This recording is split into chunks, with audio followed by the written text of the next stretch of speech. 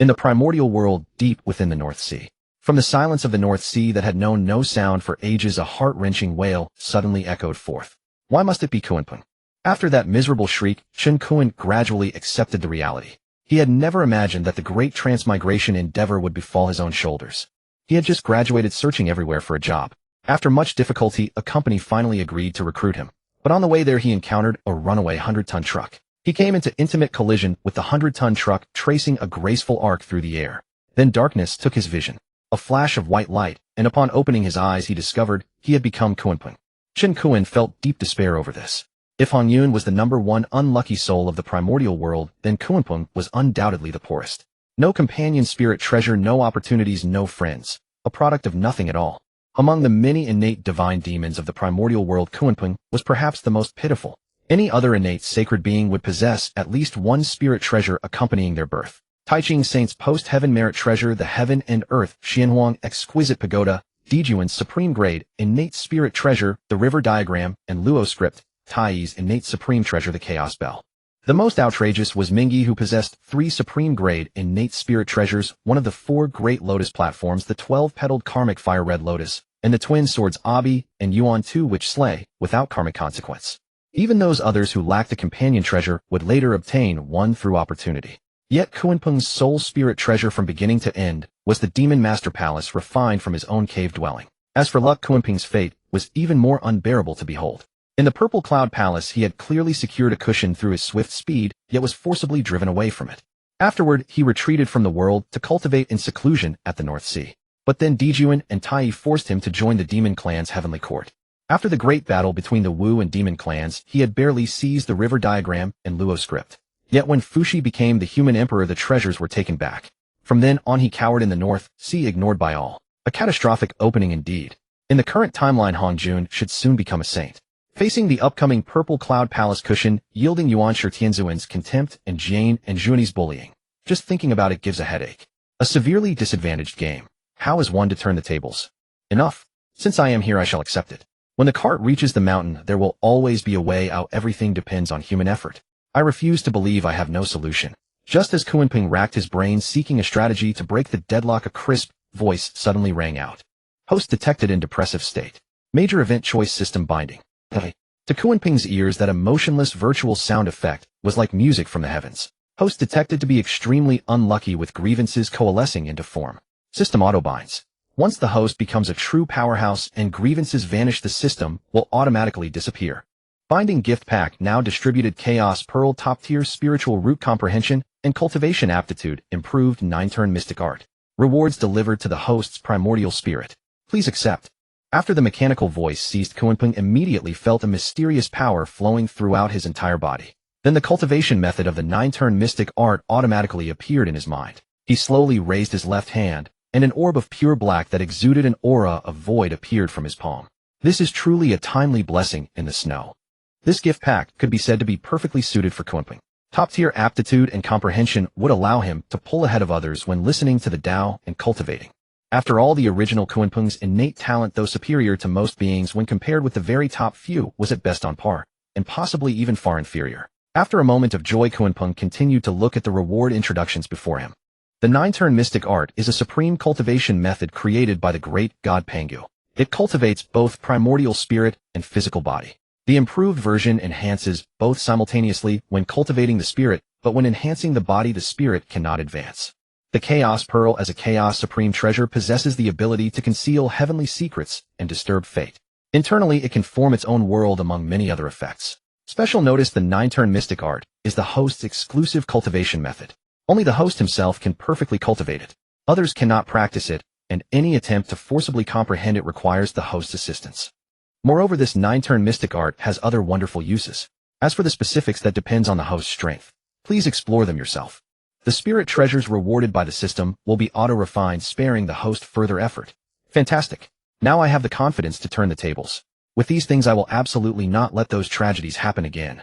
Gazing at the Chaos Pearl before him, Kunpeng's earlier depression was swept away, replaced by endless joy. It took him a long while to calm his emotions. No, I must stay calm. Treasures are good, but cultivation is equally important. Treasures are ultimately external things. One's own cultivation is the true principle. Now that the Tao Demon conflict has just ended, Hongjuan will become a saint before long. I possess top-tier comprehension and cultivation aptitude. I must seize the time to cultivate before the great events of the primordial world arrive. The Kunpeng of the original storyline was so miserable. Since I am here now and possess such a great opening, I must not waste this opportunity. Next, let me set a small goal, to improve step by step and gradually become the strongest being in the primordial world. With his conviction solidified, Kunpeng sat cross-legged, closed his eyes, mysterious light circulating around his body. He activated the 9-turn mystic art, and the North Sea returned to silence. Time in the primordial world is uncounted. Mid-Great Luo stage now. Before Hongjuan's sermon, everyone else is only at the early stage. I am already far ahead. Just as Kunpeng rejoiced, suddenly a wave of fluctuation came from the sky. Clouds churned, 10,000 golden lotuses descended from the heavens, strange omens appeared across the land, and purple chi streamed from the east for hundreds of millions of miles. A terrifying pressure swept down from beyond the heavens, covering all living beings of the primordial world. Reclining high atop the ninefold clouds, the meditation cushion completes the true Tao. Beyond the heavens and the earth, I shall be the sovereign of teachings. Pengu gave birth to the grand ultimate. The 2 forms and 4 images follow. The leader of the mysterious gate, transforming all into Hongjuan. At present, there is not yet the saying of 1 Tao transmitting to 3 friends 2 teachings distinguishing the Chan and Jia sects. As the pressure descended, vast sounds of the Tao resounded through the entire primordial world. I am Hongjuan. Today I have proven the Tao and become a saint of the heavenly Tao. I hereby proclaim myself the ancestor of the Tao. In 3,000 years I shall preach in the purple cloud palace within chaos to educate all beings. All those fated in the primordial world may come to listen. After Hongjuan became a saint, he proclaimed himself the ancestor of the Tao and enjoyed the respect of all. However, he would only be recognized by the heavenly Tao after the sermon was complete. For now it is merely a title without great use. Only after the 3rd sermon ends and Hongjuan merges with the Tao will he truly be the ancestor of the Tao. As Hongjuan's words fell, that terrifying pressure vanished in an instant. The beings of the primordial world gazed toward the horizon in speechless awe. Only after a long while did they awaken as from a dream. Afterward, frenzied discussions broke out. No one knew what becoming a saint truly meant. After all, the highest realm currently was merely Great Luo. But that pressure had indeed made the terror of a saint tangible to all. In an instant, all beings set off toward chaos together. Ancestor Hongjuan has become a saint. The true great momentum of the primordial world is about to begin. After Ancestor Hongjuan became a saint, he made a deal with the heavenly Tao. He would preach 3 times in the purple cloud palace, transmitting the Tao to the beings of the primordial world, while earning himself the title of head of the mysterious gate and the ancestor of the Tao. This sermon was not merely about cultivation methods, for the beings of the primordial world were born already accompanied by cultivation arts. They simply did not know what realms lay beyond. The sermon in the primordial world is more like transmitting merit. For those who listened in the purple cloud palace, Hongjuan's sermon merely told them the cultivation realms, and through the lecture allowed all to refine their cultivation further. First choice begins. Detected that Hongjuan is preaching in the purple cloud palace. Please make the following choice. 1. This sermon has great use. It can refine cultivation. Therefore go to listen to the Tao. Reward one of the 5 directional spirit banners, the supreme grade innate spirit treasure, Xian, Yuan water control banner, and 3 vials of moonlight divine water. 2. Do not attend this sermon. I'll rely on the 9-turn mystic art to explore cultivation methods on your own. Reward 12 sea calming divine pearls and 3 vials of starlight divine water. Choose one. The sermon must be attended.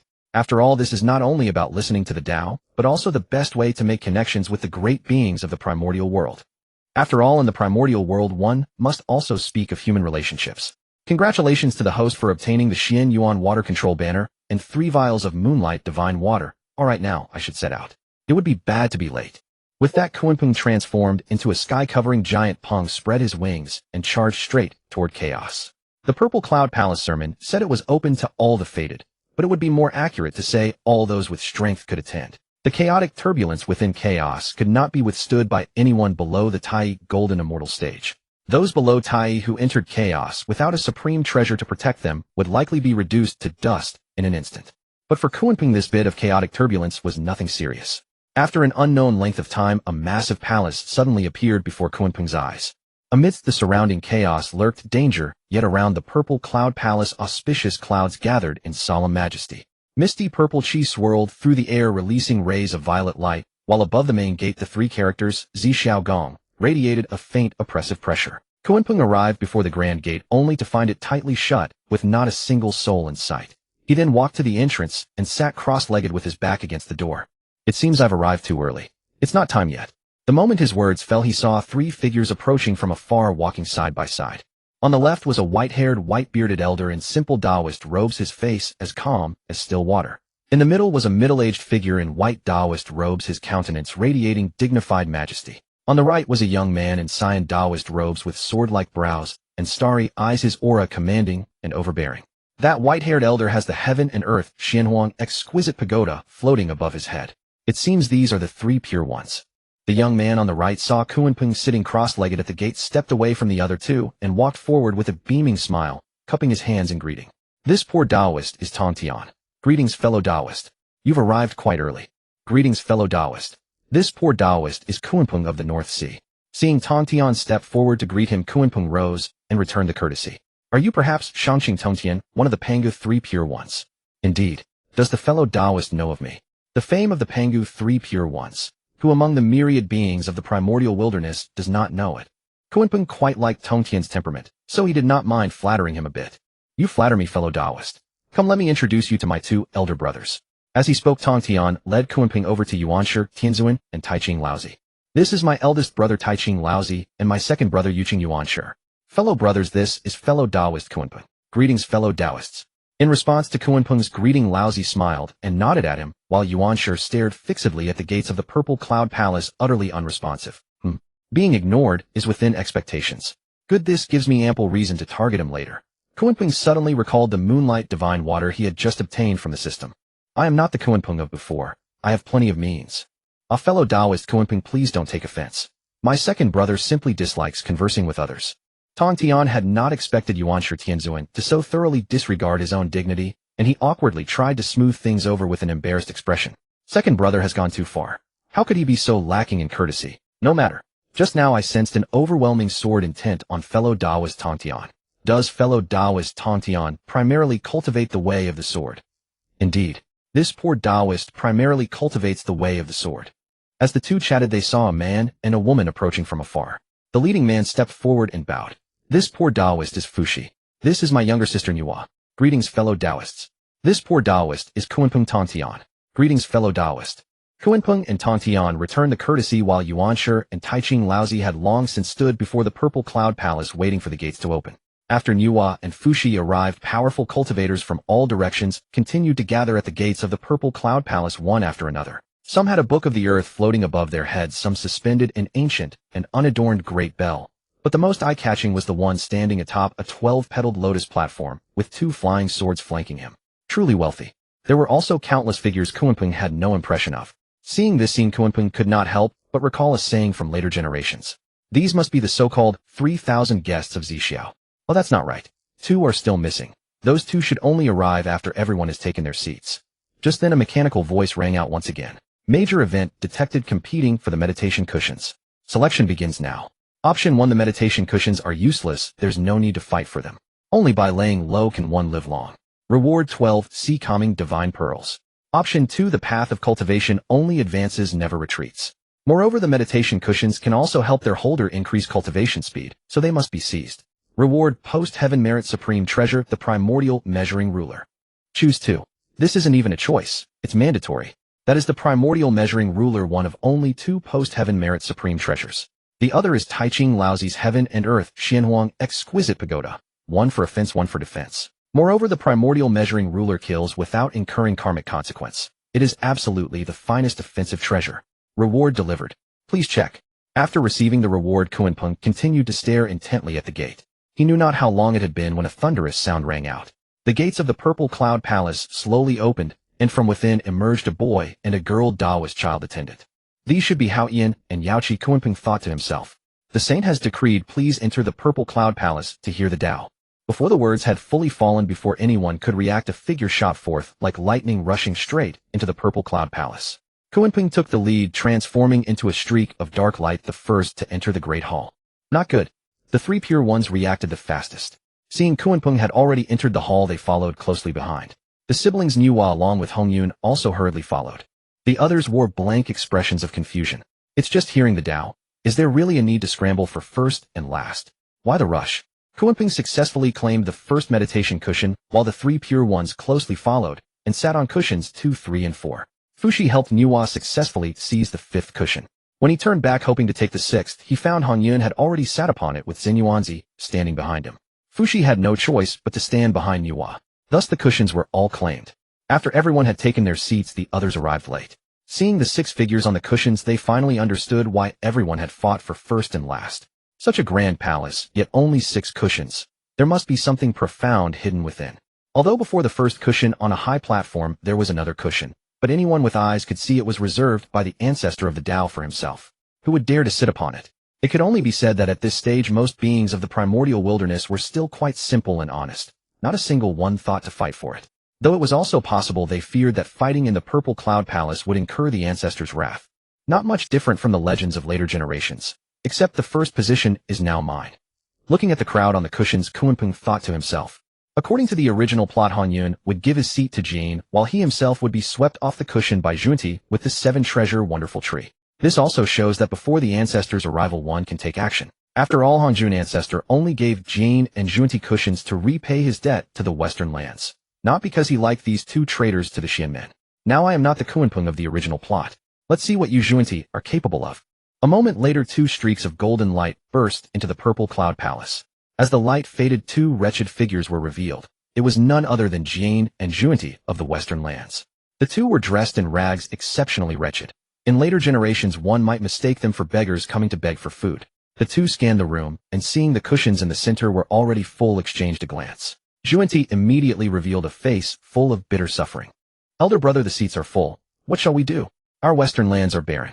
You and I brothers endured countless hardships departing from the western lands, 9 deaths, 1 life in the chaos, only to arrive here.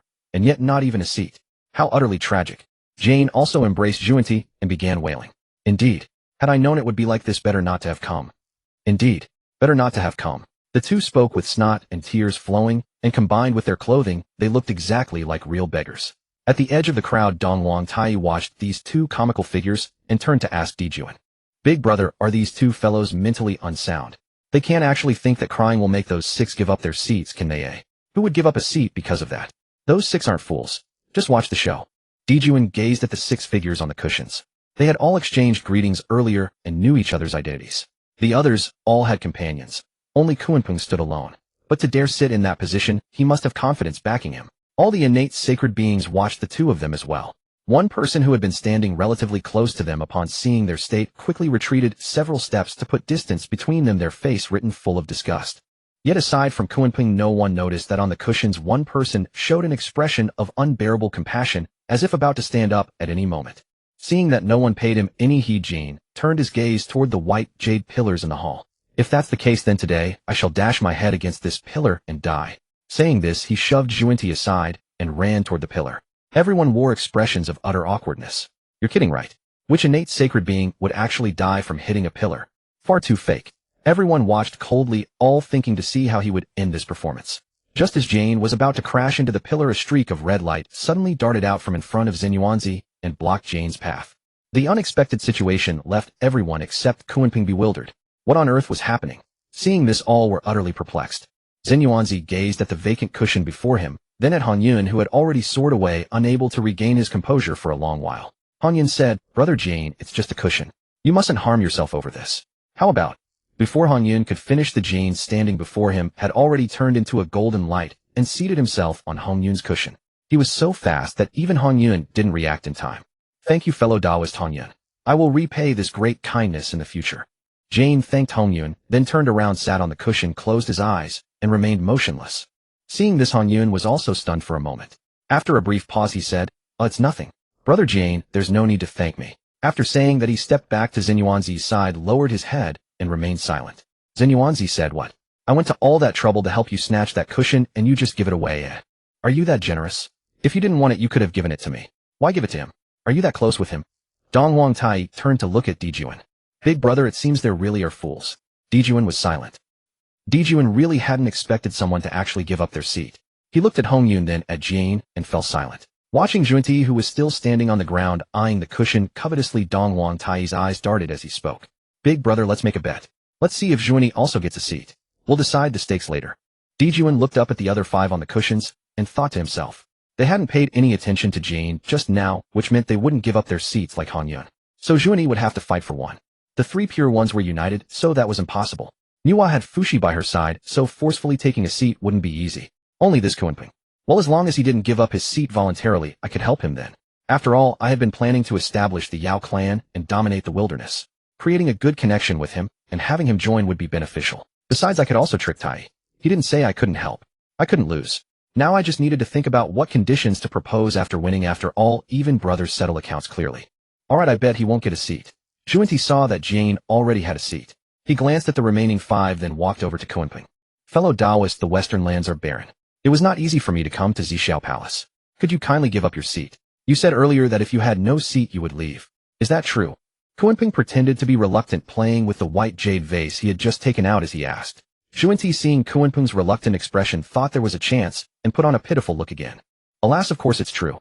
Our western lands are so barren, relying solely on us 2 brothers. Without a seat, I fear our western lands will never rise. Kunpeng said fine, then stood up. The 3 pure ones and Nuwa. Fushi, Honghuang, and Xinyuanzi. Dijuan. Are you that easygoing? Are you kidding me? Thank you, fellow Taoist. Juenti said, and then tried to step forward to sit down. Wait. Kunpeng reached out to stop him. Under Juenti's puzzled gaze, he turned to the crowd blocking the door. I, Kunpeng, have always been kind-hearted. Fellow Taoist Juenti said he is leaving. Everyone please make way. Kunpeng thanks you. After saying that, he turned and sat back on his cushion. Upon hearing this, the crowd at the door quickly made way. They had long been tired of this guy. Now they wanted to see how he would handle it. Juenti stood there awkwardly, never expecting such an outcome. Seeing that Kunpeng was playing him, Juenti's pitiful expression turned fierce. His face darkened and he raised his hand to reveal the 7 treasures tree, which radiated a 7-colored light. Kunpeng, how dare you toy with me? Get out of the way quickly. Indeed, you feather-wearing, horn-bearing creature, you are not worthy to sit with us. Seeing Juenti start to cause trouble, Jane immediately spoke. Tong Tian, seeing this, was about to speak up for Kunpeng when Yuanshi, who was in front of him, suddenly opened his mouth. Well said. You moist-born egg-hatched creatures are not fit to sit with us. Tong Tian, seeing this, was momentarily unsure whom to support. Just then Kunpeng stood up again with a smile, extending the white jade vase in his hand. Don't be hasty, fellow Taoist Juenti.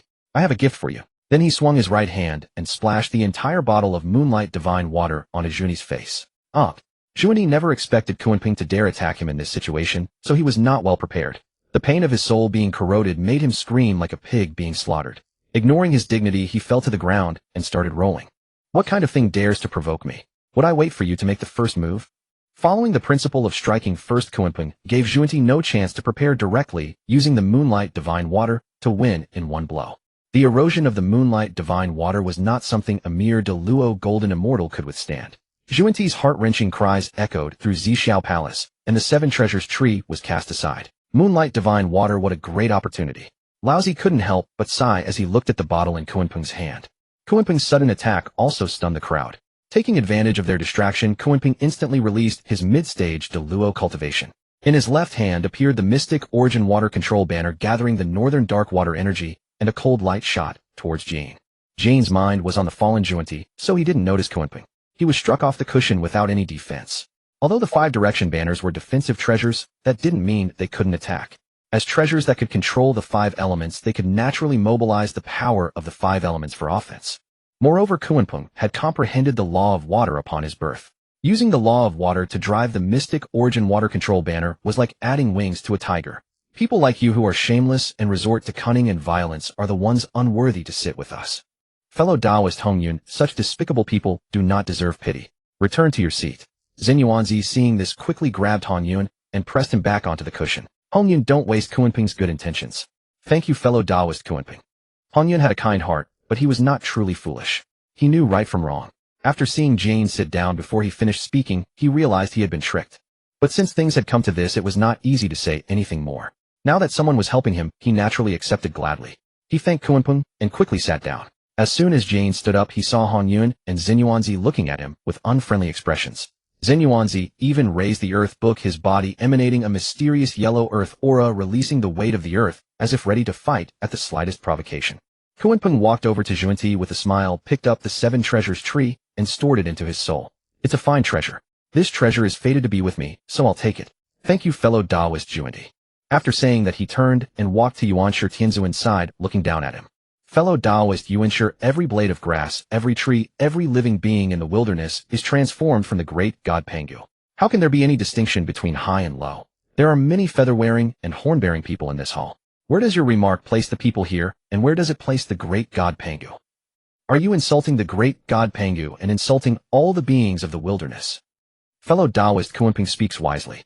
You ensure, do you think us beneath your notice? As Kunpeng's words faded, Tai, unable to contain himself any longer, shouted at Yuan Tianzuan. Others might fear the three pure ones, but Donghuang Tai was not afraid. As the only divine being wielding a primordial supreme treasure, Donghuang, holding the chaos bell, feared no one. Dijuan glanced at Tai, then at Kunpeng, furrowing his brow slightly, but said nothing. As Tai's words ended, a voice rang out from among the 12 ancestral witches. You ensure, how dare you insult the Father God? Kunpeng turned to look at the speaker. It was Zhurong, the fire ancestral, witch who governed the law of fire, the most impulsive and foolish among the 12 ancestral witches. Kunpeng had indeed not expected that his single remark would ignite Zhurong's fury. He had only intended to drag the two three-legged golden crows into the fray, but this unexpected gain came as a pleasant surprise. Who could have imagined that the leaders of the Wu and Yao tribes, who would later fight to the death, would now stand united in a common front? Dijiang, the leader of the 12 ancestral witches, watched the agitated Zhurong with a faint smile, making no move to stop him. Beside him, Zhu Jiuyin tried to call Zhurong back, but Dijiang held him back. Exactly. Give us an explanation. With Tai and Zhurong leading the charge, the others in the hall joined in. Among the 3,000 guests of Zixiao Palace, many were born with fur and horns or hatched from damp eggs and transformed into feathers. They had been displeased with Yuanshi's words earlier, but dared not speak out due to the three pure ones' power. Now that someone had stepped forward, they were more than willing to join in. Yuanshi Tianzuan suddenly found himself the target of collective anger. At that moment, Laozi unexpectedly summoned the exquisite pagoda of heaven and earth, suspending it high above their heads to shield the three of them. What is fellow Taoist Tai Ching about to make a move? Kunpeng looked at Laozi and spoke. Laozi fixed his profound gaze upon Kunpeng, who met his stare without flinching. After a moment, Laozi looked away, turning his eyes to the crowd behind him. I have no such intention, everyone. Please do not act rashly. Fellow Taoist Kunpeng and all fellow Taoists, my younger brother was momentarily reckless. He meant no offense. I apologize to you all on his behalf. I hope you will not take it to heart. Laozi, confident as he was, dared not openly challenge everyone. He summoned the exquisite pagoda merely to prevent any sudden attack. Though this was a sage's dojo, where fighting should be forbidden, the sage had not appeared to stop Kunpeng when he acted earlier. Indeed, my second elder brother meant no harm. Tontian also apologizes to you all on his behalf. Seeing Laozi speak, Tontian quickly stood up and bowed to the crowd. Fellow Taoist Laozi, fellow Taoist Tongtian, it seems the ones who should apologize are not you two. All eyes turned to Yuanshi, who still sat on his mat in silence. Second brother. Yuanshi's face twisted with conflict. He realized he might have stirred up trouble. To admit fault would be beneath his dignity as the true descendant of Pangu, but to refuse would leave the situation unresolved. The atmosphere grew tense and stagnant. Laozi kept the exquisite pagoda of heaven and earth suspended, radiating shimmering light to protect the three of them while watching the crowd warily. Though the others glared angrily, none dared to truly start a fight within Zixiao Palace. The entire hall fell into dead silence save for the beggar still lying on the ground moaning. Yuanshi Tianzuan's expression shifted uncertainly. After a long pause, he finally made up his mind, stood up, faced the crowd, and bowed in apology. Fellow Taoists, I spoke rashly just now. Pray forgive me. Though he apologized, there was no trace of regret on his face. Yet even this humiliated Yuanshi Tianzuan deeply. The crowd was somewhat dissatisfied with Yuanshi's apology, but had no time to dwell on it. For the very next second, a terrifying pressure suddenly descended from the high platform. Everyone turned to look. On the mat atop the high platform sat an old man who had appeared from nowhere. No fighting is allowed within Zixiao Palace. A majestic Dao tone reached everyone's ears. The voice was not harsh, yet it brooked no defiance. All returned to their seats. Kunpeng withdrew the Xian Yuan water control banner and sat back on his mat, casting a sidelong glance at Yuanshi Tianzuan, who let out a long sigh of relief as the pressure vanished. You won't escape. Laozi also withdrew his exquisite pagoda into his primordial spirit. Greetings, Dao Ancestor. The crowd bowed to Honghuang, addressing him as such, for he had declared himself the Dao Ancestor when he announced his presence to the primordial world. Though it was merely an empty title not yet recognized by the heavenly Dao, Honghuang was still pleased with it. Honghuang nodded, then looked at Kunpeng and Hongyun, who should not have had seats, and at Jane and Juanti, who should have had mats. A glint flickered in his eyes. A variable. Hongjuan's mind stirred as he began to calculate, but due to the influence of the chaos pearl, the originally clear heavenly mechanism became blurred. Can't calculate it. Interesting. Well, let me see just how great this variable can be. Honghuang's merging with the heavenly Tao was not voluntary. He had been deceived by the Tao. Now a variable appeared which might benefit him. Besides, with his cultivation, what could a variable do? He did not believe he couldn't handle it. At that moment, Juanti, who had been lying on the ground, ignored the agonizing pain in his primordial spirit. Pulled by Jane, he scrambled and crawled to kneel before Honghuang. Tao ancestor, the western lands are so barren. My brother and I have struggled to reach Zixiao Palace, and now we have no seats. I fear the West will never see the light of day again. I beg the Tao ancestor to show mercy. The people in the hall watched them, thinking these two have audacity, daring to be so disrespectful to a sage. Shamelessness knows no bounds. Faced with their shameless behavior, Kunpeng actually felt a degree of admiration. Among everyone present, only these two could cast aside all dignity for the sake of gain, without a care for their image. Honghuang looked at the two, their clothes tattered and faces streaked with tears, and felt helpless. After all, his battle with Liu had severely damaged the western land's veins, leaving a karmic debt. The West was owed two sages. Very well, sit here. With a wave of his hand, two more mats appeared behind Honghuang. Thank you, Tao ancestor. Overjoyed, the two hurried to sit on the mats. Tao ancestor, we are also impoverished. We too endured countless hardships to reach Zixiao Palace. I beg the Tao ancestor for mercy. Seeing this, the seatless crowd behind, as if discovering a new continent, began to imitate them. Silence. From now on, no one may change their positions. The unquestionable Tao tone sounded again, suppressing the crowd's clamor. I will preach the Tao in three parts. First, the Tao of Great Luo. Second, the Tao of Quasi-Sage. Third, the Tao of Sagehood. Each sermon lasts 3,000 years. Now I shall begin with the Tao of Great Luo. With that, ignoring the response, he began to lecture. The nameless is the origin of heaven and earth. The named is the mother of all things. Thus, constantly desireless, one observes its mysteries. Both emerge from the same source, but differ in name. Both are called profound. Profound and more profound, the gate of all mysteries. Do not exalt the worthy, so that the people shall not compete. Do not value rare treasures, so that the people shall not steal. Do not display what is desirable, so that the people's hearts shall not be disturbed. Thus the sage's governance empties their hearts, fills their bellies, weakens their ambitions, strengthens their bones. Always causes the people to have no knowledge and no desires, so that the clever dare not act. By non-action nothing is left ungoverned. After 1,000 years of preaching, Honghuang suddenly stopped. As the crowd looked on in confusion, he spoke a baffling sentence. The Dharma is not transmitted to the six-eared. Six-eared. The six-eared macaque. Others might not know, but Kunpeng was well aware. The six-eared macaque was one of the 4 chaos monkeys transformed from the split of the chaos demon ape. Possessing the ability to hear all sounds, discern all principles, know past and future, and understand all things, his six-eared divine power could even eavesdrop on the sermons in Zixiao Palace. After Honghuang, Laozu began his lecture. The six-eared macaque, knowing he could not withstand the chaos winds to reach Zixiao Palace, tried to use his power to listen in secret. But Honghuang Laozu's pronouncement, the Dharma is not transmitted to the six-eared, ruined his path of cultivation. After punishing the six-eared macaque, Honghuang Laozu did not explain to the crowd, but continued his lecture. Heaven and earth endure.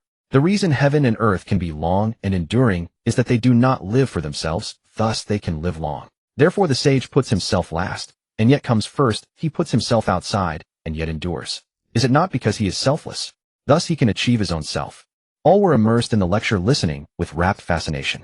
Only Juanti, unable to concentrate due to the searing pain in his primordial spirit, missed the first half of the sermon entirely. Time flowed like a fleeting shadow, and in the blink of an eye another 2,000 years passed. As Hongjuan's final words faded, everyone entered a state of enlightenment, their bodies shimmering with mystic light. Among them, Kunpeng's light was the most radiant.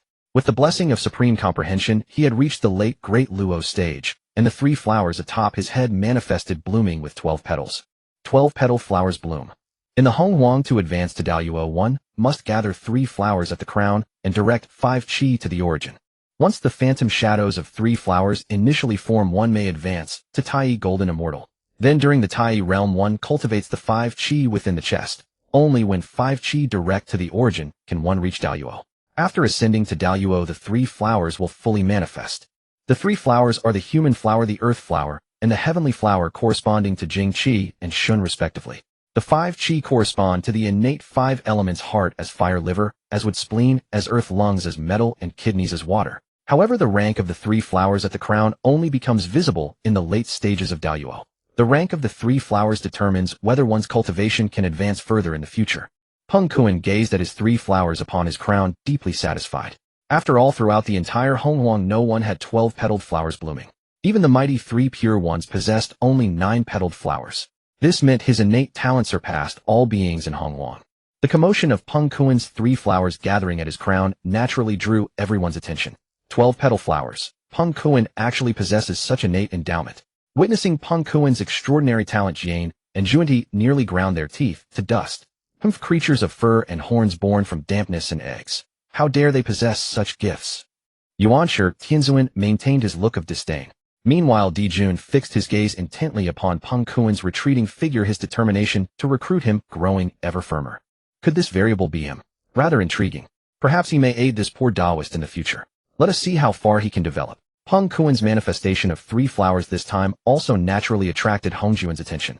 However, for Hongjuan, who was wholeheartedly devoted to resisting heavenly Tao, the more variables there were, the more advantageous it became for him. It was a pity that due to heavenly Tao's constraints he could not involve himself too deeply in matters at present. Be still. The first lecture has concluded, and I have an announcement to make. Upon hearing Hongjuan's words, all present sat upright in reverence, daring not show the slightest disrespect. Since the Dragon Han tribulation, the Honghuang continent has descended into chaos. Sentient beings have slaughtered one another endlessly, and conflicts have escalated without restraint. With no one to impose order, and management corpses have littered the land everywhere. Today I wish to select 2 among you to serve as the heads of male and female immortals, to oversee the governance of all sentient beings in Honghuang on my behalf. Do you have suitable candidates? Hardly had Hongjuan's words faded when the hearts of all present began racing once more. After all, this was the Tao ancestor himself. Should they be so fortunate as to be chosen by him, they would become his legitimate representatives, a position of unparalleled prestige. For those with ambition, this was undoubtedly a momentous opportunity. Dijun glanced at the excited crowd, stepped forward, and bowed to Hongjun. Tao ancestor Dijun volunteers to serve as the head of male immortals and govern Honghuang on behalf of the Tao ancestor. Dijun had long harbored ambitions of hegemony, and upon witnessing this opportunity, he naturally could not let it slip away. Reporting to the Tao ancestor, Tai is willing to share this responsibility alongside his elder brother and will surely govern Honghuang well. With Dijun already volunteering, Tai naturally could not remain silent and stepped forward to echo his brother's words. Dijong, the foremost of the 12 ancestral witches, slowly spoke upon witnessing this scene. We, the 12 ancestral witches, were born from the refined essence and blood of Pangu, the Father God. We are the true orthodox lineage of Pangu and should naturally follow the Father Gods while administering Honghuang on his behalf. Only our witch clan is qualified to hold the position of head of male immortals. Dijong also stepped forward to compete, but compared to Dijun, his words lacked courtesy. He didn't even offer a proper form of address. Watching the competitors, Peng Kuen felt not a ripple within. After all, Hongjun had already decided in his heart who would manage Honghuang. He was merely going through the motions of asking the crowd. As expected, Hongjun turned a deaf ear to both self-recommendations as if he had not heard them at all, and turned his gaze toward Dong Wanggong, who stood at the edge. Dong Wanggong, you were formed from primordial pure yang energy, and possessed the ultimate yang constitution. Having cultivated in the Honghuang world for an extended period, I hereby appoint you as the head of male immortals in Honghuang, and bestow upon you a top-grade, innate spiritual treasure, the Dragon Head Golden Staff, for your protection. As Hongjun spoke, he waved his hand, and a dragon head, came shimmering with golden light, flew toward Dong Wanggong. Thank you, Tao Ancestor. Dong Wanggong shall faithfully fulfill his duties, and will certainly not disappoint the Tao Ancestor's expectations. Unexpectedly having been chosen, Dong Wanggong was instantly filled with excitement. He eagerly accepted the Dragon Head Golden Staff, and made his pledge to Hongjun. Before the crowd could fully react, Hongjun immediately turned his gaze toward Shi Wangmu. Shi Wangmu, you were born from primordial pure Yin energy, and possess the ultimate Yin constitution. Your natural endowment is brilliant, and you have cultivated for an extended period. I hereby appoint you as the head of female immortals in Honghuang, and bestow upon you a top-grade innate spiritual treasure, the Susi Yunjia banner, one of the 5 directions primordial banners, for your protection. As before, a banner radiating a misty aura flew towards Shi Wangmu. Thank you, Tao Ancestor. Compared to Dong Wanggong's fervor upon receiving the appointment, Shi Wangmu remained remarkably composed. Unlike Dong Wanggong, who harbored ambition, Shi Wangmu placed greater emphasis on cultivation itself. The 3 pure ones, Nuwa and Fushi, watched the two with impassive expressions. In their view, strength was the only true measure, and such empty titles were meaningless.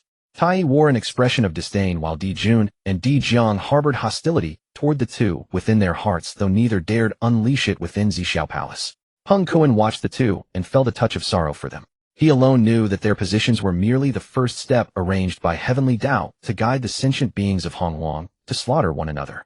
Hongjuan's appointment of them to govern Honghuang was nothing more than a transaction with Heavenly Tao.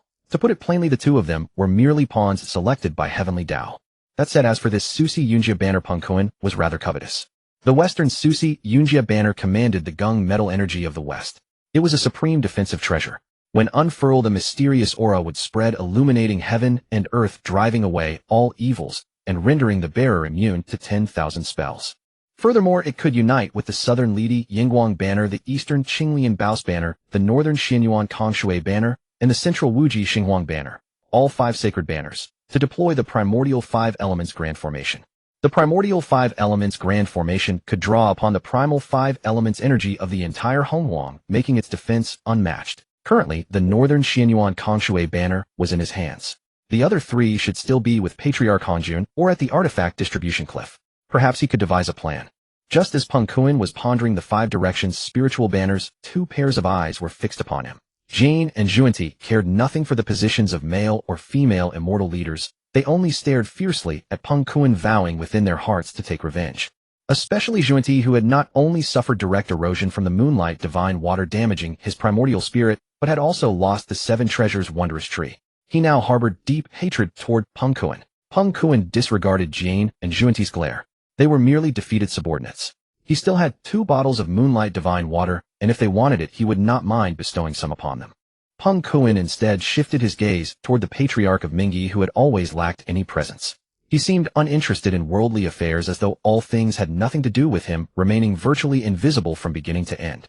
If it were not for the 12-petaled karmic fire red lotus beneath his feet, and the Abi and Yuan-Tu swords hanging at his sides upon his arrival in the chaos, Peng Kuan might not have recognized him. Recalling the information he had known in his past life, Mingyi seemed to have appeared only once when Han Yun was being pursued. During all other times he remained in secluded cultivation. Creating the Azura race and establishing the Azura sect both took place within the Blood Sea. He was a true recluse. This matter is concluded and all proceedings are closed. You may now withdraw. Return when the second lecture begins in 100,000 years. Hong Jun paid no mind to the crowd's reactions. He simply issued his dismissal in his own manner. Before the words had even settled, Patriarch Han Jun had already vanished from his meditation cushion. Everyone felt a sensation of the world spinning wildly. By the time they regained their composure, they found themselves standing before the gates of Zhixiao Palace. The great doors were sealed shut, as though everything that had just occurred had been nothing but a dream. Just as the assembled crowd had barely recovered and was preparing to depart, an extraordinarily arrogant voice rang into their ears. An arrogant and sonorous voice rang in everyone's ears. Everyone, the Tao Ancestor has appointed me as the chief of male immortals, governing all immortals in the primordial world. I hereby establish the Immortal Court in the Eastern Sea's Purple Prefecture Island under the title of Chief of Male Immortals. I invite you all to join me to assist in maintaining order in the primordial world. Are there any fellow Taoists who wish to join early? Everyone turned around and saw Dong Wenggong standing tall, holding his dragon-headed golden staff, pointing it at the crowd, speaking arrogantly with an air of supreme dominance. Old thing, you're asking for death. Before Dong Wenggong could finish, the hot-tempered Tai had already raised the chaos bell, ready to smash him. Second brother, do not be reckless.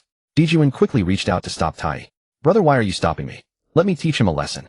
Tai was greatly puzzled. He and Dijuan also harbored ambitions to dominate the primordial world, and they had already built some power. Dong Wenggong's actions were directly opposing them. Second brother, the Tao Ancestor has just appointed Dong Wenggong. If we attack him now, it might displease the Ancestor. Let him be arrogant for a while, but we will deal with him later. With Dijuan's persuasion, Tai calmed down for the moment and withdrew the chaos bell. However, he had already decided that if the opportunity arose, he would personally kill Dong Wenggong. Seeing Tai held back by Dijuan, Dong Wenggong grew even more smug. He snorted coldly at Tai, and under the gaze of the crowd walked directly to Kunpeng. I am Dong Wenggong. Greetings, fellow Taoist Kunpeng. Faced with Dong Wenggong's greeting, Kunpeng could roughly guess his intentions. Greetings, fellow Taoist Dong Wenggong. You have come to me specifically. What is the matter? Kunpeng replied indifferently.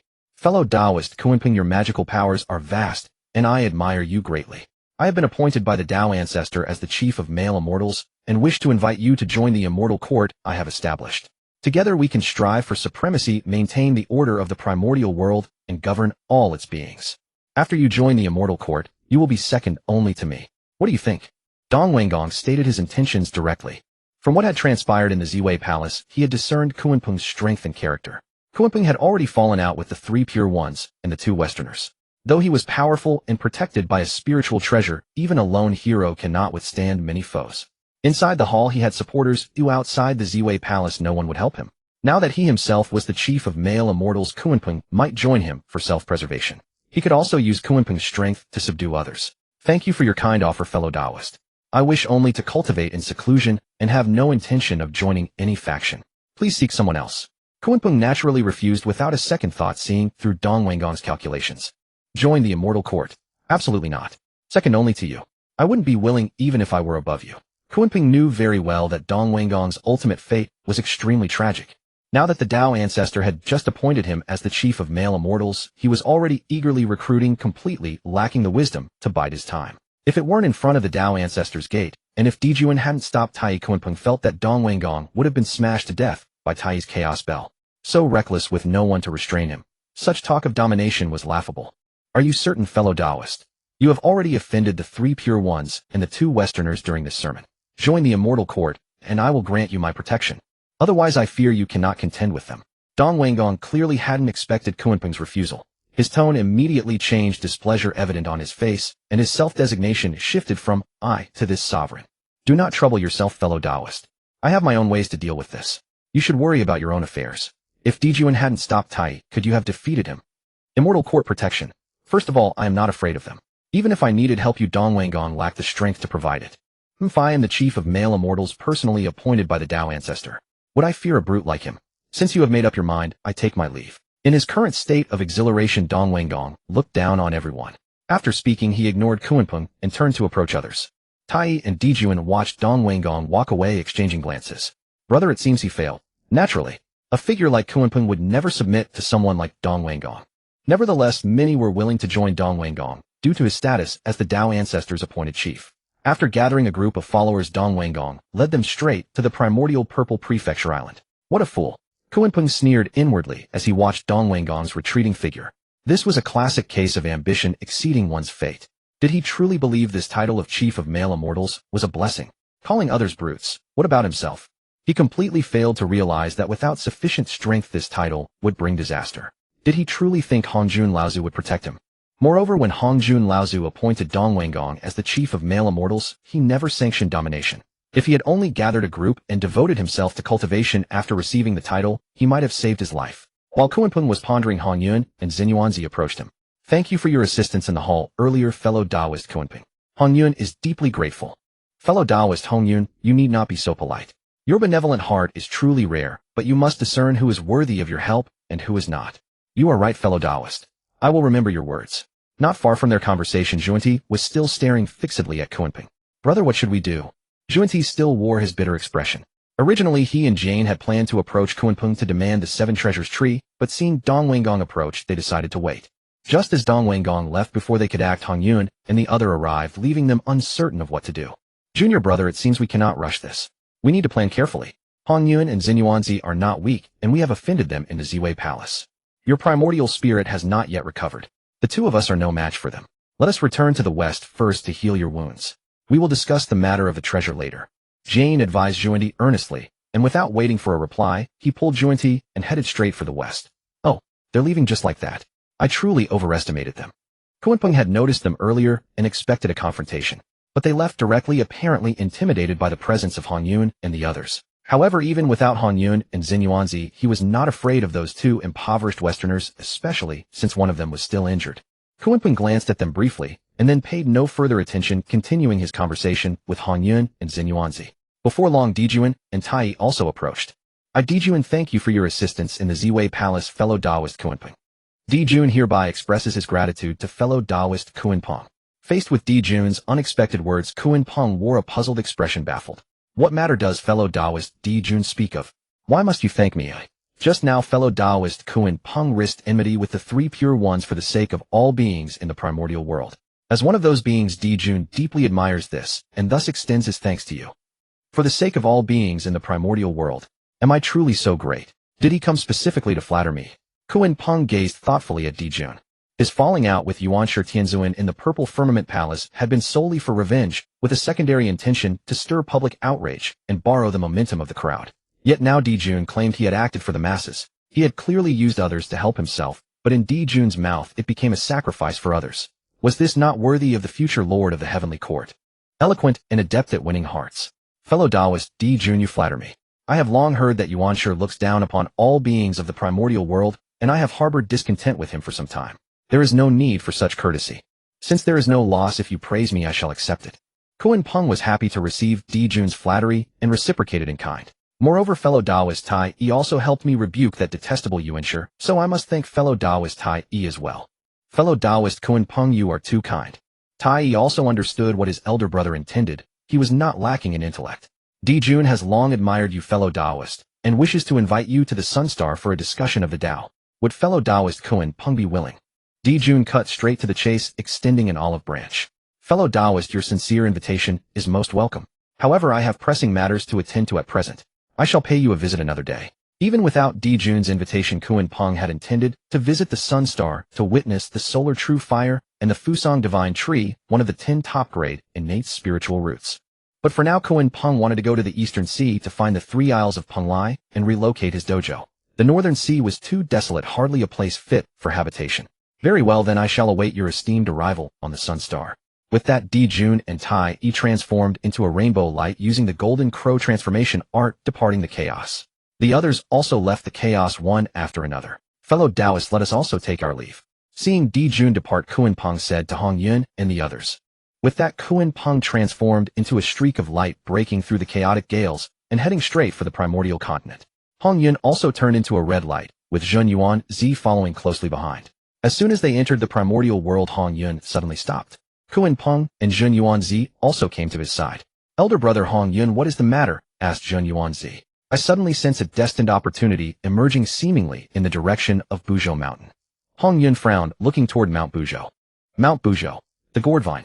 Kunpeng knew that after Hongjuan's first lecture, the greatest opportunity was the innate gourd vine. It was precisely because of this knowledge that he had chosen to travel with Hongyun and Zhenyuan Zi after the lecture. Now it seemed the gourd vine was about to emerge. Then let us go and see and not miss this opportunity. Agreed. Without delay, the group set off, heading straight for the heavenly pillar of Buzhou Mountain. Soon they arrived, and Kunpeng and Zhenyuan Zi followed Hongyun. Before long, at the center of Mount Buzhou, they spotted the innate gourd vine. Radiant light emanated from the gourd vine, shooting up into the sky. The innate gourd vine. Hongyun and Zhenyuan Zi exclaimed simultaneously. As innate sacred beings, they had known about the spiritual roots and treasures of the primordial world since birth, a privilege of the first generation of innate beings. Thus, even without having seen a supreme treasure, they could recognize it. Although Kunpeng had long known it was the gourd vine, seeing it with his own eyes was still a different experience. After all, this was the greatest opportunity to emerge in the primordial world following the first lecture at the Purple Firmament Palace. The gourd vine bore 7 gourds. The first purple gourd was taken by Taiching Laozi, who later gave it to his good corpse Taishang Laojuan to hold immortal pills. The second green gourd was taken by Yuanshi Tianzuan and infused with chaotic qi, creating a world within. The third cyan gourd was taken by Tongtian Jiaozhu, who refined it into the water fire gourd capable of summoning 2 water and fire cheilants. The fourth yellow gourd was taken by Tai E, who later refined it into the immortal slaying gourd. It contained the immortal slaying flying knife, a weapon of immense power that could slay even a Deluo golden immortal with a single strike. However, Tai E died before he could use it. It was given to the 10 golden crows Luya, who made it famous during the investiture of the gods. The phrase, treasure turn around, struck fear into the hearts of all immortals. The fifth red gourd was taken by Hongyun, who infused it with soul-scattering sand and refined it into the 99 soul-scattering gourd capable of dispersing souls.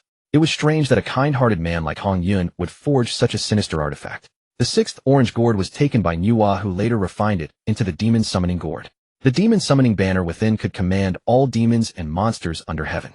The seventh black gourd never ripened, and its whereabouts remain unknown. As the 3 were deep in thought, the 3 pure ones arrived from afar. Seeing Kunpeng and the others already waiting, they were taken aback.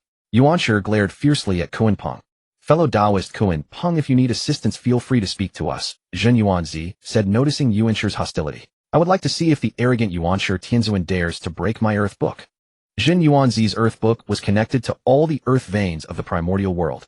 As long as he was within the primordial world, he could draw upon the power of the earth veins with a single thought. Activating the earth book formation, also known as the moral blackmail formation, was not because the formation itself was strong, but because it was linked to the earth veins.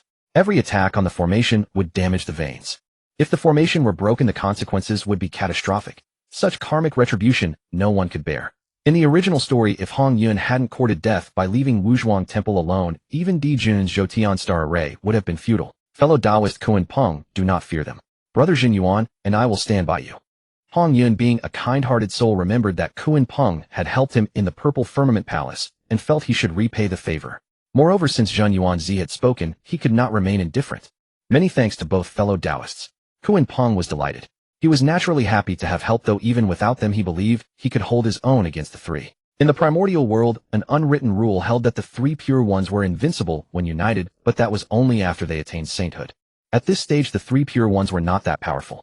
After all, only Taiching Laozi possessed a supreme treasure, the heaven and earth Xianhuang Linglong Pagoda. Even the 24 grades of creation blue lotus, which foreshadowed the split of the three pure ones, had not yet appeared. The three pure ones were still impoverished. Kunpeng believed that if it came to a fight, Di Jun wielding the Hichu Luoshu and Dongwang Tai Yi with the Chaos Bell suspended above would not fear the three pure ones. Fellow Taoist Kunpeng, we meet again. The important matter you mentioned, could it be treasure hunting at Mount Buzhou? Speak of the devil and he appears. As Kunpeng pondered, Di Jun and Tai Yi arrived. Greetings, fellow Taoists. Greetings, fellow Taoists. Fellow Taoist Hong Yun suddenly felt a spiritual resonance, so we came to investigate. After exchanging greetings, Di Jun turned his gaze to the gourd vine. Such a brilliant radiance. This is no ordinary treasure.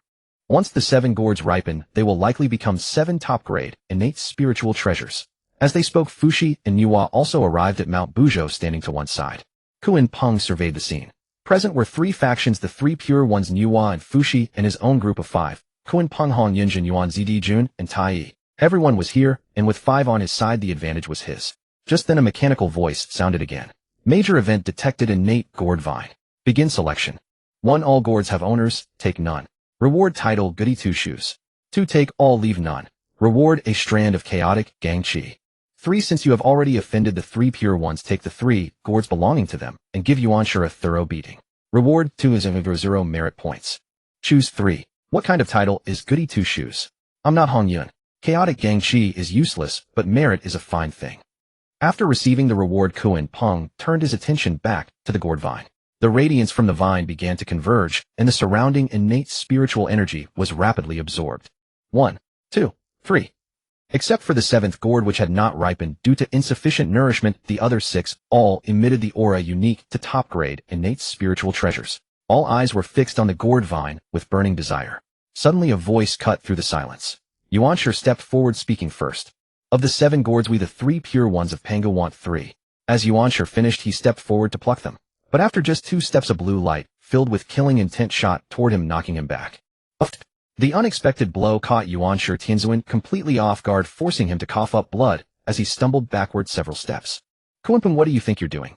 The crowd turned around to find Kunpeng holding the Xian Yuan Kong Shui flag, moisture swirling around his body. You ensure you shall not take this gourd today. Do not forget that the matters in Zhixiao Palace remain unresolved.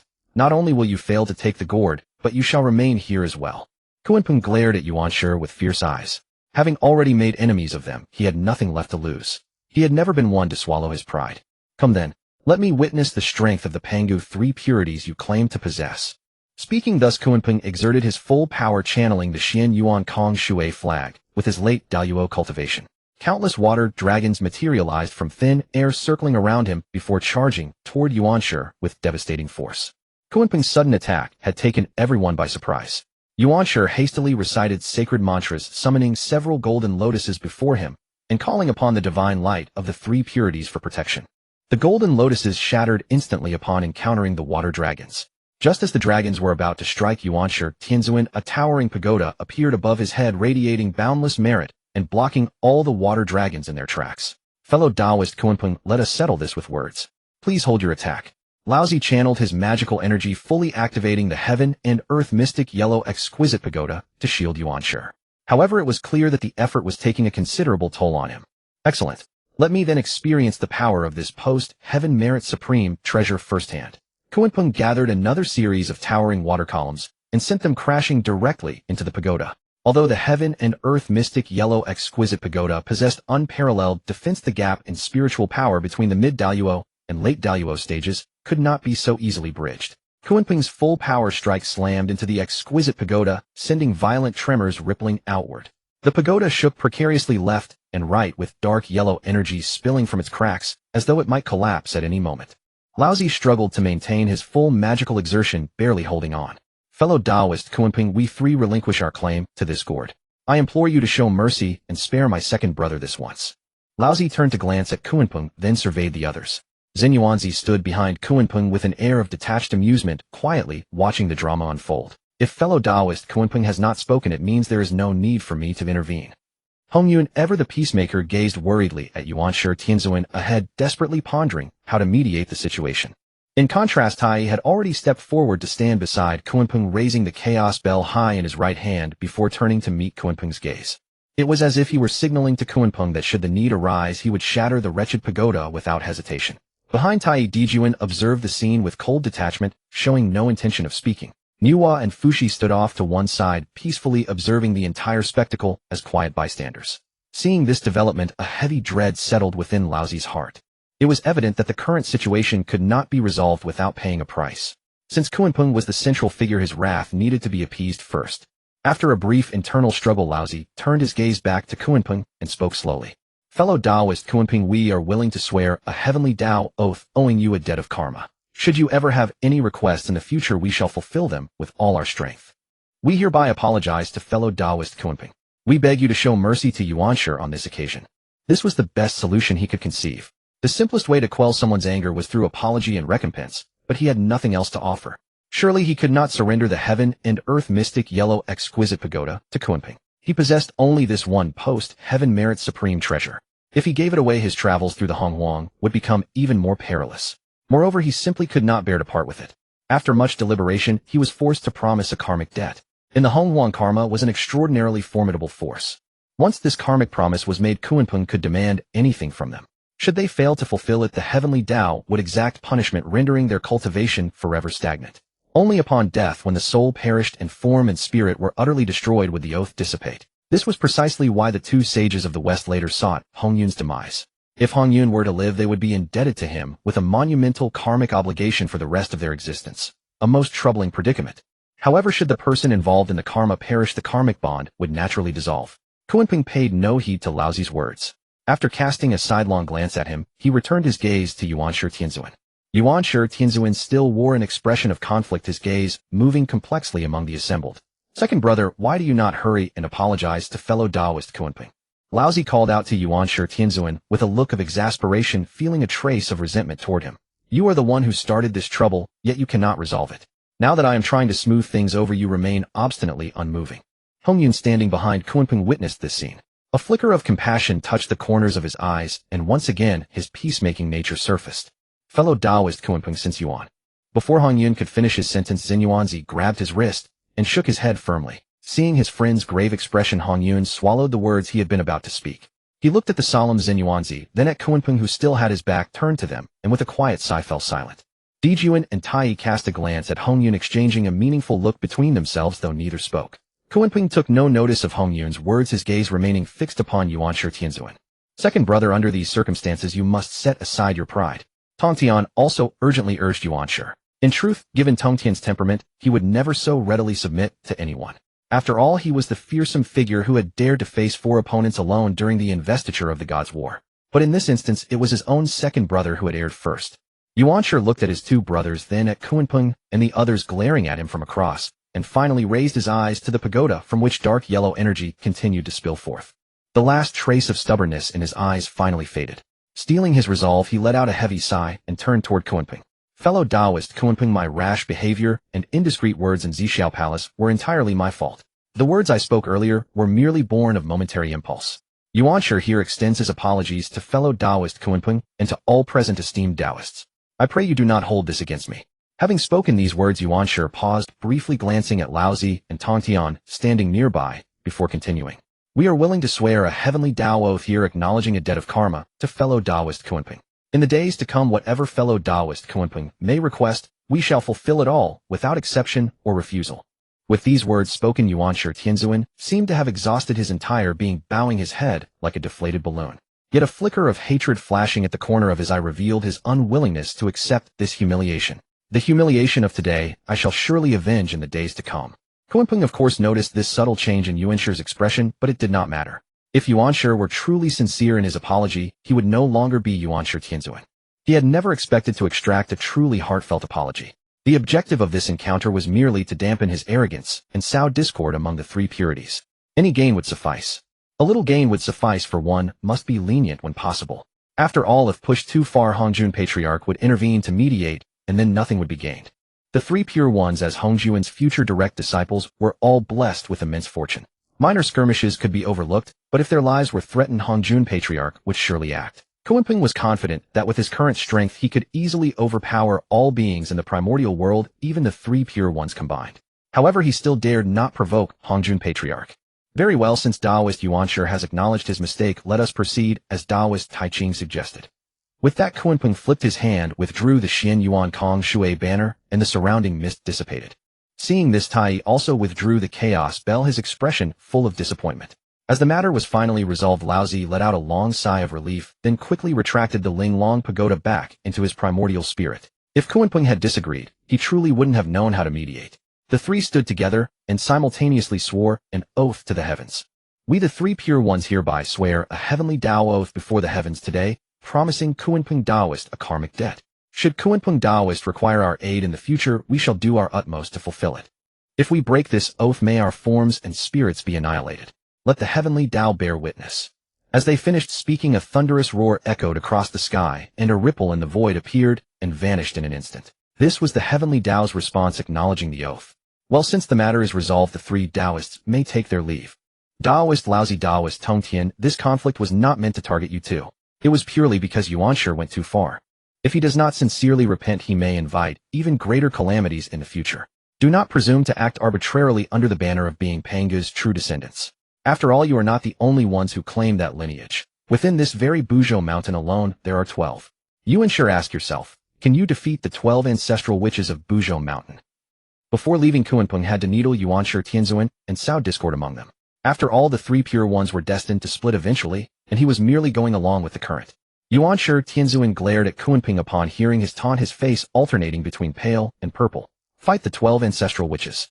Was he joking? Even the three pure ones combined wouldn't stand a chance. Thank you for the reminder, Taoist. We shall take our leave now.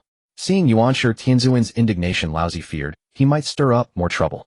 He quickly expressed his thanks, pulled Tongtian and Yuanshi away, and soared off on an auspicious cloud toward Kunlun Mountain. Big brother, what should we do now? Yuanshi asked Laozi, still seething. It's done. There's no other way.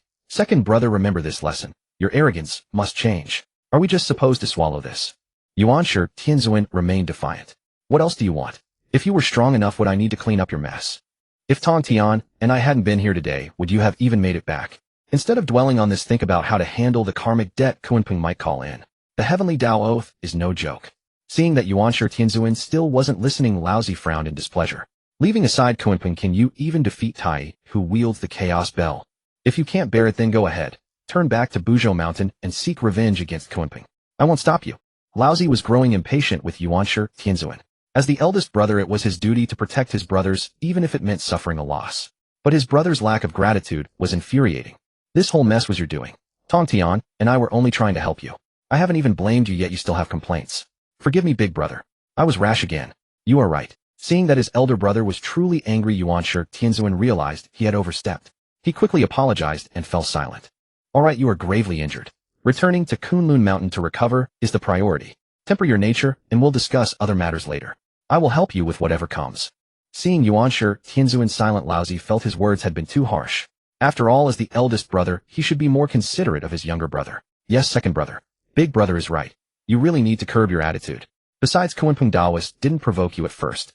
You looked down on him the moment you saw him. Why? In the end, it turned into such an ugly scene. Seeing Yuanshi Tianzuan hang his head in silence, Tongtian kindly offered his advice. Enough. Don't bring this up again. I'm your second brother. You have no right to lecture me. Yuanshi, seeing Tongtian dare to criticize him, flared up again. He could accept criticism from his elder brother Laozi, but as the second brother, he would never allow Tongtian to meddle in his affairs. Tongtian was taken aback by Yuanshi Tianzuan's outburst and instinctively turned to look at Laozi. Yuanshi, that's enough. Say no more. Laozi didn't even turn his head, uttering only that single sentence. Seeing this differential treatment, Tongtian said nothing more, sighed inwardly, and a flicker of dejection passed through his eyes before he fell silent. Meanwhile, on Buzhou Mountain, Kunpeng watched the departing three pure ones and couldn't help but marvel at their unity. He hadn't expected Laozi and Tongtian to swear a heavenly Tao oath for Yuanshi. Laozi was still a good elder brother, and Tongtian respected his second brother. It was Yuanshi Tianzuan himself who was somewhat Problematic, which was the root cause of their eventual split. Fellow Taoists, now that the 3 pure ones are gone, I will take only the 3 gourds they wanted. The rest are yours to divide. Kunpeng glanced at the remaining cultivators on Buzhou Mountain, stepped forward, and took the first 3 gourds that originally belonged to the 3 pure ones. Seeing Kunpeng move, the others slowly approached. Honyun took the red gourd that was rightfully his. Tai took the yellow gourd. Dijuan and Xinyuanzi expressed no interest in the gourds. Kunpeng looked at the last remaining orange gourd, then turned to Nuwa and Fushi. It seems this orange gourd is destined for her. Perhaps the commotion earlier had been too great, as the 2 of them had been quietly standing aside watching the 5, without a word. If not for Nuwa sensing a great opportunity associated with this innate gourd, Fushi would have already dragged her away. Kunpeng looked at them and spoke. You 2 Taoists may take 1 gourd. Are you serious, Taoist? Fushi and Nuwa's faces lit up with surprise. Though they had coveted the gourd, they hadn't dared to hope they would actually get one. Of course I'm serious. Fellow Taoists, since Kunpeng has said so, please don't refuse. The fact that you 2 have come here shows that you are fated to possess this gourd. Please step forward and take it. Dijuan, not missing an opportunity to curry favor, quickly chimed in. Yes, everyone present has a share. Your arrival here proves that this treasure is destined for you. Hongyun, ever the good-natured one, also urged them. With Hongyun and Dijuan having spoken, Tai and Xinyuanzi naturally had no objections. Seeing that everyone agreed, the 2 siblings also relaxed. Since that's the case, little sister, you may go. After receiving everyone's permission, Fushi turned and spoke to Nuwa. Nuwa thanks all fellow Taoists here. Under everyone's gaze, Nuwa stepped forward, took the last ripe orange gourd, thanked everyone, and then returned to her brother Fushi's side. Now only a vine bearing 1 unripe black gourd remained, and once again all eyes turned toward Kunpeng as if awaiting his direction. Unconsciously, the group had come to regard Kunpeng as their commander and leader. As all eyes rested upon him, Kunpeng stepped forward confidently and plucked the final unripe gourd from the vine, storing it within his primordial spirit. Though this gourd has yet to ripen, should they acquire a treasure like the 3 lights divine water in the future, it might help it achieve a second maturation. The 3 lights divine water possesses the power to resurrect the dead and restore the withered to flesh and bone. Logically, nurturing spiritual roots and mending magical treasures should present no difficulty. This particular gourd does not appear in the original primordial world, yet the vine shares the same lineage.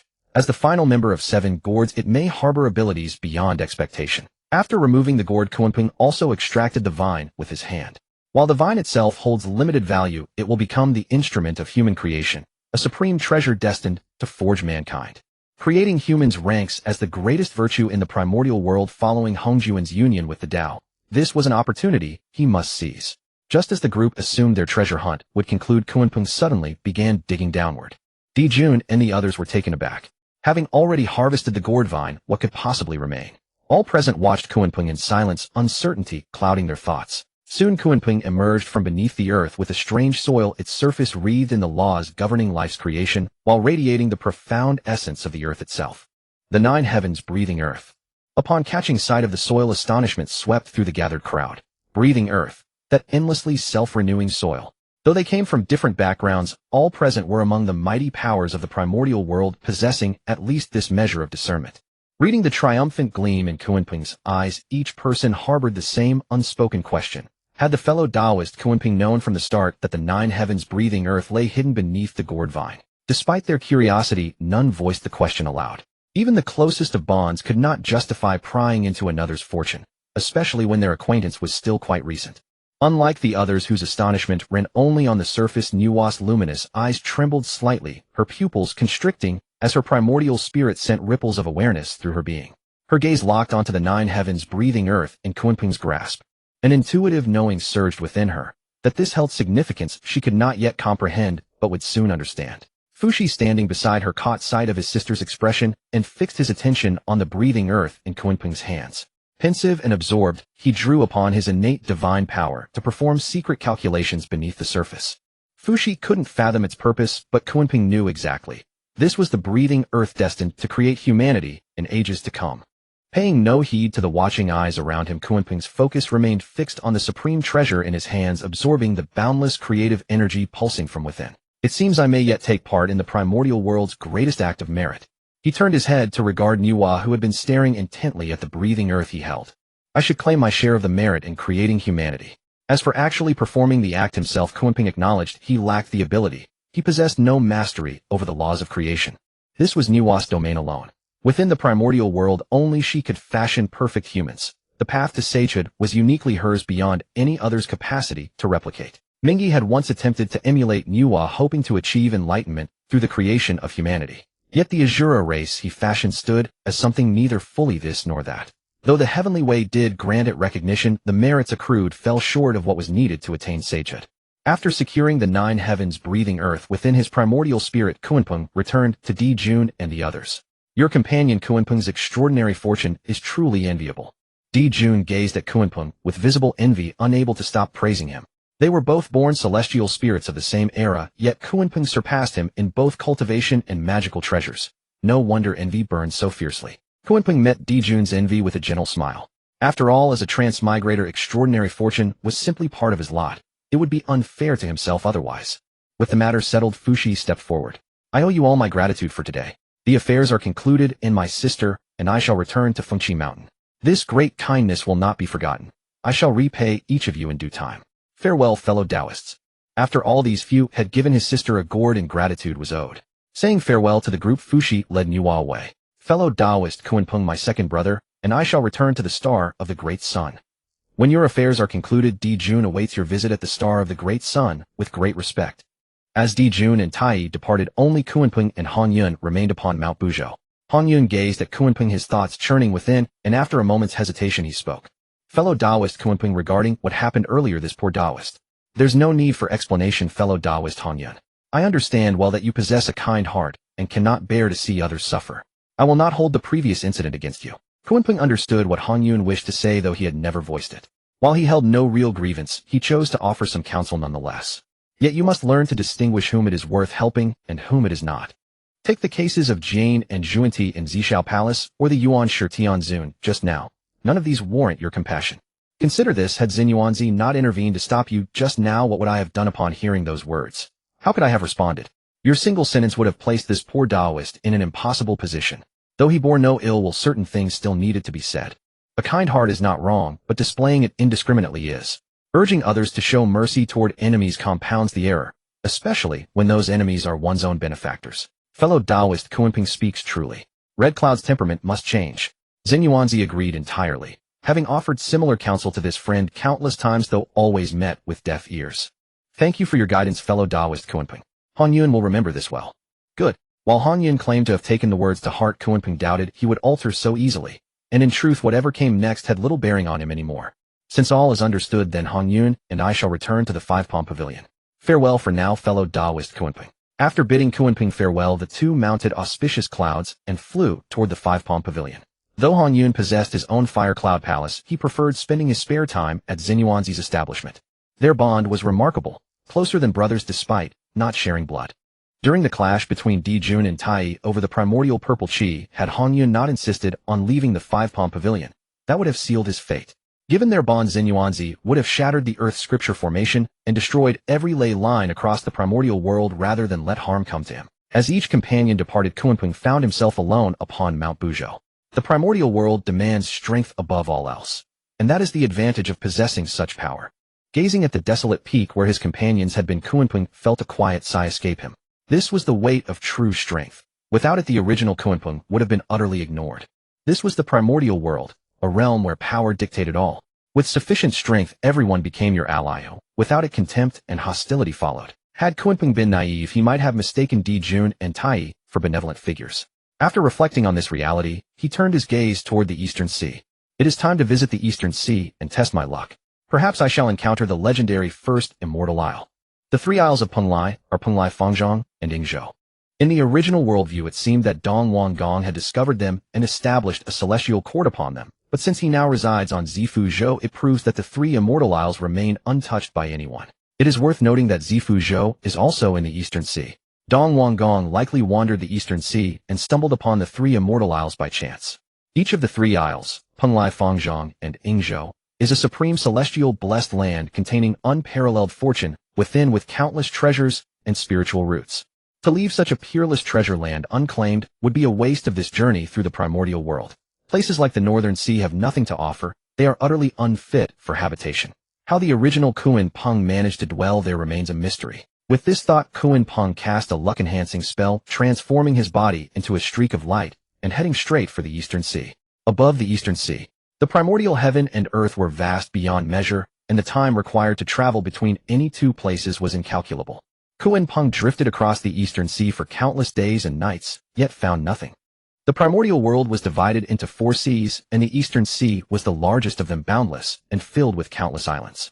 Searching for a few unmanifested islands was like trying to find a needle in a haystack. Moreover, the 3 immortal isles of Penglai were protected by innate formations, making them impossible to locate without meticulous investigation. Truly worthy of being the foremost immortal isles of the primordial world, finding them is no easy task. After another unknown span of time, Kunpeng finally sensed a powerful innate prohibition aura at the center of the eastern sea. Found it at last. Diligence indeed pays off. This must be the place. The location of the 3 immortal isles of Penglai was not particularly secret. It was simply that no one knew their exact coordinates, so no one had sought them out. Furthermore, most beings at this stage were focused on cultivation and had no time to spare. Kunpeng firmly believed that the 3 isles of Penglai were in the eastern sea, so he had been using his divine sense to search with purpose, which was far easier than blindly groping like a headless fly. Seeing that he had finally achieved a breakthrough, Kunpeng immediately spread his divine sense over a vast area, instantly covering millions of li around him and locking onto the location of the innate prohibition. Once again, the mystic origin water control banner appeared in his hand, summoning the power of northern Kui water while simultaneously mobilizing the water laws he commanded. Water vapor swirled around him, and a magnificent aura emanated from his entire being. Centered on Kunpeng, hundreds of underwater whirlpools formed, and from within them seawater surged into the sky, transforming into colossal water tornadoes. Carrying an overwhelming, irresistible force, they swept toward the center of the prohibition. Clang! At the convergence point of the tornadoes, thick fog suddenly enveloped the area, and a massive formation materialized out of thin air. An invisible barrier repelled all the water tornadoes, and a tremendous force shattered them, sending the seawater crashing back into the seabed. Kunpeng's expression changed, and he slowly drifted to the front of the formation. Although the earlier impact had not breached the formation, it had caused the formation to reveal itself. This formation not only defended against attacks, but also used the surrounding mist to block divine sense. Kunpeng's divine sense could only cover the periphery of the formation, unable to penetrate even a single point. Moreover, Kunpeng sensed a faint aura of danger within the formation, indicating that a killing array was hidden inside.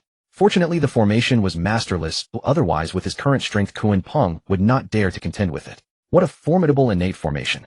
Let me see how strong you truly are. Kunpeng withdrew the mystic origin water control banner, flipped his hand, and summoned the Honghuang ruler of heaven. Pouring all his power as a late Deluo cultivator into the ruler, torrents of mana surged into it like tidal waves. The ruler of heaven instantly blazed with myriad rays of light, gathering boundless merit, while radiating a fierce killing aura. Wrapped in its own spatial power, it manifested a stream of primordial yellow chi and struck the formation. Break! A thunderous roar echoed from the formation, shaking the entire eastern sea. The once calm sea surface erupted into towering waves once more, and the mist over the formation gradually dissipated. As the surrounding fog cleared, a crack just wide enough for one person appeared on the formation. Dense primordial spiritual energy, mixed with a hint of chaotic aura, burst forth, while brilliant rays of light spread in all directions. Such dense, primordial spiritual energy. And why is there a chaotic aura? Could it be that the 3 isles of Penglai are actually within the chaos? Kunpeng withdrew his imposing aura, stored the Honghuang ruler of heaven back into his primordial spirit, and gazed at the strange crack with wonder. Things are becoming more and more intriguing. Let me see just how extraordinary you truly are. With that, Kunpeng stepped forward and entered the crack. The moment he passed through, the crack silently closed behind him. The mist reappeared around the area, the spiritual energy ceased to surge, the radiance vanished, and the eastern sea returned to its calm state, as if nothing had ever happened. The instant Kunpeng set foot inside the crack, he felt the space around him tremble. When he regained his senses, the scene before him had completely changed. 3 enormous islands stood directly ahead, shrouded in immortal mist and radiating dazzling treasures. The 3 immortal isles of Penglai had been revealed. So that's how it is.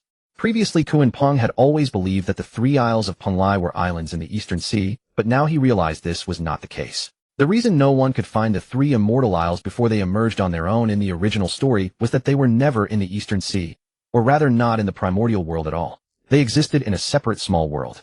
The eastern sea was merely the gateway connecting the small world to the primordial world. The chaotic aura did not come from the 3 isles being within the chaos, but because the protecting island formation contained spatial power that pierced through the primordial world and connected to the chaos. At the same time, Kunpeng entered the Penglai island inside the Dragon Palace at the bottom of the eastern sea. The Eastern Sea Dragon King Honghuang was issuing orders to the Turtle Prime Minister with an expression of indignation. An unknown disturbance at the center of the Eastern Sea has shaken the entire sea, even affecting my Crystal Palace. Such a massive commotion, and yet we cannot determine its cause. Go personally to the center of the Eastern Sea and investigate what has happened. As you command. The Turtle Prime Minister acknowledged and turned to leave the Crystal Palace. Alas, misfortunes never come alone. I wonder what the future holds for our Dragon Clan. Watching the Turtle Prime Minister's retreating figure, the Eastern Sea Dragon King Honghuang sank into deep thought. After the War of the Three Clans, the Heavenly Tao had inflicted boundless karmic punishment upon the Dragon Clan. In response, the Ancestral Dragon departed, and the Four Seas Dragon clans went into seclusion to avoid disaster and reduce their karma. The ancient dragon ancestor, as the younger brother of the Ancestral Dragon, had also been severely wounded, his cultivation dropping back to the early Deluo Golden Immortal stage. He concealed himself within the eye of the Eastern Sea to heal. The Four Sea Dragon Kings had also suffered a rapid decline in power due to the immense karma imposed by the Heavenly Tao.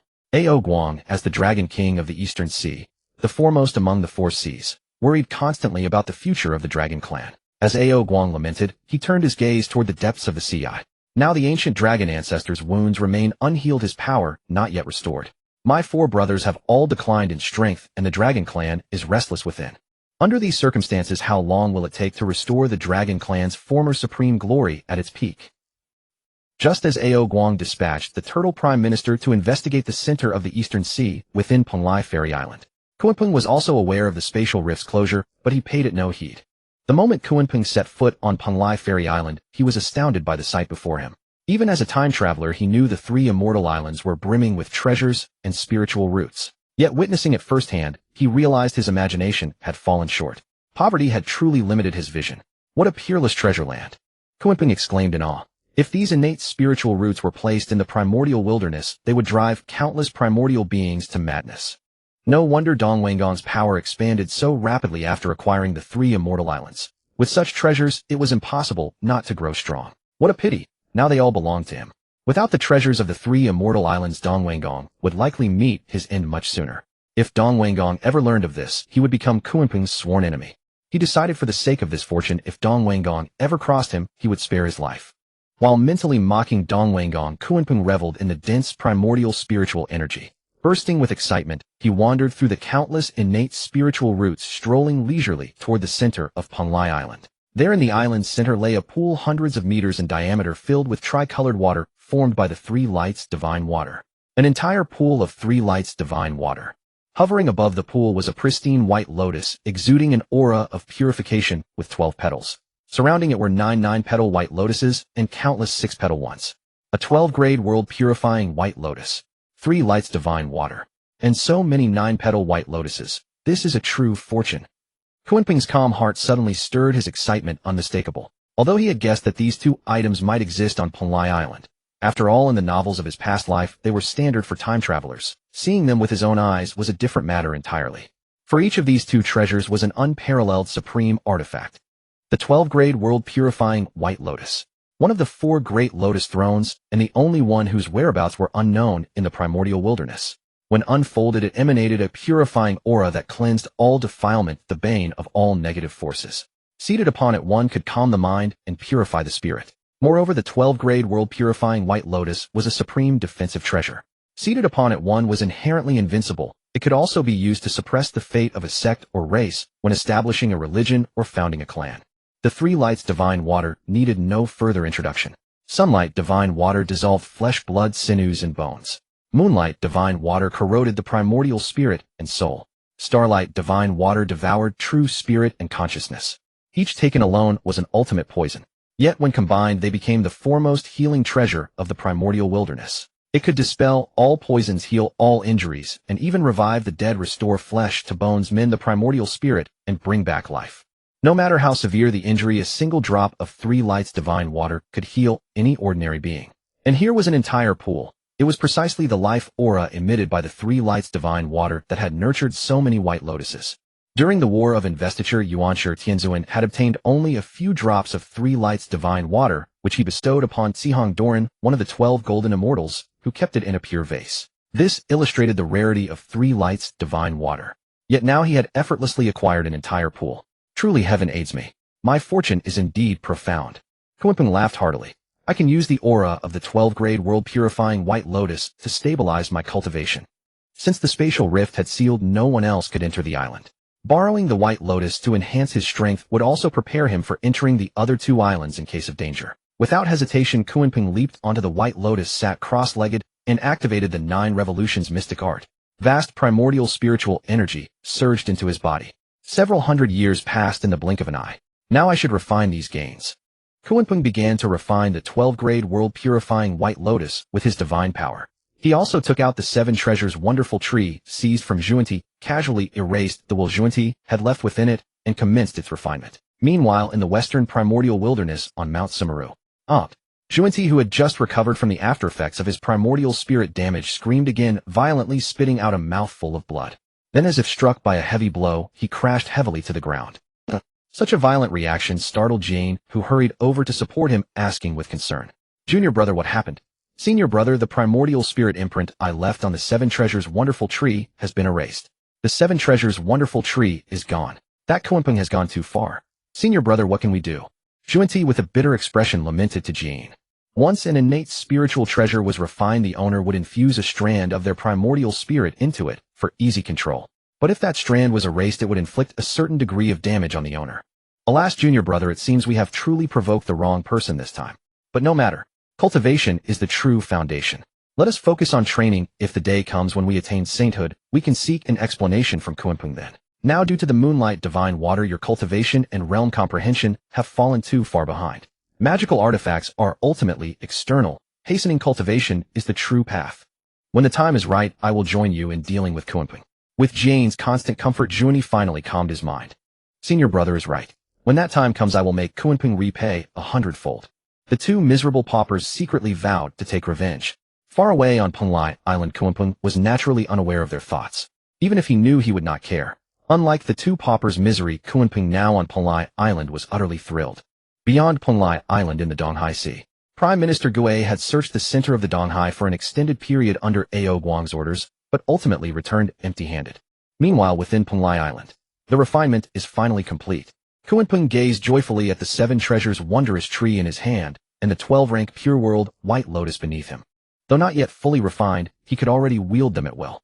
He now possessed the Honghuang heavenly ruler and the 7 treasures wondrous tree for offense, and the 12-rank pure world White Lotus alongside the Black Yuan water control flag for defense. Offense and defense united, making him the wealthiest being in the primordial world. Of course, excluding Hongjun. With the treasures fully refined, Kunpeng took out the 7th gourd he had previously plucked from Mount Buzhou. I hope the 3-light divine water can mature this black gourd. Unfortunately, the gourd vine had completely withered, its spiritual energy entirely depleted, indistinguishable from dead branches. The 3-light divine water could only heal and restore. It could not replenish the lost spiritual energy. Otherwise, Kunpeng would have wanted to try cultivating 7 more gourds, hoping to birth 7 children with various abilities. Kunpeng casually tossed the gourd into the water pool. The moment the gourd entered the water, a powerful force erupted around it, driving away all the surrounding 6th-rank White Lotuses. Several nearby lotuses were so severely shaken by its oppressive aura that they were flung out of the pool, landing painfully on the barren ground. After pushing the lotuses aside, the black gourd spun rapidly in the water, sending concentric ripples outward. Except for Kunpeng's own 12th-rank White Lotus and the 4 nearby 9th-rank lotuses, all other White Lotuses trembled and swayed from the wave. What an overbearing gourd! Its intense reaction drew Kunpeng's attention. He retrieved the scattered lotuses from the ground, placed them back into the pool, and began observing closely. He soon noticed the 3-light divine water decreasing at a visible rate. By his estimation, the water level had dropped approximately 2 finger widths. As the divine water diminished, the black gourd continuously transformed. Its withered outer skin gradually peeled away, revealing new growth from the inside out, looking completely different from before. It does seem effective. You'd better reach the rank of top-grade innate spiritual treasure, or you'll waste my divine water. Even though Kunpeng already possessed a pool full of divine water, he couldn't help but feel a twinge of regret at such a sudden depletion. It's time to check the other 2 islands. With the 12th-rank White Lotus stored within his primordial spirit, Kunpeng flew directly toward Yingzhou. The 3 immortal islands were not connected, separated by seawater, and shrouded in mist that blocked divine sense. One could not see inside without actually setting foot on the island. Yingzhou resembled Penglai in scenery, with spiritual roots everywhere, yet not a single living creature existed. It seemed this small world had truly never known sentience. As Kunpeng walked sweeping his divine sense across the island, he discovered a peculiar fruit tree at the island's edge. From a distance, it looked like an ordinary fruit tree, but up close he noticed 9 fruits hanging from its branches, each bearing the faint characters Huangzhong. Huangzhong plum. Kunpeng flashed forward, appearing directly before the Huangzhong plum. Such a tree was the most elusive among the 10 primordial spiritual roots.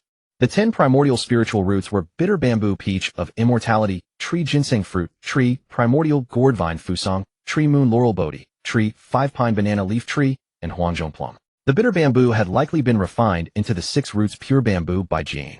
The peach of immortality tree currently remained in Hongjuan's possession and would later be bestowed upon Yaoqi. The ginseng fruit tree belonged to Xinyuanzi, and the gourd vine had already withered. The fusong tree stood in the sun star, the moon laurel in the moon star, and the bodhi tree was the true form of Zhuandi. The banana leaf tree had yet to emerge, and the 5 pines' whereabouts remained unknown. And the Huangzhong plum now stood before him. Ha ha ha. I am indeed blessed with profound fortune.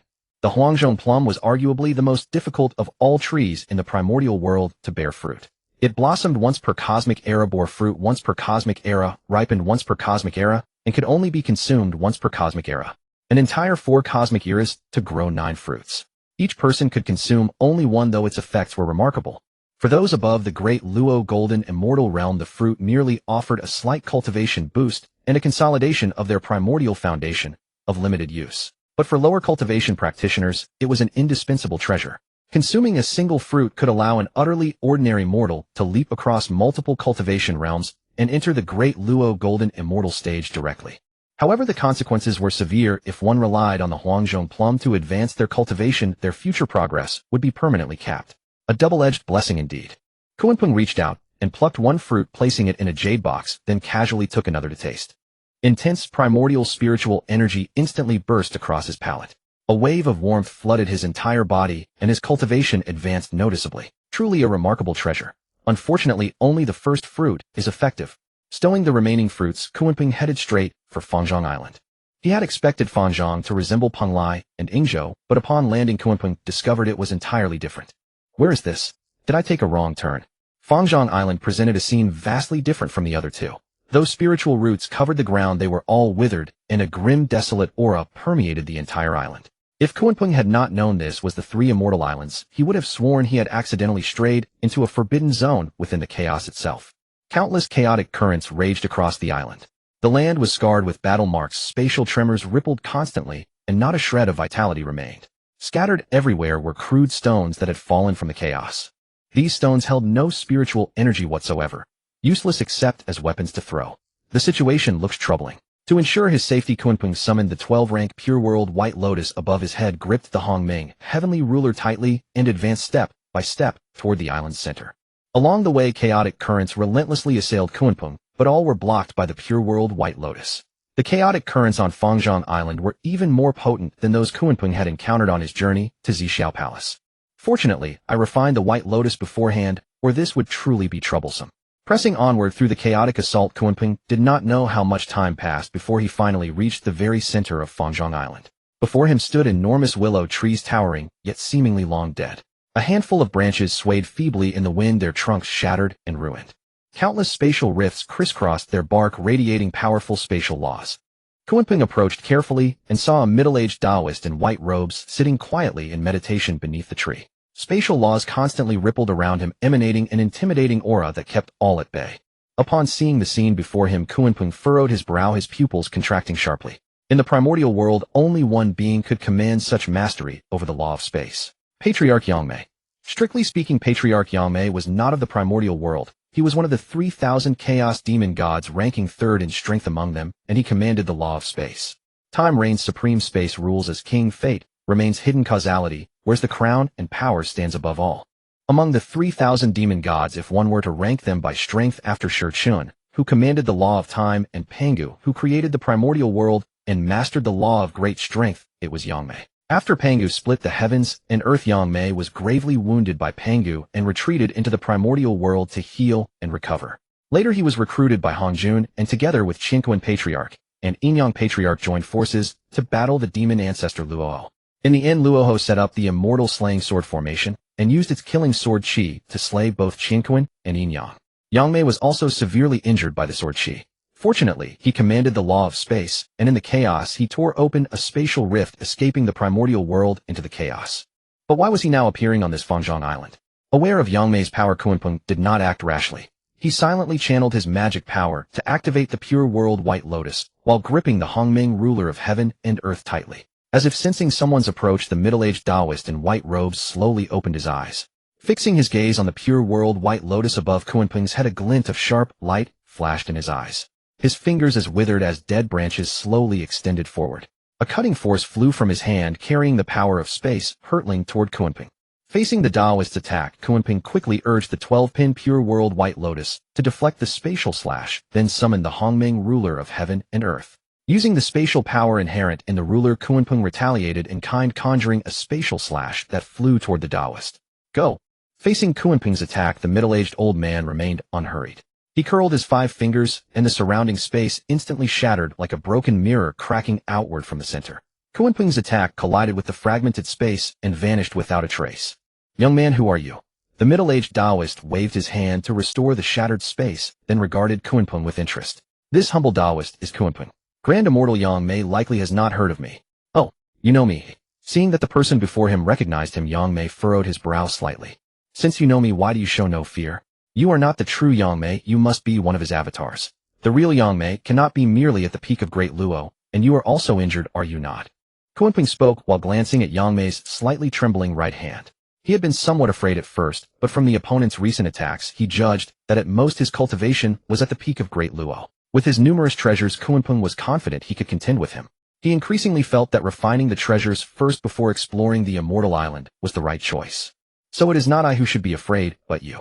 Although his words did not concede, Kunpeng remained on high alert, for his opponent was an ancient monster from the same era as Hongjun.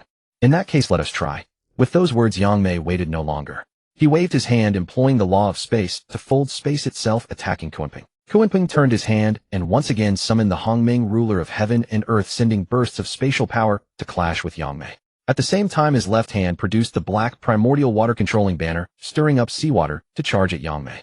While Kunpeng battled with Yang Mei's avatar inside the East Sea Dragon Palace. What did you say? There is nothing unusual in the center of the East Sea. The East Sea Dragon King Honghuang still wore that furious expression. If nothing happened, then what caused the tremors earlier? Faced with Honghuang's interrogation, the Turtle Prime Minister remained silent, head bowed. How would I know what happened? You are the Dragon King. If you don't know, how could I possibly know? Honghuang looked at the silent Turtle Prime Minister and let out a long sigh. Forget it, I won't blame you. It might be that some great power is engaged in battle in the East Sea. Now quickly send shrimp soldiers and crab generals to patrol the center of the East Sea day and night. You must find out what is going on. As you command. The Turtle Prime Minister acknowledged and withdrew. I had better go see Patriarch Zhulong. The East Sea Dragon clan can no longer afford turmoil. Honghuang left the Crystal Palace, transforming into a giant dragon and heading straight for the East Sea. At the East Sea Zifu Island, wearing an imperial crown and a purple robe, holding a dragon-headed golden staff, Dong Wenggong haughtily berated the subordinates before him. This immortal emperor sent you to investigate the East Sea, and you say you saw nothing but the Turtle Prime Minister of the East Sea. The tremors caused by Kunpeng's attack on Panglai Island's protective array had not only alerted the East Sea Dragon King, but also this newly ascended immortal emperor. Indeed, after returning to Zifu Island, Dong Wenggong had eagerly proclaimed himself immortal emperor, commanding his subordinates to address him only as His Majesty the Immortal Emperor. Yes, Your Majesty, I found nothing. Impossible, absolutely impossible. You must not have investigated thoroughly. Go now and investigate again. Do not return without results. Waving off the subordinate who had come to report, Dong Wenggong raised his dragon-headed golden staff and pointed it toward the depths of the East Sea. I have been in the East Sea for so long, and the Dragon Clan of the East Sea has not even come to pay homage. It seems the first step of my conquest must be the East Sea. Let these degenerate Dragon Clan witness the power of this immortal emperor. Dong Wenggong gazed at the East Sea, once again indulging in his grandiose dreams of conquest, imagining that with a single move he would subdue the entire East Sea Dragon Clan. Little did he know then that subjugating the East Sea would become the greatest humiliation of his life. Inside Panglai Island, Kunpeng and Yang Mei's avatar had been battling for an untold number of days. Both sides had sustained injuries, but Kunpeng, protected by the White Lotus, had only minor scratches. Yang Mei's avatar, however, bore numerous deep wounds from the relentless attacks of the Hongmeng ruler of heaven and earth. Damn it! If it weren't for my true body being severely wounded, how could I be beaten down by a mere junior like you? Yang Mei's avatar glared at Kunpeng in defiance. What? Can't take it anymore. Kunpeng looked provocatively at the enraged Yangmei avatar. With the White Lotus protecting him and the ruler as his weapon, if he couldn't even defeat a mere avatar, then all his cultivation would have been in vain. Young man, don't be too smug. Now I will show you what it truly means to be a space demon god. Even if it means aggravating my old wounds, I will leave you here today. Yangmei's avatar roared at Kunpeng in fury. Then, disregarding his own injuries, he fully activated the law of space and vanished instantly before Kunpeng's eyes. As Yangmei's avatar vanished before his eyes, Kunpeng instantly became vigilant, scanning his surroundings. The next moment, Yangmei's voice echoed from all directions. Boy, you asked for this. No one can save you today.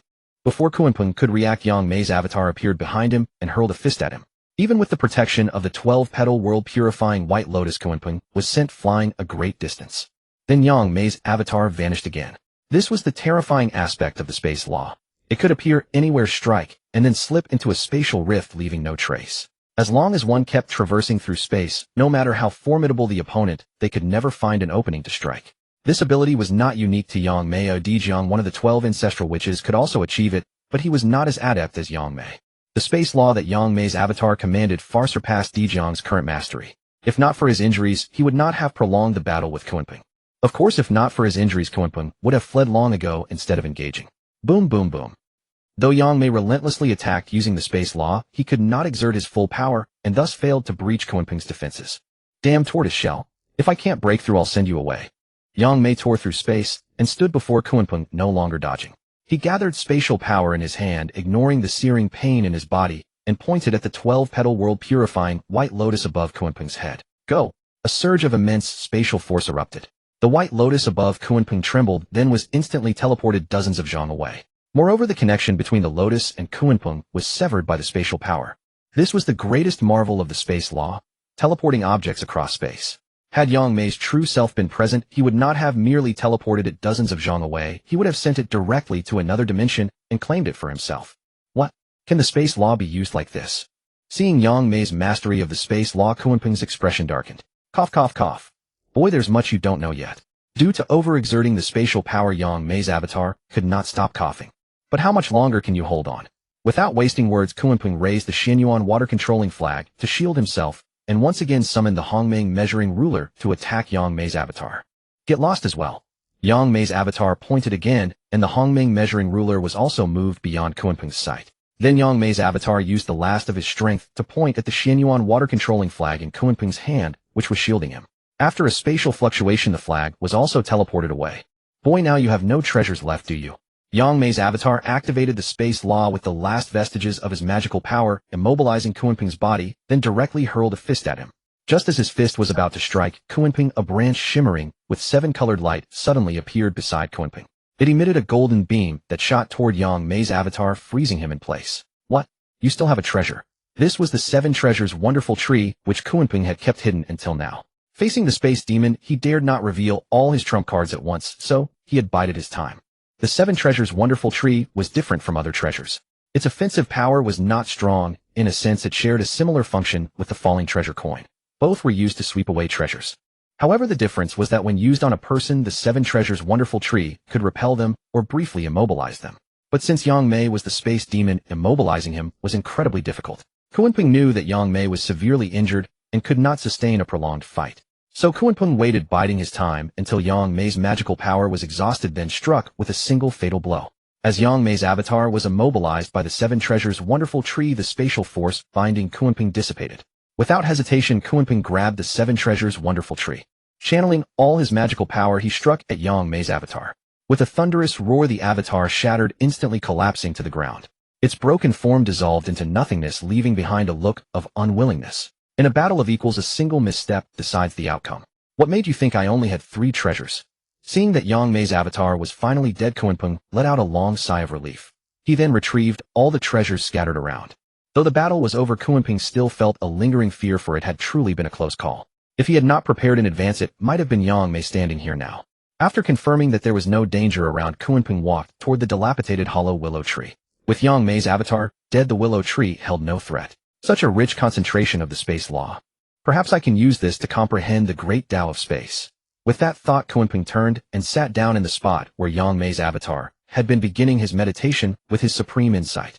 At that moment in a forbidden area within the chaos, a white-robed Taoist who looked exactly like Yang Mei's avatar was meditating. This was Yang Mei's true self. Suddenly his brow furrowed, and a drop of blood trickled from the corner of his mouth. My avatar has been destroyed. Is it Hongjun? Yang Mei raised his hand and began to calculate. I cannot deduce it. It must be Hongjun. In the entire Honghuang, no one else could shield themselves from the true self's calculations. This avatar had been left behind by Yang Mei when he departed from the Honghuang, intended for a future opportunity to re-enter the realm. Now that Hongjun had attained sainthood and his avatar was destroyed, re-entering the Honghuang would be 100 times more difficult. You schemed against me during the campaign against Luoho, and now you personally destroy my avatar. Our enmity is irreconcilable. Yang Mei glared with hatred toward the direction of the Honghuang continent. Just wait, Hongjun. This true self will come for revenge. In the Honghuang, on Fangzhong Island, Kunpeng was still unaware that his inadvertent act had made Hongjun an innocent scapegoat. Even if he knew, he would consider it only fitting. After all, as the Dao ancestor, wasn't it his duty to protect the people of the Honghuang? Kunpeng meditated under the willow tree for several hundred years, then suddenly opened his eyes. He slowly raised his right hand and slid it through the void. A spatial rift instantly appeared. He swept his hand back and the rift closed. Truly supreme insight. Now I truly fear no one. With the space law on my side, if I can't win, I'll just run. After testing his space law, Kunpeng turned to look at the hollow willow tree behind him. To be safe, I'll store this tree in the Chaos Pearl for now. I can take it out when needed. Chaos Pearl, go. The Chaos Pearl was thrown upward by Kunpeng, hovering above the willow tree. A suction force emanated from the pearl, drawing the willow tree inside. Afterward, Kunpeng retrieved the Chaos Pearl and returned to Penglai Island. Now that all 3 islands have been explored, it's time to find a way to control the island protecting Grand Formation. Only by controlling it will the 3 immortal islands truly belong to me. Kunpeng sat cross-legged at the very center of Penglai Island, enveloping the 3 islands with his divine sense, locating the formation's eye and activating the Great Array with his immense magical power. In an instant, the 3 islands shook violently as countless streams of energy surged forth. The primordial spiritual energy from Penglai and Yingzhou, along with the chaotic Gang Qi from Fangzhong, simultaneously shot into the sky. Merge. The 3 streams of energy converged in the sky, and the island-protecting formation manifested before Kunpeng's eyes, fusing the energies together to restore the array's missing parts. With Penglai as the center, Fangzhong on the left, and Yingzhou on the right slowly moved toward it, and before long the 3 islands merged into one. Penglai remained at the center with Fangzhong still on the left, and Yingzhou on the right, but now no seawater separated them. Kunpeng also used the array to channel all the chaotic Gang Qi from Fangzhong Island into the formation as a defensive measure.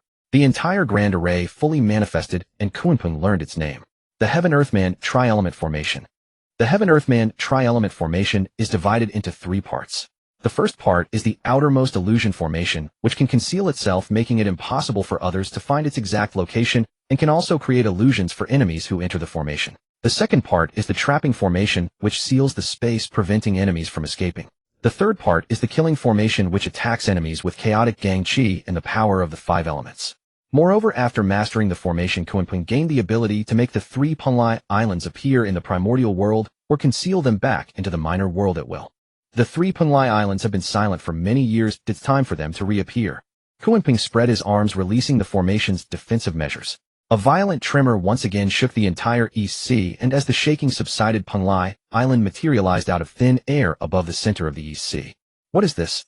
Hurry back and report to the Immortal Emperor that an island has appeared out of thin air on the East Sea. I'll keep watch here. You go back and inform the Dragon King and the Turtle Prime Minister that an island has appeared at the center of the East Sea. The sudden appearance of the island naturally alarmed the subordinates of Dongwangong and the Dragon King's shrimp soldiers and crab generals who were stationed there. Both sides, without prior agreement, returned to their bases to report to their leaders. Naturally, the movements of these 2 groups caught Kunpeng's attention, but he paid them no mind. He had chosen to unveil Penglai at this moment for a reason. I am Kunpeng. Today I establish my Tao field in the heart of the East Sea on Penglai Immortal Island. 200 years hence, I shall preach the Tao to all beings for 1,000 years. All who are fated may come and listen. Indeed, preaching the Tao, Kunpeng had long harbored this idea. In the primordial world, preaching the Tao earns merit. Naturally, the first to preach must be Hongjun, as decreed by the heavenly Tao. But the second time was not set in stone, or it depended on who acted first. Though the merit from the second preaching could not compare to the first, it was still substantial. Moreover, in a sense, his own preaching would be the first in the primordial world, since Hongjun's preaching took place in the chaos. With his immense magical power, Kunpeng broadcast his voice across the entire primordial world. In an instant, all living beings in the primordial world heard Kunpeng's voice. Reactions to Kunpeng's preaching were mixed. At Mount Kunlun, upon hearing Kunpeng's intention to preach, Laozi remained as impassive as an ancient well, as if nothing concerned him, adhering to his path of tranquility and non-action. The primeval Lord of Heaven, however, wore a look of indignation. He actually found Penglai Island. This Kunpeng is truly blessed with fortune. Kunpeng already possessed numerous treasures, and now he has obtained Penglai. We, the three pure ones of Pangu, have less fortune than a mere beast with fur and horns. Second brother, you are fixated on appearances. Magical artifacts and spiritual roots are ultimately external things. Do not cling to them excessively. Laozi offered his admonition in his usual calm tone. To Laozi's advice, the primeval Lord of Heaven gave no reply. He merely lifted his eyes silently to gaze at the heaven-earth, Honghuang exquisite pagoda, suspended above his head. Of course you don't care because you already have an external object, thought the primeval Lord of Heaven. Master of Tongtian, on the other hand, glanced at his two elder brothers, then turned his head silently toward the East Sea, lost in thought. At Phoenix Perch Mountain, a man and a woman sat facing each other. Brother, you said earlier that my fortune lies with fellow Taoist Kunpeng. Is it because of this Penglai Island? Niwa asked Fushi. Any innate being in the primordial world possessed some ability to divine the celestial secrets, but generally, they could only deduce matters concerning those of lower or equal cultivation. But Fushi was different. Born with great fortune, his understanding of the celestial secrets surpassed others. As long as the target's cultivation was not several realms above his own, he could perform divination. Of course, there were exceptions. Some supreme treasures for divination could perform cross-realm calculations, such as the Hichu and Luoshu in Dijuan's possession.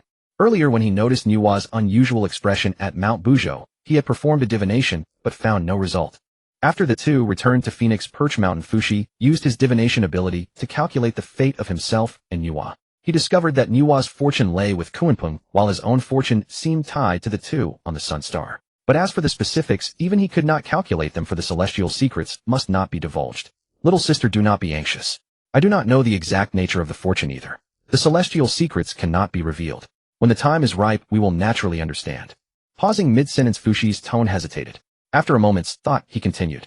However, since you mentioned that your primordial spirit trembled when you saw the nine heavens Shirong in fellow Taoist Kunpeng's hand, your fortune is likely connected to his nine heavens Shirong. Such a supreme treasure, Kunpeng would not part with it easily.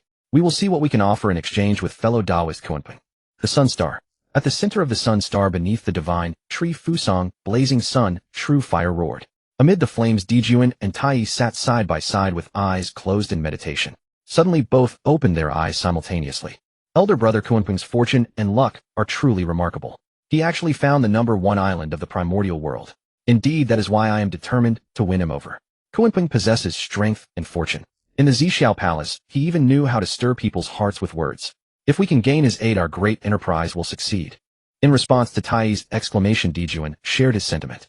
But elder brother, will someone like him join us? Faced with Kunpeng's power, Tai could not help but voice his concern. I cannot say for sure. We can only do our best to recruit him. However, one thing must be remembered, even if we fail, we must not make an enemy of him, or the consequences will be endless. The Western world, Mount Sumeru. Elder brother Kunpeng's fortune is so formidable, while we are so barren. At this rate, when will we ever avenge our grievances? Junti's face grew increasingly bitter. He was still brooding over his seven treasures wonderful tree. Junior brother, do not be impatient. Focus on cultivation and avoid being fixated on appearances. Seeing his elder brother's nonchalance, Junti felt helpless and closed his eyes once more. Within the depths of Buzhou Mountain, inside the Panga Hall, a colossal blood pool stood in the chamber. The blood within churned ceaselessly, bubbles rising one after another, emitting an boundless aura of slaughter. Around the blood pool sat 12 figures. Each person exuded a dense aura of Tao laws. Big brother, this Kunpeng is truly no ordinary being. As second brother said earlier, his fate cannot be observed. It seems we must pay him special attention. The speaker had a tiger's head and a human body, grasping two yellow serpents with 4 hooves and long elbows. Lightning and thunder coiled around him. He was Qiangliang, the primordial witch of thunder, among the 12 primordial witches who governed the law of thunder. Back in the Zixiao Palace, when Yuanshi, Tianzuan Jian, and Junti only targeted Kunpeng, he shifted the conflict with a few words, turning them against the crowd and using their momentum to suppress them. This alone proves his extraordinary nature. The one addressed as Big Brother spoke slowly. His appearance was like a yellow pouch, red as cinnabar fire, with 6 legs and 4 wings, formless and faceless like chaos. The law of space entwined around him. He was Dijiang, the leader of the 12 primordial witches. Exactly. You fool were actually incited by him. After hearing Big Brother's words, Gong turned to look at Zhurong, beside him, a mocking smile on his face. Stop your nonsense. I didn't see you stop me back then. Now you're acting smart. Even Big Brother didn't stop me. Facing Gongong's sarcasm, Zhurong retorted indignantly. The others around them watched without intervening, as if they were accustomed to such quarrels.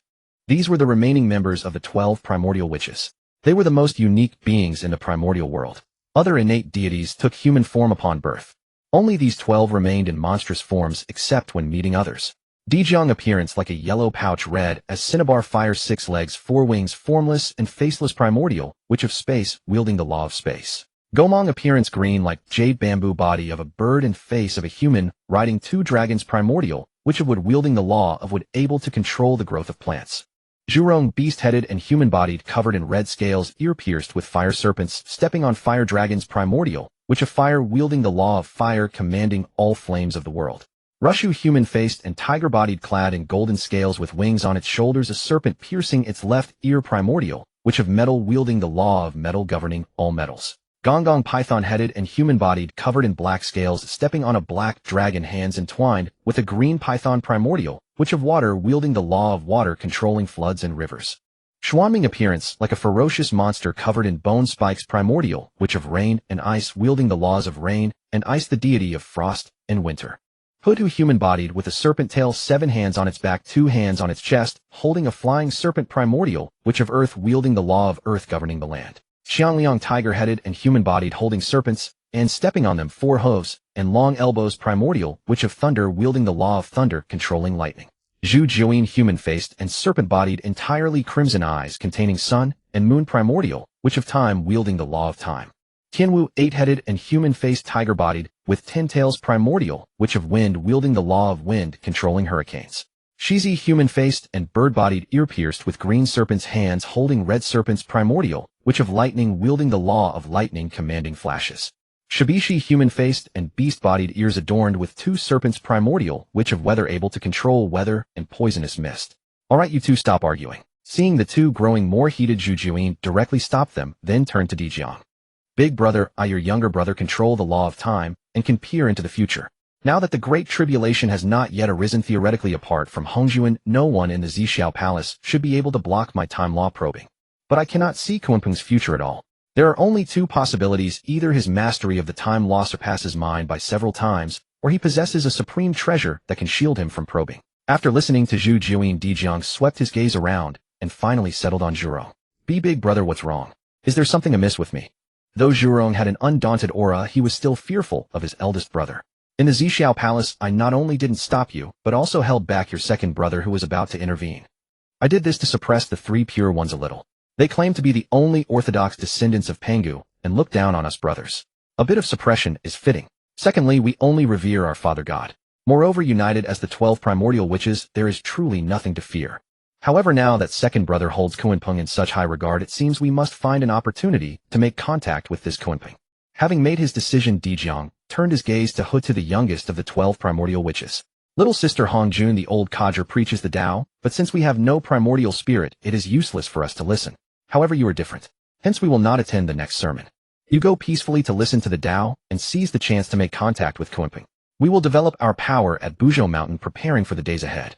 Because the 12 primordial witches were formed from Panga's essence blood, and tainted with too much slaughterous aura, they had no primordial spirit, and could only cultivate their physical bodies. However, Hutu was slightly different from the other 11. Perhaps because the slaughterous aura had been mostly absorbed by the first 11, Hutu absorbed less of it. As a result, Hutu did possess a primordial spirit. Though it was inferior to other primordial beings, she could still comprehend a little of the Tao taught by Hongjun. Little sister obeys the command. Accepting her elder brother's order, Hutu gladly complied, and then began to ponder in her heart how to approach Kunpeng. In the East Sea Dragon Palace. Your Majesty, the shrimp soldier who came to report told me that a mysterious island has suddenly appeared on the East Sea. Now this Kunpeng claims he will preach on Penglai Island at the center of the East Sea. I suspect the previous tremor was caused by Kunpeng's exploration of Penglai. Inside the Crystal Palace, the Turtle Prime Minister was reporting to the Dragon King in detail, along with his speculation. I never expected the legendary 3 immortal islands to manifest at this time. They have always been hidden in the East Sea, yet we never detected them. The thought that the 3 immortal islands had always been in the East Sea and were now claimed by an outsider pained the East Sea Dragon King's heart. Such a great opportunity not obtained by my dragon clan. What a pity. Your Majesty, your old servant once heard the ancestor mention that these 3 islands were formed from fragments of chaos. They are covered with spirit roots and countless treasures. However, because they have always been hidden in the void and a powerful innate stillness obscures the heavenly secrets, no one could deduce their location. Now that they have been taken by another, what should we do? Faced with the Turtle Prime Minister's question, Honghuang was at a loss for a moment. Go summon Shuer. Is Kunpeng not going to preach? Let Shuer attend the sermon and see if we can win him over or make a deal with him. As you command.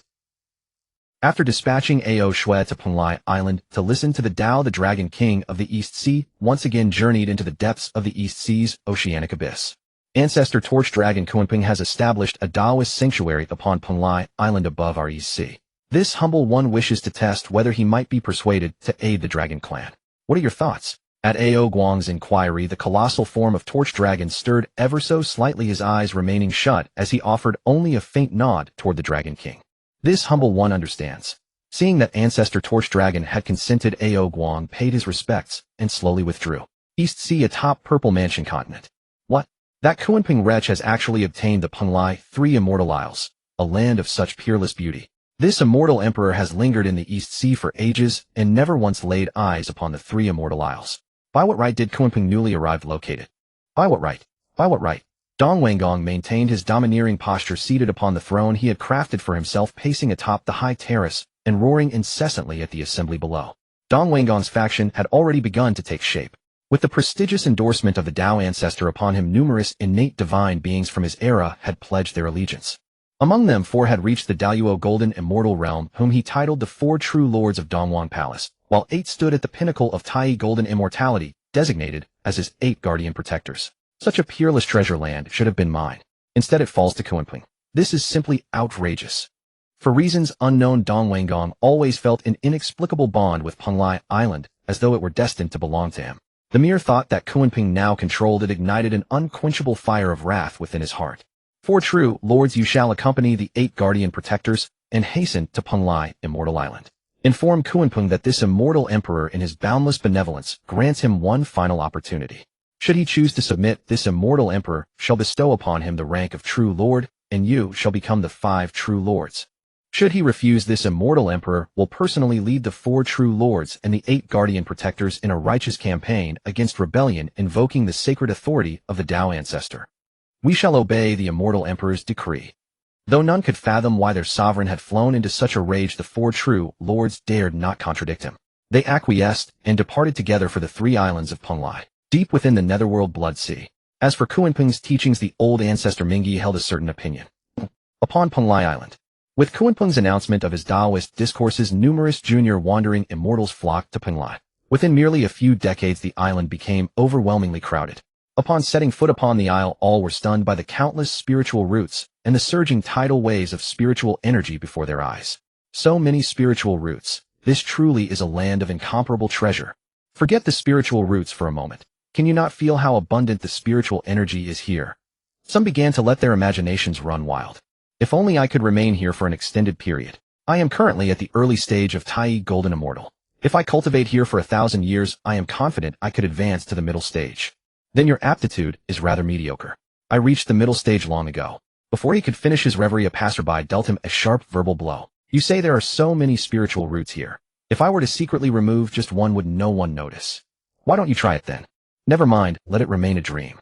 I have no wish to die. Faced with such abundance of spiritual roots, some were seized by greed.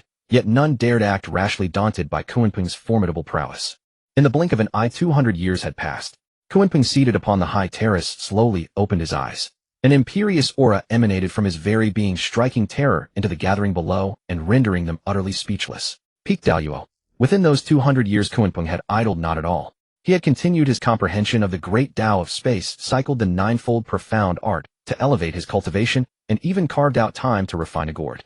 Having steadied his spirit, Kunpeng cast his gaze upon the assembly below. I am Kunpeng, the old ancestor. Today I shall expound upon the paths of Tai and Daluo for you all. Without waiting for a response, he commenced his discourse. Though Kunpeng had emerged directly into the Daluo realm, without traversing the Tai Golden Immortal stage, as one of the firstborn of all living creatures, he possessed an innate endowment. His very birth carried the Tao of cultivation within him. The great Tao takes no form, yet gives birth to heaven and earth. The supreme principle speaks no words, yet sets the yin and yang in motion. Mortals chase after forms and thus behold the chaos of 10,000 things. The perfected one guards the center and thereby knows the primal unity. The alternation of sun and moon is merely the interplay of light and shadow. The succession of ancient and modern eras is not, but the ebb and flow of vital fortune. To seek immortality, one must first cultivate a heart beyond death. To attain Daluo, one must shatter the barriers of impermanence. As Kunpeng's teachings flowed onward, 10,000 golden lotuses suddenly bloomed in the heavens, and the earth below shimmered with five-colored radiance. With each passing moment of discourse, the spectacle grew ever more magnificent. The varying aptitudes of those below soon became apparent. Some listened in rapturous trance, utterly immersed. Others grew restless, scratching their heads and casting furtive glances about. 1,000 years later, as Kunpeng uttered his final words, a thunderous roar erupted from the heavens. A blinding column of golden light descended from above, and countless merits of virtue materialized before Kunpeng's feet.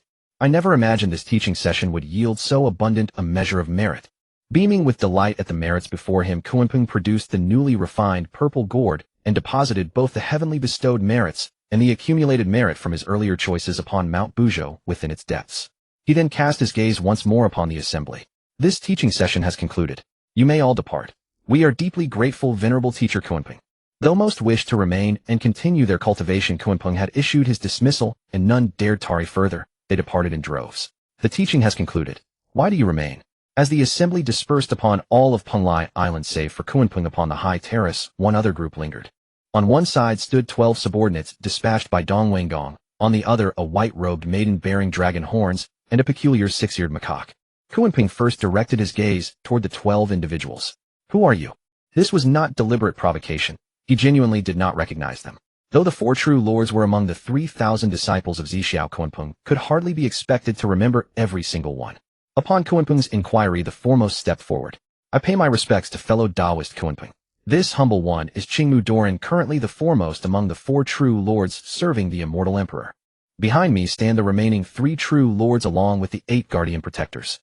Qingmu Doran introduced his companions with chest puffed out, and Qin raised his face alight with pride whenever he mentioned the immortal emperor, as though serving Dong Wenggong were itself an achievement of singular distinction. Immortal emperor, you serve Dong Wenggong. Upon hearing that title, Kunpeng needed no second thought to identify their master. Throughout all of Honghuang, not a single soul other than Dong Wenggong would ever dare such an absurd self-designation. Even when Di Jun established the demon court, he styled himself merely as Demon Emperor. What business brings you to this old ancestor's Penglai Island? We, the 4 true lords and 8 guardian protectors, have come by order of His Imperial Majesty the Immortal Emperor to receive your submission. As Taoist Qingmu uttered those words, the atmosphere on the entire island instantly became oppressive. Even the dragon-horned girl and the strange monkey, who had been silently lowering their heads, simultaneously cast peculiar glances at Taoist Qingmu. What did you say?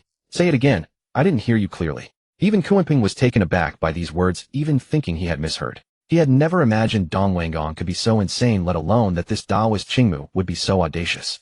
What place is this? This is Penglai Island, my own dojo. In my own dojo you dare threaten me. Who gave you the courage? I, by the order of His Majesty the Immortal Emperor, have come to invite you, Kunpeng, to join the Immortal Court. If you refuse, His Majesty will personally lead the 4 true lords and 8 protectors to raise your Penglai Immortal Island. Taoist Qingmu obediently repeated it, even adding a threat. Kunpeng. Ha ha ha ha, even your master Dong Wenggong wouldn't dare address me like that. Faced with such an arrogant fool, Kunpeng couldn't hold back and burst out laughing. To be honest, it had been a long time since he heard such an unfunny joke. Should he call this fellow brave, or simply stupid? This little thing was quite amusing, a source of entertainment. Initially, Kunpeng was quite angry, but seeing the man's utter foolishness, his anger vanished instantly. With a beaming smile, he asked him, You say you have 4 true lords and 8 protectors. Where are they? As he spoke, Kunpeng pulled out a purple gourd, uncorked it, and aimed it at the people behind Taoist Qingmu. Isn't it obvious? Behind me. Taoist Qingmu turned around about to point at the crowd, only to find that the people behind him had vanished at some point. Taoist Qingmu was instantly filled with terror. Turning back, he saw Kunpeng just putting the cork back on, then looking at him with a broad smile. The poor 3 true lords and 8 protectors who had just joined the Immortal Court were written off without a single line. Go on, where are they? I don't see them. Didn't you bring them? Kunpeng taunted with a mocking tone. Aye, he will we. Taoist Qingmu lost all his previous arrogance. His speech became extremely faltering. Sweat poured down his face in an instant, and he couldn't even utter a complete sentence. I won't harm you for now. I'll spare your wretched life. Go back and tell that fool Dong Wenggong that I find the title 4 true lords unpleasant, and I've helped him replace it with 1 true lord. No need to thank me. Watching Taoist Qingmu's comical state, Kunpeng acted as if nothing had happened and told him to leave, but a glint of cunning flashed in the corner of his eye. Yes, yes, yes. I shall obey the ancestor's command. Qingmu understands. I will certainly relay your words to Dong Wanggong without missing a single sentence. Nodding repeatedly as if he had narrowly escaped death, Taoist Qingmu even stopped addressing Dong Wanggong as the immortal emperor and began to call him by his name. Get lost. Hearing Kunpeng's permission to leave, Taoist Qingmu quickly turned and ran. After just 2 steps, he heard a sound of something cutting through the air behind him. Before he could turn to see what it was, his left arm fell to the ground. Taoist Qingmu's scream instantly echoed across the entire Penglai, its intensity comparable to that of Zhuanti in the Purple Cloud Palace. Kunpeng's attack was not a simple strike, it was a slash infused with the laws of space. After all, for a great being of the primordial era, reattaching a severed arm was a trivial matter. But now Kunpeng had severed his arm using spatial power. Unless someone with cultivation several times greater than Kunpeng could break the spatial force, his arm would never be restored. If someone weaker than Kunpeng tried to reattach the arm, they would be injured by the residual spatial power. Ancestor, didn't you promise not to harm me? With tears streaming down his face, Qingmu still dared not show any hint of reproach in his tone. Just now, when you left, you stepped out with your left foot first. I didn't like that, so I gave you a little punishment. You may go now. As you command. With that, Taoist Qingmu turned again. This time, before he could take even half a step, he heard another sound from behind, and his left ear fell to the ground. Swoosh. Thud. Ancestor, why again? Taoist Qingmu's scream sounded once more. I let you go, but you didn't even thank me. How rude. Kunpeng's teasing tone sounded again. All right, you may go now. As you command. Thank you, Ancestor, for sparing my life. When I return, I will surely tell that fool Dong Wanggong everything you said. After thanking Kunpeng, Qingmu turned once more, but this time he did not move. After waiting half a minute, he slowly lifted his right foot and took a step forward, then waited another half minute. Kunpeng was in no hurry. He stood quietly behind him, watching with a delighted expression. Below, the dragonhorn girl and the strange monkey also watched Qingmu with smiles on their faces. This thing is too amusing. Killing it would be a pity. After taking a dozen steps in a stop-and-go manner, Qingmu confirmed there was no movement behind him, let out a long sigh of relief, then mounted a cloud and fled towards Zifu Island at top speed. Since coming to the primordial era, I haven't been this happy in a long time. Kunpeng hadn't been this delighted even when he obtained the 12-petal pure world White Lotus. After laughing for a while, Kunpeng calmed down and turned to look at the 2 spectators. What about you 2? Who will introduce themselves first? The strange monkey, upon hearing Kunpeng speak to him, was overjoyed, his eyes shining with excitement. Just as he was about to speak, the dragonhorn girl beside him spoke first. I am Ao Shui, daughter of the East Sea Dragon King. I pay my respects to Ancestor Kunpeng. In response to Kunpeng's inquiry, Ao Shui performed a grand bow. East Sea Dragon King. Ao Guang. Since arriving in the primordial era, Kunpeng had never seen the Dragon Clan. Hearing Ao Shui's words, he instinctively thought of the name Ao Guang, though he wasn't sure if the East Sea Dragon King was indeed called Ao Guang. Daughter of the East Sea Dragon King. What is your father's name? Following the principle of asking, when in doubt, Kunpeng inquired directly. My father is the East Sea Dragon King, Ao Guang. It really is Ao Guang. Journey to the West did not deceive me. However, Kunpeng found the Dragon Clan's naming quite puzzling. The 4 Dragon Kings all bore the surname Ao, yet some of their sons were surnamed Ao, while others were surnamed Mo. For instance, in Journey to the West, there was a dragon prince named Emoang, and it was said that the white dragon horse was named Ao Lai. Now it seemed that the surname Ao was correct. Then why have you come to see me? My father heard that Ancestor Kunpeng has acquired a precious land, the number 1 island of the primordial era, Penglai, Immortal Island. He specifically sent me to offer congratulations. This is the congratulatory gift. As she spoke, Ao Shui took out 12 pearls from her bosom, held them with both hands, and raised them high above her head. Ao Shui raised the pearl aloft, and in an instant Kunpeng sensed its extraordinary aura. The calming sea pearl. Kunpeng beckoned with his hand, and the 12 pearls flew automatically into his grasp. He laid them before him, scrutinizing them closely. It truly is the calming sea pearl. So it really was in the Dragon Palace all along.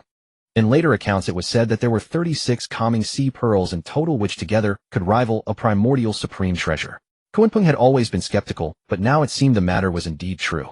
The calming sea pearl was a precious treasure. 24 combined became an ultimate primordial spiritual treasure. During the War of Investiture, Zhao Gongming, a golden immortal of the Great Luo realm, used 24 calming sea pearls to rout the quasi-sage Burning Lamp Taoist, sending him fleeing in panic.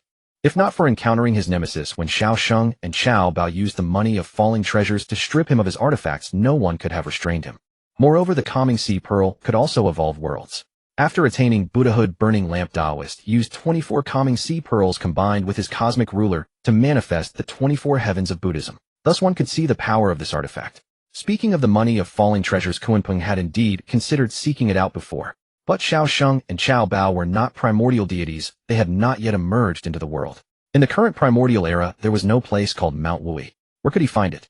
Without a target, he could only abandon the idea. Your father presents such a heavy gift, surely there must be a request.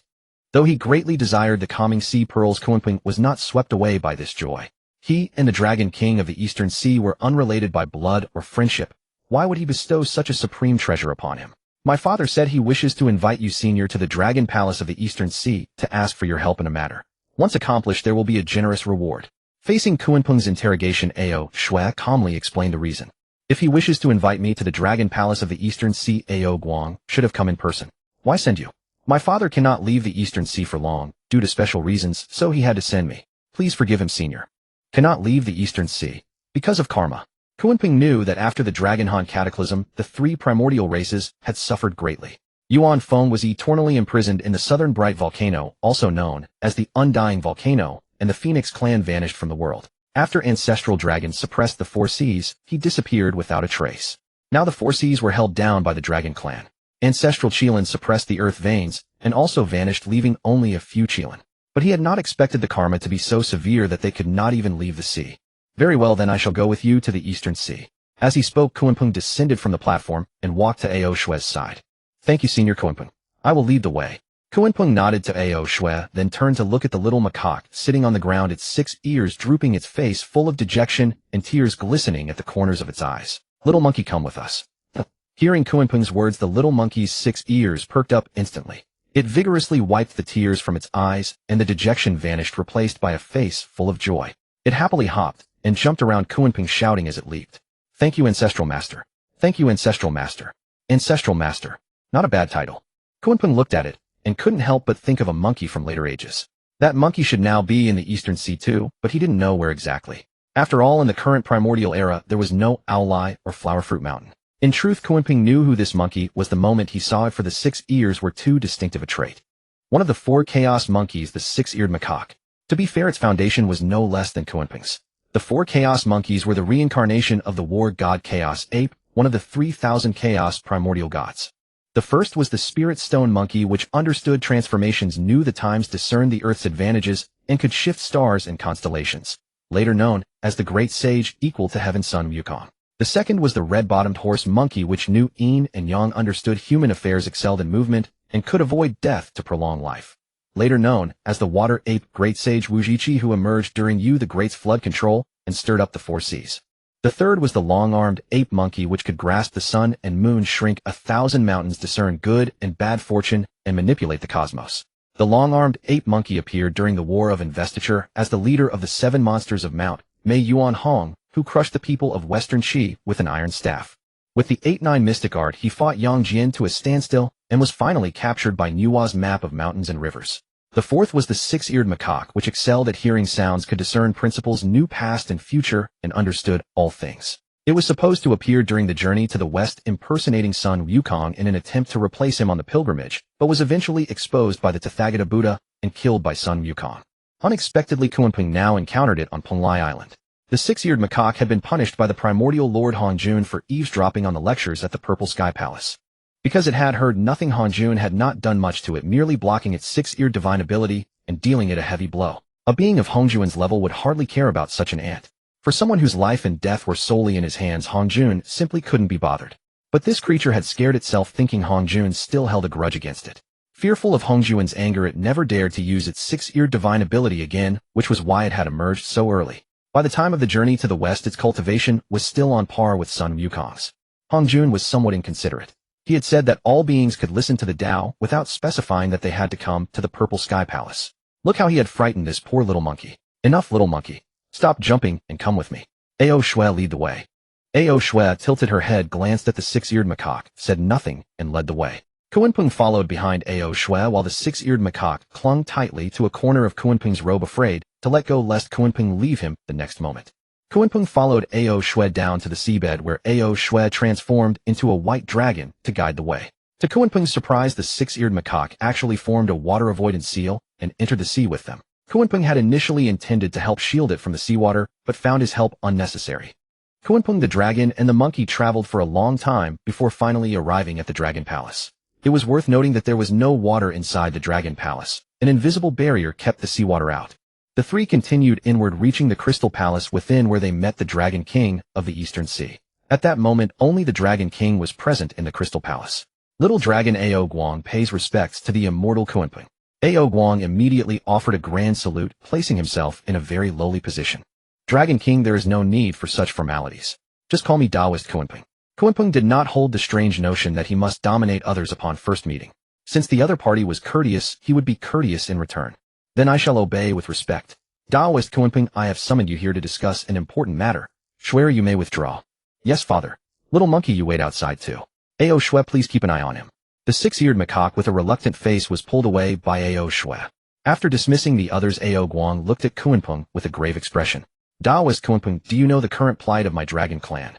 After the Dragon Han cataclysm, the dragon clan has long lost its former glory. Now you are all trapped within the four seas. Isn't that why you cannot leave the Eastern Sea for long?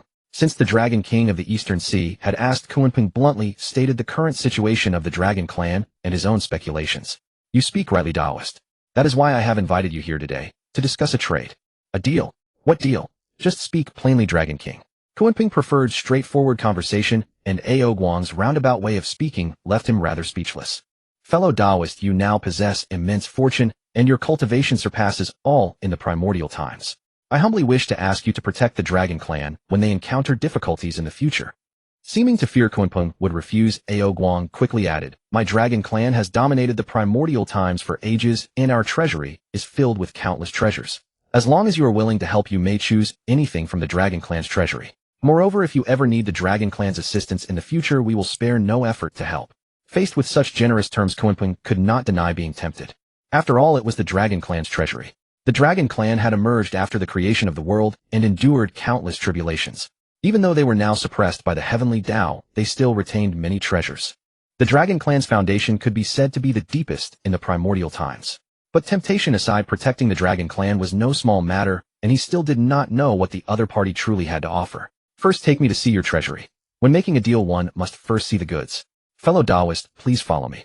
The East Sea Dragon King and Kunpeng, one behind the other, ventured deep into the Crystal Palace until they reached a towering bronze gate tens of thousands of feet high. The bronze gate was divided into two halves, much like the ancient city gates Kunpeng had seen in his previous life. The gate exuded an ancient aura. On each side were carved 4 5-clawed golden dragons. At the center of the door, a golden dragon stared straight ahead, its lifelike eyes radiating a majestic presence. So the Dragon Clan also appreciates symmetry. Looking at the nearly identical doors, Kunpeng found it amusing, then turned his gaze to Awakens. Awakens stepped forward and pressed his right hand against the gate. The gate immediately emitted a creaking sound. Boom. Moments later, the gate swung open, revealing tens of thousands of spiritual treasures within. Fellow Taoist Kunpeng, please. Awakens extended his right hand toward the treasury, indicating for Kunpeng to enter first. Kunpeng did not stand on ceremony and strode in. The treasury had 3 levels. The outermost layer, though filled with numerous items, mostly consisted of heavenly materials and earthly treasures used for artifact forging, rare treasures in the primordial times. However, Kunpeng was not particularly interested in artifact forging. He merely collected a few rare materials and continued forward. In the second layer, most of the items were weapons and armor. At the center were 3 objects: a robe, a staff, and a spear. Kunpeng reached out and picked up the robe, examining it closely. The robe was adorned with 5 water dragons circling around it. He could not tell what material it was made of, but it felt extremely soft. This is a low-grade, innate spiritual treasure, the 5-dragon robe. It is impervious to water and fire, boasts astonishing defensive power, and can block attacks from those below the Daoyuo realm. The 5 water dragons can also detach from the robe and attack autonomously. Kunpeng put on the 5-dragon robe, and with a thought it transformed into a black and blue robe. Then the East Sea Dragon King pointed to the staff. The staff was entirely black, emitting golden Taoist runes. Dragon patterns and phoenix script coiled around it, radiating the rhythm of the Tao. This staff is called the Honghuang Iron Staff. It is 7 feet 2 inches long and weighs 18,000 jin. It is a low-grade, innate spiritual treasure containing battle laws that can temporarily enhance one's strength. After introducing the staff, he pointed to the spear. The spear was 1 zhang and 2 inches long, crystal clear like jade. On its shaft coiled 5-colored Taoist patterns, cyan, red, yellow, white, and black, circulating in turn. The spear tip was exceedingly sharp, and the power of the 5 elements seemed ready to burst forth. This spear is called the 5-colored Divine Light Spear. Although it is a low-grade, innate spiritual treasure, it possesses the power of the 5 elements and can mobilize metal, wood, water, fire, and earth. It is suitable for cultivators who practice the laws of the 5 elements. Kunpeng directly put away both the spear and the staff. Although their grades were too low to be of use to him, he could bestow them upon his subordinates or disciples. Since arriving in the primordial times, he had been alone. He needed to find someone to accompany him so that when trouble arose, he would have someone to dispatch. After all, it was not fitting for an ancient patriarch to handle everything himself. The third layer of the treasury contained very few items. Both sides were empty, but on a platform in the center lay 2 treasures, a pearl and a seal. Each emanated the aura of a top-grade, innate spiritual treasure. The primordial water spirit pearl. Kunpeng directly picked up the pearl-shaped treasure and sensed the aura of the water law within it. The water spirit pearl was one of the 5 primordial spirit pearls. Like the 5 primordial flags, each governed one of the 5 elements. However, there was a difference. The 5 primordial flags were more often used as weapons, convenient for both defense and mobilizing the 5 elements to attack. But the 5 spirit pearls were more suitable for comprehending laws and deepening one's understanding of the 5 elements. This water spirit pearl was obtained by Ancestral Dragon during his conquest of the primordial times. Because the Dragon Clan excelled in the water law, he placed it in this treasury for meritorious Dragon Clan cultivators to study.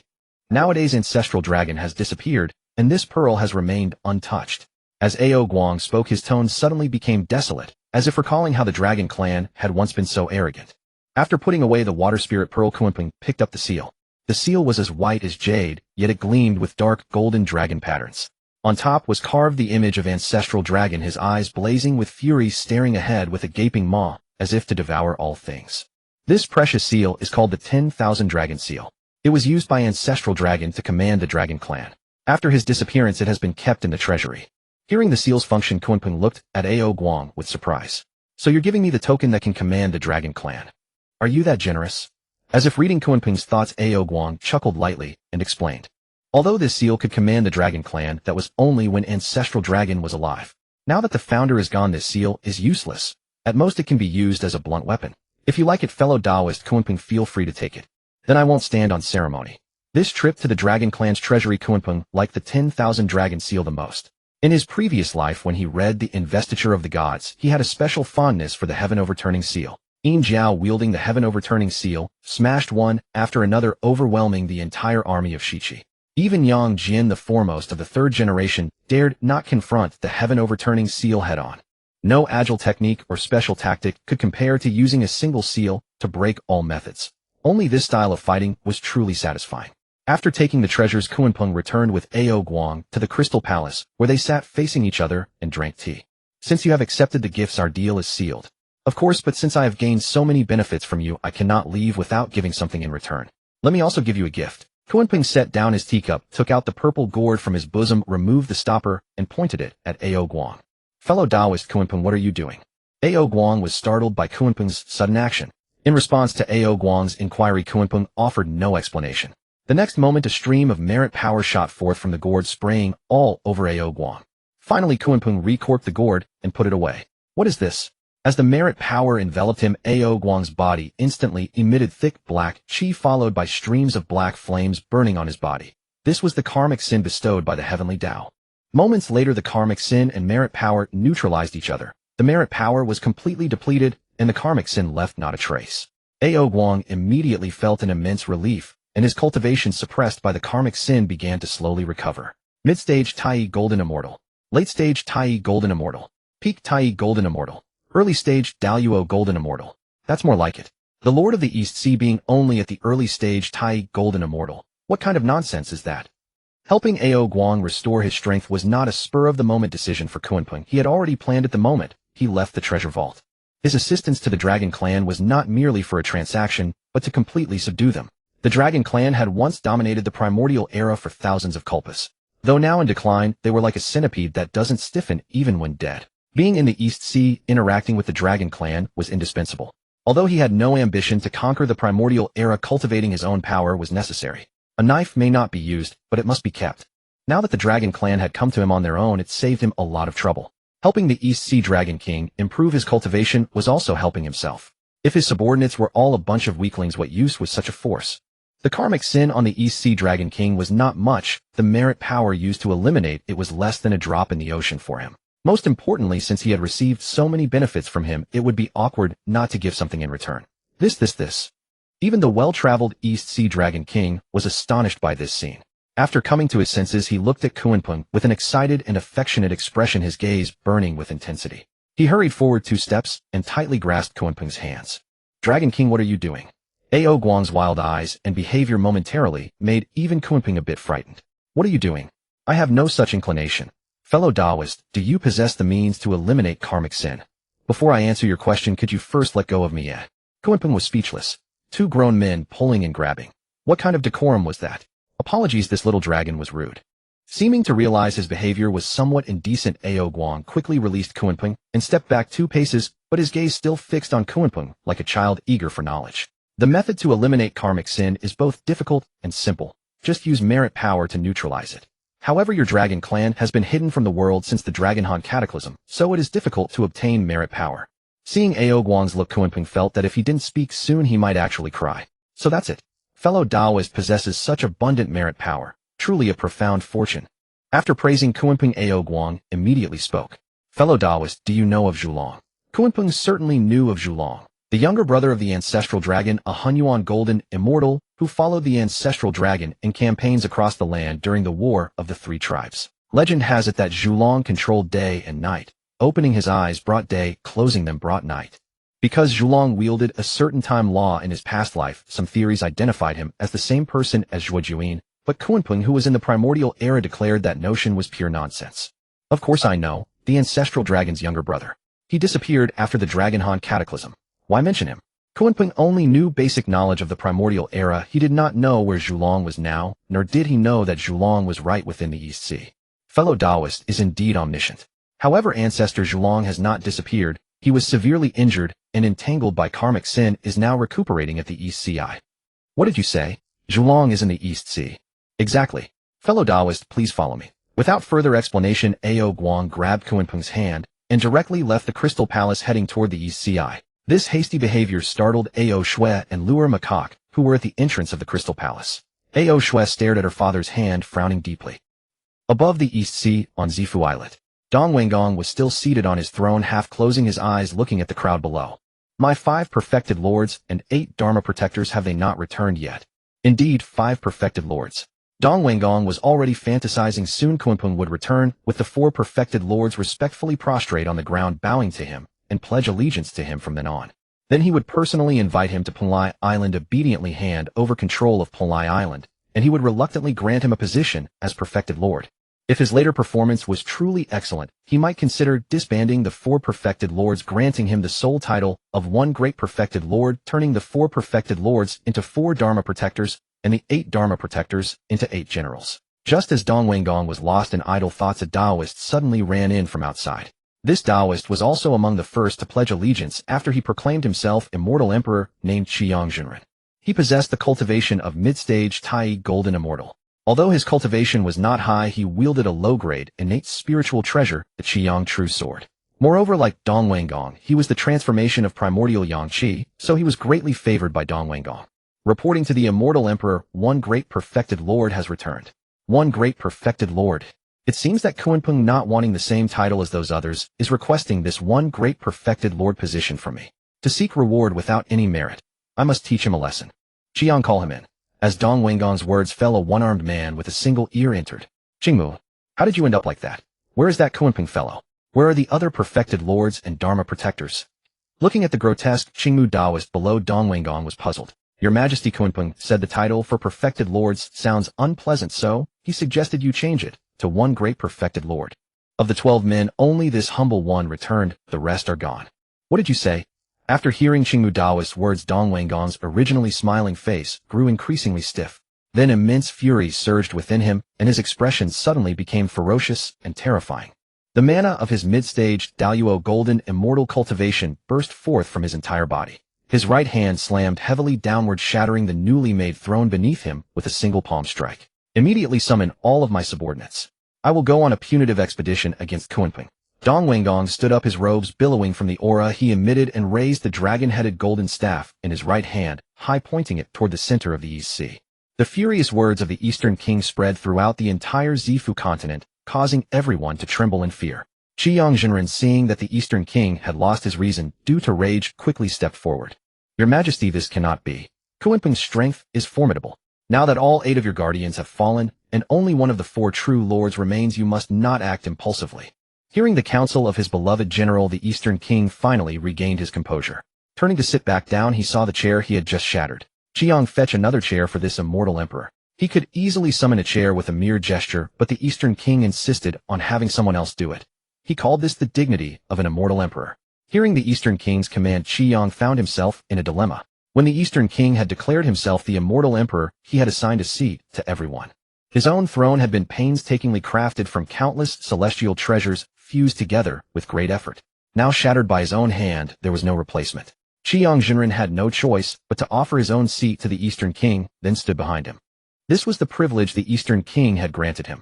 No one else was allowed to ascend the high platform. Qingmu, what happened to your ear and arm? And why did they all die while you returned? After taking his seat, the Eastern King calmed his emotions and continued interrogating Qingmu below. Your Majesty, Kunpeng cut off my arm because he deemed it disrespectful that I stepped with my left foot first, and my ear because I failed to thank him. He released me to tell you that the title 4 True Lords is unworthy. It must be changed to 1 True Lord. Listening to Qingmu's absurd words, the Eastern King glanced back at Qiyang behind him. Their eyes met, each seeing confusion and bewilderment in the other's gaze. What kind of subordinate did this immortal emperor recruit? Could anyone be so foolish? Seeing Qingmu speak such absurdities with a completely serious expression, the Eastern King began to doubt his own judgment and ability to discern talent. How had he taken on such a simpleton? After a long silence, he heaved a deep sigh. Never mind, this immortal emperor does not blame you. It's only a lost arm. Can't you simply regenerate it with your own magic power? Your Majesty, I have tried. It cannot be restored. Impossible. Let this immortal emperor try. The Eastern King immediately sent a stream of magic power toward Qingmu's severed arm. The moment the energy touched the wound, the spatial force that Kunpeng had left behind in Qingmu was instantly triggered. A sharp spatial slash cut directly along the source of the magic power. The Eastern King, unable to dodge in time, felt the spatial force slice open a gash in the sleeve of his right arm. Insolent. Seeing his beloved robe damaged, the fury that the Eastern King had barely suppressed flared up again. Slap. The chair beneath him shattered once more. Kunpeng actually left a trap in you to scheme against this immortal emperor. How outrageous. This is a complete disregard for my authority. All troops hear my command. March directly to Penglai, Immortal Island. Qiyang Jinren looked at the broken chair on the ground and sighed. Then he once again advised the Eastern King. Your Majesty, as things stand, our strength is insufficient to face Kunpeng. Rushing in recklessly will only bring misfortune. Better to avoid his edge for now and seek revenge when our forces are fully prepared. You want this immortal emperor to avoid his edge. What is Kunpeng but a nobody?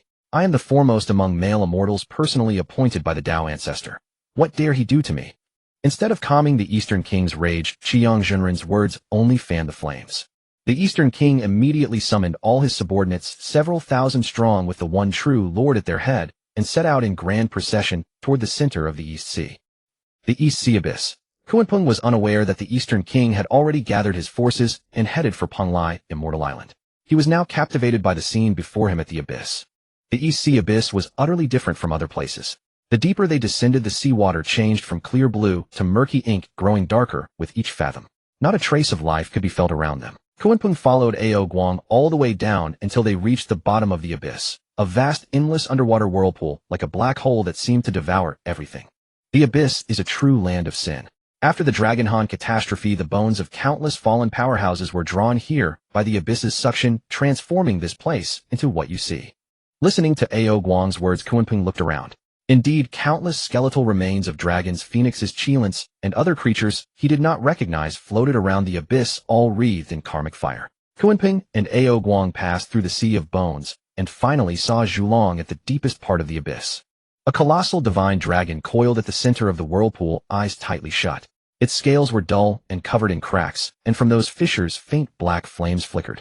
Even Kunpeng's pupils contracted at the sight. Who could have imagined that the mighty Zhulong, who once turned day into night with a blink of his eyes, would be reduced to such a state? As Kunpeng and Ao Guang drew closer, Zhulong's massive body stirred slightly, then slowly opened his eyes. A dazzling white light shot forth from his pupils. The white light instantly illuminated the entire abyss, but soon dimmed again. So this is Zhulong, who turns day into night with a glance. His dragon might still lingers, but that is all that remains. Looking at the pitiful Zhulong, Kunpeng felt a pang of regret. Are you Kunpeng? Zhulong's dim eyes fixed on Kunpeng, a hoarse voice emerging from the dragon's mouth. This humble Taoist Kunpeng pays respects to Senior Zhulong. Facing Zhulong's inquiry, Kunpeng maintained basic courtesy, showing respect to this fallen powerhouse. Ao Guang, withdraw. As you command. After Ao Guang left, only Kunpeng and Zhulong remained in the East Sea Abyss. Ao Guang said he wanted to win you over to aid the Dragon Clan. You must have already entered the East Sea Treasury, haven't you? Indeed. Ao Guang has bestowed these 2 treasures upon me. Kunpeng turned his hands over, producing the Water Spirit Pearl and the 10,000 Dragon Seal. I have also promised Ao Guang that I will help the Dragon Clan survive when they face a life-or-death crisis. These 2 were possessions of my elder brother. Ao Guang gave them to you in exchange for your protection of the Dragon Clan. He is clever, but surely this is not enough. Zhulong's hoarse voice paused for a moment before continuing slowly. What if I asked you to help the Dragon Clan rise again, to free them from being imprisoned beneath the sea? Can you do it? Zhulong's eyes fixed intently on Kunpeng, waiting for an answer from his mouth. Facing the inquiry from Candle Dragon, Kunpeng smiled faintly. Senior Candle Dragon, I'm afraid this is beyond the scope of our transaction. However, I can tell you that it's impossible to restore the Dragon Clan to its former glory, but it's not difficult to let them reappear in the sight of the primordial world. This was not Kunpeng boasting. After all, even if he did nothing when Hao Yan ascended, the 4 Sea Dragon Kings could serve as the great rain gods. The entire Dragon Clan would oversee rainfall across the lands, which, though not particularly dignified, would at least keep them from being confined to the 4 seas. I sense the aura of many innate spiritual treasures on you. I don't know what they are, but they are certainly no less than the Water Spirit Pearl and the 10,000 Dragon Seal. Your cooperation with Ao Guang is not just for treasures. You want the entire Dragon Clan to submit to your command, am I right? Truly worthy of one who once contended for supremacy in the primordial world, Candle Dragon directly pointed out Kunpeng's intention. Even if, so what else can the Dragon Clan do in its current state but cling to a strong one? Though his purpose was seen through by Candle Dragon, so what? Given the Dragon Clan's current predicament, if they did not seek shelter under a powerful figure, the best outcome would be to become someone's mount. He was willing to make a deal with the Dragon King. If it were anyone else, it would not be a deal, but coercion. The Dragon Clan had no choice. This was not a conspiracy, but an open scheme. Kunpeng believed Candle Dragon could see this clearly, and since he had sent Ao Guang away, it was obvious he had something to say to Kunpeng alone. So Kunpeng was in no hurry. Hestrong, if it weren't for my strength being greatly diminished due to karma, I wouldn't even consider someone of your cultivation level worthy of notice. Clearly, Kunpeng's remark about strong ones had provoked Candle Dragon. Senior Candle Dragon is right. Compared to you in your prime, my cultivation is insignificant. But so what? You are no longer the mighty Candle Dragon who once ruled the world. Kunpeng knew this was not self-praise. After all, Candle Dragon was once a powerhouse at the late stage of Honghuang, Golden Immortal, second only to Ancestor Dragon in the entire Dragon Clan. As for the peak of Honghuang, Golden Immortal, among the 3 clans, only the clan leaders, Ancestor Dragon, Primordial Phoenix, and Primordial Qilin, had reached that realm. It's rare that you still call me senior. Kunpeng, though my strength is not what it once was, my innate divine ability remains, and I can see your extraordinary nature. On behalf of the Dragon Clan, I want to ask you one question. If the Dragon Clan submits to you, can you lead them out of the 4 seas? Yes. Facing Candle Dragon's final doubt, Kunpeng answered with resolute certainty. Good. I, Candle Dragon, swear by the great Tao in the name of the entire Dragon Clan that from this day forth the whole Dragon Clan, including myself, shall pledge allegiance to Kunpeng and obey his orders. If I break this oath, may my body and soul be annihilated, and may the Dragon Clan be doomed for eternity. The Dragon Phoenix and Qilin clans were all deceived by the heavenly Tao, and Candle Dragon knew this. Thus he did not swear by the heavenly Tao, but by the great Tao. As Candle Dragon's voice fell, a ripple spread through the void, and every dragon felt something added to their being. This was the advantage of being the master of a faction. With Ancestor Dragon absent, Candle Dragon could represent the entire Dragon Clan, and his words embodied the will of all. Ao Guang, who had been waiting outside the Eastern Sea, I suddenly felt a new constraint upon him. Then, realizing something, he looked toward the depths of the ocean. Ancestor, did you have to go this far? Senior Candle Dragon, you. Kunpeng had not expected Candle Dragon to directly pledge the entire Dragon Clan's allegiance to him, and for a moment, he was at a loss. Young man, shouldn't you promise me something now? I, Kunpeng, swear by the great Tao that one day, I will lead the Dragon Clan out of the 4 seas, and help them gradually eliminate the karmic burden of the heavenly Tao. If I fail, may my body and soul be destroyed. Since the Dragon Clan would be under his command, Kunpeng intended to help them anyway. Such an oath was harmless, and even without it, the Dragon Clan could still leave the 4 seas on their own. He had not set a time limit, so this promise held little real significance. Moreover, if the Dragon Clan was truly loyal to him, he would find ways to lead them out of the 4 seas, and put them to good use even without a vow. Good, very good, young man. Catch this, it's for you. Candle Dragon's throat quivered slightly as his massive jaws slowly opened and a fist-sized orb flew out from his mouth, landing before Kunpeng. This is... Kunpeng grasped the orb, feeling the immense draconic might within it. This is my elder brother's ancestor dragon pearl. It holds the fortune and destiny of all dragons, as well as the lifelong cultivation experience and all the laws my brother and I have comprehended. I can see that you also possess the power of laws. This pearl should be of great use to you. Now I give it to you. The ancestor dragon pearl. Hearing Candle Dragon's words, Kunpeng's eyes suddenly brightened, and a faint smile curled at the corners of his mouth. This was the ancestor dragon pearl. As Candle Dragon had said, it contained the heart, blood, and fortune of all dragons, along with ancestor dragon's insights into the laws. With this, Kunpeng could soon directly enter the realm of Honghuang Golden Immortal. Though he knew that during the second sermon Honghuang would teach the method of severing the 3 corpses, Kunpeng did not intend to attain sainthood through that path.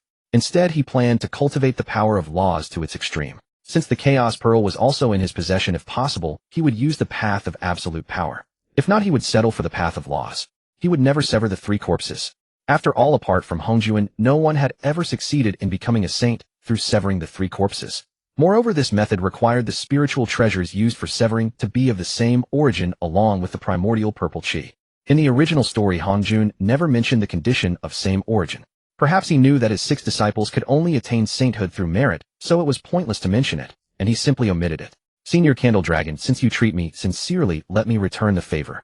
Kunpeng once again took out the purple gourd, uncorked it, and aimed it at Candle Dragon. Go! Waves of meritorious power surged forth like a tidal wave, washing over Candle Dragon's entire body, cleansing the karma from him. As time passed, all the merit in Kunpeng's gourd was exhausted. The originally pitch-black scales on Candle Dragon's body became immensely bright, and the cracks had almost disappeared. Roar! The karmic fire on Candle Dragon was completely offset by the merit. With a mighty roar, his aura surged upward. Mid-stage Daluo Golden Immortal. Late stage Daluo Golden Immortal. Peak Daluo Golden Immortal. Early stage Honghuang Golden Immortal. Mid-stage Honghuang Golden Immortal. Candle Dragon's aura continued to climb until it stopped at the mid-stage of Honghuang Golden Immortal. Unfortunately, the merit from the sermon was still insufficient to fully restore him to his original strength. But this was enough. Since Kunpeng had no use for the surplus merit, exchanging it for a mid-stage Honghuang Golden Immortal fighter was a sure gain. The era of quasi-saints would only appear after Honghuang's second sermon, and most were at the early stage. It was not until after the third sermon that many mid-stage, late-stage, and peak quasi-saint powerhouses emerged. Now Kunpeng already had a mid-stage Honghuang Golden Immortal powerhouse. Moreover, since most of the karma had been eliminated, Candle Dragon's realm would gradually recover. It could be said that Kunpeng could afford to challenge the entire primordial world now. This deal was a massive win. At the edge of the Eastern Sea, the Dragon King of the Eastern Sea, still reeling from the transformation of his body, was once again drawn by the tremendous commotion caused by Zhulong. Ignoring Zhulong's orders, Ao Guang charged straight into the sea. The sight that greeted him left him speechless with astonishment. Kunpeng stood with his hands behind his back at the sea, while the Zhulong before him had undergone a dramatic change. The scales that had been blackened and corroded by karmic fire were gradually falling off, and new iridescent scales slowly grew in their place. Each scale bore deep traces of the Tao with the laws of time swirling around his body. The 7-colored radiance shimmering from the scales illuminated the space around the sea. Zhulong closed his eyes, silently sensing and stabilizing his newfound power, his dragon whiskers rustling without wind. As the last wisp of divine power was restored, a surge of energy gathered into Zhulong's eyes. Suddenly his tightly shut eyes flew open. A dazzling white light shot forth from both eyes, piercing through the Eastern Sea and soaring straight into the heavens. The massive dragon body trembled slightly, and the surrounding seawater was instantly blasted away. The entire Eastern Sea was shaken by this tremor. Seeing this, Kunpeng quickly used the Chaos Pearl in secret to conceal the celestial mechanism of this realm. Zhulong's commotion was too great. Without concealment, it might invite unnecessary trouble. Although Kunpeng was not afraid of trouble now, it was still best to avoid unnecessary matters. As the tremor subsided, Zhulong's body glowed with a dazzling light that enveloped his entire form. Then he slowly shrank, transforming into a middle-aged Taoist in a blue robe. Kunpeng, your kindness is so immense that I, Zhulong, could never repay it even with 1,000 deaths. From now on, the Dragon Clan will be at your command, and I will serve you as my master for life. Zhulong bowed deeply to Kunpeng in a grand ceremony, declaring his submission. Only now was the Dragon Clan truly subdued. If earlier Zhulong's oath to have the clan submit to Kunpeng was made under duress, his promise now came from the heart. For he knew that the Dragon Clan could never return to its former state. The endless solitude of healing in the sea had gradually worn away his ambition for domination. Now Zhulong had only one thought: to find a way forward for the younger generations of the Dragon Clan. And now Kunpeng's appearance brought a glimmer of dawn to the boundless darkness. Such great kindness even moved the ancient dragon ancestor who had lived through countless ages. Now Zhulong sincerely pledged allegiance to Kunpeng. Fellow Taoist Zhulong, there is no need for such a grand ceremony. Please rise quickly. Kunpeng was also overjoyed inwardly. The sincere submission of a mid-stage Honghuang golden immortal was indeed exhilarating. Ancestor, have you recovered? Guang stood aside, gazing at Zhulong with a face full of surprise, his hands trembling slightly with excitement. Yet he dared not approach, fearing Zhulong's displeasure. Guang, come here. Kunpeng and Zhulong had long noticed Guang's entrance, but had been too busy to acknowledge him. Now that matters had settled, it was time to deal with him. Guang dashed forward with unprecedented speed, stopping before Zhulong and scrutinizing him from head to toe. Ancestor, have you truly recovered? Thanks to Kunpeng, this old ancestor will soon return to my former peak. You have arrived just in time.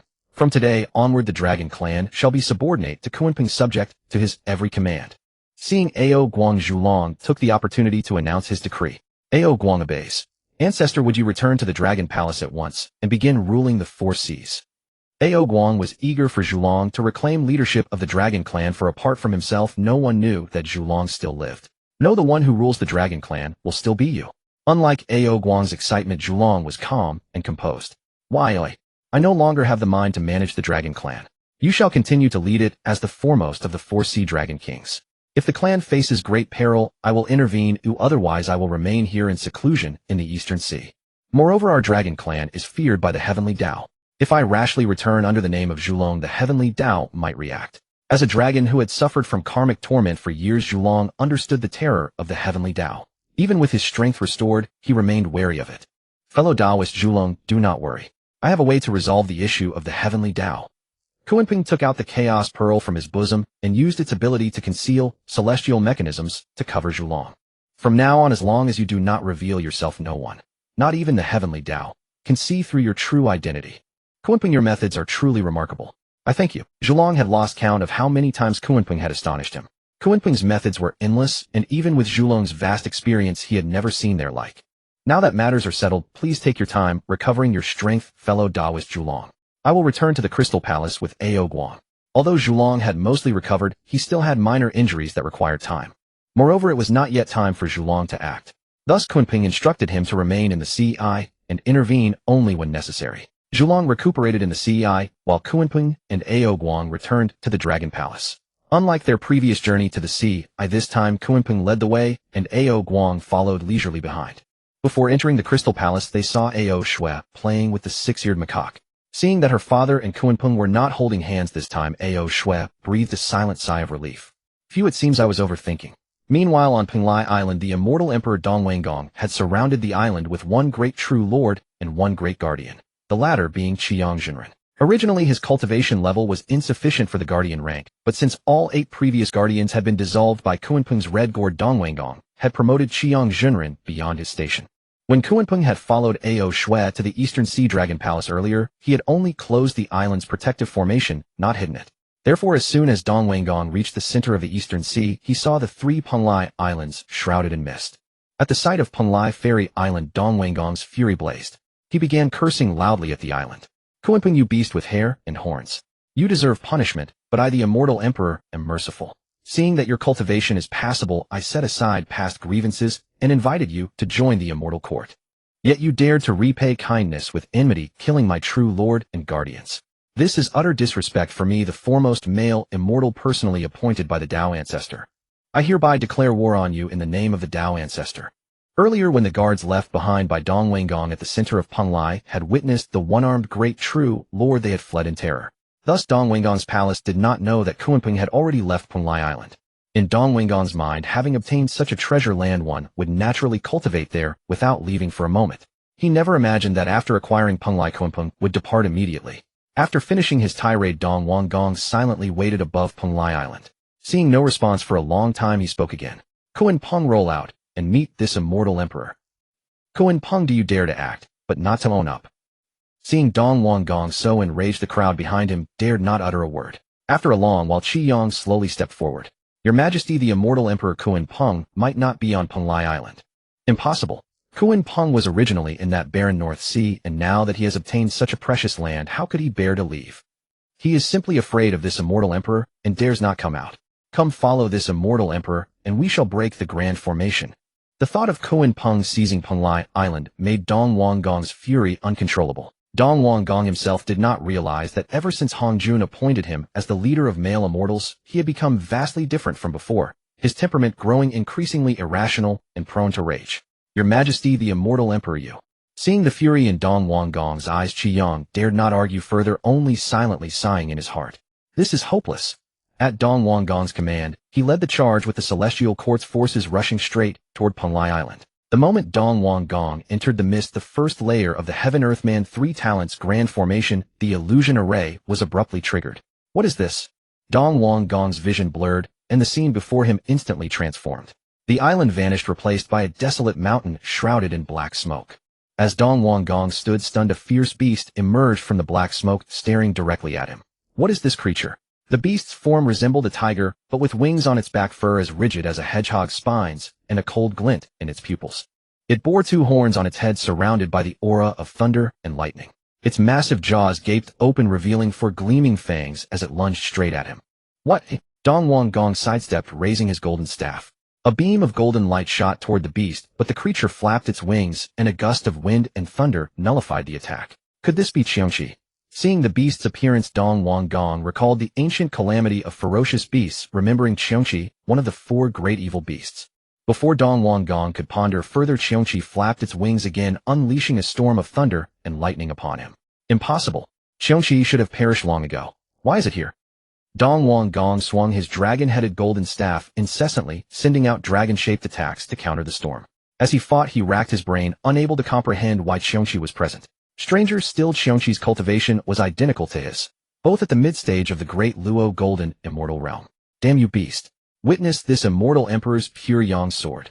Seeing that the dragon-headed staff lacked sufficient power, Dong Wanggong summoned his innate spiritual treasure, the supreme grade innate spiritual treasure, the pure yang sword. Going all out, Dong Wanggong unleashed waves of pure yang energy infused with killing intent, striking Qiongqi and shredding it into a cloud of black mist. If a beast is but a beast, how could it compare to this? Before Dong Wanggong could finish, the black mist gradually coalesced, forming 2 Qiongqi. What? At the eye of the East Sea, Kunpeng sensed the activation of the Heaven-Earth-Man 3 Talents Grand Formation, and through his resonance with the formation knew that Dong Wanggong had entered. Yet Kunpeng was not the least bit worried. Even 10 of Dong Wanggong's strength could not breach the formation. Dragon King, I have restored Zhulong's power. I hope I have lived up to your expectations. Kunpeng smiled faintly at Aoguang. From the moment he saw Zhulong at the eye of the East Sea, Kunpeng had understood Aoguang's purpose in bringing him here. It was simply that Aoguang, seeing Kunpeng's ability to remove his karmic sins, wanted him to help Zhulong as well. Initially, Kunpeng hesitated, knowing that strengthening the Dragon Clan would hinder his future plans to subdue them. But unexpectedly, Zhulong voluntarily declared his allegiance, dispelling Kunpeng's doubts. Thus he decided to help restore Zhulong's power, for helping him was helping himself. Your methods are extraordinary, Taoist. Aoguang admires you profoundly. I thank you once again. Aoguang was about to bow again, but Kunpeng stopped him. Now that I am one with the Dragon Clan Dragon King, there is no need for such formalities. I have one more presumptuous request, and I beg you to grant it. As he spoke, Aoguang ordered Ao Shui to be summoned. Ao Shui entered and stood beside the Dragon King, while the 6-eared macaque behind her hid behind Kunpeng. I have only this one daughter. She is considered gifted and intelligent, and at such a young age she has already reached the late stage of golden immortal cultivation. If it were not for your restoration of my power, it would not be long before my cultivation falls behind that of my own daughter. However, for her future cultivation, the Dragon Clan may not be able to provide much guidance. Thus I wish for Ao Shui to become your disciple. Would you be willing? Take a disciple. Hearing Aoguang's request, Kunpeng hesitated slightly, for he himself knew nothing. His original cultivation method was innate, and the 9 Revolutions mystic art was unsuitable for the Dragon Clan. While Kunpeng hesitated, the 6-eared macaque behind him kept tugging at his robe, his eyes filled with pleading. Does he also wish to become my disciple? Just as Kunpeng was torn, a mechanical sound echoed in his ear. Detected hosts inner conflict. System automatically upgrades to major choice system. From now on, whenever the host faces a major choice or encounters an important person or event, the system will automatically trigger. In response to Aoguang's request, the first choice is now issued. 1. Accept Ao Shui and the 6-eared macaque as disciples. Reward supreme grade innate spiritual treasure, falling treasure coin, and the war manual. 2. Decline Ao Shui and the 6-eared macaque's apprenticeship. Reward supreme grade innate spiritual treasure, 10,000 dragon armor, and a strand of the water law. As the mechanical voice faded, Kunpeng's expression remained unchanged, but his heart was in turmoil. Falling treasure coin. He had been wondering where to obtain it since Xiao Sheng and Xiao Bao were not yet born, and Mount Wui was nowhere to be found. The system had truly delivered a pillow just as he was feeling drowsy. As for the war manual, the system provided a description. War manual formed from a strand of original essence left after the death of the Chaos Ape. Suitable for all beings who cultivate the law of war. It contains cultivation methods and allows a temporary substantial boost in realm and combat power through the law of war. Was this specifically prepared for the six-eared macaque? Kunpeng could not help but marvel at the system's thoughtfulness. Very well, I agree. From now on, Ao Shui shall be my first disciple. Upon hearing that Kunpeng agreed to take disciples, Ao Guang was overjoyed. Shuier, why haven't you kowtowed yet? Pay respects to your master. Disciple Ao Shui pays respects to master. At the sound of his father's words, Ao Shui immediately bowed down. Very well, rise, said Kunpeng. Witnessing Ao Shui's successful induction as a disciple, the six-eared macaque grew even more excited to the point where Kunpeng felt his robe hem might be torn from the creature's enthusiastic tugging. Stop tugging. From now on you shall be my second disciple. The six-eared macaque had been scared by Honghuang when he first came into existence for eavesdropping on a sermon, which made him fear using his divine powers ever since. Hence the six-eared macaque remained rather innocent at present. Moreover, his current cultivation was not weak. He had reached the early stage of golden immortal. This might be the unique trait of the four apes of turmoil. Host selection successful rewards have been distributed. Please verify host. After receiving the rewards, Kunpeng looked at the six-eared macaque, expecting him to be extremely excited. However, the macaque only showed joy for a moment before his face twisted in perplexity. Venerable master, do you know my identity? Hearing the six-eared macaque's question, Kunpeng suddenly realized that he knew because of his future memories. But in the macaque's eyes, Kunpeng had barely spoken a few words since they met, so he worried that Kunpeng did not know who he was. Then tell me, what is your identity? Venerable master, I have no name. From birth I knew I should be called the six-eared macaque, and I obtained an innate divine power that allows me to hear all things. Thousands of years ago, a sage named Honghuang announced a sermon at Purple Cloud Palace. I used my innate divine power to locate Purple Cloud Palace. After listening to just 2 sentences, I heard the sage say that the Dharma is not transmitted to 6 ears. For a full 1,000 years thereafter, my ears could hear nothing at all. 1,000 years later, although my hearing recovered, I dared not use my divine power again, because I had offended the sage. It was only until you, venerable master, began your sermon that I felt I could not miss it. Thus I once again used my divine power to find Penglai Immortal Island, hoping to take you as my master. Listening to the six-eared macaque's story, Kunpeng remained indifferent, but Ao Shui and Ao Guang standing nearby widened their eyes in utter shock. They too knew about Honghuang's sermons, but they were unable to attend at Purple Cloud Palace. No matter. You need not fear. Sages are magnanimous and will not hold a grudge against a mere little monkey. Now that you have taken me as your master, you may continue using your divine powers. Just be cautious. Of course, Purple Cloud Palace remains off limits. Although Kunpeng knew Honghuang would not fuss over a little monkey committing such offenses twice in succession might change that, so he offered a reminder to be safe. Since you have no name, I shall name you Wuzhen. You shall be my second disciple. Kunpeng felt that constantly calling him six-eared macaque was impractical. He needed a name. Thus, drawing inspiration from a certain monkey of later ages, he named the six-eared macaque Wuzhen. Thank you, master. Wuzhen understands. Having finally received a name and a master, the six-eared macaque jumped up and down with joy. After a while, he returned to stand beside Kunpeng. Watching the comical six-eared macaque, Kunpeng wore a broad smile. Dragon King, this poor Taoist shall now return to Penglai Island. A group of guests has arrived, and I must go receive them. After bidding farewell to Ao Guang, Kunpeng led the six-eared macaque and Ao Shui out of the East Sea, heading straight for Penglai Island. Upon reaching the island's edge, Kunpeng sensed the situation within and then exerted his magical power to conceal himself and the other two. A short while later, Lord Dongwang emerged from the island in a disheveled state, his long robe torn and ragged with a trickle of blood at the corner of his mouth. Behind him followed only 2 individuals, one of whom was the Taoist Qingmu whom he had previously punished.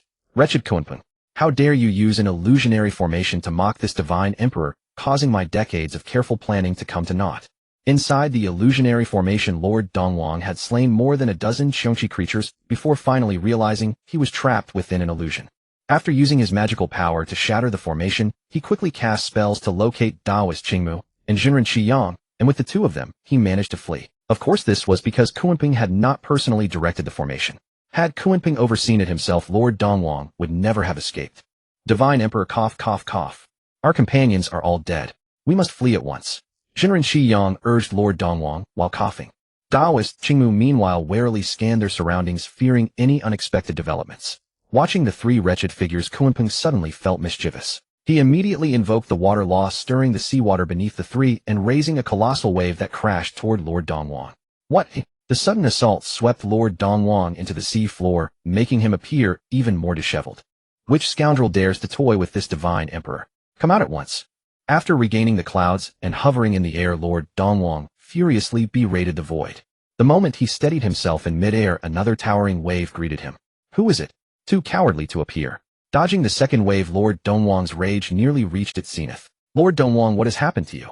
Why this attire? Seeing that the time was ripe, Kunpeng ceased his sport and materialized from the void, wearing a teasing expression toward Lord Dongwang. Kunpeng. Upon seeing Kunpeng emerge, Lord Dongwang's aura exploded violently. His crimson eyes seemed ready to burst from his sockets, and his hand, gripping the golden dragon head staff, trembled fiercely. In the next instant, Lord Dongwang unleashed all his magical power.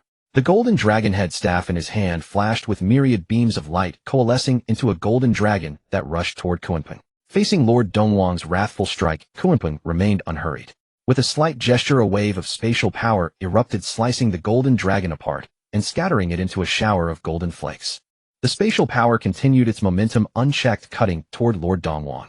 Quickly, Dongwang held the golden dragon head staff horizontally before him and simultaneously summoned the Pure Yang Pearl and Pure Yang Sword, forming a Pure Yang barrier to barely deflect the spatial force. Divine Emperor, a wise man does not face disadvantage head-on.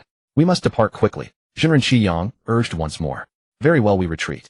Though impulsive and irrational, Lord Dongwang was not truly foolish under these circumstances. It was evident that revenge was impossible. Kunpeng, wait. This divine emperor shall return for revenge. With that, he mounted auspicious clouds and fled straight back to Zifu continent, with Jinren Qiyang trailing closely behind. Daoist Qingmu was about to depart when he suddenly seemed to recall something. He stopped and addressed Kunpeng. Thank you, venerable Kunpeng, for sparing my life. He then stepped forward with his right foot, mounted auspicious clouds, and hastened to catch up with Lord Dongwang. Watching the comical Daoist Qingmu, Kunpeng found it amusing and grew ever more convinced that keeping him had been the right choice. Let us depart and return to Penglai, Immortal Island. Kunpeng opened the three talents formation of heaven, earth, and man, dispersing the clouds that veiled the island and revealing the Penglai Immortal Island along with the corpses of Dong Wangong's subordinates. The subordinates that Dong Wangong had painstakingly gathered over millennia were utterly annihilated by the three talents formation of heaven, earth, and man. Kunpeng waved his hand, stirring up a fierce gale that swept up the remnants of the battle and hurled them into the adjacent Fangzhong Island, sending them through the formation into the chaos. When Kunpeng had previously refined the formation, he discovered that among the three islands of Penglai, only the spot corresponding to the formation on Fangzhong Island could connect to the chaos. Moreover, now that he controlled the Great Formation, he could open and close it at will. After clearing away the debris, Kunpeng led Ao Shui and Wu Zhen onto Penglai. Kunpeng seated himself at the head while Ao Shui and Wu Zhen stood respectfully below. Since you have entered my tutelage, let me first announce a few rules. First, respect your teacher and uphold the way in all matters. Your master's word is supreme, and you shall not defy him. Second, unite as fellow disciples. No mischief or mutual slaughter among you is permitted. These two rules are established for now. Anyone who violates them shall be expelled from the sect and have their cultivation abolished. Kunpeng pondered for a long while, unable to think of any other rules to set, so he settled on these two for the time being, intending to amend them gradually as further ideas arose. We shall strictly obey your command. Wu Zhen and Ao Shui simultaneously bowed with clasped hands. Since you have entered my sect, your master should bestow a special gift for your initiation. Kunpeng waved his hand, and a staff and a white robe flew before the two. These were none other than the Honghuang Bantai staff and the Five Dragons robe obtained earlier from the EC Dragon Palace. It was not that Kunpeng was stingy or unwilling to give them better treasures, rather he truly had nothing else to offer. He felt that he was still far too impoverished. Aside from the few items obtained from the Dragon Palace, all the treasures on his person were top-grade innate spiritual treasures. Giving them top-grade innate spiritual treasures was beyond their current ability to wield, and he simply had no other graded treasures. Truly, he was still poor. If anyone else knew of Kunpeng's thoughts, they would likely be furious enough to spit blood, for most people at this time possessed, at most, a single top-grade spiritual treasure. Ao Shui reached out and took the Five Dragons robe, draping it over herself. Instantly, 5 water dragons leaped from the garment, circling her joyfully before returning to the robe. Disciple Ao Shui thanks the master for the treasure. Aside from Ao Guang, no one was allowed to enter the East Sea Dragon Palace's treasury, so Ao Shui had no idea that this treasure had once belonged to her own Dragon Palace. Unlike Ao Shui, who accepted her gift with ease, Wu Jun found himself in difficulty. He stared at the Honghuang Bantai staff as it landed before him, eagerly reaching out to grasp it. The moment his hand closed around the staff, a tremendous weight dragged his arm down. Clang!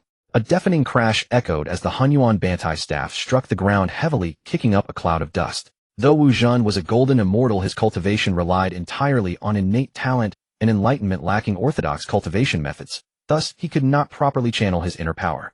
Although his cultivation base was that of a golden immortal, his combat prowess and strength fell far short. Power cultivated purely through bloodline talent could not compare to the steady, diligent practice of orthodox methods. Because the Honghuang Bantai staff contained the law of battle, it had a certain recognition mechanism. Not just anyone could lift it with brute force. Wu Jun looked at the staff on the ground, utterly perplexed. He grabbed the staff again and tried to lift it with all his might, but it would not budge. He then walked to the end of the staff, attempting to drag it by the tip, but still could not move it. After several attempts, he couldn't help scratching his ears, jumping up and down, revealing the nature of a monkey.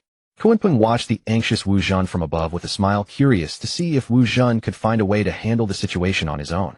If not, he would step in to help. After hopping around the staff for a while, a look of determination suddenly flashed in Wu Jun's eyes.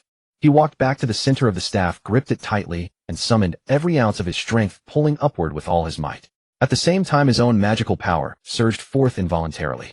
Just as Kunpeng thought Wu Jun would fail and was about to lend a hand, he suddenly noticed a strange Tao resonance emanating from Wu Jun's body. This resonance resonated with the staff, gradually connecting to it, and in an instant the law of battle within the staff was activated. A spiritual treasure recognizing its master. Such a phenomenon was extremely rare in the primordial world. Even Kunpeng, formidable as he was, had never witnessed such an occurrence. The power of the law surged through the staff into Wu Jun's body.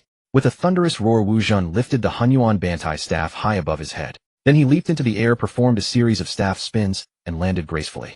Steadying himself, he held the staff in his right hand, slammed it heavily onto the ground, and then stood it upright. Thank you, ancestor, for bestowing this treasure. After thanking Kunpeng, Wu Jun stared blankly at the staff in his hand, puzzled by what had just happened and why he could suddenly lift it. Spontaneously comprehending the law of battle. Such remarkable talent and insight shocked even Kunpeng. He clearly recognized that the Tao resonance emanating from Wu Jun was the nascent form of the law of battle. Indeed, one could only attribute it to the chaotic primordial ape. The six-eared macaque, possessing only a quarter of its original essence, still inherited the innate talent for comprehending the law of battle. Wu Jun stepped forward. Hearing Kunpeng's call, Wu Jun hoisted the staff onto his shoulder with one hand and walked over to Kunpeng. Seeing the bewildered expression on his face, Kunpeng began to explain. Your true form is the chaotic primordial ape, one of the 3,000 chaotic primordial gods that gestated in chaos before Pangu split the heavens. When Pangu created the world, the chaotic primordial ape fought against him. Pangu shattered its body with the creation divine axe, and its original essence split into four, transforming into four separate entities. You are one of those entities. Because the chaotic primordial ape inherently governs the law of battle, growing stronger with each fight, you will awaken the law of battle upon your birth. It is only because your original essence has remained dormant all these years that you have not sensed it. Just now you were able to lift the Honghuang Bantai staff precisely because your law of battle awakened. This Honghuang Bantai staff also contains the law of battle within. It is the most suitable weapon for you. You must make good use of it. Now that you have your weapon, I will impart a cultivation technique to you. With these words, Kunpeng extended his right hand and pointed a finger. A beam of light shot from his fingertip into Wu Jun's body. Wu Jun closed his eyes tightly as his sea of consciousness churned and streams of knowledge poured into his mind. Wu Jun felt an unprecedented comfort spread through his entire being. Then the law of battle automatically activated, and his aura surged in an instant. Mid-Golden Immortal, Late Golden Immortal, Peak Golden Immortal. Wu Jun's cultivation realm directly leaped from early Golden Immortal to Peak Golden Immortal, surpassing Ao Shui. As Kunpeng's transmission of the art concluded, Wu Jun slowly opened his eyes. This is the war secret code that I obtained by chance, also formed from the primordial essence of the Chaos Ape, and it is perfectly suited for you. Cultivating with this secret code combined with the primordial iron staff will undoubtedly elevate your strength significantly within a short time. Feeling his rapidly ascending realm, Wu Jun knelt directly and knocked his head 3 times against the ground with a thud, thud, thud. Thank you, ancestor. Thank you, ancestor. Enough, no need for such formalities. You may leave. After expressing his gratitude to Kunpeng, Wu Jun turned and leaped off the high platform, hopping and skipping to Ao Shui's side. He patted his chest and declared proudly, "Senior sister, my realm has now surpassed yours. From now on I will protect you." Watching the mischievous Wu Jun, Ao Shui's beautiful eyes trembled slightly, and she covered her mouth with a gentle chuckle. Then I, your senior sister, thank you, junior brother. In truth, Ao Shui and Wu Jin had already conversed much during their time at the Dragon Palace. Ao Shui quite liked the mischievous little monkey, and the two got along well. Moreover, as the eldest daughter of the East Sea Dragon King, Ao Shui's heart was always with the Dragon Clan. She cared little about who had a higher or lower realm. It didn't matter whether she became a disciple or not. Ao Shui felt that even if she could only serve as Kunpeng's maidservant, she would be satisfied. Ao Shui knew that Kunpeng had helped restore her father's cultivation, and she also understood that Kunpeng was determined to assist the Dragon Clan. She was now deeply grateful to Kunpeng.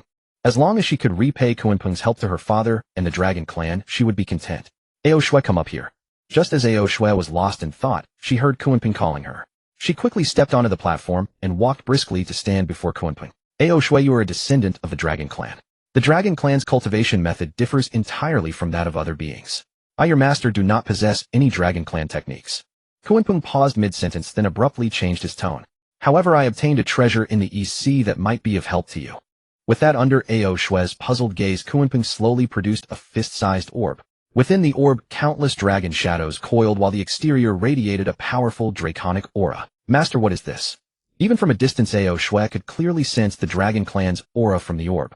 It was undoubtedly a treasure of the Dragon Clan that could aid the clan and herself. This is the ancestral dragon orb left behind by the ancient Dragon Clan's patriarch. It contains the fortune of our Dragon Clan and the lifelong cultivation insights of the ancestral dragon. It will surely help you. In response to Ao Shui's question, Kunpeng explained. This was also something he had planned when he accepted Ao Shui as a disciple. The system had rewarded him with the war's secret code which he could give to the six-eared macaque Wu Jin, but he had no Dragon Clan cultivation techniques.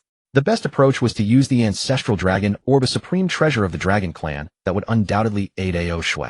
After all, having decided to take her as a disciple, he had to treat her well.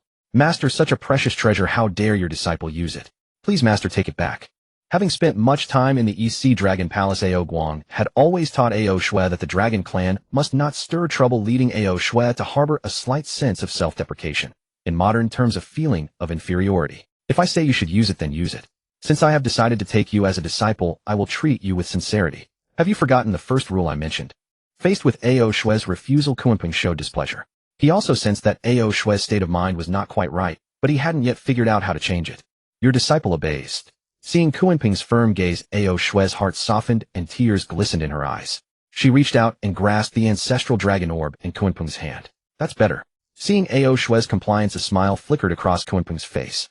The moment Ao Shui's hands touched the orb, the draconic aura on the orb was activated by the dragon bloodline. A gale suddenly arose from nowhere, stirring and dispersing the clouds above Penglai Island. The ancestral dragon orb instantly emitted streaks of blue light. Countless azure specks of light materialized out of thin air, enveloping Ao Shui. A wisp of black chi emerged from her body, only to be cleansed by the azure light as soon as it appeared. The karmic sin has been eliminated. Kunpeng watched the karmic sin on Ao Shui vanish, and his joy deepened. This was also a mistake on Kunpeng's part. He had exhausted his own merit when helping Zhulong restore his cultivation, leaving him unable to remove Ao Shui's karmic sin earlier.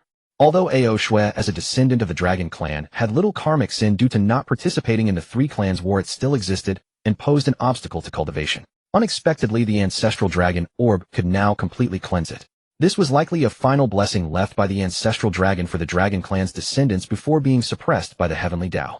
As the karmic sin was eliminated, the azure specks of light slowly entered Ao Shui's body, imparting cultivation techniques while purifying and awakening her bloodline. After a long while, as the last speck of light merged into her body, Ao Shui slowly opened her eyes.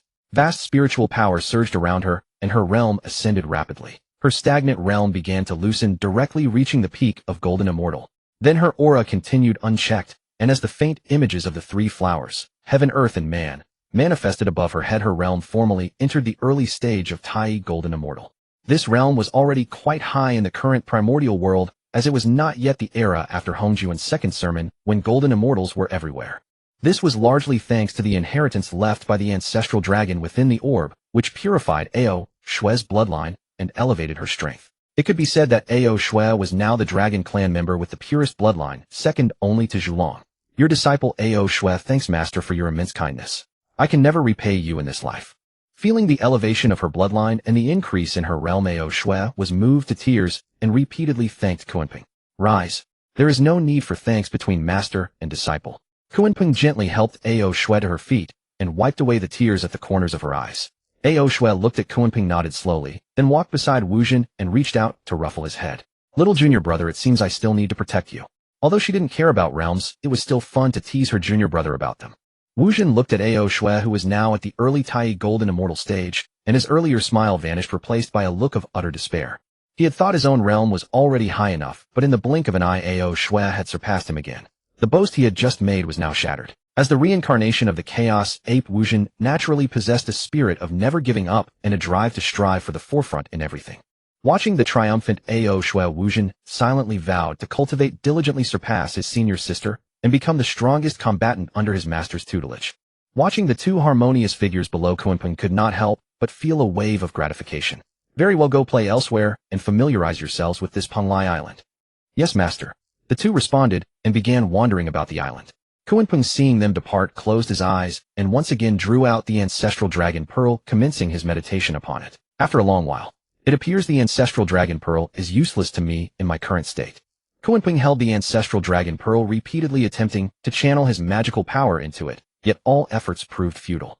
The ancestral dragon pearl seemed shielded by a formidable barrier that repelled Kunpeng's power. A premonition stirred within him. Only upon reaching the middle stage of Honghuang might he hope to shatter this obstacle. This left Kunpeng feeling rather dejected. Why could Ao Shui succeed where he could not? This wretched pearl showed such blatant favoritism. Was it merely because he was not of the dragon clan? Forget it, he murmured. What is destined shall come to pass, what is not no force can compel. It marked the first time since arriving in the primordial world that Kunpeng felt such utter helplessness. My. Stowing away the ancestral dragon pearl, Kunpeng surveyed his surroundings and noticed Ao Shui seated in meditation, cross-legged upon a nearby stone. His 5 dragon robes stirred without wind, 5 miniature water dragons coiling tightly about his form, dense vapor enveloping him completely. More significantly, Kunpeng perceived a faint aura of water law emanating from Ao Shui. So this is the profound opportunity the ancestral dragon pearl has bestowed upon her. The power of laws stood as the most arduous cultivation path in the primordial world. Many lived and died without ever grasping even its periphery. Though the dragon clan possessed innate mastery over water's power that constituted mere hydrokinesis, not the water law itself. Indeed, even among the innate powerhouses, those capable of commanding the laws numbered scarcely. And yet now Ao Shui, merely a Tai Golden Immortal, had already comprehended the rudimentary essence of the water law. Given present circumstances with sufficient time for cultivation, even certain innate powerhouses would struggle to match him. Yet this was perhaps unsurprising. After all, the ancestral dragon had been paramount among the dragon clan, a powerhouse whose cultivation had reached the zenith of Honghuang Golden Immortal. The ancestral dragon had himself comprehended multiple laws, pushing the water law nearly to its ultimate apex. The ancestral dragon pearl furthermore encompassed the lifetime devotion and essence of the ancestral dragon himself. With such a formidable artifact assisting in the awakening of water law was entirely logical. Moreover, a figure of the ancestral dragon's stature could effortlessly establish numerous safeguards to aid future generations. Kunpeng harbored a peculiar sense that the ancestral dragon might not have truly perished, at least not wholly so. After observing Ao Shui for some time, Kunpeng's attention shifted to Wu Jin, the 6-eared macaque, who was pilfering fruits. Is pilfering fruits inherent to simian nature? Why must all monkeys behave thus? He termed it stealing because Wu Jin's demeanor bore all the hallmarks of theft. Wu Jin concealed his entire frame behind a boulder, clutching several assorted fruits in his arms. He took a bite from one fruit, while his gaze darted vigilantly toward neighboring fruit trees. Occasionally, he cast furtive glances toward Kunpeng as though fearful of detection. Wu Jin's hiding place proved exceptionally well chosen, invisible to ordinary sight. Without Kunpeng's divine sense, locating him would have proven quite difficult. Kunpeng found the creature's behavior perplexing. He had never forbidden the consumption of the island's fruits. What purpose did such excessive caution serve? Ao Shui, Wu Jin, come here at once. I have an announcement to make. Hearing Kunpeng's voice, Ao Shui, who had been in deep meditation with eyes closed, swiftly terminated his cultivation, dissipated the surrounding water vapor, and hastened to Kunpeng's side. Meanwhile, Wu Jin, still concealed behind the stone, frantically stowed his fruits, wiped his hands upon his thin garment, and then scurried, half running, half crawling, to reach Kunpeng. He hadn't even swallowed the fruit he had just bitten. Junior brother, what is this? Observing Wu Jin's puffed-out cheeks, Ao Shui could not suppress a gentle chuckle. Upon hearing Ao Shui's inquiry, Wu Jin dared not respond, and hastily swallowed the contents of his mouth before cautiously glancing toward Kunpeng. Witnessing Wu Jin's comical state, Kunpeng smiled and spoke. Delicious. Confronted by Kunpeng's question, Wu Jin nodded eagerly, then abruptly shook his head as though recalling something. This absurd spectacle brought laughter from both Kunpeng and the nearby Ao Shui. If you wish to eat, simply eat. Why conceal yourself? Did your master forbid the consumption of fruits? Upon hearing Kunpeng's words, Wu Zhen's expression transformed instantly, from anxious concern to elated joy, all 6 of his ears standing erect. He then bounded cheerfully back to the stone, returned carrying 4 fruits in his embrace. He offered 2 of the fruits to Ao Shui and Kunpeng respectively, then retained the remaining 2, 1 in each hand, and proceeded to devour them. Ao Shui gazed at the fruit in his palm, then glanced upward at Kunpeng. Observing Kunpeng's nod of encouragement, he brought the fruit to his lips and took a bite. Beholding Wu Zhen's casual demeanor, Kunpeng silently shook his head. It appeared Penglai Island would know no tranquility henceforth. Yet this suited him perfectly. He had taken disciples precisely to infuse the island with vitality. Furthermore, Kunpeng placed little value on conventional propriety or etiquette, rendering him unconcerned with Wu Zhen's spontaneous nature. Macaques were inherently playful and restless. This was their nature. Kunpeng saw no necessity in suppressing such innate qualities. Moreover, Wu Zhen displayed a measure of sensibility. Upon receiving Kunpeng's permission, he promptly took 4 fruits, offering 1 to Ao Shui, demonstrating a reasonable degree of thoughtfulness. Though he had kept 2 for himself to consume. Somewhat reasonable, yet hardly exemplary. Nevertheless, this mattered not, provided he refrained from transgressions. Should propriety prove absent, so be it. Kunpeng held no regard for manufactured reverence or performed obedience. However, upon observing Wu Zhen's tattered garments, Kunpeng suddenly became aware of a matter he had previously overlooked. Having long regarded him instinctively as a mere monkey, Kunpeng had neglected to consider his attire. Consequently, the clothing Wu Zhen now wore remained the same patchwork robe, stitched from unknown fragments of cloth, as the one he had worn upon their initial encounter. Reflecting upon this, Kunpeng immediately dispatched a stream of magical energy, conjuring a complete robe through his power that materialized directly upon Wu Zhen's frame. Startled by the sudden appearance of garments upon his person, Wu Zhen rose to his feet and offered Kunpeng a respectful bow. Thank you, master. Indeed, the creature retained at least a measure of courtesy. Kunpeng's brief sentiment of gratification was immediately dispelled when Wu Zhen promptly resumed his seated position and returned to consuming fruits. Enough. Cease your eating for now. I have matters to discuss. Witnessing Kunpeng's solemn countenance, Wu Zhen set aside his fruit, his expression turning grave. He then stood beside Ao Shui, awaiting Kunpeng's instructions in silence. Watching the obedient Ao Shui and the finally serious Wu Zhen, Kunpeng began to speak. I had previously promised the 2 golden crows on the Sun Star that once I finished my important affairs I would visit the Sun Star. Now that there are no pressing matters, I shall depart immediately. Moreover, you both know of Patriarch Honghuang's lectures at the chaotic Zhixiao Palace. The time for the lecture is approaching. Therefore, after visiting the Sun Star, I will go directly to Zhixiao Palace to attend the lecture and will not return to Penglai for now. After I leave, I will close the gate of the island, protecting Great Formation, causing Penglai to conceal itself once more. Both of you must take good care of the cultivation site and not neglect your training. I will inspect your progress when I return. We obey your command. After instructing the 2, Kunpeng directly tore a spatial rift and traveled using the power of space, heading straight for the primordial starry sky. Senior sister, would you like some fruit? Seeing that Kunpeng had already left, Wu Zhen turned around, ran back to the stone from before, and brought out a pile of fruits, placing them in front of Ao Shui. Wu Zhen sat directly on the ground, picked up 2 fruits, and then looked at Ao Shui with an expectant expression. Ao Shui, seeing her amusing junior brother, covered her mouth and chuckled softly. She herself did not really want to eat, but she felt it would be rude to refuse her innocent junior brother, so she also sat down. East Sea Zifu Continent. Dong Wanggong sat on Qingmu Doran's chair, his left fingertips tightly gripping the armrest, his whole body trembling uncontrollably. His eyes were bloodshot, his spiritual energy uncontrollably dispersing around him, and his right hand, which held the dragon-headed golden staff, was shaking violently. Kunpeng. Too much. At this moment, Dong Wanggong's anger was beyond measure. Since he began his cultivation journey, he had never suffered such humiliation or such a great fall. Ever since Hongjun Laozu's first lecture appointed him as the leader of male immortals, he had been running around to build his forces, neglecting his cultivation, which caused his realm to stagnate. Until now, the second lecture was about to begin, and his cultivation was still at the middle stage Daluo with no improvement at all. And now the forces he had painstakingly built over the years were suddenly completely lost. I will never rest until this revenge is taken. Seeing Dong Wanggong's furious state, Qingmu Daoran and Xiyang Zhenren, who stood beside him, dared not speak, and quietly waited for him to vent. After a long while, Dong Wanggong's anger finally subsided a little, and his reason returned. Both of you tell me what we should do now.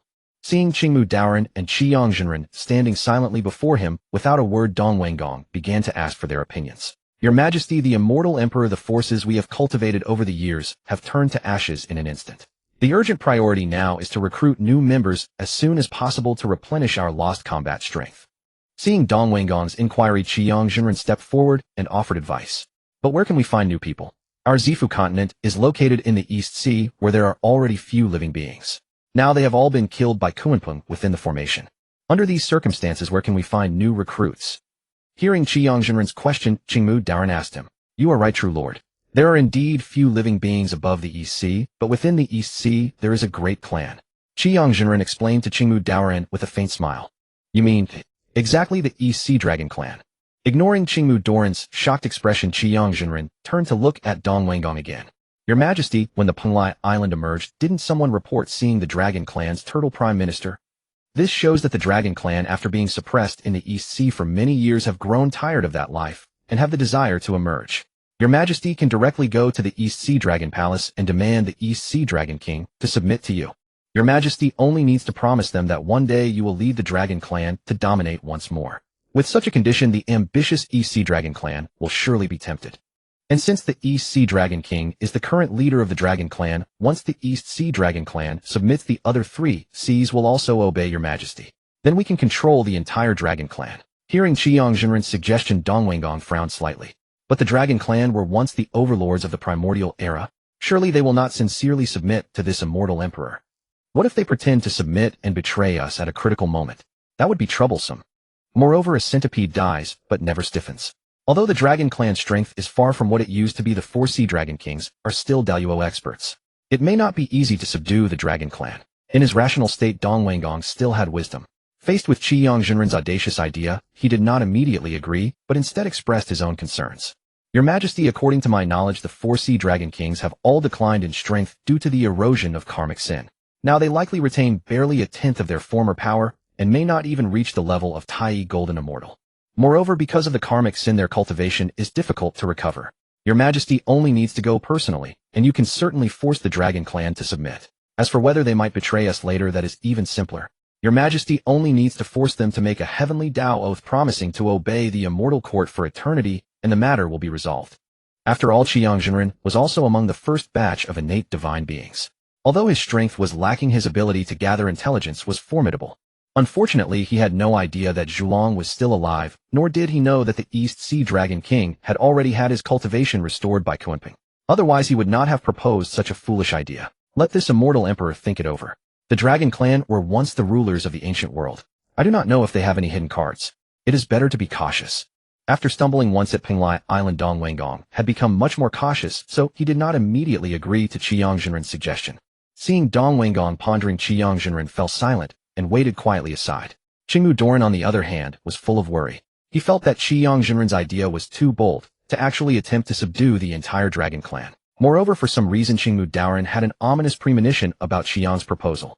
But he did not voice it. After all, it was just a feeling with no evidence. "You may withdraw first.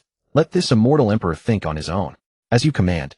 After the two left, Dong Weigong stared in the direction of Penglai Island for a long time, then shifted his gaze toward the East Sea Dragon Palace. Dragon Clan, East Sea Dragon King. The Primordial Starry Sky. After entering the Primordial Starry Sky, Kunpeng looked around. The entire starry sky was filled with stellar energy, with vast torrents of stars everywhere. Between many planets, there were ribbon-like rivers of light, formed by the gathering of stellar energy. If one wishes to comprehend the stellar law or cultivate with the aid of stellar energy, this place is definitely the best choice. Kunpeng, while admiring the scenery around him, sped toward the sun star. After an unknown amount of time, a massive star blazing with fierce flames suddenly appeared before his eyes. The sun star is absolutely the largest celestial body in the entire primordial starry sky. Upon its surface, golden red waves of fire rising 100 million zhang churned endlessly, with scorching primordial sun fire burning fiercely above. Long before reaching it, Kunpeng could already feel a searing wave of heat rushing toward his face. Such mighty flames, unless one themselves possessed the primordial sunfire, would likely be unsurpassable for ordinary cultivators. "Come, let me witness the power of this primordial sunfire." Kunpeng murmured to the sun star, then charged straight toward the golden flames. Deep within the sun star, Tai's voice echoed. "Big brother, the hour for the second Tao exposition approaches, yet Kunpeng still has not arrived." As the time drew near, and still no sign of Kunpeng appeared, Tai could only voice his question. Tai had originally believed they should seize every moment to journey across the primordial world, recruiting capable talents from every corner to strengthen their faction and lay the groundwork for future dominance. After all, with Dong Wanggong now an obstacle in their path, they could no longer afford to wait. Yet Di Jun insisted they remain on the Sun Star to cultivate and wait for Kunpeng, claiming that winning Kunpeng's alliance would be worth more than 1,000 armies. Tai had no choice but to accompany his elder brother. Second brother remained composed. I have divined through the river map and Luo script that Kunpeng will arrive shortly. Di Jun was no fool to passively wait without preparation. To gain advanced knowledge of Kunpeng's arrival, he had long ago employed the river map and Luo script for divination. Though he could not fathom why Kunpeng's future eluded his calculations, he was able to divinate Tai's destiny, and through that he knew Kunpeng would certainly come. If you doubt me, shall we place another wager? Never mind that, Tai replied. You master the river map and Luo script while I do not. Rather than waste time betting, why not reflect on what you truly desire? Earlier within Zixiao Palace, Di Jun and Tai had wagered over their differing perspectives, with Di Jun emerging victorious. Upon returning to the Sun Star, Tai had pressed him on his ambitions, but Di Jun sidestepped the question, claiming he had not yet decided. Since he refused, let it rest. In truth, Di Jun was not deliberately holding back. He genuinely had not figured it out. After all, as brothers bound, as one, they shared everything. Under such circumstances, what terms were there even to negotiate? The wager was merely proposed to add some amusement between brothers, nothing more. Hardly had Di Jun finished speaking when a voice rang out beyond the Sun Star. Taoist Di Jun, Kunpeng comes to pay his respects. Please come forth to meet me. Upon hearing Kunpeng's voice, Di Jun cast a triumphant glance at Tai. Second brother, as I predicted. Here he comes, precisely as I said. Hastening from the Sun Star, they beheld Kunpeng moving with ease amid the primordial sunfire. Kunpeng had only intended to test the power of the primordial sunfire, yet discovered that while the masterless flames seared, they posed no threat to his Deluo peak physique. Esteemed Taoist Kunpeng, we brothers apologize for not greeting you in advance. Please do not hold it against us. Looking up, Kunpeng saw Di Jun and Tai approaching side by side. It has been many days since we last met, yet your cultivation has deepened considerably, Kunpeng observed. Di Jun's eyes narrowed internally as he took in Kunpeng's presence. He and Tai had accelerated their cultivation through the sunfire of the Fusang divine tree. Just 200 years prior, their cultivation had reached the late Deluo stage, and they had believed they were roughly on par with Kunpeng. But upon this meeting, Kunpeng's cultivation depth proved even more unfathomable. You flatter me, esteemed Taoist. I merely encountered favorable circumstances. I have come today to honor our appointment at Zixiao Palace. You have kept me waiting long enough. Regarding Di Jun's unspoken question, Kunpeng offered no detailed reply. No need for such formality, Taoist Kunpeng. Please follow us. We shall guide you. Very well. Kunpeng fell in behind Di Jun, observing his surroundings as they walked. The entire Sun Star was engulfed in primordial sunfire, radiating an intense, scorching aura. Without protective measures, anyone below Tai Golden Immortal would likely be reduced to ash in an instant upon approach. Soon the three arrived before a palace. All its structure sheathed in golden divine stone, wreathed in endless surges of primordial sunfire, exuding immense majesty. Esteemed Taoist, this is the Solar Divine Palace where my brother and I reside. The Solar Divine Palace lay amidst an endless sea of flames forged entirely from solar refined gold. Countless Tao markings, resembling flowing magma, covered its surface, each radiating intense divine light. Flanking the great gates were two majestic three-legged golden crows carved from solar refined gold, their wings wreathed in primordial sunfire. Following Di Jun and Tai into the palace, Kunpeng beheld the tiered seats forged from solar crystal. Truly magnificent and grand. Gazing upon the imposing Solar Divine Palace, Kunpeng suddenly realized he possessed no palace of his own. In his earlier days at the Northern Dark Sea, he had merely dwelled within the ocean itself. He had later relocated his cultivation grounds to Panlai Island, where he searched for treasures, refined them, battled Yang, Mei, hosted a Tao exposition, and then journeyed to the Dragon Clan. Overwhelmed with affairs across the Eastern Sea, he had entirely forgotten about constructing a palace. Now confronted with the Solar Divine Palace's grandeur, Kunpeng made a silent vow to build something far greater and more magnificent. Come, let me show you the Fusang Divine Tree. After touring the palace, Kunpeng followed the two further. Esteemed Taoist, this is the Divine Tree Fusang. Kunpeng raised his gaze and examined it closely. The Fusang Divine Tree was immeasurably towering, its trunk piercing the heavens, an estimated tens of thousands of zhang in height. Golden divine radiance enveloped its trunk, and primordial sunfire blazed along its bark. Intricate flame, Tao markings flowed across its surface, the power of the fire principle barely contained. Indeed worthy of being one of the 10 great spirit roots. The fire spirit root, the divine tree Fusang. Though also a primordial top 10 spirit root, the Fusang tree far surpassed the gourd vine and the yellow peach in stature. It was unquestionably the tallest tree in the entire primordial world. Esteemed Taoist Kunpeng, might we engage in a Tao discourse beneath the Fusang? Having finished the tour of the Sun Star, Jun proposed the idea of discussing the Tao beneath the divine tree. Agreed. To discuss the Tao here would not only advance his cultivation, but also allow him to comprehend the fire principle.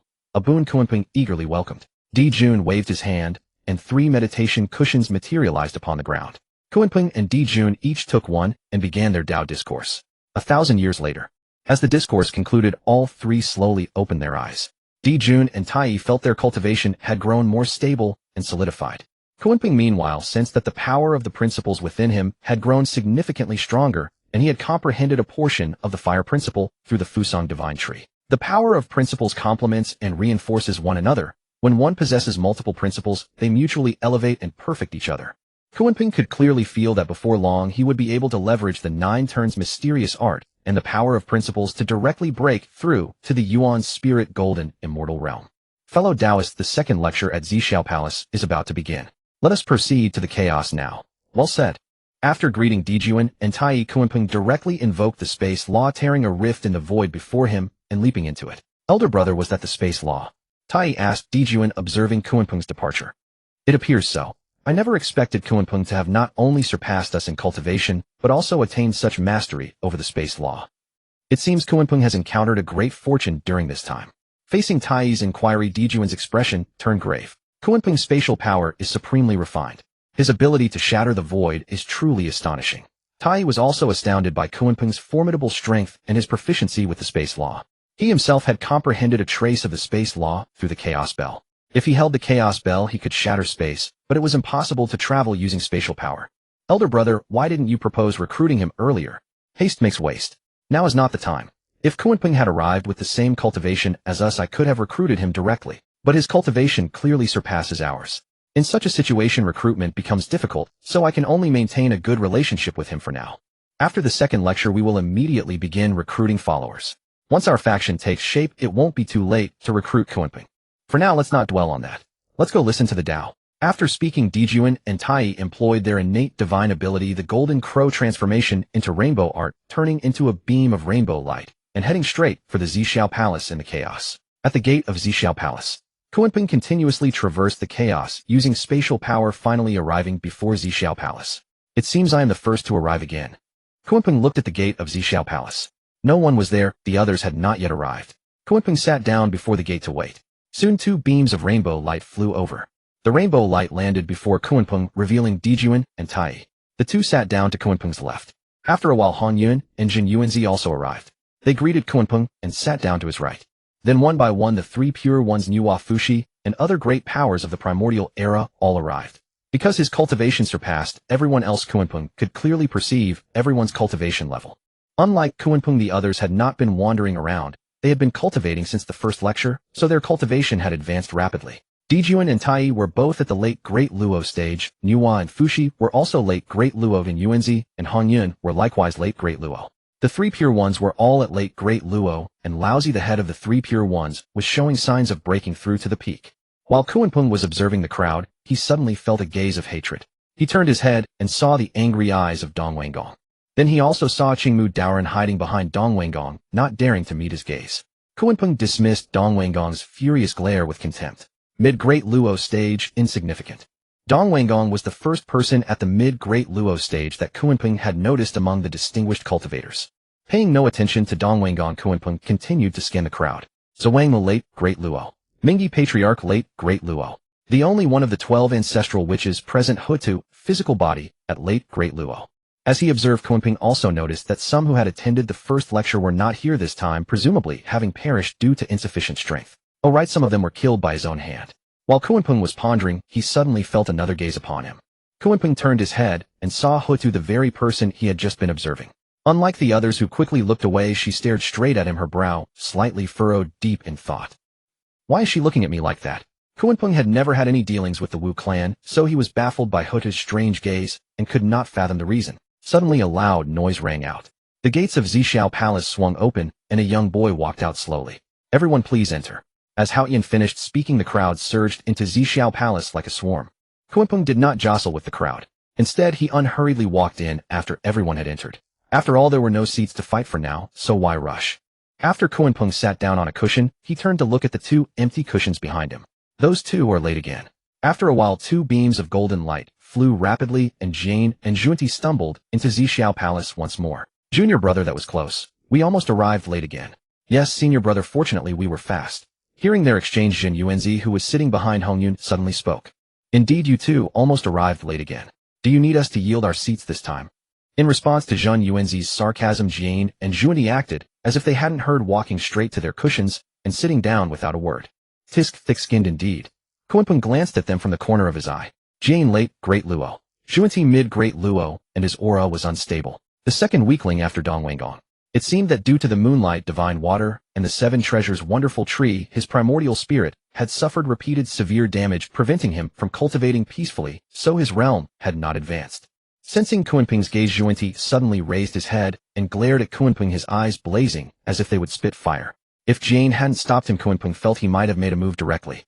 But in truth, Kunpeng rather hoped he would attack, because only if the other struck first could he legitimately seize treasures. He wondered which of them possessed the six senses cleansing bamboo. The six senses cleansing bamboo, a supreme treasure that could seal one's six senses, greatly intrigued Kunpeng. He would love to borrow it for a while if the opportunity arose. With this thought, Kunpeng stopped observing the two and sat quietly on his cushion, waiting for Hongjun to arrive. After a while, a wave of pressure emanated from the high platform again, and Hongjun's figure appeared on the cushion. Greetings, sage. Upon seeing Hongjun, everyone bowed. This lecture will be on the Tao of the quasi-saint. The next one will be on the Tao of the saint. If you have doubts, you may ask. Hearing that Hongjun permitted questions, Laozi, who sat on the second cushion, quickly spoke. May I ask the Tao ancestor, what is a saint? Seeing that he had taken the initiative to ask, Hongjun's face was full of gratification. A saint is one who entrusts their primordial spirit to the heavenly Tao, enduring countless kalpas without perishing. In a single thought, they can know the past and future. With a turn of the hand, they can overturn countless beings. When they move, heaven and earth lose their color, dark and dim. When they are still, all laws return to silence without trace or shadow. Wielding the authority of the heavenly Tao, immortal and indestructible. This is a saint. On the vast Honghuang continent, only after becoming a saint can one be considered a true powerhouse. Beneath the saint, all are mere ants. As Hongjun explained, especially upon hearing the words, beneath the saint all are mere ants, everyone except Kunpeng felt a shock in their hearts. May I ask the Tao ancestor, can we also become saints? Laozi continued to inquire. Naturally, it is possible. The heavenly Tao is impartial, all beings can attain sainthood. Thinking that they too might have a chance to become saints, the eyes of the others grew fervent, each yearning for sainthood. However, Kunpeng knew that this statement was pure nonsense. The so-called attainment of sainthood involves entrusting the primordial spirit to the heavenly Tao. Whether one becomes a puppet of the heavenly Tao is another matter, but the key to becoming a saint is the need for the primordial purple chi. At present, almost all of the primordial purple chi is in the hands of Hongjun. Rather than saying all beings can become saints, it is more accurate to say those who have Hongjun's consent can become saints. Then how can we achieve sainthood? Seeing that Laozi had finally asked the crucial question, Hongjun smiled faintly and began to speak slowly. There are three methods to attain sainthood. First, the method by which I became a saint, the method of severing the three corpses. Within all beings exist the three corpses, the good corpse, the evil corpse, and the self-corpse. By using a primordial spiritual treasure to host the three corpses and severing them from oneself, each severance raises one's cultivation level by a step. Severing one corpse places one at the early quasi-sage stage, two corpses at the mid-quasi-sage stage, and all three corpses at the late quasi-sage stage. The three corpses can cultivate autonomously. The main body and the three corpses cultivate together. When all three corpses reach the late quasi-sage stage, the main body ascends to the peak quasi-sage stage, and then the fusion of the three corpses leads to sainthood. Second, the method of attaining sainthood through merit. By performing deeds that greatly benefit Honghuang, or by conforming to the trend of Honghuang, the heavenly Tao will bestow great merit. Once the merit is sufficient, one can use it to raise cultivation and directly become a saint. Third, the most difficult method, attaining sainthood through laws. The great Tao has 3,000 paths, and all can lead to sainthood. By comprehending one of these paths to its peak, one can harness the power of the great Tao, break through the confines, shatter the shackles of the heavenly Tao, and achieve the position of Honyuan Dayuo Golden Immortal. Among the 3,000 laws of the great Tao, there is a special one, the law of power. The concept of the law of power is not clearly defined. By integrating one's own laws and merging them into a single force, breaking all methods with one power. This is the law of power. Using immense magical power to open up a world, evolve earth, water, fire, and wind, and create the primordial myriad beings. This is the method of proving the Tao through the law of power, hence also called proving the Tao through power. In the past, the great god Pangu used the law of power and the creation axe to cleave open this Honghuang heaven and earth from chaos, but at the final moment, he exhausted his strength and died, failing to prove the Tao. The first two methods are the easiest. Once a saint is achieved, one becomes a heavenly Tao saint. The third is the most difficult, and to date no one has succeeded. But if one succeeds, one becomes not a heavenly Tao saint, but a Honghuang Daoyuo golden immortal. After finishing his explanation, Hongjun stopped and looked at Laozi again, as if waiting for him to ask a question. Laozi reacted quickly, immediately cupping his hands in salute. May I ask the Tao ancestor, what is the difference between a heavenly Tao saint and a Honghuang Daoyuo golden immortal? Seeing Laozi's keen insight, Hongjun nodded approvingly. A heavenly Tao saint is a Honghuang Daoyuo golden immortal, but a Honghuang Daoyuo golden immortal is not necessarily a heavenly Tao saint. Tao ancestor, what does this mean? I beg for a detailed explanation. After becoming a heavenly Tao saint, the primordial spirit is entrusted to the heavenly Tao, making one immortal and indestructible. As long as the heavenly Tao does not perish, one's magical power is endless. Although a Honghuang Daoyuo golden immortal possesses equal magical power and cultivation level to a heavenly Tao saint, because the primordial spirit is not entrusted to the heavenly Tao, their magical power may eventually be exhausted. Moreover, in the face of great danger, they may also perish body and soul. After explaining the methods of attaining sainthood, Hongjun closed his eyes and fell silent, as if giving the others time to think. As Hongjun had anticipated, the others began to ponder silently, each hoping in their heart to become a heavenly Tao saint. Only Kunpeng detected some flaws in Hongjun's words. If one proves the Tao through the method of severing the three corpses, they need to use a primordial spiritual treasure of the same origin to sever the corpses, otherwise the three corpses cannot merge. Hongjun did not mention this point. Nor did the great god Pangu die from exhaustion. He fought a great battle with the 3,000 chaos demons, was severely wounded, and then expended too much energy in opening up the world, causing his primordial source to be exhausted and leading to his death. Moreover, Pangu did not prove an ordinary Honghuang. Hongjun was wrong about this. Although a heavenly Tao saint has endless magical power within Honghuang, they are still subject to the restrictions of the heavenly Tao, and even Hongjun himself cannot escape this. It was unknown whether Hongjun omitted these matters because he deemed them unnecessary, intentionally lied, or did so at the behest of the heavenly Tao. May I ask the Tao ancestor, can my Wu clan become saints? Just as everyone was deep in thought, Hutu, who was at the back, suddenly spoke up. Hearing Hutu's question, Hongjun slowly opened his eyes and gave her a deep look. Under the heavenly Tao, all beings are equal. Although the Wu clan lacks a primordial spirit and is plagued by baleful qi, all beings have their own fate. It is also possible for the Wu clan to become saints. Upon hearing Hongjun's answer, Hutu stepped back 2 paces and remained silent. See, he lied again. Kunpeng was well aware that Hongjun's words were nonsense, but he could also interpret them as Hongjun's attempt to comfort Hutu and give her a glimmer of hope. As for Hongjun's true intentions, only he knew. Not to mention anything else, just the fact that the Wu clan did not revere the heavenly Tao, but only venerated Pangu, made it impossible for them to become saints. The heavenly Tao would not allow those who do not revere it to attain sainthood. In the future, Hutu would use her great compassion to transform into the 6 paths of reincarnation, abandoning her ancestral witch body to become a saint. Moreover, she would not become a heavenly Tao saint, but an earthly Tao saint. The advantage was that within the 6 paths of reincarnation, even the heavenly Tao could not do anything to her. But the consequence was that she could never leave the 6 paths of reincarnation for the rest of her life. If she did, her strength would decline, and she would be suppressed by the heavenly Tao. This is why later, during the war between the Wu and Yao clans, when all were annihilated, Hutu never appeared. Alright, now the sermon begins. This sermon will last 3,000 years, and will focus on the path of the quasi-sage. As Hongjun's words fell, the crowd immediately shifted their attention back, focusing intently on the lecture. Hongjun swept his gaze across the assembly and began to speak slowly. Heaven and earth possess great beauty, yet speak not. The 4 seasons follow their course, yet argue not. All things have their inherent principles, yet explain not. The sage comprehends the beauty of heaven and earth, and thus grasps the principles of all things. Therefore the consummate person acts without contrivance. The great sage does nothing, and this is called observing heaven and earth. The Tao of heaven operates without accumulation, thus all things are accomplished. The Tao of the sage operates without accumulation, and the world submits. The stillness of the sage is not stillness because it is good, but because it is stillness. Nothing in the world can disturb the mind, therefore it is stillness. 3,000 years passed in an instant. As Hongjun finished his last words, the Tao resonance once again flowed through the assembly, and they entered a state of enlightenment. Hongjun, with eyes closed, quietly awaited their awakening. Suddenly a golden light burst forth from Kunpeng, who sat in the foremost seat, and a majestic aura erupted from his body. Countless spatial fissures appeared around Kunpeng as streams of water and trails of flame encircled his form. All the laws Kunpeng had mastered manifested in full. The water law he had grasped since birth, the space law obtained from the hollow willow branch, and the fire law he had just comprehended under the Fusang divine tree. Among them the space law was the most formidable. With a thunderous gust of wind the three great Tao laws converged back into Kunpeng, and he slowly opened his eyes. From that moment Kunpeng, through the power of the space law, formally entered the early stage of Honghuang Golden Immortal, becoming the first in the Purple Cloud Palace aside from Hongjuan to surpass the peak of the Great Luo realm.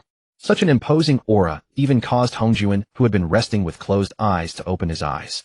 Gazing at Kunpeng's cultivation, a faint smile flickered across his lips.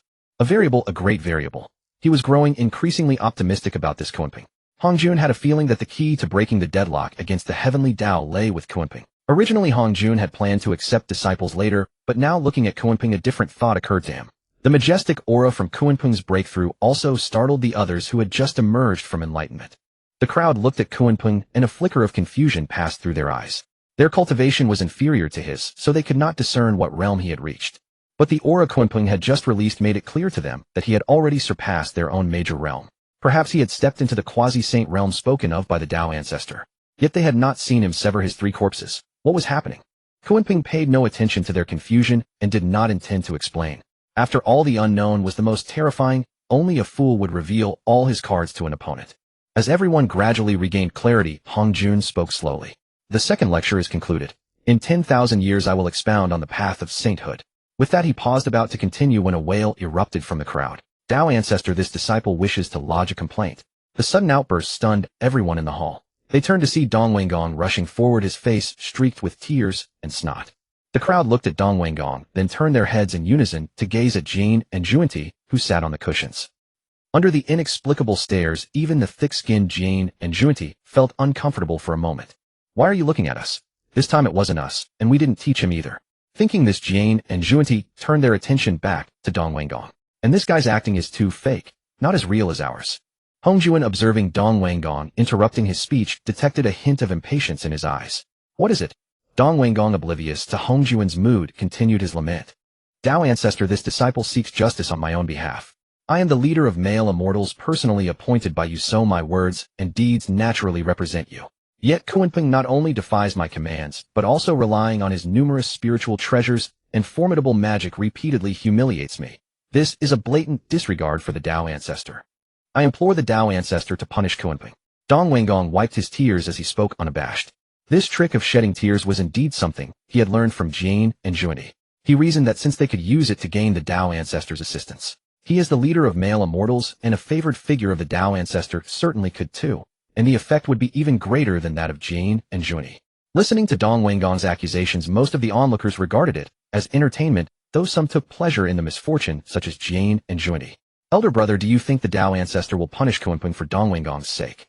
Juanti communicated to Jane via telepathy, a gloating expression on his face. He was especially hoping the Tao ancestor would punish Kunpeng, preferably kill him outright, so he could reclaim his own magic treasure and also seize Kunpeng's treasures.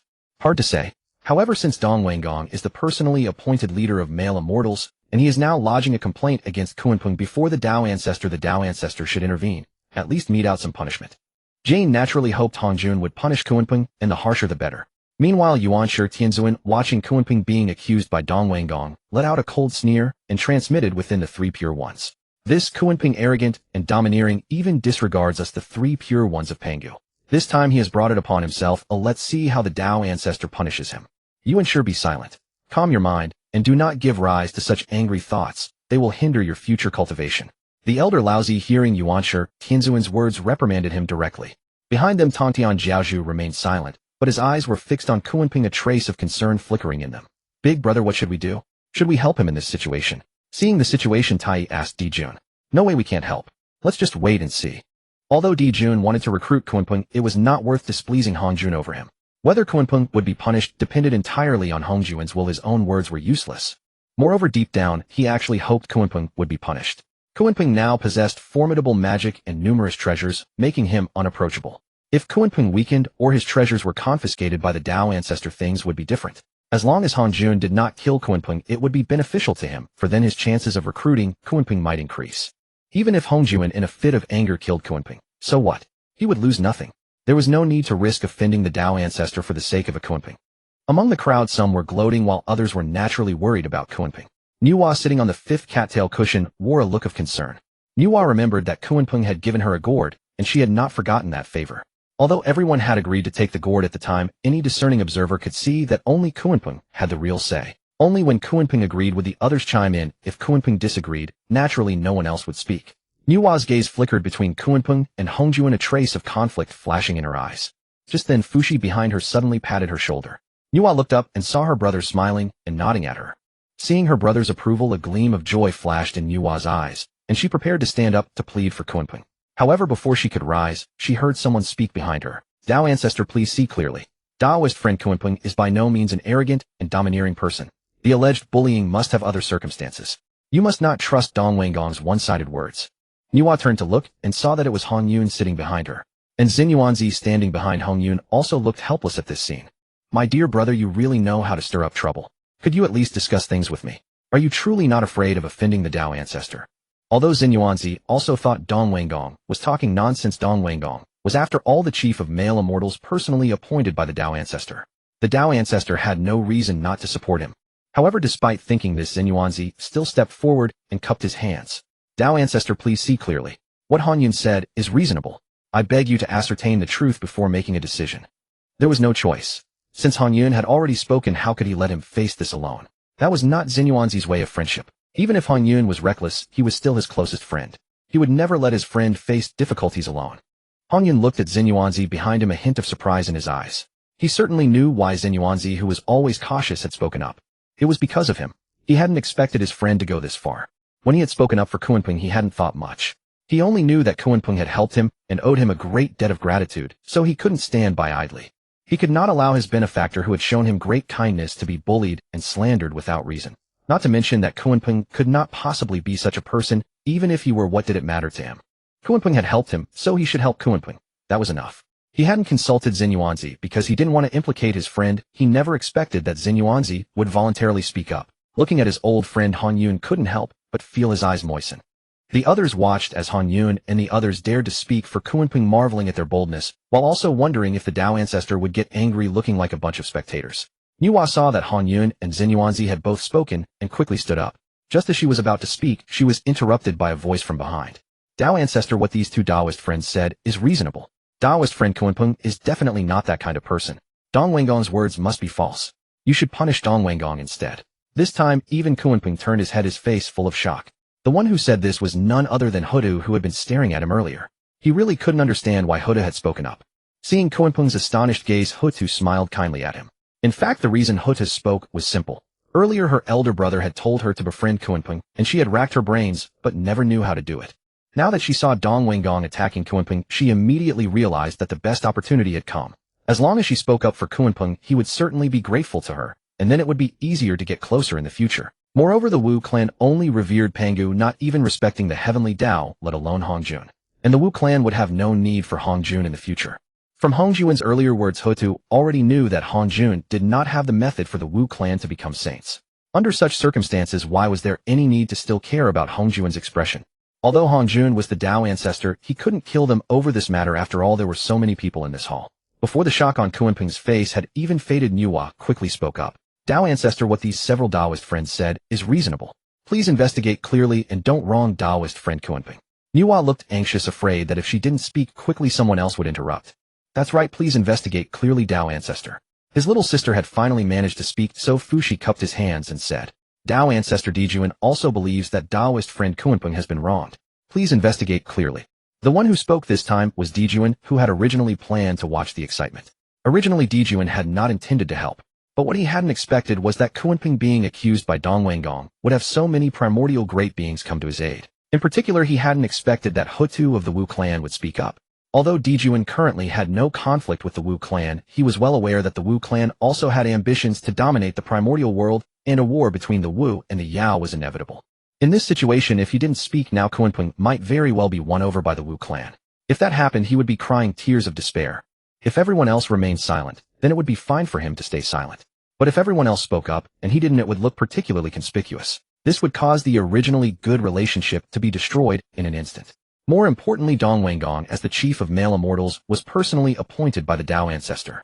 But now, with so many people speaking up for Kunpeng, the Dao ancestor had not stopped them, but merely waited quietly. This was enough to show that the Tao ancestor did not favor Dong Wenggong that much. Therefore speaking now would not only bring no trouble, but would actually be beneficial. Although Dijuan had many thoughts, they were all impromptu, and he had not consulted Tai. So seeing Dijuan suddenly speak up, Tai was stunned. Big brother, what are you doing? Weren't we supposed to wait and see the situation? Why did you take the initiative to speak? Although puzzled, Tai did not ask further. He believed his big brother was right. Please investigate clearly, Tao ancestor. For a moment, most of the strong cultivators in the Zixiao Palace were actually speaking up for Kunpeng. Tong Tian looked at the indignant crowd, hesitated for a while, and because he was concerned about his second brother's feelings and afraid he would be angry, he did not stand up until the end. Hongjun looked at the crowd, then at Kunpeng, who had not spoken all along, and a glint of satisfaction flashed in his eyes.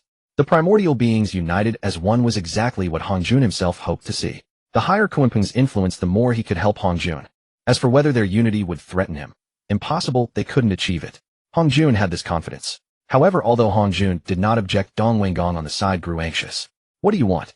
Are you rebelling? I am the chief of male immortals. You rebellious scoundrels dare to speak up for him. Do you not even regard the Tao ancestor, and also want to rebel?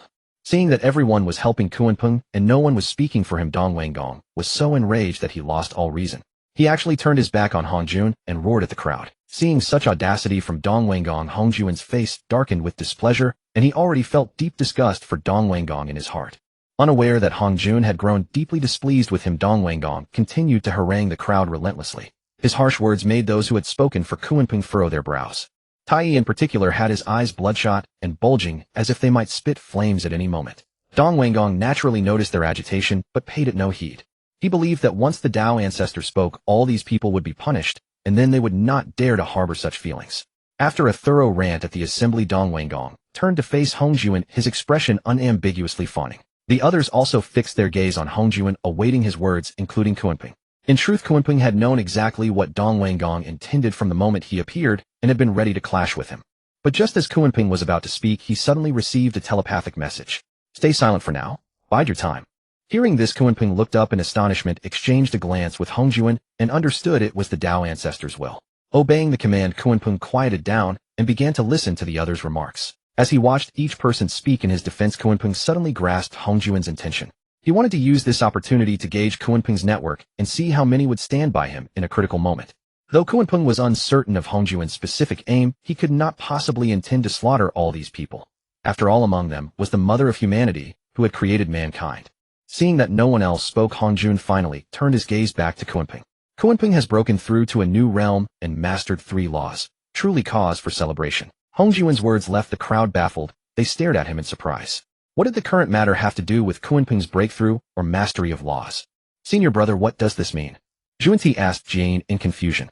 Junior brother, it seems Dong Wenggong is finished. Junti was slow-witted, but Jane was astute. At this moment, the Tao ancestor had not imposed punishment, but instead praised Kunpeng. That alone spoke volumes. Big brother, what is this? Tai asked Dijuan in bewilderment. Second brother, it seems we no longer need to worry about the so-called chief of male immortals. Tai clearly did not understand, but Dijuan offered no detailed explanation, simply telling him they would discuss it after returning to the Sunstar. Though the others did not exchange words, they too were perplexed. Hongjun paid no attention to their expressions and turned to Dong Wenggong. Return to your seat. The calm words struck Dong Wenggong with an icy chill, as if he had plunged into a frozen abyss. What does this mean? Why does the Tao ancestor ignore me? Am I not the chief of male immortals? Why won't he speak for me? Has he abandoned me? Tao ancestor. Dong Wenggong tried to plead for himself, but meeting Hongjun's frigid gaze, he dared not utter another word. He silently retreated to his place. In his dejection, Dong Wenggong did not notice that upon returning to his position, many scorching gazes had fixed upon him. Dijuan and Tai in particular could barely contain their glee. Dong Wenggong, you are doomed. If not for being inside the Zixiao Palace, Tai's chaos bell would have already smashed into Dong Wenggong's face. After Dong Wenggong obediently returned to his place, Hongjun continued the words he had left unfinished. I wish to take a few disciples in the primordial world to spread the Tao in the future. Hongjun's words made everyone's eyes light up. To become a disciple of a sage, did that not mean one could become a sage oneself in the future? Even if one could not become a sage, the title of sage's disciple would ensure no one in the primordial world dared to provoke them. All eyes burned with anticipation as they fixed on Hongjun. Hongjun's gaze first fell on Kunpeng, then, after a moment of deliberation, shifted to Laozi behind him. Laozi, you are the incarnation of Pangu's primordial spirit, foremost of the 3 pure ones. Are you willing to be my chief personal disciple? The reason Hongjun did not address Kunpeng was that he had other plans. He intended to bestow a different status upon Kunpeng, for otherwise, given his cultivation and comprehension, he would surely have been the chief disciple. Hearing the question, Laozi promptly replied, "Disciple pays respects to the teacher." Hongjun nodded, then turned his gaze to the other two of the three pure ones. Yuanshi and Tong Tianyu are also Panga's three pure ones. Are you willing to become my personal disciples? Disciple pays respects to the teacher. Yuanshi, Tianzuan, and Tong Tianjiaozhu likewise bowed to Hongjun, formally entering his tutelage. Finally, Hongjun shifted his gaze to Nuwa. Nuwa, you are compassionate, bear great fortune, and will accomplish great merits in the future. Are you willing to become my last personal disciple? Disciple is willing. Nuwa bowed to Hongjun with joy. Though it was Nuwa who became the disciple, the joy on Fushi's face behind her was even more intense. He was happier than she was. With his sister taken as a disciple by a sage, he as her elder brother would naturally reap the benefits. And he was genuinely happy for her. After accepting Nuwa, Hongjun closed his eyes once more. This left Hongyun and the pair of Jane and Juanti, who sat behind Nuwa, dumbfounded. Though they did not understand why the Tao ancestor had skipped Kunpeng after passing him over, he had taken disciples in order. So they had assumed that after Kunpeng, he would continue consecutively until all those on the cattail mats were taken. But now he had fallen silent. Seeing this, Hongyun sighed, inwardly lamenting that he had no chance to become a disciple. Yet Jane and Juanti did not give up. They had previously darted off the cattail mats and scrambled on all fours to Hongjun's feet. Tao ancestor, please take pity on the desolate western lands. Our western earth veins are utterly destroyed beyond repair, even after countless culpas. Have mercy and accept us as disciples. Jane and Juanti knelt side by side, kowtowing repeatedly, to Hongjun, tears streaming as they bowed. Kunpeng turned sideways to watch the shameless pair. Their acting skills are indeed far better than Dong Wangong's. The great powers behind them sneered at the display. From the earlier incident, they had concluded that Hongjun the ancestor would no longer be swayed by tears. These two were wasting their effort. Dong Wangong, the protagonist of the earlier event, looked on with undisguised disdain. If crying worked, why didn't the Tao ancestor help me just now? Clearly tears are useless. If I failed, how could you two possibly succeed? Do you think you rank higher than me in the Tao ancestor's heart? Fools, can't you see that? Just as everyone thought the efforts of Jane and Juanti were in vain, Hongjun slowly opened his eyes. Hongjun sighed, gazing down at the two weeping figures below. Very well. Jane and Juanti, you two stand as the only great cultivators remaining in the West, blessed with extraordinary fortune and destined for great opportunities ahead. Would you be willing to become registered disciples under my guidance? A registered disciple. Hearing they were only to be recorded disciples, Jane and Juanti exchanged a glance before quickly responding. We willingly accept. Though merely registered disciples, it was still far better than nothing. After bowing gratefully to Hongjun with beaming faces, the two returned to their meditation cushions. Before departing, Juanti cast a triumphant glance at Kunpeng. That look seemed to say, see, I am a disciple and you are not. You are no match for me. Kunpeng disregarded the gesture entirely, his thoughts already occupied with when he might claim the 6 pure clear bamboo. Jane and Juanti were overjoyed while the others were left utterly dumbfounded. Does crying no longer work? They could not help but turn their gazes once more toward Dong Wangong. Dong Wangong no longer had the energy to care about their stares. A profound desolation overwhelmed his heart. Why? Why is it that their tears are accepted while mine are not? Am I truly beneath Jane and Juanti in the eyes of the Tao ancestor? No, impossible. This must be a trial from the Tao ancestor. Yes, surely the Tao ancestor finds my strength lacking and has devised this hardship to test me. The Tao ancestor must be punishing me because I was defeated by a nobody like Kunpeng. As long as I can prove myself worthy as the head of the male immortals, the Tao ancestor will surely restore his favor.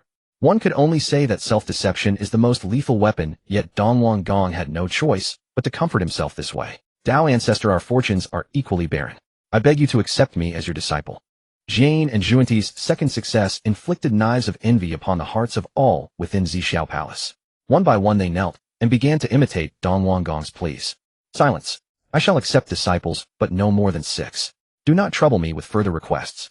Watching the kneeling crowd, Hongjun's expression remained unmoved. Having heard Hongjun speak so definitively, the crowd could only rise to their feet. Just as everyone believed the matter had concluded, and they could depart, Hongjun suddenly fixed his gaze upon Kunpeng once more. Kunpeng, among all present, you possess the highest cultivation, the strongest will of Taos, and are blessed with great fortune and extraordinary opportunity. I should rightfully take you as my chief disciple. Yet you and I share no master-disciple karma. Hearing these words, even Laozi's ever-stoic face betrayed a flicker of surprise. So, I was not meant to be the first disciple after all. Hongjun continued, Kunpeng, all who have gathered in Zhixiao Palace to listen to the Tao belong to the Xianmin lineage. Now that sentient beings have grown numerous, would you be willing to serve as the guardian of the Xianmen, to oversee its followers in my stead? At Hongjuan's words, the assembled crowd felt their hearts tighten. Guardian of the Xianmen, overseeing the Xianmen followers. Did this mean that everyone within this hall would fall under Kunpeng's authority? As though reading their doubts, Hongjun added another clarification. The 6 disciples are also within the ranks of the Xianmen followers. These words struck the 6 upon their meditation cushions like a thunderclap, leaving them gaping in astonishment. Even the perpetually composed Laozi could no longer conceal his shock. Yuan Shi Tianzun was particularly seething with indignation. What jest is this? Am I to be managed by a beast like Kunpeng? Tongtian Jiaozhu remained impassive, showing little reaction. Nuo was not displeased either. If anything, a trace of delight appeared upon her face. As for Jane and Juanti, they were on the verge of tears from fury. Senior brother, what shall we do? Are we to be subordinate to Kunpeng for all eternity? Juanti urgently sent a whisper to Jane. Junior brother, remain calm. Kunpeng's position as guardian of the Xianmen likely holds the same nature as Dongwang Gong's title of head of male immortals. It is merely an empty honor. We are the Tao ancestors' true disciples. He cannot possibly control us. With Jane's reassurance, Juanti finally composed himself. Kunpeng did not immediately respond to Hongjuan's appointment, for a mechanical voice echoed within his mind. Detected that Hongjun intends to appoint the host as guardian of the Xianmen. This constitutes a major choice. Commencing selection now. Option 1, unwarranted kindness conceals ulterior motives. Who knows what Hongjun schemes? You must absolutely refuse. Reward, primordial supreme treasure, the disc of destiny. Option 2, what does it matter what his purpose is? The path of cultivation admits only advancement, never retreat. To decline a benefit would be sheer folly. You must accept. Reward, primordial extraordinary treasure, the heaven-suppressing coffin and 12 soul-burying nails. Disc of destiny, a primordial supreme treasure born before the chaos divided. It is the spirit treasure of the demon god of fate. By turning the disc, one may alter the destinies of all living beings, reverse the karma of sentience, and open the river of destiny. Its wonders are inexhaustible. Heaven-suppressing coffin, a primordial extraordinary treasure born before the chaos divided. A masterless supreme artifact capable of suppressing all things. Within its interior lies an autonomous realm. Once entered, one's primordial spirit is sealed, all magical power is nullified and karma is severed, heavenly saints included. Soul-burying nail used in conjunction with the heaven-suppressing coffin. Driving 4 nails into the 4 corners of the coffin reduces its occupant to nothingness in an instant, after which the 4 nails turn to ash and vanish. Note, although the heaven-suppressing coffin ignores cultivation realms, each use consumes the treasure's origin power. Once depleted, the extraordinary treasure will automatically shatter and dissolve into nothingness. Gazing upon the descriptions of these 2 supreme treasures, Kunpeng's heart surged with wild jubilation. These were the most formidable artifacts bestowed by the system since its awakening. Especially the heaven-suppressing coffin. With it, Kunpeng could henceforth act without restraint, fearing no one. Though Kunpeng already feared nothing in the current Honghuang, he knew full well that not all of the 3,000 chaos demons had perished. They could invade the Honghuang at any moment. Yang Mei was the prime example. Even with Hongjun guarding the Honghuang, Kunpeng would never gamble his life upon another's shoulders. Only his own strength could bring true peace of mind. Choice 2. Host selection confirmed. Reward has been delivered. Please receive it. Tao ancestor Kunpeng accepts. Quickly bowing to Hongjun after making his choice, Kunpeng spoke. Regardless of Hongjuan's true intentions in naming him guardian of the Xuanmen, with the heaven-suppressing coffin in hand, Kunpeng feared nothing. The system's selection had taken but an instant, so Hongjun detected no anomaly in Kunpeng. Excellent. Take this token. With it you shall command the Xianmen. Hongjun waved his right hand, and a jade tablet descended before Kunpeng. This token is forged from primordial dark jade. During the Dragon Han catastrophe, I journeyed across the Honghuang and chanced upon this treasure. I now bestow it upon you.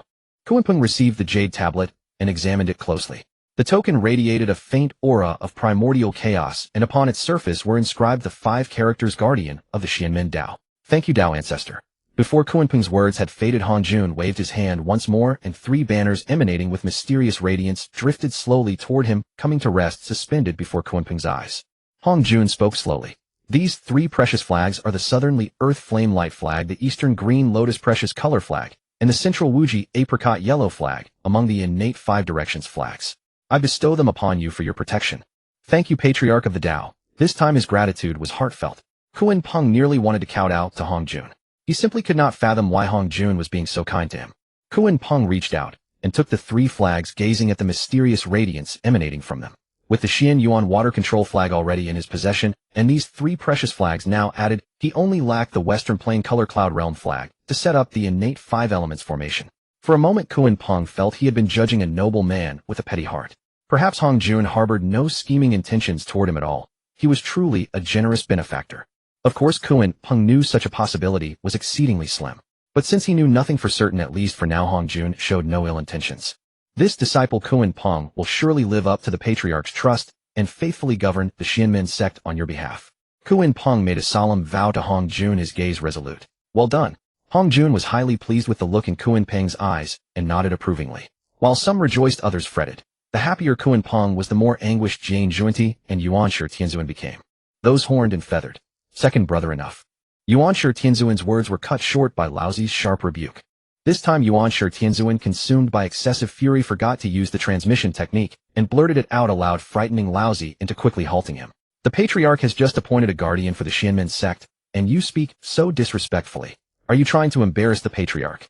Senior brother Wei. Alas, junior brother let events unfold naturally and wait to see how things develop. Jane likewise did not know how to comfort Junti. Apart from them, one person in the crowd also wore an expression of deep concern. That was the Queen Mother of the West, the matriarch of female immortals. Gazing at the three flags in Kunpeng's hands, her worry was plainly evident. It was common knowledge that Kunpeng had once wielded the Xian Yuan water control flag in the Zixiao Palace, and now he had acquired 3 more. In other words, he only needed the one she held to complete the innate 5 elements formation. From what had just transpired with the Heavenly King of the East, the Queen Mother of the West also realized that the titles of male and female immortal leaders were nothing but a joke. At least in the patriarch's eyes, Kunpeng mattered far more. It seems this flag cannot be preserved. The Queen Mother of the West summoned her plain-color Cloud Realm flag, gazing thoughtfully at Kunpeng's retreating figure. The Heavenly King of the East watched Kunpeng's rise with a tumultuous mind. No, I must not lose my composure. This is undoubtedly still the patriarch's trial. As long as I can vie for dominance over the primordial world, the patriarch will surely reclaim these flags and bestow them upon me once more. Perhaps I will even be appointed head of the Xianmen sect, the Heavenly King of the East consoled himself. Very well, this sermon concludes here. You may all depart. With those words, everyone reappeared before the Zixiao Palace. Heavenly King of the East. As everyone steadied their footing, still dazed, Tai's thunderous roar rang out. Die! Tai impatiently raised the chaos bell, high channeling his spiritual energy. A deafening boom erupted from the bell as the forces of earth, water, fire, and wind spun rapidly, then crashed down upon the Heavenly King of the East with devastating force. He had endured long enough. Clang! Caught completely off guard, the Heavenly King of the East hastily summoned his pure yang sword to block, unable to even deploy his defensive barrier, forced to bear the full impact of the chaos bell with the sword alone. A tremendous force then sent the Heavenly King of the East flying, and a hairline crack appeared on his pure yang sword. Tai's strike, fueled by rage, had directly damaged a top-grade innate magical treasure. The Heavenly King of the East also vomited a mouthful of blood from the combined impact of the Chaos Bell and the backlash of his damaged spiritual treasure, then stared at Tai in sheer terror. Tai, what do you think you're doing? I am the Supreme Emperor of male immortals. Are you not afraid of the Patriarch's reprimand? Heavenly King of the East, do you truly believe the Patriarch will still protect you? Tai summoned the Chaos Bell, once more poised to strike again. Not daring to linger, the Heavenly King of the East turned and fled. But barely 2 steps, and earthen walls suddenly materialized from the void, blocking his escape route, radiating a thick aura of earth. Zhen Yuanzi. These earthen walls were conjured by Zhen Yuanzi using the power of Wu Earth. The Heavenly King of the East dared not make further demands and fled in another direction. Brother, there is no need to rush off. Stay and chat for a while. As the words fell, a stream of crimson sand swept toward the Heavenly King of the East, radiating a soul-devouring aura across its surface. Honghuang. Facing such terrifying red sand, the Heavenly King of the East dared not be careless. He quickly summoned the Pure Yang treasure pearl, erecting a Pure Yang barrier to shield himself. Brother, remain calm. This humble one has no intention of killing you. Honghuang spoke truthfully. Had he wished to slay the Heavenly King of the East, the weakened cultivator's current state and grievous injuries would have offered no resistance against the soul-scattering red sand. Come then, let me witness the true strength of your Pure Yang treasure pearl. Fushi, who had been standing beside Nuwa, suddenly stepped forward, manifesting the Fushi Zither, a supreme-grade innate magic treasure, in his hand. As Fushi gently plucked the strings, waves of sonic energy erupted from the Zither, shattering the Heavenly King of the East's Pure Yang barrier instantly. Seeing Fushi intervene, Honghuang withdrew the soul-scattering red sand. Meanwhile, the Heavenly King of the East was hurled backward by the shockwave, crashing violently into Zhen Yuanzi's earthen wall and spouting another mouthful of blood. The Heavenly King of the East's insolent words in the Zixiao Palace had completely incited the wrath of all present, resulting in this coordinated assault. Struggling to his feet, he brandished the dragon-head golden staff horizontally in his right hand. Esteemed friends, I am after all the Patriarch's own appointee as the Supreme Emperor of male immortals. I imagine none of you would dare truly kill me. Your anger has been vented sufficiently. Why not let me depart in peace? They may not dare, but I do. Before the Heavenly King of the East could finish speaking, a massive boulder hurtled toward him wrapped in the laws of Earth. The Heavenly King of the East struck the boulder apart with a golden beam from his dragon-head staff and turned toward the source of the attack. Ho-Tu had already transformed into her primordial ancestor god physique and was charging at him. None of the 12 ancestor gods were known for their gentle temperaments. Ho-Tu was merely the least aggressive among them.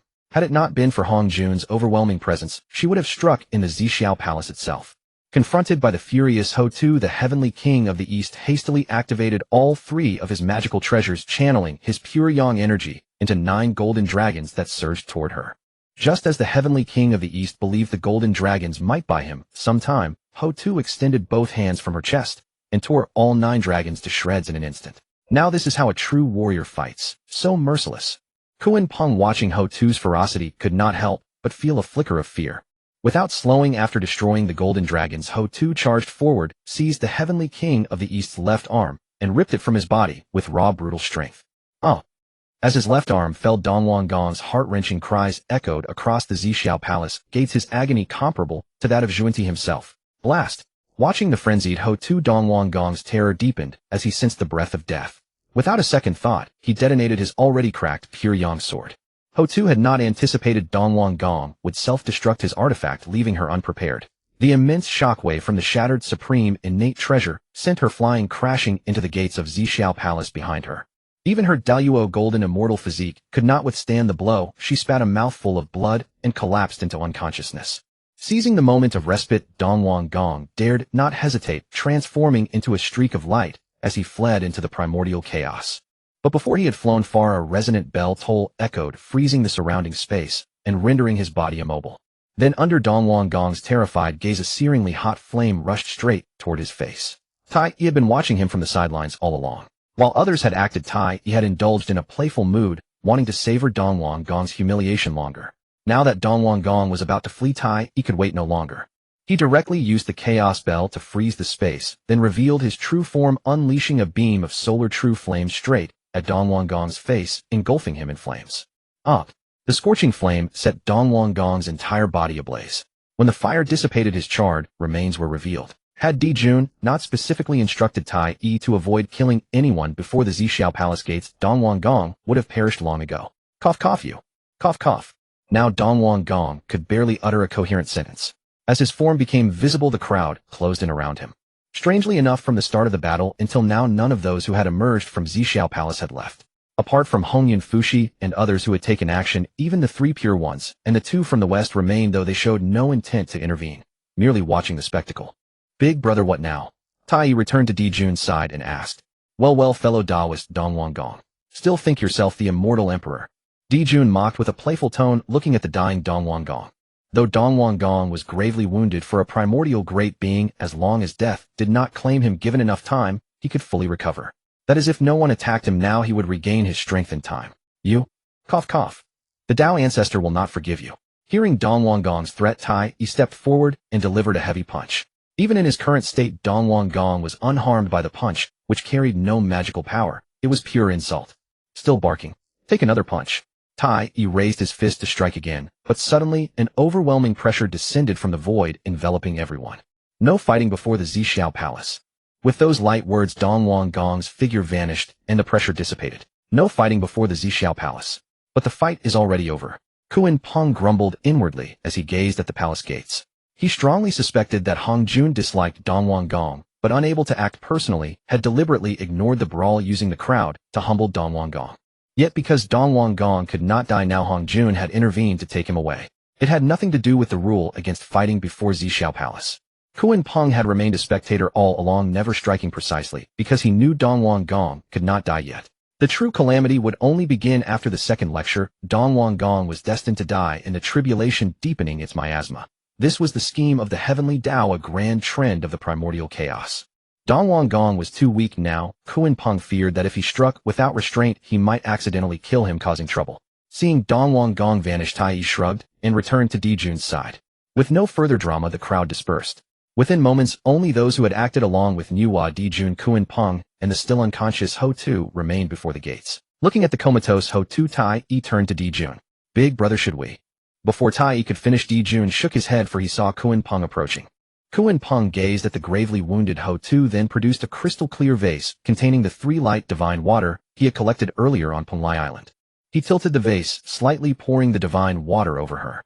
3 light divine water.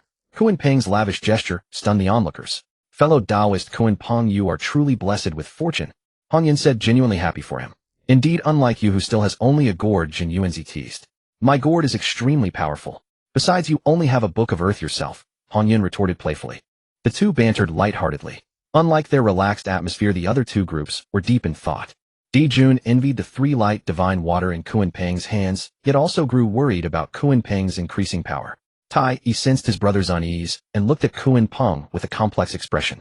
Nuwa too was troubled, but unlike the others, her concern was not for the treasure, but for Ho-Tu. Seeing his younger sister's strange gaze, Fushi cast a thoughtful look at Ho-Tu. As the 3 light divine water flowed and Ho-Tu's injuries rapidly healed, she slowly rose, reverting from her primordial, true form to the appearance of a primordial Tao body. Thank you, fellow Taoist Kunpeng, for saving me. Facing Kunpeng, Ho-Tu knew he had rescued her. She thanked him while inwardly chiding herself for her carelessness. Fellow Taoist Ho-Tu, there is no need for formalities. I must also thank you for speaking up for me in Zixiao Palace. Though he still did not know why Ho-Tu had helped him, since she had polite words were necessary. A mere trifle, do not dwell on it, fellow Taoist.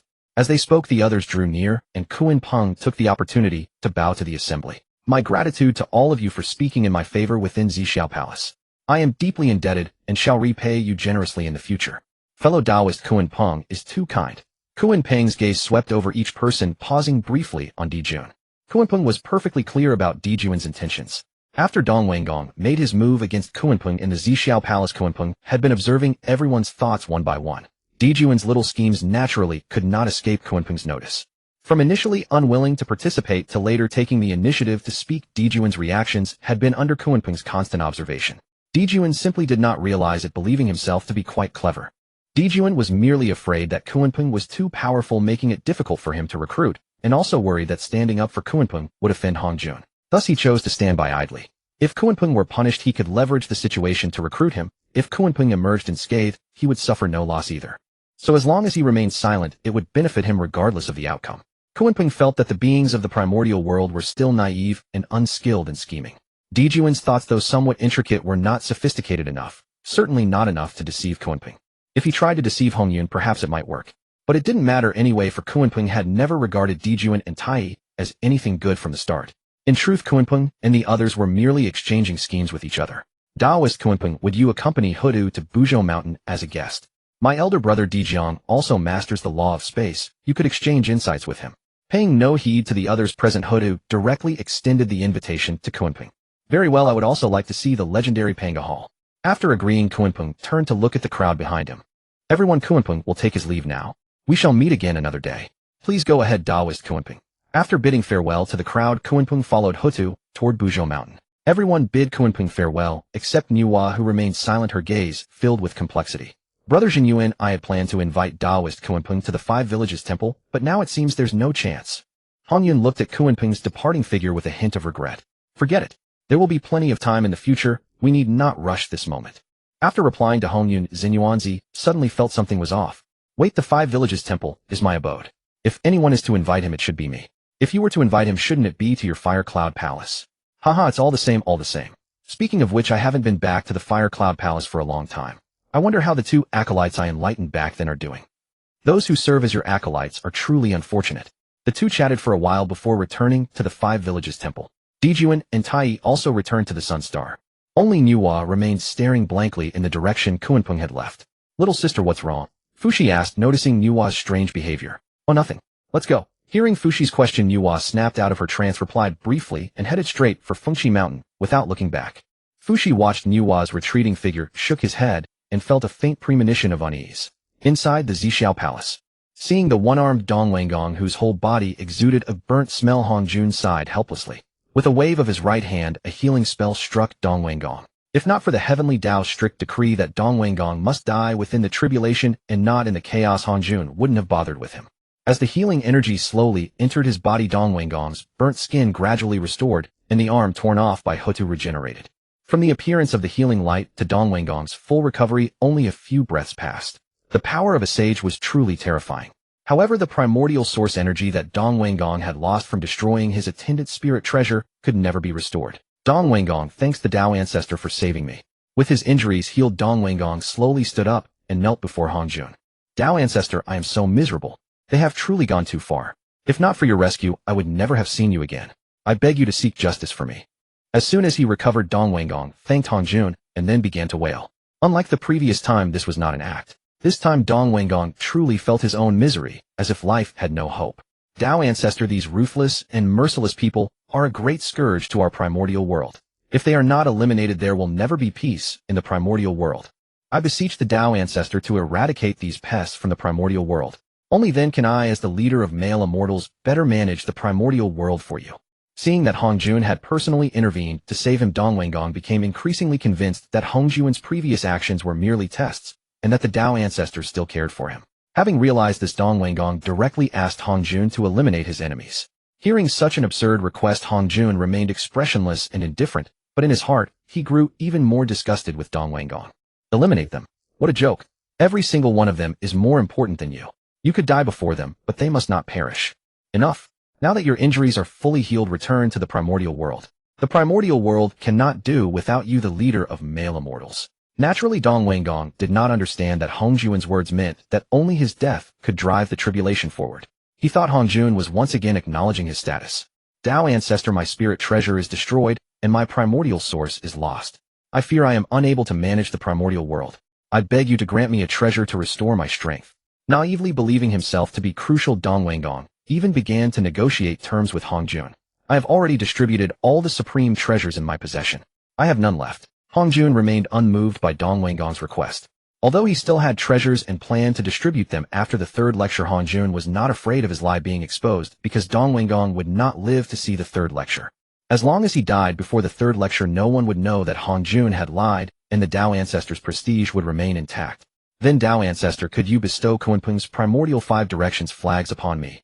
The 5 directions flags have already been granted to Kunpeng. How could I break my word? Seeing that Dong Wangong still refused to give up, Hongjun thought for a moment and said, how about this? I promise you that the next time you see me, I will grant you a primordial supreme treasure. Really? Thank you, Tao ancestor. Dong Wangong kowtowed to Hongjun in excitement. Alright, you may leave now. With a wave of Hongjun's hand, Dong Wangong instantly appeared outside the Zixiao Palace. Just as he was smugly rejoicing over the impending primordial supreme treasure, a voice suddenly sounded behind him. Your Majesty, the immortal emperor, you are out. Dong Wangong turned around and saw a one-armed hero with a single ear grinning stupidly at him. Qingmu, how could it be you? Dong Wangong gazed at the Qingmu before him, his face filled with utter astonishment. Why did this immortal emperor not see you just now, eh? Why have you appeared now? Your Majesty, when the battle began, this humble minister knew he lacked the strength to intervene, so he concealed himself, intending to seize the critical moment and rescue your Majesty. Yet unexpectedly, your Majesty was spirited away by the Tao ancestor, so I have been waiting before the gates of Zixiao Palace. As Qingmu the Taoist spoke, Dong Wangong's face was a mask of disdain. Rescue me? With what? Cowardice is cowardice, and you still dress it up with excuses. Enough. This immortal emperor is magnanimous and will not hold it against you. Let us return to Zifu continent. Dong Wangong had intended to reprimand him, but recalling that this was now his sole capable subordinate of the great Luo realm, he refrained from further rebuke. Do not be disheartened.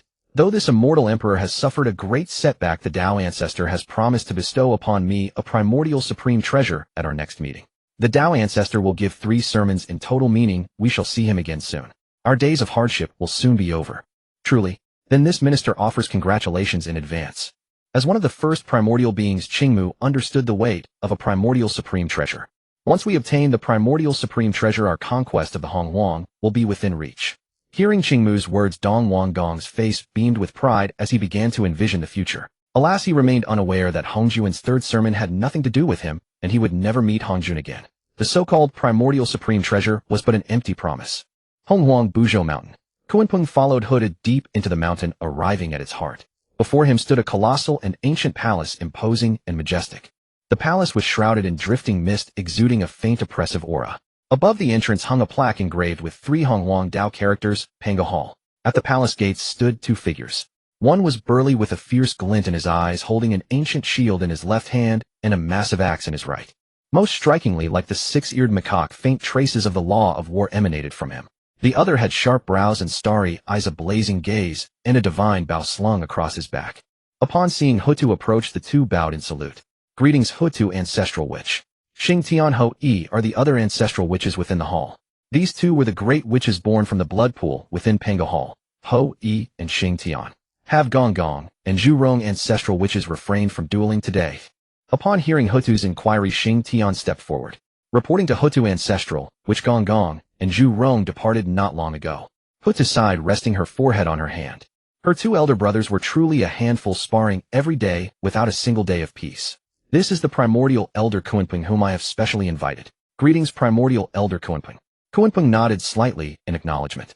After introducing Kunpeng, Hutu turned to the two. Hoi Xing Tian, go find the two ancestral witches and tell them that I have brought Taoist Kunpeng to Penga Hall. Ask them to return quickly. Yes. With that, the two departed. Kunpeng watched their retreating figures and smiled faintly. He had not expected to encounter the two most renowned great witches of later ages so soon. During the war between the witch and demon tribes, Xing Tian wielded his giant axe and shield, dominating the battlefield with the law of war, earning the title of War God Xing Tian. Xing Tian was also one of the few great witches in the witch tribe who had mastered a law. After Hutu transformed into the 6 paths of reincarnation, the 12 ancestral witches were left one short, preventing the completion of the 12 capital gods fiend formation, until Xing Tian filled that void. By temporarily evolving through the power of the witch blood pool, Xing Tian became the 13th ancestral witch.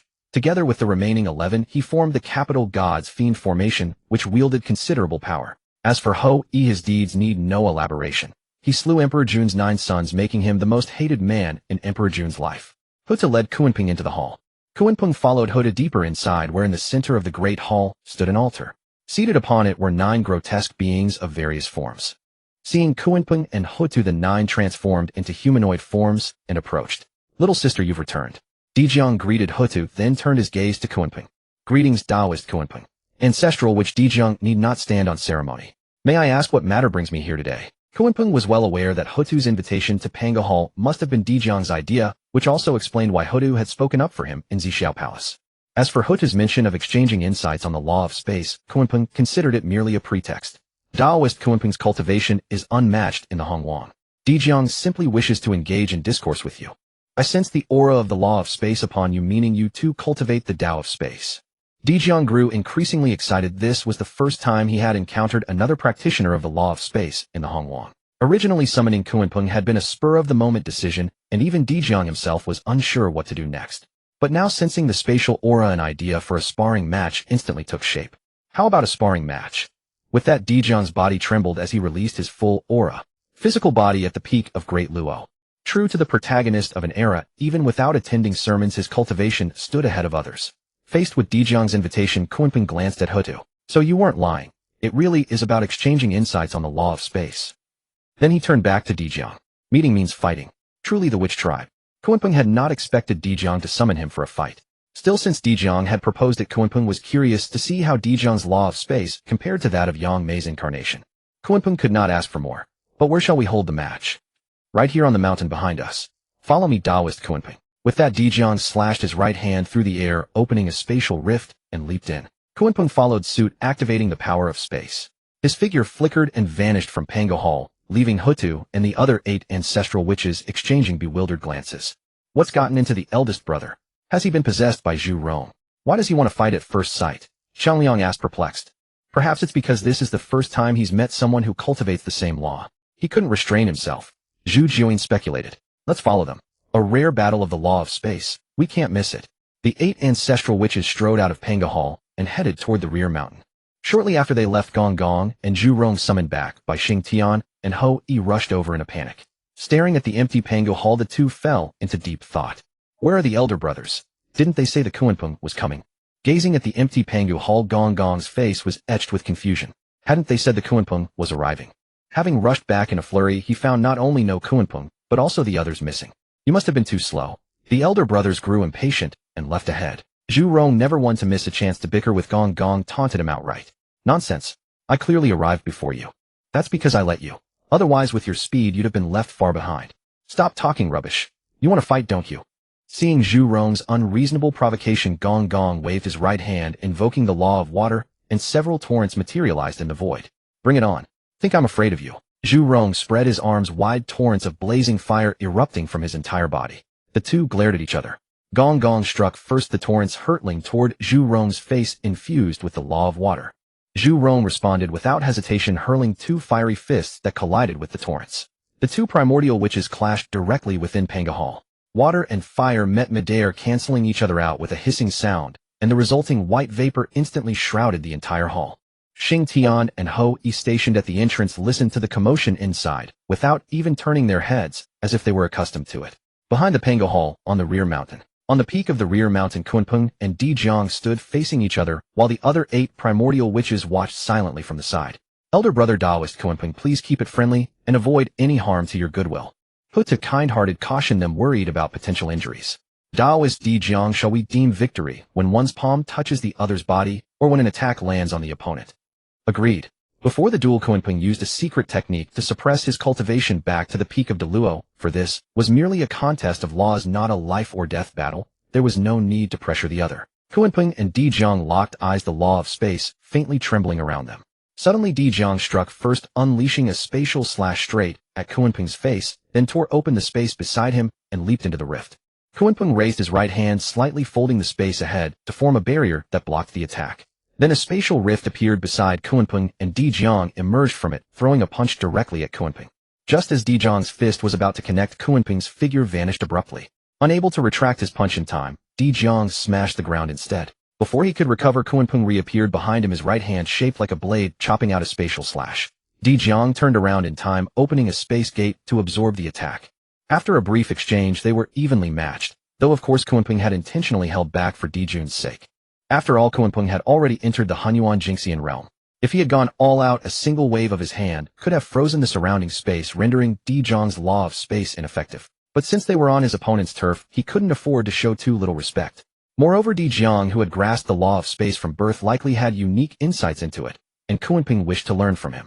Taoist Kunpeng, your strength is truly formidable, and your comprehension of the law of space is admirable. Let's see if you can withstand this move. Di Jiang spread his arms wide, an intense law of space radiating from his body. Then his hands turned into claws, and he pulled them together with all his might. Ripples of space spread outward from Di Jiang, causing the surrounding space to shatter and reform into a barrier. In the next instant, Di Jiang thrust his hands forward, and the barrier shot toward Kunpeng at tremendous speed. What is this? Spatial folding. Kunpeng gathered spatial power in his hands and sent several spatial slashes at the barrier, but they vanished like stones dropped into the ocean, leaving no trace. Kunpeng simply condensed the power of space onto his fist and threw a punch. The moment his fist collided with the barrier, the surrounding scenery abruptly changed. The watching Hutu and the others vanished from Kunpeng's sight, and Di Jiang too disappeared. Is this spatial teleportation? No, the scenery hasn't changed. Only the people are gone. Kunpeng fired several spatial slashes into the distance, but the attacks that should have passed unhindered struck an invisible barrier. So he's replicated a part of the space around Buzhou Mountain. Taoist Kunpeng is indeed astute. I wonder if you can break my spatial secret art. Just as Kunpeng figured it out, Di Jiang's voice echoed from all directions. Then the space around Kunpeng suddenly trembled, and spatial slashes flew in from all sides. Kunpeng directly used the law of space to form a square space around himself, deflecting all attacks. While Kunpeng and Di Jiang were fighting on the rear mountain of Buzhou Mountain at that moment. Second brother, do you think elder brother can win? Elder brother has used his signature move, so he should be able to win, right? Chang Liang asked Zhu Juyin beside him.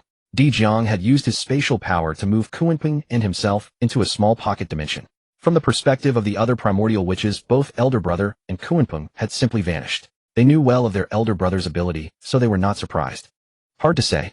Though we've all witnessed the might of elder brother's space law, I still can't see through Kunpeng. He feels even more enigmatic than when we last met. Elder brother will likely lose. No way. Is Kunpeng really that strong? The other primordial witches discussed among themselves, but Hutu did not join in. She knew that her elder brother would inevitably lose with not even a sliver of a chance, because Kunpeng had already broken through to the Honghuang Jinxian realm. In the world of the Wu clan, there was no such concept as quasi-sage. The Wu clan could only attain enlightenment through laws. After breaking through the peak of Deluo Jinxian, they entered the Honghuang Jinxian realm. Thus from birth they were aware of the Honghuang Jinxian realm, though they knew nothing of the levels beyond. This was a privilege granted to them as true descendants of Pangu. Inside the small pocket dimension, Kunpeng and Di Jiang had been locked in a stalemate for a long time. After his attack was blocked, Di Jiang unleashed countless spatial forces, all of which were nullified by Kunpeng's square space. Since it was a contest of laws, Kunpeng did not use his divine sense, and thus he could not locate Di Jiang for the time being. Di Jiang had clearly created a pocket dimension. Such a space would inevitably consume his mana to maintain. So if Kunpeng simply waited him out, Di Jiang would have to reveal himself eventually. Taoist Di Jiang, though I cannot find you, you cannot do anything to me either. Why not show yourself? His response was another barrage of spatial slashes. Just as Kunpeng thought Di Jiang would not appear anytime soon, a spatial fluctuation came from behind him. He turned to see Di Jiang standing behind him, throwing a punch that shattered the square space. Di Jiang's punch, combining his physical strength with the law of space, was naturally more powerful than a mere spatial slash. The moment the square space was broken, Kunpeng felt a spatial force lock onto him, and then Di Jiang charged at him with undiminished speed. Taoist Kunpeng, you have lost. Just as Di Jiang was about to strike Kunpeng, a faint smile curled at the corners of Kunpeng's mouth. In the next instant, Di Jiang felt the spatial force that had been restraining Kunpeng catch nothing but air. If Kunpeng hadn't still been right before him, Di Jiang would have thought he had already vacated the spot. Just as Di Jiang's fist was about to land on Kunpeng, believing he would win, he suddenly felt his punch meet emptiness. His own fist had passed straight through Kunpeng's figure, striking into the void beyond. As he stared in astonishment, Kunpeng swiftly counterattacked, using a spatial force to imprison Di Jiang before delivering a final blow to his body. Caught off guard, Di Jiang was sent flying a great distance, kicking up a cloud of dust. Taoist brother Di Jiang, you have lost. Kunpeng spoke calmly, watching the dust stirred by Di Jiang's impending landing. This technique was a newly developed application of spatial law by Kunpeng, allowing him to temporarily merge with the surrounding space and leave behind a false afterimage to deceive his enemy. At the moment of his opponent's mistake, he would instantly solidify into a tangible form and launch an attack. As the dust dispersed, Di Jiang's figure slowly emerged. Taoist brother Kunpeng, your methods are remarkable. Di Jiang admires them. You flatter me, Taoist brother Di Jiang. Your spatial replication art is also profoundly mysterious. Kunpeng wasn't merely flattering Di Jiang. Even when he refrained from using his cultivation advantage and extended his divine sense to search, he could not locate Di Jiang at all. Di Jiang seemed to have merged completely with that piece of space. It was precisely because of this that Kunpeng deliberately left an opening, luring Di Jiang to approach him. Only when he attacked with his physical body could Kunpeng counter. A loss is a loss. There's no need for you to save face for me, Kunpeng. Di Jiang can accept defeat. Then with a grand sweep of his hand, Di Jiang made the surrounding space vanish instantly. The two returned to Mount Buzhou. Big brother, how did it go? Did you win? Seeing Di Jiang return, Xiangliang eagerly asked.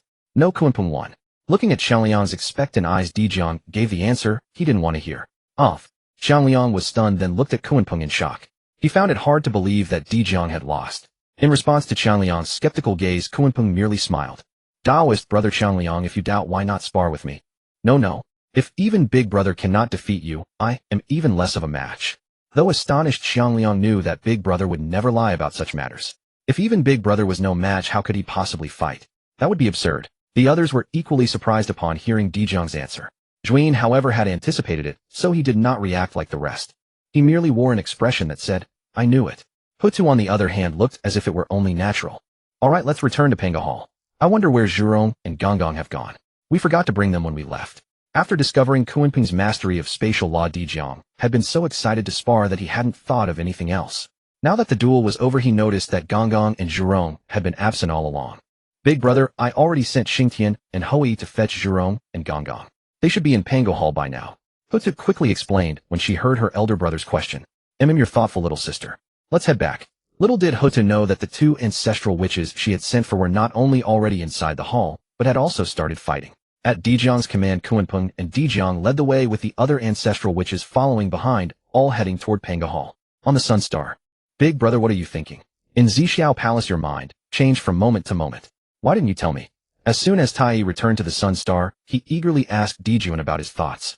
It wasn't that I didn't want to tell you, but things were urgent, and I had no time to explain. Di Jiang looked helpless. Why? What happened? Actually, my initial idea was to have the Dao ancestor punish Kunpeng, preferably lower his cultivation, so that we could more easily recruit him. But I didn't expect so many people to speak for him, nor did I anticipate the Witch Clan stepping in. We are destined for war with the Witch Clan, so I feared Kunpeng might side with them, which is why I spoke up. If that's the case, big brother, now that Kunpeng has left with Huta, doesn't that put us at a great disadvantage? Hearing Di Jiang's explanation and realizing that Kunpeng had gone to Mount Buzhou, even Tai sensed the gravity of the situation. Indeed, Kunpeng may appear easygoing on the surface, but he is deeply calculating. He is always amiable and never offends anyone, which is why so many spoke up for him in Zixiao Palace. A person like that, if he cannot be used by us, must be eliminated. But sadly we lack the strength to do so. Dijuan shook his head as he spoke. If I had known this earlier, I should have killed him outright. Hearing Dijuan's analysis, murderous intent flared in Tai's eyes. Dijuan glanced at Tai's fierce expression and gave a light laugh. There's no chance. The moment Kunpeng revealed his prowess in Zixiao Palace, we lost our opportunity. How is there no chance? Right when we left Zixiao Palace, if we had struck immediately, we could have killed him. By then he had already won over Zhen Yuanzi and Honghuang. If we attacked, they wouldn't stand idly by. Besides, what pretext would we have? Seeing Tai begin to argue with him, Dijuan patiently explained. We could have had Jane and Juanti make the move with us assisting. After all, Kunpeng seized their spiritual treasure, we could say we disapproved of his theft. Faced with Tai's hypothetical, Dijuan shook his head again. Juanti was wounded by the moonlight divine water, his combat power practically zero, crippled. What use would Jane alone be? We could also have allied with the three pure ones. After all, Kunpeng offended Yuanshi. Dijuan had been calmly discussing with Tai, but upon hearing this, he was utterly speechless. His expression changed and he looked at his foolish younger brother as if he were an idiot. Big brother, did I say something wrong? Seeing Dijuan's sudden change in expression, Tai grew flustered. Do you remember why Kunpeng offended that fellow Yuanshi? Because Yuanshi called him a feathered and furred.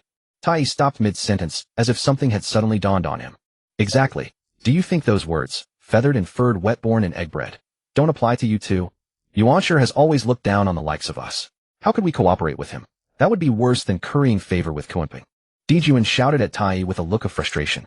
Hearing Dijuan's words, Tai fell silent like a child who had made a mistake. Tai, earlier you said Yuanshi looked down on all beings, but you are the same. Born with a supreme innate treasure, haven't you also looked down on all beings? In the future we are to contend for supremacy in the primordial world. If you remain so arrogant, trouble will befall us. Yes, big brother, I understand. Hearing Tai's admission of fault, Dijuan did not press the matter further. Instead, he gazed worriedly in the direction of Mount Buzhou. If before we only tried to win Kunpeng over, now we must win him over at all costs. Even if we cannot, we must never offend him. There was another point that Dijuan had thought of but didn't mention. Not everyone among those in the Zixiao Palace possessed a discerning mind. Among these people, some genuinely believed that Kunpeng had confronted the three pure ones for their sake, and thus felt indebted to him. Moreover, after returning to the Honghuang, someone spread the rumor that Kunpeng had risked offending the three pure ones for the sake of all living beings.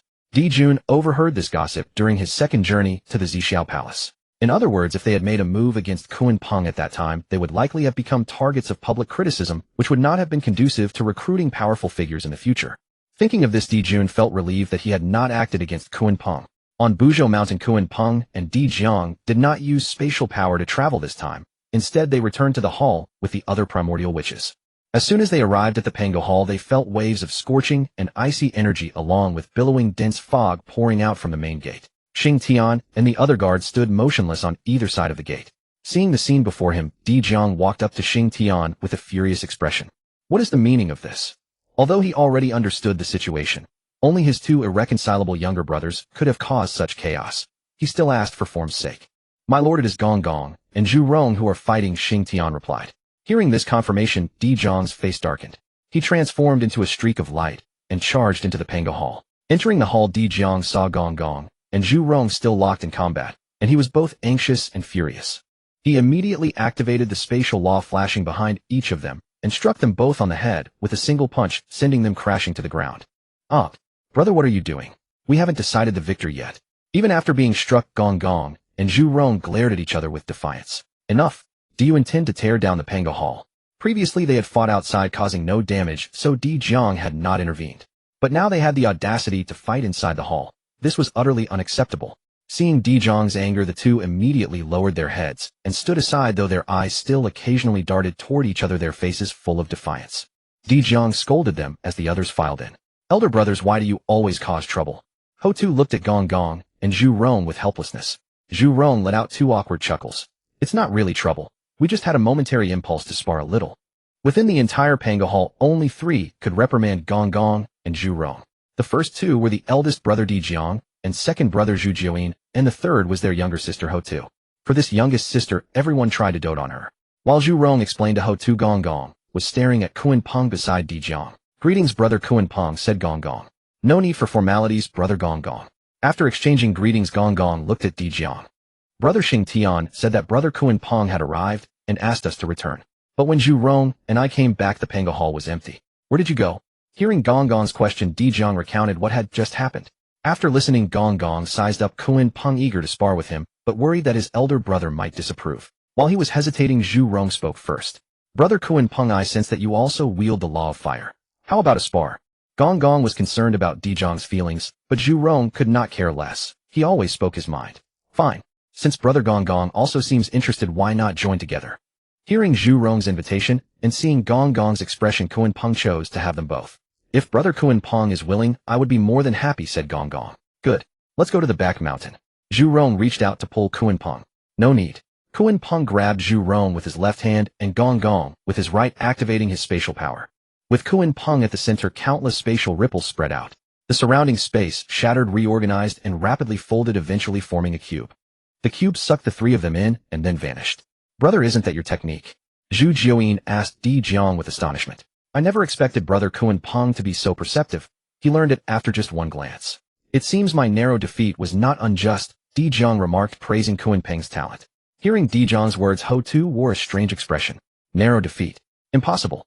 Brother, do you mean that when you sparred with Brother Kunpeng your strength was nearly equal? Of course. What's wrong? Di Jiang looked puzzled. He didn't understand why his little sister would ask this. Was she that lacking in confidence in him? Brother, come here for a moment. Ho Tu pulled Di Jiang aside under the confused gazes of the other primordial witches and whispered in his ear. As Ho Tu finished speaking, the other primordial witches saw Di Jiang's expression shift from calm to terror, and then he stared at Ho Tu in disbelief. Is it true? Ho Tu gave a slight nod. Di Jiang stared at the direction where Kunpeng had disappeared, unable to snap out of it for a long time. Inside the small space. Brother Kunpeng, how do you know our elder brother's technique? Gong Gong looked around at the space astonished. They had all seen Di Jiang use this move and recognized it immediately. I happened to learn it while sparring with Brother Di Jiang just now. It's nothing remarkable. This was indeed something Kunpeng had just learned. With the boost of his top-tier comprehension and his mastery of spatial force surpassing Di Jiang's, creating this space was not difficult.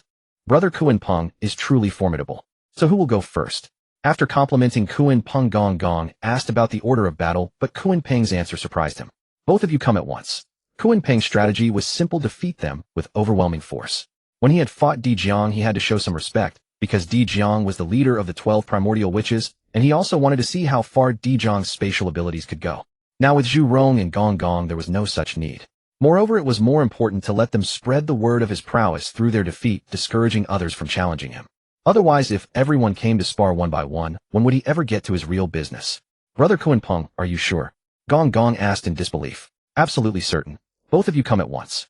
Very well then, please be careful, Brother Kunpeng. After speaking, Gong Gong stood on Kunpeng's left and Zhu Rong on his right. Zhu Rong's entire body trembled, transforming into a man of fire, and he struck first. He thrust his fists forward, flames coiling around them, converging into a pillar of fire that blazed toward Kunpeng's face. Kunpeng opened his right hand wide, invoking the law of fire, and a beam of solar, true fire collided with the pillar of fire formed by Zhu Rong. This was the solar true fire evolved by Kunpeng after comprehending the law of fire on the Sun Star, though it was inferior to that of Dijuan and Tai. However, empowered by Kunpeng's law of fire, it was still immensely powerful. Seeing Zhu Rong attack, Gong Gong crossed his arms, and from the void emerged countless torrents that surged toward Kunpeng with irresistible force. Kunpeng's left hand glowed with Dao rhythm, activating the law of water, and a wall of water blocked the attack. Although Kunpeng was most proficient in the use of the law of water, he had never encountered any special divine water, so he still used ordinary seawater. Thus, Kunpeng countered Gong Gong with the law of water and Zhu Rong with the law of fire. Compared to Dijiang, Gong Gong and Zhu Rong's application of laws was rather simplistic, mere elemental impacts. Enough play. Time to end this. Kunpeng exerted force with both hands simultaneously, surging flames and overwhelming floods directly engulfed the attacks of the two ancestral witches, sending them flying. You two still want to fight? Again, our physical bodies are our strongest means of attack. After landing, they stood together facing Kunpeng. They condensed the power of laws into their right fists and struck at Kunpeng simultaneously. Good, then let me, this humble Taoist, experience the ancestral witches' physical bodies. Just as he took his stance, exerting his full physical strength, he swung his fists to meet theirs. A loud crash followed, and Gong Gong and Zhu Rong fell to the ground, spitting blood. Oops, I hit a bit too hard. In his excitement, Kunpeng forgot to suppress his cultivation level. His Honghuang initial stage physical strength directly inflicted severe injuries on the two. Seeing their bloody bodies, Kunpeng hurried forward and poured the 3 light, divine water on them. After a moment, Honghuang and Zhurong were restored to their original state. My apologies, fellow Taoists. Kunpeng was too excited and forgot to hold back. Brother Kunpeng, there's no need for that. It is our lack of strength, we admit defeat. Please release this space, fellow Taoist. Kunpeng waved his hand, and the space he had constructed shattered, instantly returning the 3 to the Pango Hall. Are you done? How was it? The curious Xiangliang stepped forward again. The 2 of us together were no match for Brother Kunpeng in a single exchange. Both Zhurong and Honghuang were good losers. They didn't spare themselves any face and spoke bluntly. No, I lasted longer. I'm stronger than you. Bullshit. I clearly lasted longer. I lasted longer. Both admitted they were inferior to Kunpeng, but argued over who had endured longer. You too. Seeing these 2 clowns start arguing again, Xiangliang shook his head helplessly. Dijiang, seeing Kunpeng emerge, quickly walked over and pulled him aside. Brother Kunpeng, Hutu said you have broken through to Honghuang Golden Immortal. Hearing Dijiang's question, Kunpeng glanced at Hutu. Indeed, I had a fortunate breakthrough in the Zishao Palace. That means you were going easy on me in our match just now, eh? Kunpeng was momentarily at a loss for words. He didn't know whether to speak directly or be more tactful. Kunpeng couldn't help but look at Hutu again. Why did you have to open your mouth? I wanted to save face for your elder brother, but you tore it apart. Hutu noticed Kunpeng's gaze, and not understanding his meaning, looked at him innocently. Seeing Kunpeng silent, Dijiang already knew the answer. Brother Kunpeng, please open the space again. I want to see how great the disparity in our strength really is. The thought that Kunpeng could still defeat him even while holding back filled Dijiang with shame, and he wanted to see how strong Kunpeng truly was. Alright. Kunpeng opened the space again and drew himself and Dijiang inside. I intended to let you win, but since you insist on getting beaten, don't blame me. Hutu watched the 2 disappear and silently counted the time. 2 minutes later they reappeared. Kunpeng's expression was unchanged, but Dijiang looked utterly dejected, exuding an air of hopelessness. Xiangliang, big brother, what did you 2 go do again? Dijiang looked at Xiangliang with disdain. Why are you so talkative today? Seeing Dijiang's gaze, Xiangliang felt baffled. What's wrong? Did I say something wrong? Brother Kunpeng, may I ask what relation you have with the 2 on the Sun Star? How can you wield their solar true fire? Zhurong walked directly to Kunpeng and asked. As the ancestral witch of fire, he could clearly sense that Kunpeng's fire was no ordinary flame, but solar true fire. And as everyone knew, solar true fire existed only on the Sun Star, the exclusive flame of the 2 3-legged golden crows. I have but a fleeting acquaintance with them, no deep connection. The solar true fire was merely something I comprehended while discussing the Tao with them on the Sun Star previously. Seeing Zhurong approach, Dijiang quickly adjusted his facial expression. He did not want to lose face in front of his younger brother. Brother Kunpeng, is the cultivation art you practice the 9 revolutions mystic art? Dijiang did not deliberately lower his voice, so everyone in the hall heard it. Upon hearing this, the several ancestral witches who had been chatting nearby all turned their gaze to Kunpeng and slowly walked over. The cultivation art practiced by the 12 ancestral witches was the incomplete version of the 9 revolutions mystic art, so Dijiang's words instantly captured everyone's attention. After glancing at the crowd, Dijiang turned his gaze back to Kunpeng full of doubt. To use spatial power, well, one needs sufficient perception to constantly judge the movements of space. As the ancestral witch of space, Dijiang's perception was undoubtedly the strongest among the ancestral witches.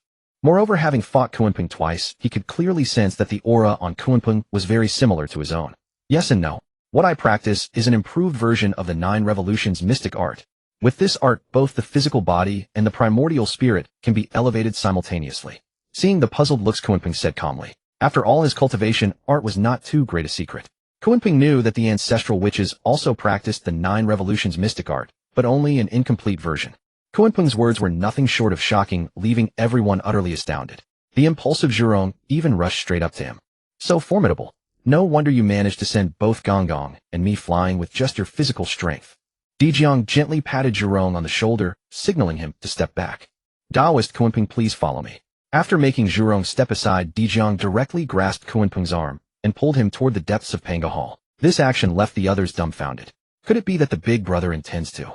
Everyone knew where Dijiang was leading Kunpeng. It was the most sacred area of their Wu clan, the birth blood pool. It seems big brother wants to make a deal with Kunpeng. The others were perplexed, but Zijian remained calm, as if he had anticipated everything.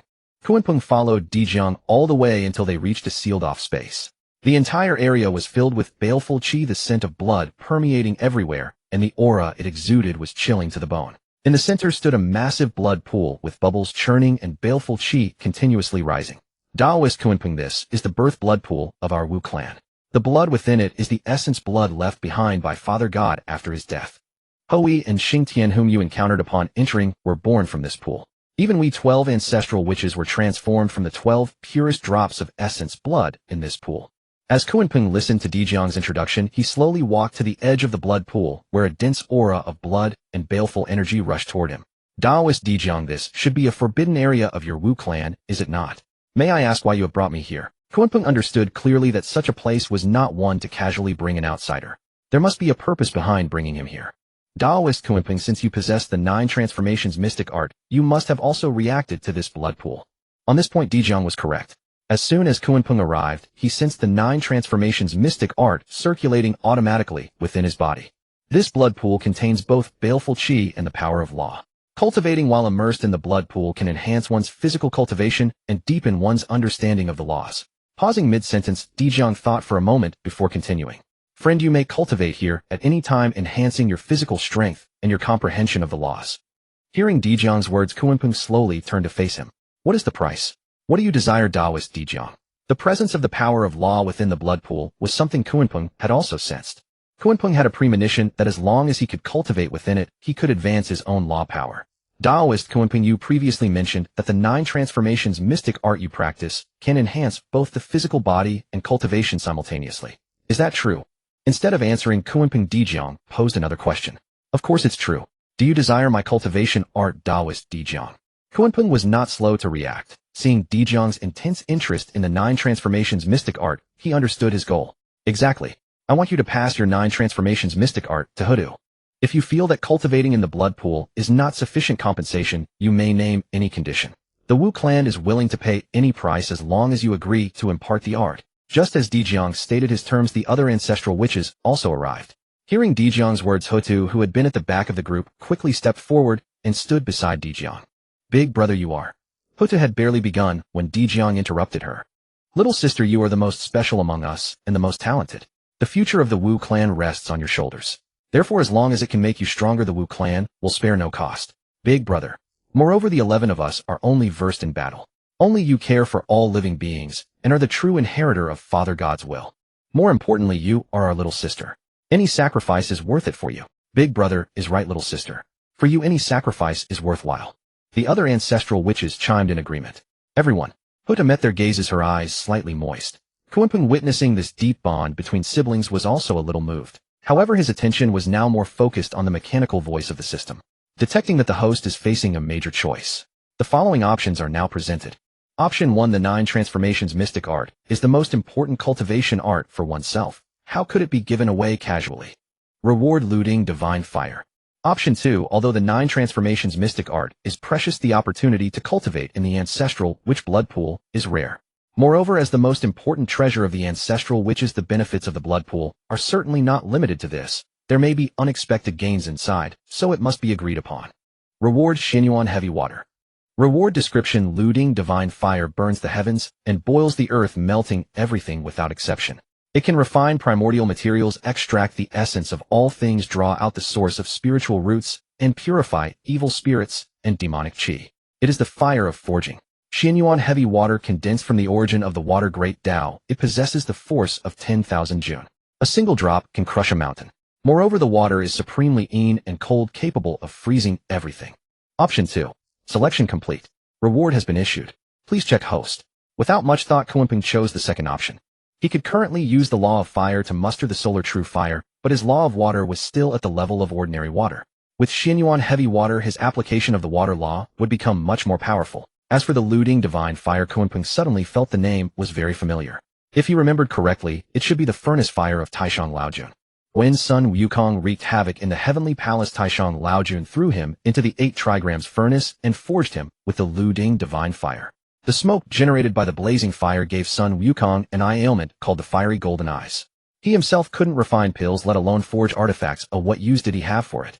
As for teaching Hutu the art, the system given cultivation art was not so easy to use. No one else could fully master it except himself. If Hutu practiced this art, her future cultivation level would absolutely be within his control.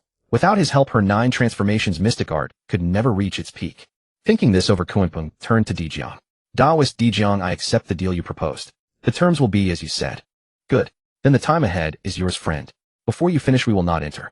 You may cultivate freely in the pool. Dijiang waved his hand, leading all the ancestral witches out of the room and closing the door. Now only Kunpeng remained in the entire space. Big brother, have you truly decided? The blood pool is the foundation of our Wu clan. If something goes wrong, it will be troublesome. Qianwu looked at the closed door, still uneasy. Dijiang, however, was resolute. To gain benefits, one must pay a price. I will bear all consequences. Seeing the worried expressions of the others, Zijian looked relaxed. You don't need to worry so much.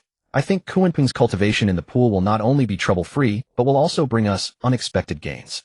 Hearing Zijian say this, even Dijiang looked at him with confusion. To everyone's questions, Zijian did not respond, only calmly said, Heaven's secrets cannot be revealed. In truth, Zhu Juin himself knew not what the so-called surprise was, but he had a vague premonition that this time the Wu clan would reap great gains. Within the birth space at that moment, Kunpeng gazed at the blood pool before him, then leaped up and plunged into it, submerging his entire body. The moment Kunpeng entered the state of the blood pool began to transform. A thick aura of blood fiend energy instantly gushed out from the blood pool, dyeing the entire birth space a blood-red hue. The already restless blood pool suddenly grew turbulent, with waves of blood crashing against its edges, as if they might collapse the barrier at any moment and spill forth. Centered around Kunpeng, the blood within the pool formed a rapidly spinning vortex, rotating clockwise without cease. Auras of various laws emanated from the blood pool, drifting slowly into the air, then gradually entering Kunpeng's body. As time passed, Kunpeng suddenly felt his vision blur, and the surroundings changed abruptly. When Kunpeng regained his senses, he found his consciousness immersed in chaos. An illusion. Kunpeng looked around involuntarily. The chaos was pitch black, devoid of any light. Suddenly a scene appeared directly before his sight. A 36th grade creation green lotus rotated slowly, upon which sat a burly man. Above his head hung a jade disc, and beside his right hand rested a giant axe. The man's physique was imposing, his upper body bare with bulging veins on both arms.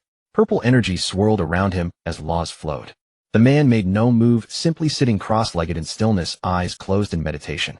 After a while, the man suddenly opened his eyes, the left one blazing like fire, the right one icy as frost. Two divine beams shot forth, piercing through the chaos. Where the light passed, the aura of ice and fire lingered. Then the man rose abruptly, a resolute glint flashing in his eyes. He raised the giant axe high and swung it directly toward the void. With a deafening crash, the chaotic world shattered, and the space before him was torn apart. Pengu, what do you think you're doing? Stop. Do you want to destroy the chaos space we all live in? Just as the man was about to continue his cleaving, a furious roar halted him. Thousands of figures materialized before him. Kunpeng could clearly sense that every single one of these beings possessed a cultivation level higher than Hongjuan's. At least higher than the current Hongjuan. After Hongjuan merged with the Tao and grasped the authority of the heavenly Tao, he would likely surpass them. At the forefront of the thousands stood four figures. The one on the far left held a scepter from which powerful spatial energy radiated, causing the surrounding space to tremble incessantly. Most importantly, Kunpeng recognized this person. Yang Mei. On the far right, a figure held a wheel in his right hand, his entire form flickering in and out of existence, his features shifting with each moment, exuding a bizarre aura of time loss. Then, that must be Shurchen. The two in the middle, one also held a wheel, while the other possessed an hourglass-shaped artifact. Those should be the causality deity and the fate deity. Time is supreme, space is king. When fate does not emerge, causality reigns, power is paramount. The strongest among the 3,000 deities had gathered. Yang Mei, do you think you can stop me? Get out of my way. Without further ado, Pengu swung the heaven-opening divine axe, sending a cold light straight toward Yang Mei's face. Seeing the fearsome Yang Mei waved his scepter, repeatedly folding the space in front to form a spatial barrier for defense. In an instant, the folded space was shattered by the cold light, and Yang Mei himself was knocked aside. Watching Yang Mei fly away, Shurchen's expression changed. Pengu, don't be so insolent. Can you kill all 3,000 of us? Everyone attacked together. At Shurchen's command, the countless deities surged forward, each offering their supreme treasures to strike at Pengu. The quality of their artifacts ranged from chaos supreme treasures to chaos spirit treasures. Shurchen waved his hand, summoning the river of time to wash over Pengu, while Yang Mei quickly flew back, constantly folding space to hinder Pengu's movements. The fate deity and causality deity also offered their chaos supreme treasures. Waves of powerful laws surged toward Pengu like a tide, but were all blocked by the 36th grade creation lotus beneath him. Then Pengu raised the heaven-opening divine axe again, gathering immense power at its tip. With one swing, he reduced all attacks to dust. Swinging the axe once more, Pengu cleaved the nearest deity into a bloody mist, and the deity's attendant spirit treasure was instantly destroyed, shattered into fragments. Pengu, I never thought you could be so cruel. A friend of that slain deity cursed Pengu upon seeing the scene. Those who obstruct my path to enlightenment must die. Pengu swung his axe again, a cold light flew straight toward the one who had shouted. The deity hastily tried to defend with the power of laws. But he could not hold out even for a moment. The cold light cleaved him in two, then annihilated his form and spirit, leaving not a trace of true spirit or primordial soul. After killing that one, Pangu turned his gaze to the other deities. In the face of Pangu's terror, they all involuntarily stepped back, a flicker of retreat in their hearts. None of you hold back anymore, or we'll all die. Shurchen roared at the crowd behind him. They all channeled their full power and attacked together. For a moment, brilliant light blazed across the chaos as countless sky-shrouding rays of divine artifacts flashed incessantly. Laws of the universe poured forth like an endless torrent, bombarding Pangu. Well struck. Pangu's divine axe swung ceaselessly, meeting the onslaught with a single force that shattered myriad laws. In an instant, countless axe lights, thunderous roars, and the power of laws filled the entire chaos space. Now, with the creation jade butterfly above his head, the chaos green lotus beneath his feet, and the heaven-opening divine axe in hand, Pangu roared with every swing. Truly the first war god of chaos. Boom. Clang. Up. I will not accept this. After billions of eons of cultivation, now it's all destroyed. Pangu, you deserve to die. As Pangu's axe continued to fall, deity after deity perished, their attendant spirit treasures reduced to fragments. Voices of resentment echoed throughout the chaos, yet Pangu's attacks did not cease, as if he were a cold-blooded executioner. With every swing of the giant axe, a deity met its end. Pangu's might was unstoppable. As time wore on, the blood of the deities soaked the entire chaos, staining the space a blood-red hue. Everywhere was filled with resentment and killing intent. Kunpeng had a premonition that with his current cultivation, even a touch of that terrifying blood fiend aura would cause him to fall in an instant. Such terror. Of the 3,000 chaos deities, only a few dozen remained, and almost all were severely wounded. But Pangu himself, aside from a slight flagging in his aura, bore no wounds. The creation green lotus and the creation jade butterfly had only minor cracks, nothing serious. The dual defenses of the 36th grade creation green lotus and the creation jade butterfly made Pangu virtually invulnerable. What do we do now? Shurchen, trembling with fear, asked the other three beside him. They were the strongest among the chaos deities and currently in the best condition. Our attacks barely affect him. If only we could find a way to break his defense. Hearing Shurchen's question, Yang Mei turned to look at the remaining chaos deities. They were all in a wretched state, the power of the force law wreaking havoc on their wounds. The four of them had also sustained injuries. But look at Pangu. He didn't even have a scratch. How could they fight this? Damn it. If only our artifacts were on par with his, we could have slain him long ago. Why does he have 3 Chaos Supreme treasures when we each have only 1? Yang Mei glared at Pangu, his heart seething with resentment. Pangu, looking at the remaining few, also refrained from rash action, knowing these were the strongest. The atmosphere in the chaos space froze for a moment, neither side daring to move. Just then a voice full of fighting spirit came from behind Pangu. Pangu, others fear you, but I don't. Take this strike from my staff. Pangu turned his head and beheld a demon ape, a head shorter than himself, raising its iron rod high overhead, with battle fury blazing in its eyes, swinging down upon him. Though the demon ape's body was already crisscrossed with wounds, its fierce arrogance showed no sign of waning. Under the influence of the laws of war, the longer the battle dragged on, and the more grievously wounded it became, the stronger it grew. The Chaos Demon Ape. Upon seeing the figure of the Chaos Demon Ape, a flicker of delight crossed the faces of Yang Mei and the other three. The Chaos Demon Ape let out a thunderous roar and brought its iron rod crashing down upon the jade butterfly of creation. With a cataclysmic boom, the edges of the butterfly shattered, and a crack splintered through Pangu's impregnable defense. You seek death. Enraged at the shattering of the jade butterfly, Pangu unleashed 2 devastating axe flashes with all his might, cleaving the Chaos Demon Ape into 4 pieces, its iron rod clattering to the ground beside it. A fine opportunity. Upon seeing Pangu's defense finally breached, the other demon gods launched a coordinated assault once more. Pangu, unable to evade in time, bore the blows with his flesh and blood body. Struck by countless powerful laws, even Pangu suffered significant injuries. Yang Mei and the others' attacks had finally taken effect, yet they had also thoroughly enraged Pangu. Curse you all, perish. In the throes of blinding fury, Pangu's axe flashes were even more devastating than before, and wherever they swept, every demon god was reduced to ash and smoke. Not good. Yang Mei reacted first, slashing open a spatial rift beside himself and diving through. Yang Mei, where are you going? The Karma demon god gazed at the treacherous Yang Mei with fury uncontained. He then turned to the other two, only to discover Shurchen's figure suddenly growing translucent before vanishing entirely. Shurchen, you. Watching Shurchen disappear, the Karma demon god turned his gaze upon the last remaining Fate demon god.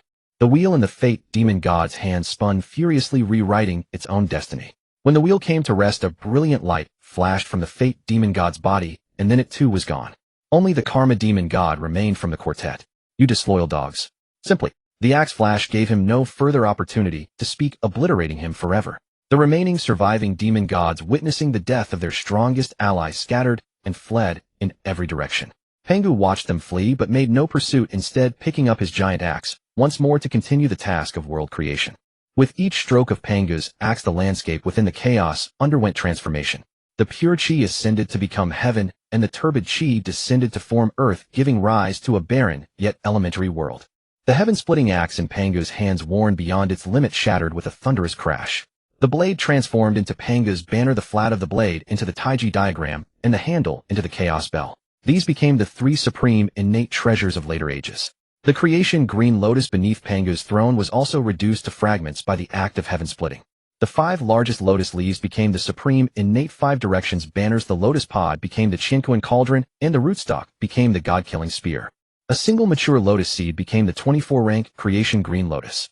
4 immature seeds transformed into the 12-rank merit golden lotus, the 12-rank karma fire red lotus, the 12-rank world purifying white lotus, and the 12-rank world destroying black lotus. The remaining parts all became individual innate spiritual treasures.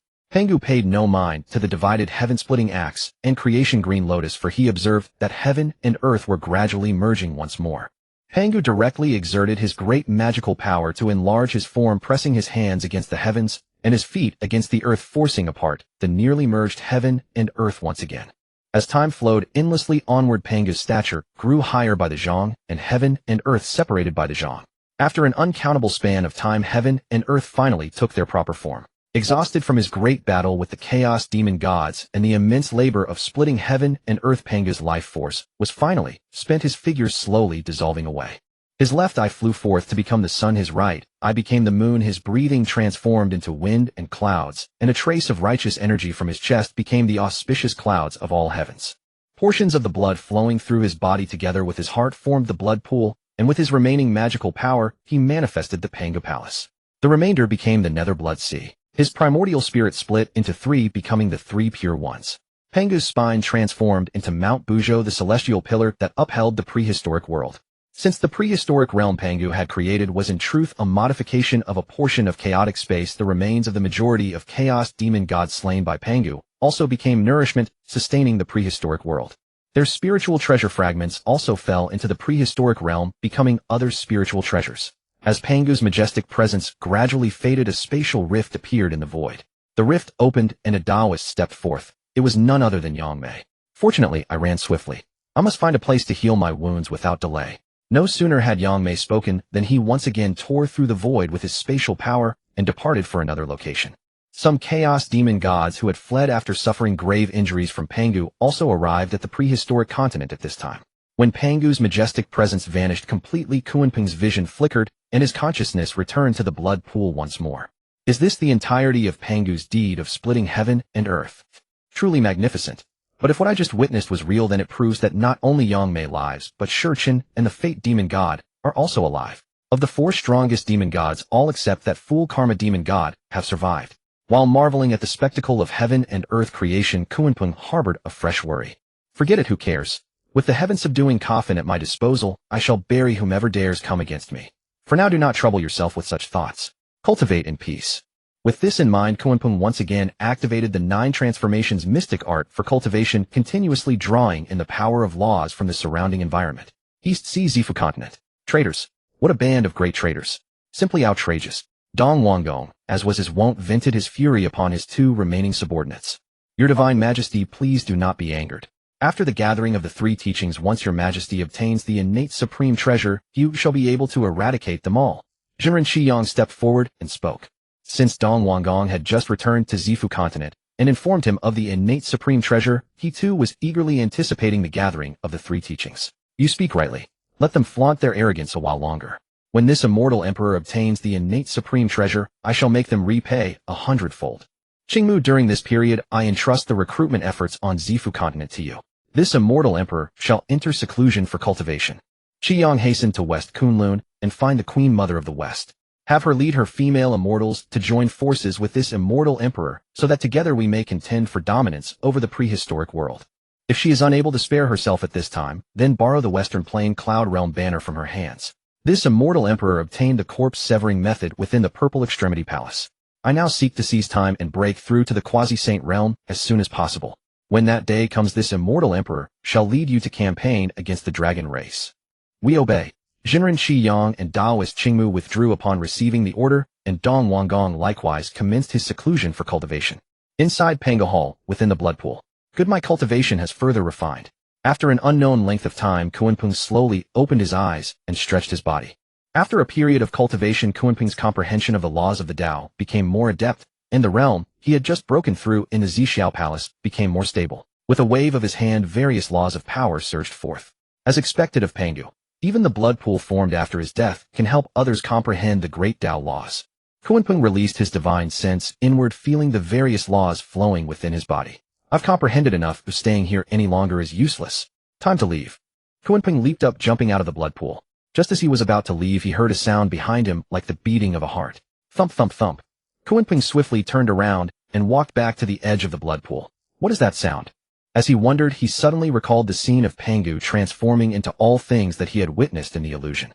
Pangu's heart merged with his blood, and then the Panga Hall was forged using divine power. It was not that the heart turned into the hall. Could it be? With this thought, Kunpeng jumped back into the blood pool and swam downward. The deeper he went, the greater the pressure of Pangu's might he felt. Kunpeng activated the 9 Revolutions mystic art to resist the pressure. After an unknown span of time, he finally reached the bottom of the blood pool. Unlike the scene above, the bottom of the blood pool had no blood at all. It was a vacuum space. At the very center of this space, a massive heart slowly beat. Around the heart, the power of the great Tao laws radiated, keeping the blood at bay. Several blood vessels extended from the heart up to the blood pool above, as if continuously supplying it with blood. Thump, thump, thump. Panga's heart. Kunpeng was certain that what lay before him was Panga's heart, for it looked exactly as he had seen in the illusion. Just as Kunpeng was about to approach, a terrifying pressure emanated from the heart, crashing down upon him like an overwhelming tide. The 9 Revolutions mystic art within him rapidly circulated, gradually adapting to the pressure. As if sensing the breath of the mystic art, the heart slowly withdrew the pressure, allowing Kunpeng to step forward and examine it closely. Mystic light continuously rippled around the heart. As Kunpeng drew near, the heart began to tremble slightly, and 12 drops of essence blood appeared around it. What is this? Kunpeng extended his right hand, and the 12 drops of essence blood drifted automatically before him. On each drop radiated powerful law energy. They were space-time, lightning, water, fire, metal, earth, and so on. The very laws mastered by the 12 primordial witches. Moreover, Kunpeng could clearly sense that each drop of essence blood emanated an aura identical to that of its corresponding witch. Gazing at the essence blood in his hand, Kunpeng conceived a bold idea. Could I recreate the 12 primordial witches through these drops of blood? Such a daring thought startled even Kunpeng himself. Never mind, I'll decide how to use them later. Let me put them away for now. Kunpeng took out the green gourd that he had never used before and stored the 12 drops of essence blood inside. Kunpeng had obtained 3 gourds from Buzhou Mountain. The purple gourd had previously been used to store merit, but now that the merit was gone, the gourd was empty. The green gourd was now used to hold the essence blood. As for the last cyan gourd, Kunpeng had yet to decide its purpose. After storing the essence blood, Kunpeng suddenly sensed a breath emanating from Pangu's heart, as if it were calling to him. He could feel that this breath bore no ill intent. Kunpeng moved cautiously, slowly extending his hand forward. Just as his right hand was about to touch Pangu's heart, the heart suddenly erupted. A powerful force of law rushed straight into Kunpeng's mind. The mighty law energy within the heart gushed out, and then the entire Pango Hall began to tremble violently. The 12 primordial witches waiting outside the gate of the blood pool space also felt the violent shaking. Elder brother, what is happening? Has something gone wrong inside the blood pool? Xiangliang looked at Dijiang with agitation. This sudden development struck fear into all of them. After all, it was the most important thing of their witch clan. If an accident occurred, the entire clan would be destroyed. Dijiang did not answer Xiangliang, but instead looked at Zijian, and the other witches followed his gaze. Zijian. Faced with everyone's puzzled looks, Zijian was equally bewildered. Don't look at me, I don't know. I haven't calculated this yet. Elder brother, why don't we go in and take a look? Yes, elder brother, what if something happens? Seeing that Zijian had no solution, Zhurong and Gongong looked anxious. I promised Taoist friend Kunpeng that I would not enter and disturb him before he comes out. I cannot break my word. Elder brother, what time is this? Let's go in first. I believe Taoist friend Kunpeng will understand. Just as Dijiang was entangled in hesitation, the shaking suddenly stopped. The Pangu Hall returned to calm as if nothing had happened. It stopped. Let us wait here. If Taoist friend Kunpeng has not come out after 2 hours, we will go in. Hearing Dijiang's words, the witches calmed down. Meanwhile, inside the blood pool with the end of the tremor, the laws emanating from the heart also subsided. Kunpeng slowly opened his eyes and extended his hands, feeling the immense power within them. The law of power. Panga's heart directly transmitted Panga's comprehension of the law of power and the method of merging it to Kunpeng along with a set of formations. The 12 heavenly gods killing formation. It was with this formation that the witch clan during the first great war between witches and demons summoned Panga's true form and directly shattered the demon clan's Zhou Tian star array. If not for Honghuang's intervention, the entire demon clan would have been utterly annihilated by the 12 primordial witches. But why give me this formation? Is it for me to pass it to the 12 primordial witches? As if understanding Kunpeng's words, the heart trembled again. 12 strands of law power swirled above it, then slowly condensed into 12 formation flags. The formation flags then drifted slowly before Kunpeng. He looked at the flags radiating law power. Do you want me to give them to the 12 primordial witches? Truly worthy of Pangu. Even after death, he still cares for his descendants, even going so far as to ready the formation flags. Kunpeng waved his hand to collect the flags, then left the vacuum space and flew upward through the blood pool. After sensing that Kunpeng had left, Panga's heart once again fell into stillness. Outside the blood pool space, Di Jiang paced anxiously from side to side, while the other ancestral witches also watched the great door with grave expressions. Suddenly Zhu Jiuyin let out a faint smile, his face lighting up with joy as he turned to Di Jiang. Eldest brother, there is no need to worry. Friend Kunpeng will emerge soon. Di Jiang turned to look at Zhu Jiuyin, his face filled with suspicion. Do you actually know what you're saying? Exactly, second brother, don't speak nonsense. Why didn't you say anything earlier? That's right. Which of your words can be trusted? Faced with their doubts, Zhu Jiuyin's expression turned awkward. This time it's truly the case. For some reason, since just now my time law has been flickering, sometimes working, sometimes not, as if blocked by some formidable power. Hearing Zhu Jiuyin's words, everyone turned to look at him, concern stirring within their hearts. Though spoken in jest, they were very much aware of Zhu Jiuyin's abilities. He who had mastered the time law was virtually omniscient. Yet now he claimed the time law itself was being obstructed. Di Jiang's expression grew grave. Can you sense what it is, eh? Facing Di Jiang's inquiry, Zhu Jiuyin slowly shook his head. I cannot. Just as everyone fell into deep thought, the great door of the blood pool space slowly opened. They turned to see Kunpeng stepping out with a beaming smile. Friend Kunpeng. Di Jiang recovered first and greeted him. Sorry to keep you waiting, everyone. Seeing Kunpeng emerge, Zhurong immediately stepped forward, standing before Kunpeng. Friend Kunpeng, what did you do inside the blood pool? Why did the entire Pango Hall tremble? Everyone else fixed their gaze tightly upon Kunpeng, hoping he would explain. Friend Zhurong, do not be hasty. Let us speak elsewhere. Facing the doubts of the crowd, Kunpeng smiled and said, Very well, friend Kunpeng, please lead the way. Seeing Zhurong still wanted to ask more, Di Jiang cut him off directly. The group followed Kunpeng outward until they reached the central altar. Zhurong, friend Kunpeng, you may speak now. Kunpeng did not answer Zhurong, but instead looked at the others. Honored friends, might I ask each of you to lend me a single drop of your essence blood, oi? At Kunpeng's request, the ancestral witches immediately looked to Di Jiang, who in turn turned his gaze toward Zhu Jiuyin. After Zhu Jiuyin gave him a slight nod, Di Jiang turned back to Kunpeng. Very well. At Di Jiang's command, the 12 ancestral witches each slashed their palms, offering a drop of essence blood that floated toward Kunpeng. Kunpeng gazed at the essence blood before him, swept his right hand, and summoned 12 formation flags. What are these? The 12 ancestral witches' eyes narrowed slightly, their hearts stirring, for they sensed within the flags the same laws of power as their own. Kunpeng also noticed their expressions and smiled faintly. He then acted directly, placing each of the 12 drops of essence blood onto its corresponding formation flag. Pandemonium Heart had taught him this method, for the Wu race's primordial spirit had been corroded by baleful energy and rendered unusable, effectively without a soul, and therefore unable to refine magical treasures. Thus he needed to fuse the essence blood into the formation flags, allowing resonance to form between them. As the essence blood fully merged into the flags, the 12 ancestral witches instantly felt the flags resonating with them. After Kunpeng further refined them with his magic power, he presented the flags before their eyes. Reach out and grasp the flags. The 12 ancestral witches simultaneously extended their hands, gripping the flagpoles.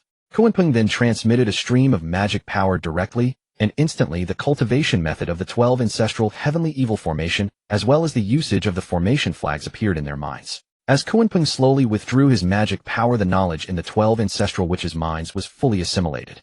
Thank you, friend Kunpeng. On behalf of the Wu race, Di Jiang sincerely expresses his gratitude. Thank you, friend Kunpeng. The other ancestral witches followed Di Jiang's example, offering profound bows to express their gratitude. Honored friends, please rise. There is no need to thank me. This was left for you by the great god Pangu, left by Father God.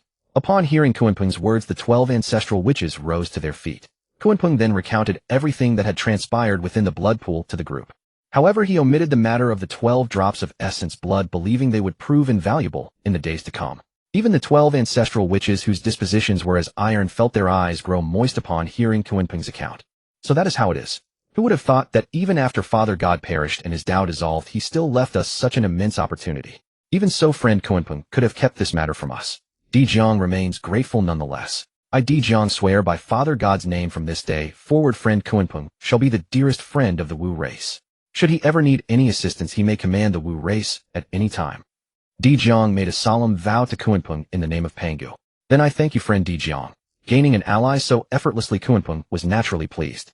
Although the Wu race was destined to withdraw from Honghuang, that lay in the future when the age of sages would dawn. The second tribulation had not yet begun, and the Wu race still held great significance. Friend Hutu stepped forward. Kunpeng had not forgotten that he had promised to pass on the 9-turn mystic art to her. Though uncertain whether the 9-turn mystic art would truly benefit her, Kunpeng merely intended to fulfill his promise and leave the rest to fortune.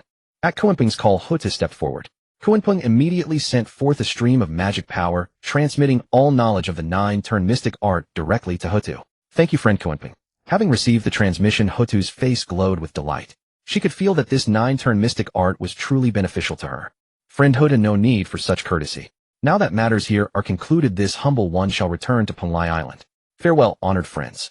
Kunpeng thought that his journey to Mount Buzhou had reached its natural end, and it was time to return and see his 2 disciples, wondering how they were faring. Kunpeng did not worry about Ao Shui, but he was concerned about Wu Zhen, hoping the mischievous 6-eared macaque had not torn Penglai Island apart. Friend Kunpeng, take care. In the future, should you ever need anything, do not hesitate to visit Mount Buzhou. We shall obey, without question. Good. After bidding farewell to everyone, Kunpeng departed, immediately activating his spatial power to perform continuous space jumps, hastening back to Penglai Island at the fastest possible speed. Meanwhile, at Penglai Island, Senior Sister, when do you think our master will return? Wasn't the lecture only scheduled for 3,000 years? Why has it been so long? Wu Zhen lay on a branch of a fruit tree, holding a fruit in each hand, taking bites alternately from the left and right as he asked Ao Shui below. I do not know. Perhaps master was delayed by something on the way. Ao Shui sat cross-legged beneath the fruit tree, quietly cultivating the water law. I think you should be more concerned about your own cultivation progress. Master did say he would inspect it upon return. After Kunpeng departed, Ao Shui had been cultivating in quiet meditation. As for Wu Zhen, perhaps because he had been punished by Hong Jun and lived in constant fear and suppression for too long, now that he finally had a place to settle, his monkey nature was fully revealed. Day after day, he ran about everywhere, grabbing whatever fruit he could find to eat and sleeping whenever he grew tired. His cultivation was no more consistent than 3 days of fishing followed by 2 days of sun-drying. If not for Ao Shui urging him on, he wouldn't have practiced at all. It's fine, Senior Sister. Don't let my stagnant realm fool you. My comprehension of the Tao has deepened considerably. Wu Zhen swallowed the fruit in his mouth and looked down at Ao Shui, his face brimming with smug pride. Although Wu Zhen cared little for cultivation, he was born of the 4 monkeys of chaos, and even if he did nothing at all, his understanding of the Tao would continue to rise gradually. Granted, there was a ceiling to Tao power within one's realm, but Wu Zhen had only just begun his comprehension, so he remained quite far from that limit. Do you really think Master would be unaware of your innate endowment? Don't forget, it was Master who helped awaken your Tao power. Hearing Wu Zhen's nonchalant tone, Ao Shui mercilessly doused him with cold water. It's fine, Master may not be able to tell. Though he knew Ao Shui was right, Wu Zhen continued, deceiving himself. That's true, Master may not be able to see it, but Master heard everything. The sudden voice startled both Wu Zhen and Ao Shui, especially Wu Zhen. He was so frightened that he did an emergency flip, tumbled off the tree branch, and landed headfirst on the ground, the fruit in his hand scattering aside. Master, you're back. Ao Shui turned around to see Kunpeng standing behind her. Her formerly tranquil face instantly lit up with ecstatic joy, and she cheerfully greeted him. Having reached the Honghuang golden immortal realm, and having spent so much time in the blood pool, Kunpeng's spatial power had grown to an unprecedented level of might. Traveling at full speed through spatial power, he returned to Penglai Immortal Island in no time. The moment he crossed the island's protective formation, he overheard their conversation. Ao Shui, you've done well. You have not disappointed my expectations. Hearing Kunpeng's praise, the delight in Ao Shui's eyes deepened. Thank you, Master, for your commendation. Kunpeng nodded to Ao Shui, then shifted his gaze toward Wu Zhen, who was trembling on the ground. Wu Zhen, why aren't you getting up? Upon hearing Kunpeng's words, Wu Zhen slowly climbed to his feet, facing Kunpeng directly, with his head bowed low and all 6 ears drooping slightly. His eyes darted glances toward Kunpeng from time to time. Master, seeing the normally mischievous and lively 6-eared macaque actually stuttering and halting in his speech. Kunpeng found it rather amusing for a moment. Enough. Your punishment is to be forbidden from eating spirit fruits for 1,000 years. That's final. Huh. Master, please no. How can I live without fruit? Upon hearing he couldn't eat fruit anymore, the six-eared macaque looked at Kunpeng pitifully, tears nearly welling up in his eyes. Master, could you impose a different punishment instead? A different punishment? No way. Upon hearing Kunpeng's reply, Wu Zhen's 6 ears drooped completely. However, if you can defeat your senior sister, I will consider that you haven't squandered your cultivation, and this time I'll let it go. Really? Hearing that matters had taken a turn, Wu Zhen's face erupted with excitement, his ears perking right back up as he eyed Ao Shui eagerly. Senior sister, let's get started right away. Master. Ao Shui ignored Wu Zhen and looked at Kunpeng with an expression full of confusion. You two junior siblings should spar. Go all out. It will give me, your master, a chance to see just how strong you truly are. Kunpeng indeed wanted to observe his two disciples' abilities, and moreover, he didn't believe Wu Zhen could win. Although the 4 monkeys of chaos were naturally gifted with the momentum of growing stronger the longer they fought, and crossing realms to challenge opponents was no difficult feat for them. Wu Zhen had only just awakened, while Ao Shui's bloodline had been purified by the ancestral dragon pearl. Crossing realms to fight was also a specialty of the dragon race. It was a perfect opportunity for them to test each other and gain a better understanding of one another's strength. Ao Shui obeys your command. Hearing Kunpeng's explanation, Ao Shui obediently agreed. Good, stay put. I'll find another place for you. Kunpeng once again invoked his spatial laws, creating a small pocket dimension and drawing both Ao Shui and Wu Zhen inside. Master, where is this? Wu Zhen gazed at the unfamiliar, yet somehow familiar space before him, his interest piqued. This is a temporary battleground I constructed using spatial power. Within this space you may unleash your full strength without worrying about causing damage to the island. Kunpeng certainly didn't want his Penglai immortal island, a paradise among fairgrounds, to suffer even slight damage due to his disciples' fierce battle. This is so amazing. Master, could you teach me this technique? Looking at Wu Zhen's excited eyes, Kunpeng slowly shook his head. You won't be able to learn this. To master such a technique, you must first comprehend the spatial law. Regarding the comprehension of laws, even I cannot help you. You must rely on yourself. When you have comprehended the spatial law on your own, I shall pass this art on to you. Deal? Master, we have a promise then. We have a promise. Wu Zhen enthusiastically made a pact with Kunpeng. He believed that with his innate talent he would definitely be able to comprehend it. Very well, prepare for battle. Wu Zhen, since you agreed to this spar only to avoid punishment, you aren't at a disadvantage. As Kunpeng spoke, he took out the water spirit pearl from his robe. Ao Shui, I promised you something. If you can defeat Wu Zhen, I shall bestow this water spirit pearl upon you. The primary function of the water spirit pearl was to assist in cultivating the water law. Kunpeng's comprehension of the water law was already nearly complete, so the pearl couldn't help him much. Moreover, since achieving mastery of the spatial law, Kunpeng had grown reluctant to rely on the water law. If you have something strong at your disposal, why bother using the weak? But for Ao Shui, who was currently in the stage of comprehending the water law, the water spirit pearl would undoubtedly prove incredibly useful. Thank you, Master. Feeling the aura of the water law emanating from the water spirit pearl, Ao Shui's joy was plainly visible on her face. After thanking Kunpeng, she turned to face Wu Zhen, a cunning gleam flashing in her eyes. Junior brother, then senior sister, won't hold back. Very well, the duel begins now. With me here you needn't fear hurting each other, so spare no holds. As Kunpeng announced the start, both of them regarded each other with cautious expressions. Wu Zhen struck first. He inserted his right thumb and index finger into his ear, pulled out a thin needle, and then tossed it toward the sky. The needle expanded in the wind, reverting to its original form, the mixed origin diamond iron staff. Wu Zhen reached out, caught the staff in his hand, raised it high above his head, and then leapt into the air, coming crashing down toward Ao Shui. As Wu Zhen drew closer, Ao Shui raised her slender right hand, slightly summoning streams of water to converge before her. A wall of water formed, blocking the staff. The staff in Wu Zhen's hand was tightly wrapped by the water currents. I can't move. Ao Shui waved her right hand, and a tremendous force from the water wall rebounded Wu Zhen. Junior brother, no need to test me. If you don't get serious, you won't get any fruit. For the fruit, I can't lose. Senior sister, be careful. Wu Zhen slammed his iron staff downward, stirring up a cloud of dust. Then a surge of battle intent emanated from him, with a faint trace of the law of war leaking from his body. The Honghuang ice iron staff trembled slightly, resonating with him. Gripping the staff tightly, Wu Zhen charged at Ao Shui at lightning speed, twirling the staff mid-charge and sweeping it horizontally toward her. Ao Shui first pressed her palms together, then parted them, shaping water into a sword. She raised the sword to block the staff. The two clashed in a fierce exchange of staff and sword. Wu Zhen's body radiated the law of war, growing stronger, with each strike, each blow more powerful than the last. Ao Shui, leveraging her realm advantage, parried with her sword, while occasionally disrupting him with the law of water. The two were evenly matched for the moment. After dozens of exchanges, Wu Zhan seized an opportunity and struck Ao Shue's sword, shattering it into a mist of water. Seeing her sword destroyed, Ao Shue activated her 5-dragon robe, instantly summoning 5 water dragons. 2 bit the staff, while the other 3 charged directly at Wu Zhan's chest.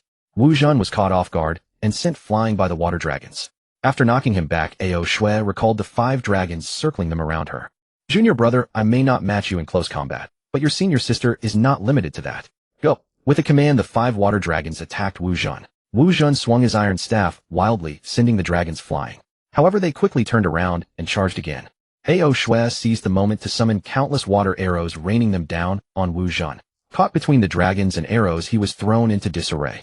Kind-hearted Ao Shue held back to avoid hurting her junior brother. Yet despite this, Wu Zhan was flustered, hopping and scratching his head. After a while, Wu Zhan let out a mighty roar, anger flashing in his eyes. A surge of aura burst from his body, blasting away the water arrows and dragons. The water arrows splashed into puddles while the dragons returned to Ao Shue's 5-dragon robe. Then Wu Zhan's body began to rapidly expand, transforming from a small monkey into a colossal ape that towered to the heavens. With a green face, fangs, bared bristling fur, and a gaping maw, the Honghuang ice iron staff in his hand grew proportionally with his body. Chaos Demon Ape. Kunpeng was slightly surprised, for the 6-eared macaque now bore a resemblance to the Chaos Demon Ape he had seen in the primordial chaos. Atavism. Interesting. As his body expanded, the 6-eared macaque's aura surged, momentarily surpassing Ao Shue's. Senior sister, watch this. Wu Zhan raised his iron staff and swung it at Ao Shue. She tried to defend with a water barrier, but it shattered instantly, and she was sent flying. Impressive, junior brother, but you forgot. Only by manifesting our dragon form can my clan unleash our full power. Ao Shue stomped the ground, leaping into the air, transforming into a white dragon with a resonant roar. Roar! The 5 water dragons from her robe reappeared, merging into a watery armor that protected her body. The dragon opened its jaws and spewed a torrent of water infused with the law of water at the giant ape. The ape swung its staff, using the law of war to shatter the torrent into mist. The giant ape swung its staff forward while the dragon charged head-on with its horns to meet the blow. The 2 colossal beings, one wielding the law of water and the other the law of war, began a new round of combat. Kunpeng's spatial law had directly replicated a section of Penglai Island. Lifeless, but with all models intact. Their battle reduced trees to splinters and crushed flowers and grass into dust. After a long while, with a final dragon roar, the giant ape toppled its body, shrinking back to the small monkey, the Honghuang ice iron staff falling beside it. The dragon in the sky descended, slowly reverting to the delicate maiden form. Ao Shue rushed to where Wu Zhan had fallen. Junior brother, are you alright? Seeing her unconscious junior brother, Ao Shue's face filled with regret, wondering if she had been too harsh. Don't worry, he's fine. Kunpeng waved his hand, drawing a drop of 3 light divine water from the pond behind him and letting it fall onto Wu Zhan. Wu Zhan's wounds healed rapidly. He opened his eyes, sprang up with a flip, and looked at Ao Shue. Senior sister, you are truly formidable. I concede defeat. Then he turned to Kunpeng. Master, I lost. After saying this, his ears drooped, and he plopped down on the ground, mourning the 1,000 years without fruit. Master, junior brother has learned his lesson. And from his performance just now, he hasn't neglected his cultivation. Could you let him off this time? Ao Shue pleaded for her pitiful junior brother. Kunpeng looked at her with satisfaction and deep pride in his heart. This is what a senior sister should be. For this alone, Ao Shue would always be the senior sister. Kunpeng nodded at her, and then turned to Wu Zhan. Wu Zhan, you should be grateful to have such a good senior sister. Since she has pleaded for you, I will let today's matter go. Wu Zhan's face lit up, and he bowed deeply to Ao Shue. Thank you, senior sister, for pleading for me. Then he bowed to Kunpeng. Thank you, master, for your mercy. All right, you may withdraw. Kunpeng was pleased with the sensible Wu Zhan. However, unexpectedly, after hearing Kunpeng's words, Wu Zhan didn't leave, but looked at him with anticipation. Is there something else? Master, I discovered a very peculiar tree on a nearby island. I can sense it's the best tree on the entire island. I thought its fruit would be the most delicious, but strangely there isn't a single fruit on it. Does master know why? A peculiar tree. You mean the one on Fengzhang Island? From Wu Zhan's description, Kunpeng recalled the yellow plum yang tree from which he had already picked all the fruit. Exactly. Does master have its fruit? Hearing Wu Zhan's question, Kunpeng chuckled. You sure know how to pick. That tree is arguably the finest fruit tree in the primordial world. The premier divine fruit tree of the primordial world, Ao Shue exclaimed in astonishment upon hearing Kunpeng's words. Master, what is this tree called? And where are the fruits? That tree is called Huangzhong Li, the foremost of the 10 innate spiritual roots, and the most difficult fruit tree in the entire primordial world to bear fruit. It blooms once in a yuan hui, bears fruit once in a yuan hui, takes another yuan hui to ripen, and yet another yuan hui before it can be consumed. In total 4 yuanhui pass before it yields only 9 fruits. Even a person who has never cultivated can ascend directly to the Daluo Golden Immortal Realm by consuming just one. Hearing Kunpeng's explanation, both were filled with excitement. Master, since it produces 9 fruits, why is there not a single one on the tree? Is it because the time has not yet come? Wu Zhen asked impatiently, his eagerness evident. Seeing their excitement, Kunpeng raised his right hand, slightly revealing a box. Because I, your master, have already harvested all the fruits from the tree. When Kunpeng opened the box, 8 fruits lay quietly within. A peculiar exotic fragrance instantly spread its unique aroma, captivating the 2 disciples completely. Wu Zhen in particular was almost drooling. Master, may this disciple have one to eat. Wu Zhen was eager to taste it, and though Ao Shui remained silent, the anticipation in her eyes was unmistakable. One was the exotic fragrance, the other the promise of ascending to Daluo. 2 temptations that no one could resist. Though these fruits are powerful, they come with a severe consequence. The cultivator's realm will be forever stuck at the Daluo stage. Upon hearing Kunpeng's words, the excitement on their faces vanished instantly. So serious. Then forget it. Wu Zhen lost all interest, and Ao Shui looked equally disappointed. Ao Shui, devoted to the Dragon Clan and grateful to Kunpeng, had always hoped to aid her clan and repay Kunpeng once her cultivation improved.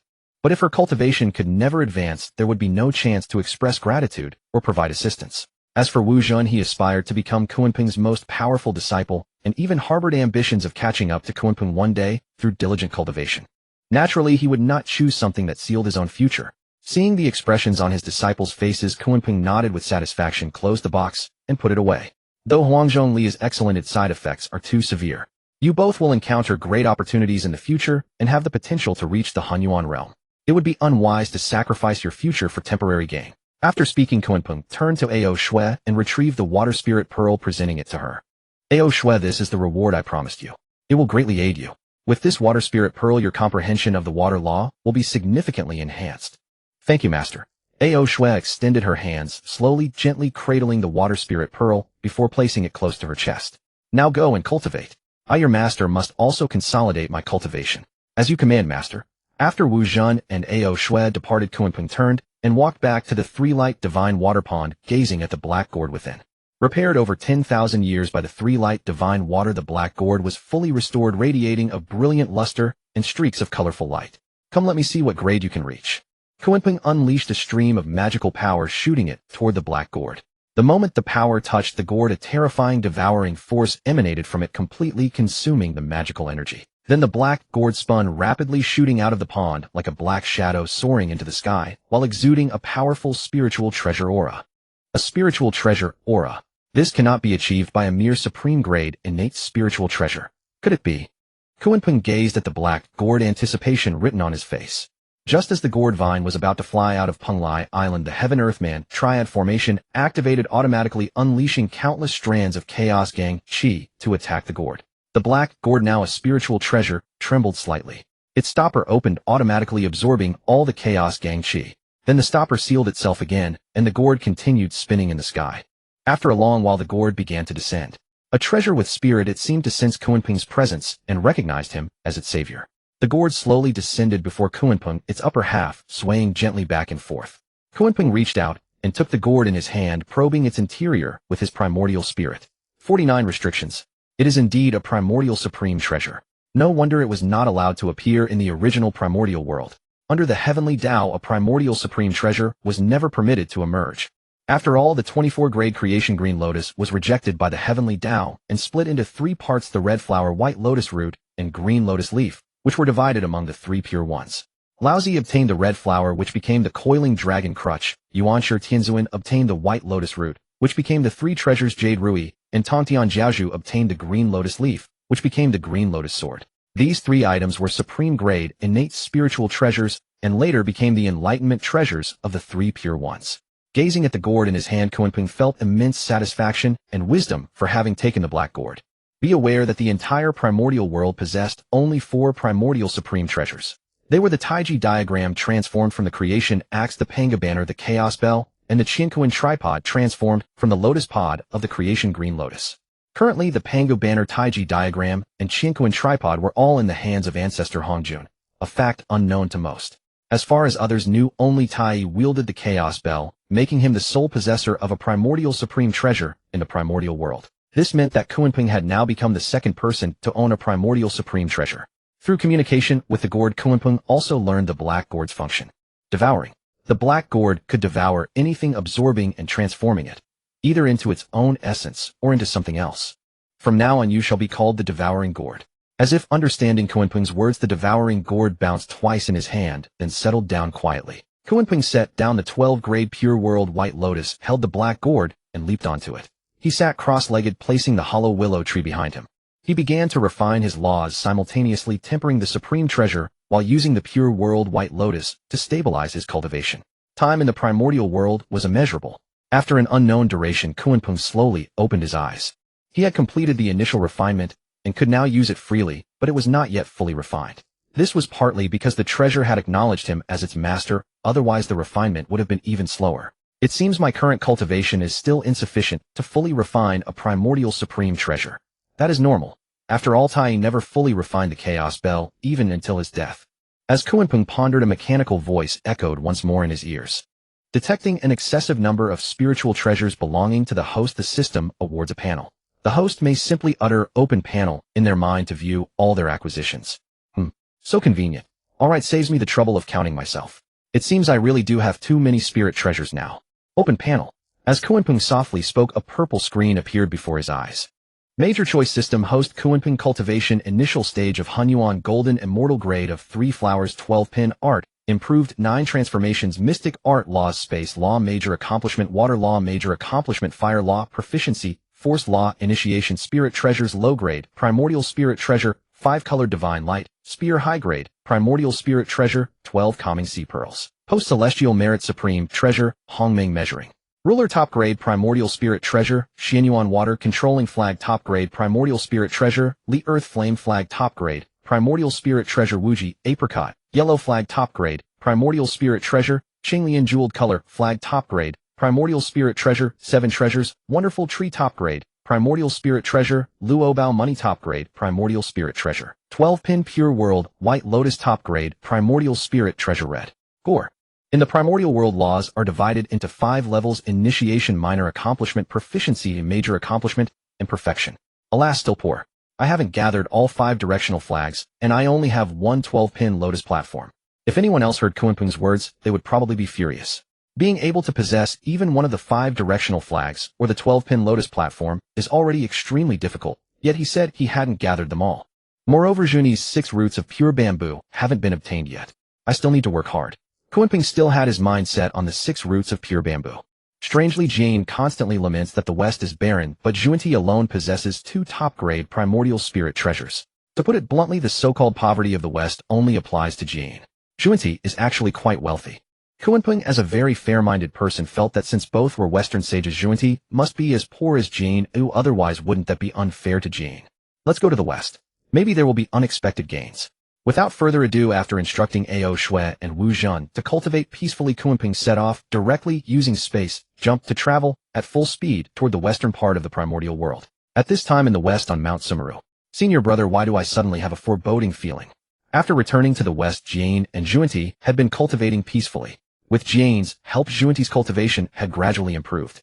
Now Jane's cultivation was at the peak of Deluo and Junti's was at the late stage of Deluo. Alas, junior brother, don't dwell on your 7 treasures wonderful tree. You won't get it back. Hearing Junti's unease, Jane let out a long sigh and began to advise. Senior brother, you misunderstand. The matter I spoke of has nothing to do with the 7 treasures wonderful tree. Junti explained. Forget it. Since you are not in the mood for cultivation, junior brother, let us travel around the west and see if we can find the remaining supreme treasures. Seeing Junti unable to calm down, Jane suggested. Alright, senior brother, let us travel around. Junti also thought it was a good idea, so the 2 of them mounted auspicious clouds and began to roam around the western part of the primordial world. West Kunlun. After returning to West Kunlun, Zawangmu had been diligently cultivating. Suddenly a female immortal entered to report. My lady, a male immortal, is waiting outside. He claims to be a subordinate of the immortal emperor Dongwangong, named Qiyang Jinren, and has come to pay respects to you by Dongwangong's order. Hearing the report, Zawangmu slowly opened her eyes. Dongwangong's subordinate. Let him in. After Zawangmu gave the order, the female immortal quickly ran out. After a while, the female immortal returned, followed by Qiyang Jinren. As soon as Qiyang Jinren saw Zawangmu, he bowed deeply. Greetings, my lady. May your sacred longevity be boundless. Rise. What business does Dongwangong have sending you here? Zawangmu asked indifferently. Reporting to my lady, the immortal emperor sent me to invite you to lead the female immortals under your command to Zifu Prefecture to unite forces with his majesty and together contend for supremacy in the primordial world. Zhuangmu sneered at Qi Yongzhenren's words. Contend for supremacy in the primordial world. With him, the actions Dong Wenggong took in the Zhixiao Palace, although not affecting Zhuangmu's interests, still made her detest him. No one likes a tattletale. What she despised even more were those who, after losing a fight, still had the nerve to snitch. However, as a great power of the primordial world, Zhuangmu did not show her thoughts despite thinking so. I have been busy with cultivation recently and have no time to spare. Go back and tell Dong Wenggong that I will visit when I have time. Zhuangmu did not want to offend Dong Wenggong, so she brushed off Qi Yongzhenren with words. In that case, could my lady lend the Western Plain Cloud Boundary flag? What did you say? Qi Yongzhenren's words made Zhuangmu frown slightly. The Plain Cloud Boundary flag was bestowed by the Dao ancestor for my personal protection. I also need it to safeguard the female immortals under my command. How can I casually lend it to others? Qi Yongzhenren also sensed the displeasure in Zhuangmu's tone and quickly explained. My lady, calm your anger. If you are unwilling, this humble immortal will take leave. Please do not be angry. Looking at the trembling Qi Yongzhenren below, Zhuangmu's brow relaxed slightly. All right, you may leave. This humble immortal obeys. After watching Qi Yongzhenren leave, Zhuangmu turned her gaze to the East Sea. Dong Wenggong, you are truly seeking death. The Western primordial world. Jane and Junti had been wandering in the west for a long time. As they traveled, they looked at the scarred and battered western land, secretly lamenting their hardship. Suddenly Junti pointed to a place ahead and looked at Jane. Alas, senior brother, do you think we alone can restore this west to its former state? Following Junti's gaze, Jane looked ahead.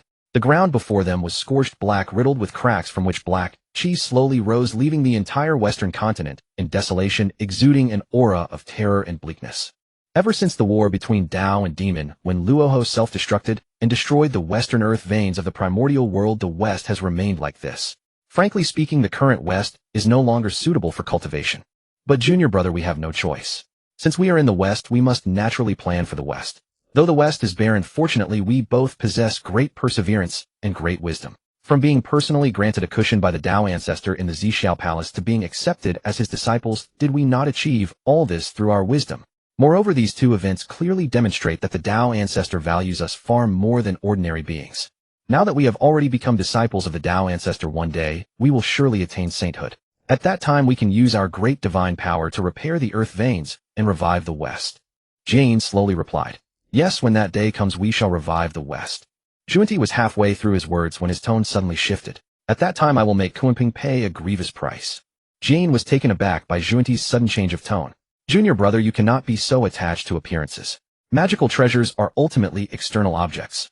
Besides, do you not still have the 6 roots pure bamboo? Look at me, your elder brother. I have nothing yet. Am I not as impatient as you? Moreover, do not forget that Kunpeng is the guardian of the mystic gate, personally appointed by the Dao ancestor with the authority to manage us. If you continue to provoke him, the consequences will be unimaginable. Jane's state of mind surpassed that of ordinary people far beyond what Junti could match. Elder brother, you need not say more. I must take revenge. What is the guardian of the mystic gate? It is merely a nominal post, just like Dong Wenggong's title of chief of male immortals. We are direct disciples of the Dao ancestor. How can we be compared to Kunpeng, who holds only an empty title? Although Hongjun had only accepted Jane and Junti as nominal disciples, they always regarded themselves as direct disciples. Junti's obsession was now so deep that Jane could not dissuade him. Alas, junior brother. Looking at Junti, Jane felt deeply helpless, but there was nothing he could do. So he temporarily ceased his admonitions, and the two continued flying forward together. Little did they know that shortly after they left, a spatial fluctuation appeared at the spot where they had stood. The air gradually twisted, and a figure slowly materialized. He wore a faint smile, quietly watching their receding figures. Indeed, the guardian of the mystic gate is but a hollow title. However, who said I need to use that title to control you? What I intend to use is absolute power. I had thought that constantly coveting your treasure might be immoral, but now it seems I was overthinking. After this musing, another void fluctuation surrounded the figure, and he vanished from the spot, continuing to secretly follow Jane and Junti. This figure was none other than Kunpeng, who had also been wandering the west for a long time. Kunpeng had arrived in the west much earlier. After wandering, without finding anything, just as he was about to return, he suddenly spotted Jane and Junti. After discovering them, Kunpeng quietly followed them, hoping that as natives of the west, they might find some opportunities that he could intercept. Thus he witnessed the scene just now and heard their words. Because Kunpeng had already entered the early Honghuang realm and had mastered the space law, the two did not detect him. Unaware of Kunpeng's presence and intentions, Jane and Junti continued forward. While Kunpeng followed them wandering the west, various other factions across the primordial continent were also taking action. First came the Wu clan. The 12 primordial Wus continuously nurtured one great witch after another along with countless Wu soldiers within the blood pool of the Wu clan. When their numbers reached a certain level, the great witches and Wu soldiers were divided into 12 tribes, each guarded by a primordial Wu. Father God above Idijiang today formally established the Wu clan at Buzhou Mountain on behalf of the 12 primordial Wus. All beings born in the blood pool of the Wu clan are members of the Wu clan. Our Wu clan shall be divided into 12 tribes following the will of Father God to govern the primordial world. The 12 primordial Wus still did not revere the heavenly Tao, only honoring Pangu. Thus when they established the Wu clan, they only swore oaths to Pangu within the Panga Hall. Although the 12 primordial Wus had called themselves the Wu clan since their birth at that time, there were only 12 of them. Now that the Wu clan's numbers had grown, it was naturally time to formally announce it to the primordial world. The first two great witches to be born, Xingtian and Hui, were assigned to the Hudu tribe under the unanimous agreement of all to be led by Hudu. The 12 tribes marched in 12 directions, beginning their expansion from Buzhou Mountain outward with the intent to contend for supremacy. Next came the demon clan of Dijuan and Tai. Heavenly Tao above Idijuan today established the demon clan on the Sun Star. All beings with fur and horns born from moisture or eggs are demons and may come to join the demon clan. The demon clan is hereby established with the goal of contending for supremacy in the primordial world. Idijuan and the demon emperor Tai is the Eastern Emperor, and we shall use the primordial supreme treasure, the Eastern Emperor Bell, to suppress the fate of the demon clan. The demon clan was officially established, and the Chaos Bell was formally renamed the Eastern Emperor Bell by Tai. With Dijuan's founding of the demon clan, a great stir arose across the primordial continent. Some rushed to the Sun Star hoping to join. Others were angered that Dijuan had arbitrarily defined the demon race and included them. Fengqi Mountain. Dijuan and Tai are indeed bold, daring to define so many beings of the primordial world as demons. It seems they are determined to conquer the primordial world. Fuxi muttered to himself, intending to use his innate divine ability to divine, but he found that all heavenly secrets were obscured by an invisible force. The demon clan is established, the Wu clan is established. Now the heavenly secrets of the primordial continent are completely unreadable. It seems a great calamity is approaching. When the great calamity comes, all beings must enter the game.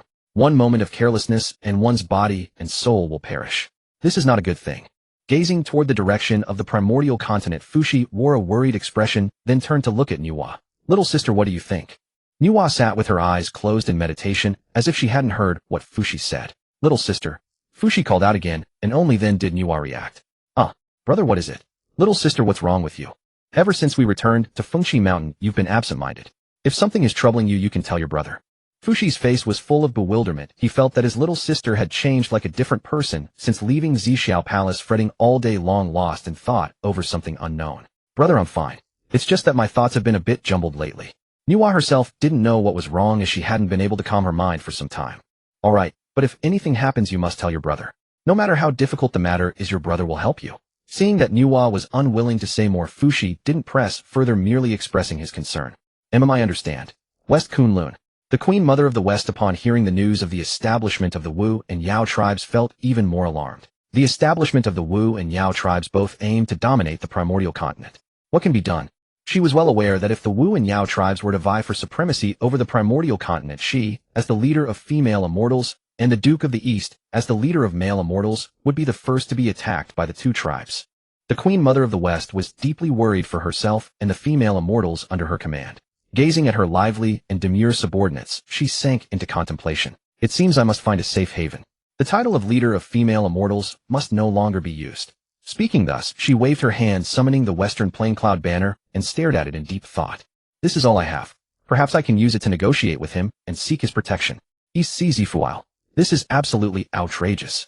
The Duke of the East, who was in seclusion, heard the news of the establishment of the Wu and Yao tribes and stamped his feet in fury. Cursed Dijiang. Cursed 12 ancestral witches. Cursed Dijuan. Cursed Tai. Damn it all. Once again the Duke of the East was driven to madness by this earth-shattering news. It took a long while before he finally calmed down. No hurry. This immortal emperor must not be hasty. Now I only need to wait quietly. Once I finish my seclusion and step into the quasi-sage realm, I can conquer the Dragon Clan. By that time, Qiyang will have returned. Together with the Queen Mother of the West, the two of us will join forces, lead the male and female immortals, and directly subdue the Dragon Clan. Then this immortal emperor only needs to wait patiently. After the Tao Ancestors' third lecture bestows the primordial artifacts, I will annihilate the Yao and Wu tribes with lightning speed. Then the great enterprise will be accomplished. The Duke of the East was still indulging in unrealistic fantasies, unaware that the first step of his plan had already failed. For Qi Yongzhenren had not even managed to persuade the Queen Mother of the West, let alone borrow the Western Plaincloud banner. Even less did he know that the Dragon Clan of today was far more terrifying than the Wu and Yao tribes.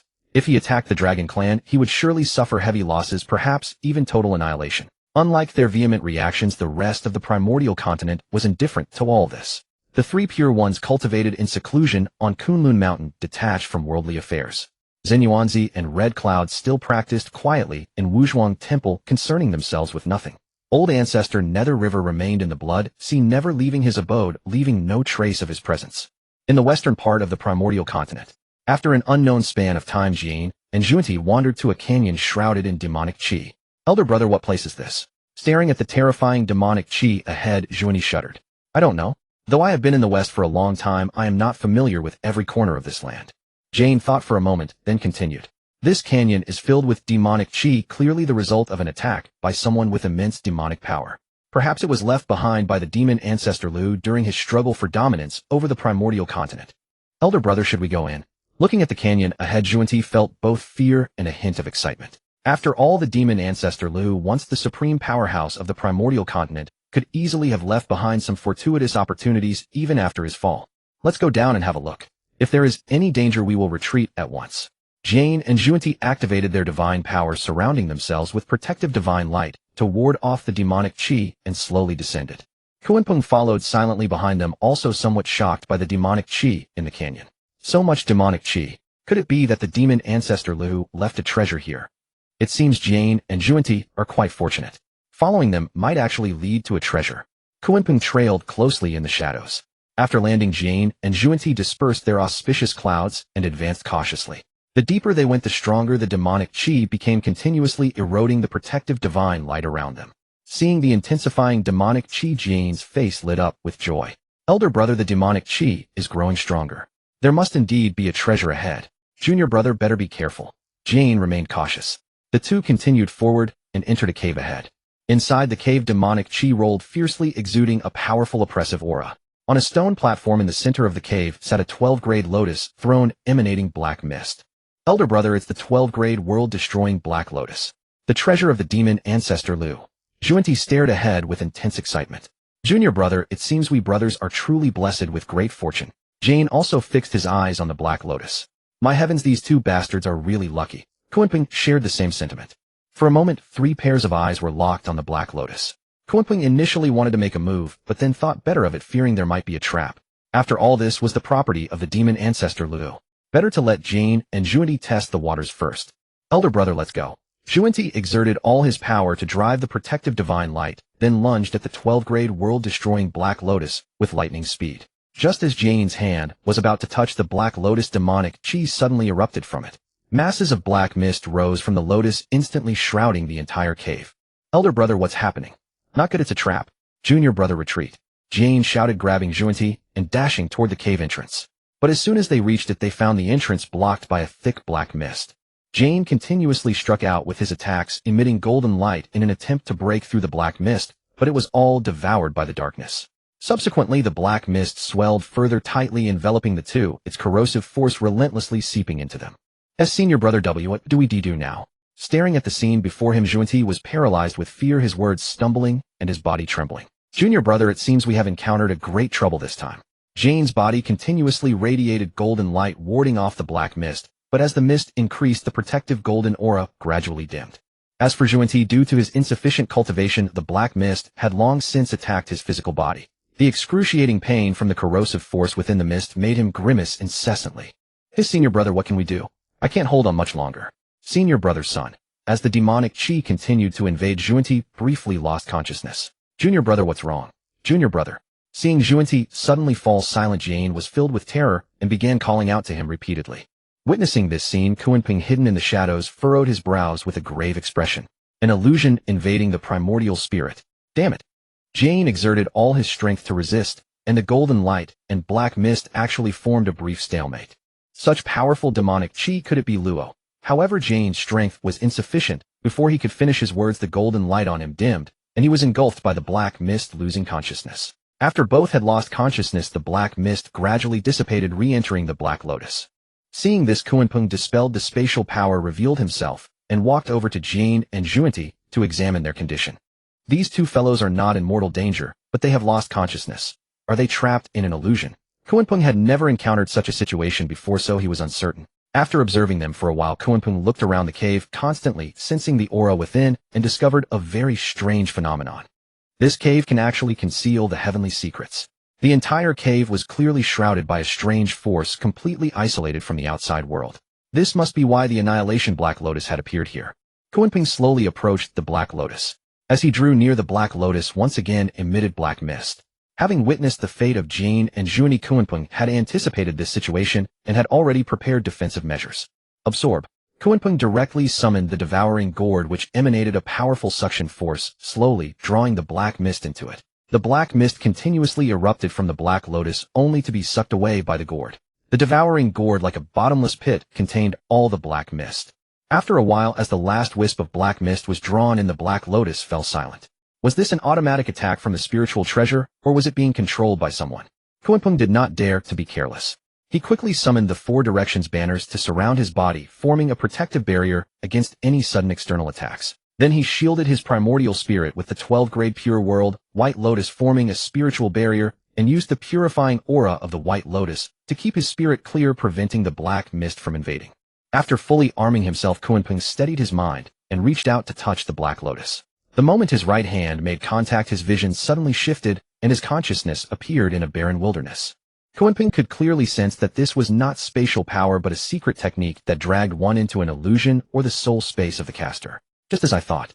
Since that's the case, Kunpeng looked around and then spoke. Luo Ho, come out. After his words, there was no response from the surroundings. What? The once renowned demon ancestor Luo Ho, now facing a junior like me, is too afraid to show himself. With another taunt, a black mist suddenly appeared before Kunpeng, followed by a cold laugh. Ha ha ha ha ha. Accompanied by the cold laughter, the black mist gradually dissipated, revealing a figure. Clad in a black robe with silver hair, blood-red pupils, and a ferocious face twisted in a sinister smirk. Kid, who are you? How can you see through my illusion? I am Kunpeng. You have probably never heard of me. As for why I can see through the illusion, it's simple. The 12-grade Annihilation Black Lotus is the supreme treasure of demon ancestor Luo Ho. After Luo Ho's death, it vanished, yet now it appears here. Moreover, the Black Lotus emits demonic chi and attacks automatically. This cannot be the spiritual treasure's autonomous defense. It can only be controlled by someone. Who else could control the 12-grade Annihilation Black Lotus except you, who once proclaimed yourself the demon ancestor? Clap, clap, clap. Hearing Kunpeng's analysis, Luo Ho kept applauding. Kid, you're smart enough. But since you know it's me, how dare you still make a move? Kunpeng did not answer Luo Ho's question, but instead raised another doubt. You have taken control of Jane and Junti, haven't you? You mean those two fools radiating golden light? Indeed, it was me. Those two idiots dared to covet my treasure, so I had to teach them a lesson. They are now eroded by my demonic chi and have only temporarily lost consciousness. When the time comes, they will completely lose their will and become my puppets. The first step of my return to the primordial world. Hearing Luo Ho's arrogant words, Kunpeng couldn't help but sneer. Do you know that they are disciples of Hongjun? If you directly control them, aren't you afraid of being discovered by Hongjun? That old man Hongjun only managed to break my immortal slaying sword formation because he had more people. If he hadn't tricked Yin Yang Qinquan and Yang Mei into joining forces against me, I would have eliminated them one by one. I would have been the victor of the Dao Demon conflict. Nevertheless, despite saying this, Luo Ho secretly seized his control over Jane and Junti, as he did not wish to truly attract Hongjuan's attention yet. Kunpeng scoffed at Luo Ho's words, knowing in his heart that what Luo Ho said was impossible. After all, Hongjun actually represented the heavenly Dao. Long before Luo Ho set up the immortal slaying sword formation, Hongjun had already made a deal with the heavenly Dao. The heavenly Dao could only allow the existence of the demonic path, but it could not permit its rise and permanence. Moreover, your physical body has been destroyed. You can only rely on a sliver of your primordial spirit to reside in the 12-grade Annihilation Black Lotus. In this state, how much strength do you still have?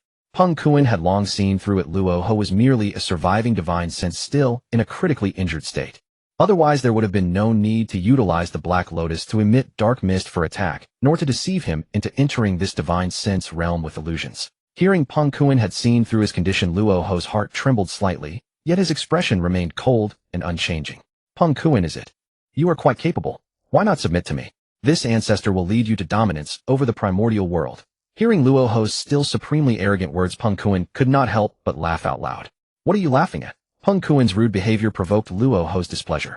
With your current wretched state, you still plan to dominate the primordial world.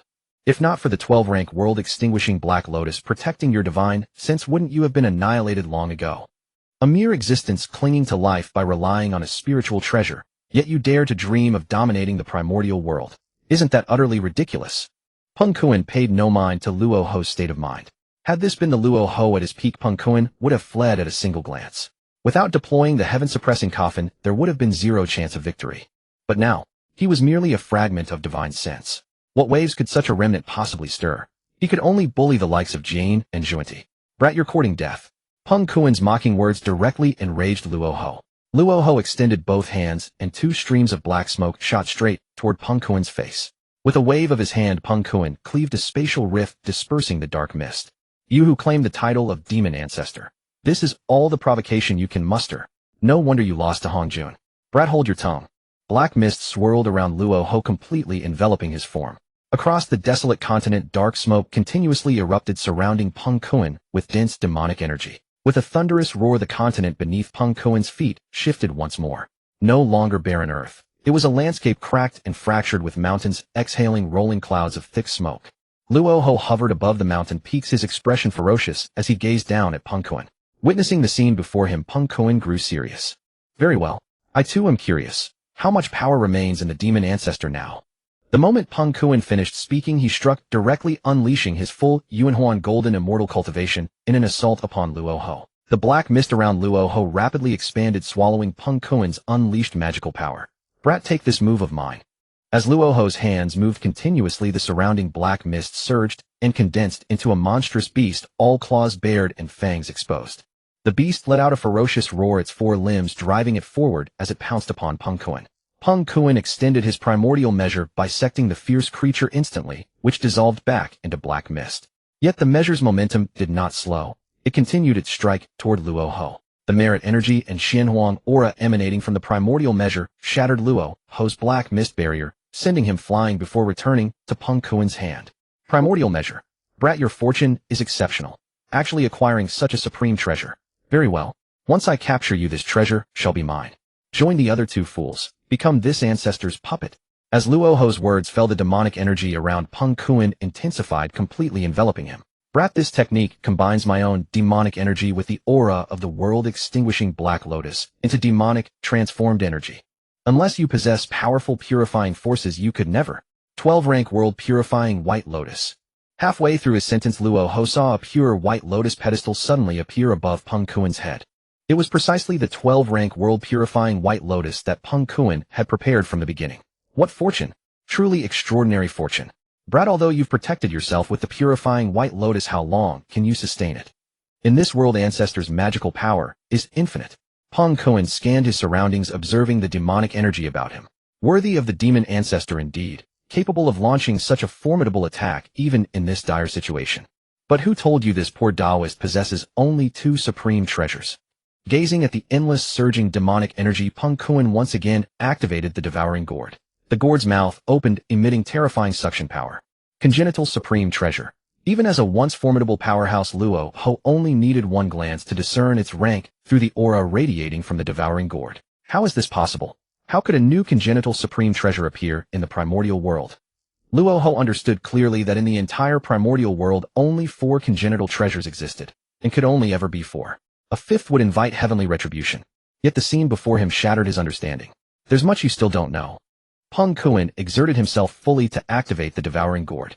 Before long, all demonic energy had been consumed. Reaching out, he recalled the gourd to his hand. Damn it! How can a mere junior like you possess such fortune? If not for the god-slaying spear and the 4 swords of Zhu Xian being seized by Hongjuan, this wouldn't be so troublesome. Even Luo Ho felt a surge of envy and resentment. After all, even as the demon ancestor, he possessed only top-grade congenital spiritual treasures: the god-slaying spear, the 12-rank world-extinguishing Black Lotus, and the heavenly demon tower, as well as the 4 swords of Zhu Xian used for formations. The god-slaying spear, though peerless in killing power, was merely a top-grade congenital spiritual treasure, falling short of congenital supreme treasure rank. Now it's my turn to attack. Peng Kuan activated the space law, imprisoning the entire divine sense realm. His left and right hands moved in unison. His left hand channeled the water law to summon mysterious origin heavy waters, while his right hand channeled the fire law to summon solar true fire, each forming dragon shapes. 2 dragons, one on each side, encircled Luo Ho. Trifling tricks. Demonic energy surged around Luo Ho, once more forming a protective barrier to resist the twin dragons of water and fire. No, this won't do. This brat has far too many supreme treasures. I must find a way to retreat quickly. Even Luo Ho felt a flicker of fear in this situation, contemplating an escape plan. He did not wish to die again. But this was his own divine sense realm, and he himself had drawn Peng Kuan into it. There was nowhere to flee. Just as Luo Ho struggled to find a solution, a beam of white light descended. The 12-rank White Lotus landed upon his head, deploying a purification barrier that trapped him beneath. The overwhelming purifying power directly reduced Luo Ho's demonic energy to nothingness, then relentlessly eroded his very being. The power of the pure world White Lotus could stabilize the mind and spirit for others, acting as a miraculous elixir. But for Luo Ho, who cultivated demonic chi, the pure world White Lotus would incinerate his demonic chi, serving as a deadly poison. Damn it. Under the effect of the purifying light, Luo Ho's primordial spirit grew increasingly weak, on the verge of vanishing. Wait a moment. Little. No, fellow Taoist Kunpeng, fellow Taoist Kunpeng. Luo Ho's face was filled with terror. This was his only remaining strand of primordial spirit. If it disappeared, he would truly be in danger. Fellow Taoist, please show mercy. I can present you with this 12-tier world-destroying Black Lotus, only begging you to spare me. Luo Ho had gone through immense hardships to feign death and escape from Honghuang's hands, quietly recuperating in this canyon. He truly did not want to die again. Kunpeng ignored Luo Ho's pleas, directly unleashing the purifying power to reduce his remaining primordial spirit to dust, showing no mercy at all. You? Luo Ho, with a face full of reluctance, turned into a speck of dust, completely vanishing from this world. Kunpeng slowly withdrew the pure world White Lotus. You are foolish. Killing you still makes the world-destroying Black Lotus mine. With Luo Ho's disappearance, the primordial spirit space collapsed in an instant, and Kunpeng instantly returned to the cave. Kunpeng retracted the primordial 4 directions flags that had been encircling him, and looked at the 12-tier world-destroying Black Lotus before him with a broad smile. He had previously thought that having only one Lotus platform made him a bit poor, now he had 2. Perhaps I can scheme for the other 2 as well. Kunpeng turned to look at Jane and Juanti, who were still unconscious. Pity you haven't yet obtained the Golden Lotus. Kunpeng took out the devouring gourd, preparing to store the Black Lotus temporarily. Kunpeng did not intend to refine it now, as there were idle people present, making alchemy unsafe. After storing the Black Lotus, he turned to look at Jane and Juanti. These 2 fellows must have had their senses sealed by residual demonic chi. Kunpeng aimed the devouring gourd at them. Absorb. The suction force emanating from the gourd slowly drew in the demonic chi from their bodies. As the demonic chi vanished, the 2 gradually regained consciousness. Kunpeng, it's you. As soon as Juanti regained consciousness, he saw Kunpeng before him and angrily rushed forward, but was held back by Jane beside him. Junior brother, do not act rashly. Senior brother, why are you stopping me? Jane ignored Juanti, simply glanced at the empty pedestal behind Kunpeng, as if thinking of something, then rolled his eyes and looked at Kunpeng. Fellow Taoist Kunpeng, have you taken the 12-tier world-destroying Black Lotus? Jane's words made Kunpeng's face darken. If I were you, I would never speak to one's own savior like that. Although I knew long ago that you 2 ingrates are not ones to repay kindness, this is too fast. I just saved you. Fellow Taoist Kunpeng, I am extremely grateful for your grace, and will surely repay it another day, but I must ask you to leave the Black Lotus behind. This is a treasure of our Western paradise. Right, Kunpeng, leave the Black Lotus. It belongs to the West. You have no right to take it. Kunpeng looked at Jane and Juanti with interest. What if I refuse? Juanti had always been fond of acting foolish, or Kunpeng was not surprised by this. He had already prepared to beat him up after saving him. Kunpeng was just a bit puzzled. Why would Jane, who was usually rational, confront him at this moment? What gave him the courage? It was rare for the Western duo to both act foolish at the same time. Kunpeng's confusion did not last long, as Jane soon provided an explanation. Fellow Taoist Kunpeng, you must have encountered the demon ancestor Luo Ho. Even someone as strong as you would have barely won against him, right? Jane looked at Kunpeng with a sly grin, voicing his guess. Fellow Taoist, you are alone, and now severely wounded. Why not hand over the Black Lotus? My fellow disciple and I are merciful, and will naturally let you leave. No, Kunpeng, return my 7 treasures tree as well, or you will never leave the West. Before Jane finished speaking, Juanti shouted again. Kunpeng looked at the self-righteous Jane and Juanti, resting his right hand on his forehead, speechless. Is this what blind overconfidence looks like? With such an attitude, how can the West ever flourish under your leadership? This is not the Western duo, it's the foolish duo. Juanti, seeing Kunpeng silent, thought he was afraid. Kunpeng, what are you waiting for? Hurry up and Before Junti finished, he felt a powerful force bind him. Junior brother Yu. Jane also found his body sealed by spatial force. The two looked at Kunpeng in terror, their previous arrogance vanishing instantly. Kunpeng Yu. Kunpeng couldn't be bothered to waste words. He raised his right fist wreathed in the newly comprehended law of power and slammed it heavily into Junti's face. Kunpeng's punch sent Junti flying crashing heavily into the rock behind him, leaving a large crater. Kunpeng leaped out, landing before the fallen Junti, his fists wreathed in the law of power, and struck viciously at Junti's face. His fists fell like raindrops, making Junti cry out in pain. Kunpeng, I am a disciple of the Dao ancestor. How dare you strike me? Kunpeng, stop. Stop hitting. I surrender. I was wrong. Spare me. Don't hit my face. Kunpeng, as if deaf, struck harder and harder. Ages passed in the primordial wilderness. I was wrong. Spare me. Hearing Junti's feeble voice, Kunpeng finally stopped. Oh dear, I hit too hard again. Hearing Junti's breathing becoming more exhaled than inhaled, Kunpeng realized he had been hitting for a while. It wasn't entirely Kunpeng's fault. The satisfying feeling of flesh-on-flesh combat was simply too exhilarating. Moreover, Kunpeng could clearly sense that the law of power wrapped around his fists grew stronger with each punch. As a result, Kunpeng got a bit carried away and nearly beat Junti to death. I'll spare you for now. Kunpeng turned and walked toward Jane, who had been standing aside, trembling all over. Now it's your turn. Daoist Kunpeng, let's talk this over. Please don't be hasty. Bound by the force of space, Jane could not move and had been standing silently watching since the beginning. Perhaps it was the brutality of Kunpeng's methods that made Jane hesitate to plead for Junti. Daoist Kunpeng, I am willing to atone and apologize. Glancing at the prostrate Junti, barely breathing, and then at the ferocious Kunpeng, he began to beg in a trembling voice. No more talk. Let me strike first. Kunpeng once again threw a punch at Jane. After an unknown amount of time passed, Kunpeng tossed Jane beside Junti and gazed at the law of force in his hand. Kunpeng realized he was growing increasingly fond of fighting this way. It was simply exhilarating. Jane, let's talk about the reparation you mentioned earlier. Kunpeng had had his fill of fighting and was ready to negotiate. Seeing that Kunpeng had finally stopped, Jane quickly helped Junti to his feet. The two of them bowed to Kunpeng. Thank you, Daoist Kunpeng. After thanking Kunpeng, their faces were filled with perplexity, for they had nothing left to offer. Junior brother, perhaps. Jane suddenly recalled that Junti still possessed the 6 roots pure bamboo and wanted to persuade him to make the painful sacrifice. But as Jane began to speak, Junti grabbed his hands, shaking his head with a pleading look. The 7 treasures wonderful tree was already lost, as Junti did not want to lose the 6 roots pure bamboo as well. Seeing Junti's expression, Jane let out a long sigh and turned to Kunpeng. Daoist Kunpeng, the western lands are truly barren, with nothing fit to atone for our offense. As he spoke, Jane drew from his bosom a gleaming piece of refined metal. This is the primordial gung gold essence born with me at my emergence. It contains the essence of primordial gung gold. I offer it to you as reparation.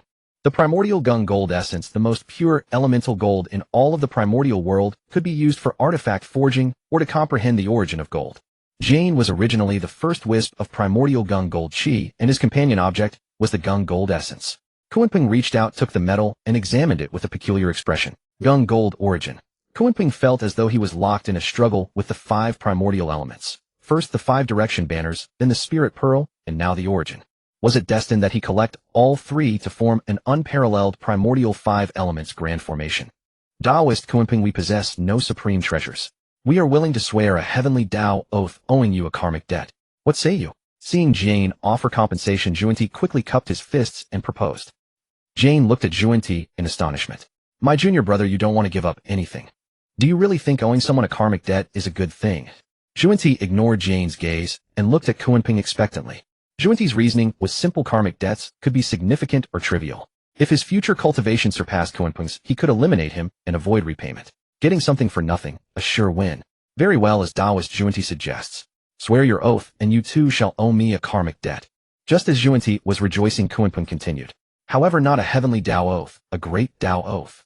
Kunpeng remembered the heavenly Dao oath he had made the Sanqing swear earlier. Back then he hadn't thought much of it, only fearing to push too hard, lest Hongjun intervene.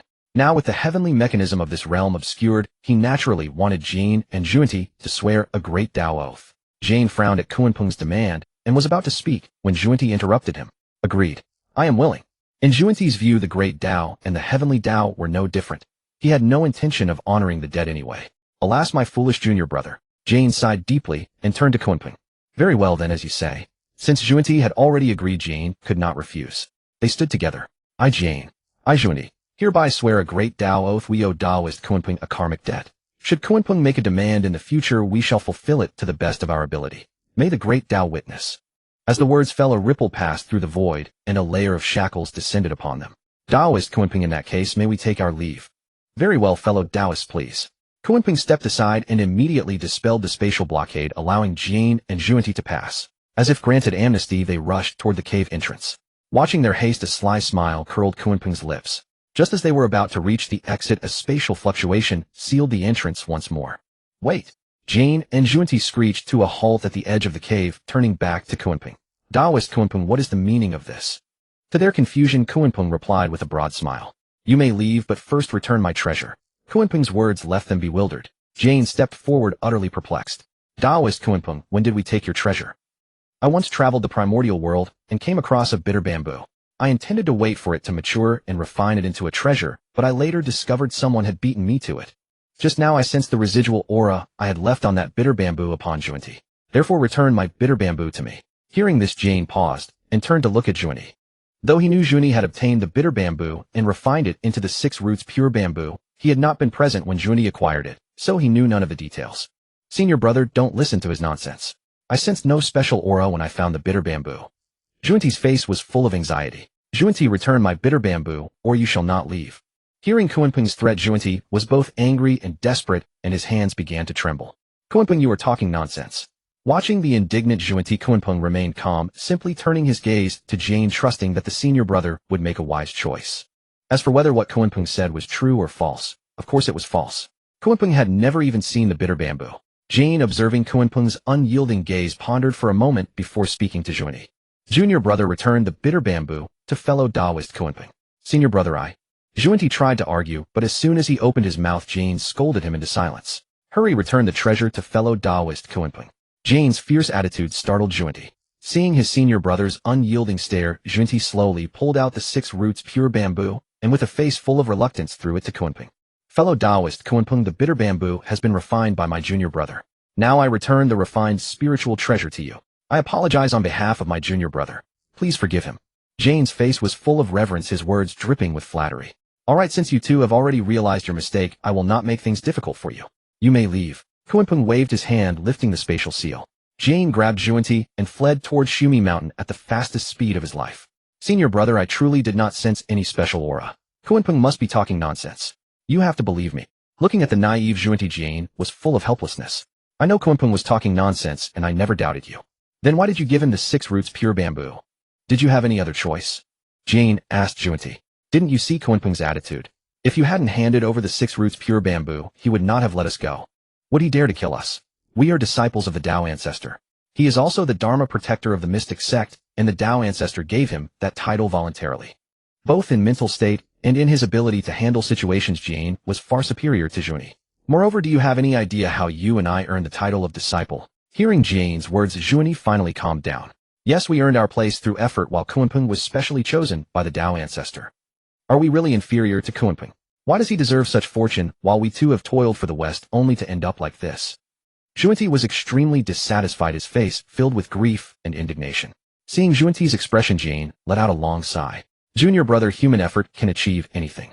Remember this humiliation and cultivate diligently, for only then can you have a chance to wipe away the shame. Hearing Jane's encouragement, Junti's expression eased slightly. However, there is one thing that is very strange. Jane suddenly looked at Junti. Junior brother, after you obtained the bitter bamboo and refined it into a spiritual treasure, did you ever use it? Never. Then how did Kunpeng know you had the bitter bamboo? Jane's words sent a chill through Junti's heart. Could it be? Jane stared ahead, his face grave. Does Kunpeng possess the ability to foresee the future? Inside the Demon Chi Gorge. This is the benefit of an information gap. Kunpeng looked in the direction the two had departed and secretly rejoiced. Jane and Junti did not know their importance to Honghuang, nor did they know they were the destined 6 sages, so they feared Kunpeng might harm them. Kunpeng gazed at the 6 roots pure bamboo in his hand, a smile curling at the corners of his mouth. Who says the West is barren?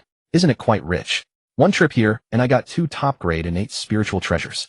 After putting away the 6 roots pure bamboo, Kunpeng flew straight toward the east.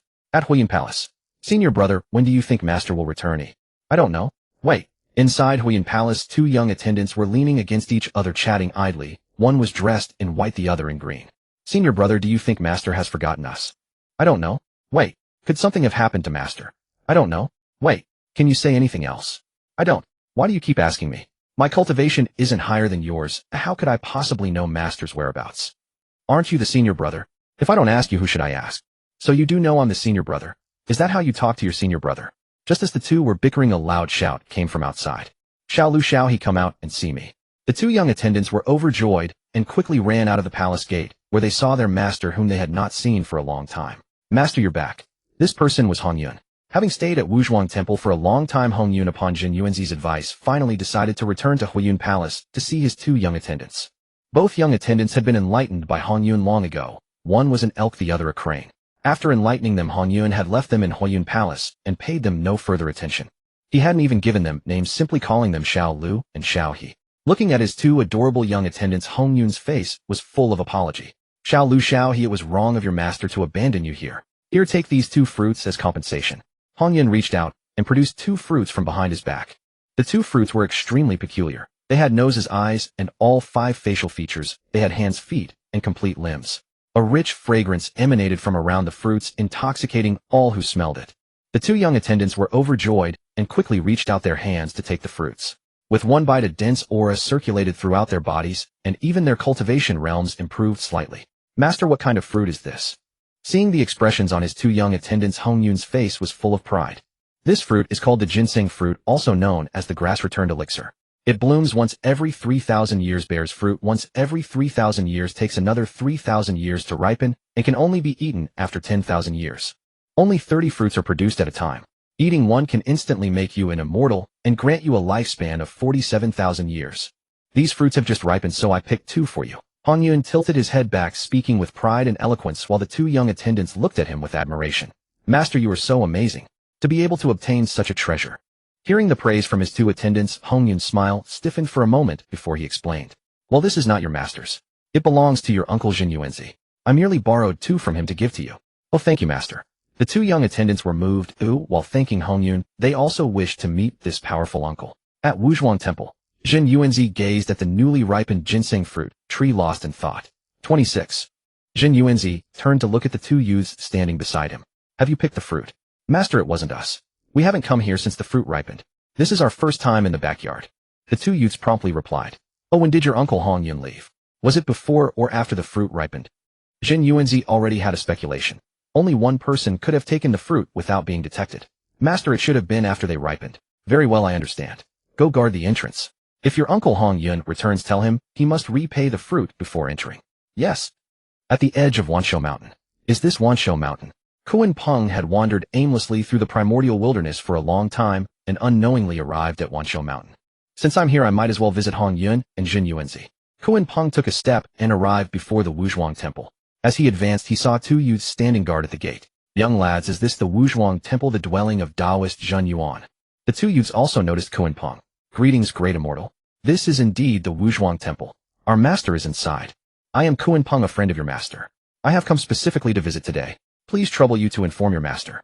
Kunpeng was not inclined to put on airs, so even though the youths were of low cultivation, he treated them with courtesy. Great immortal, please wait a moment. I will go inform my master at once. The 2 youths bowed to Kunpeng, then entered the temple and went to the backyard where Jin Yuanzi was. At this moment, Jin Yuanzi was still meditating, pondering how to punish Hongyun the thief. Just as he was thinking, he saw the 2 youths arriving. His eyes snapped open and his brows furrowed with anger. Is Hongyun back? Tell him not to enter until he has repaid the fruit. Master, it's not Uncle Hongyun.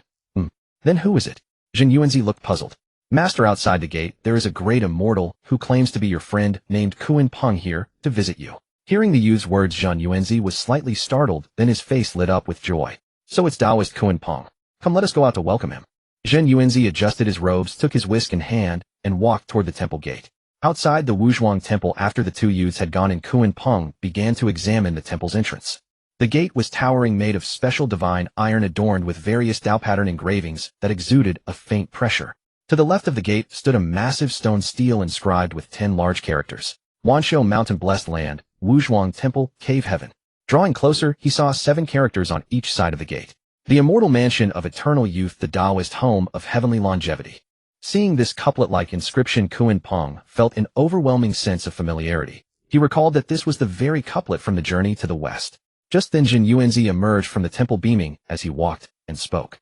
Taoist Kunpeng has traveled far, though I have failed to welcome you properly. Reaching Kunpeng, Jin Yuanzi bowed deeply. I greet you, Taoist Kunpeng. Greetings, Taoist Jin Yuan. Kunpeng returned the bow. Come, Taoist Kunpeng, follow me into the temple.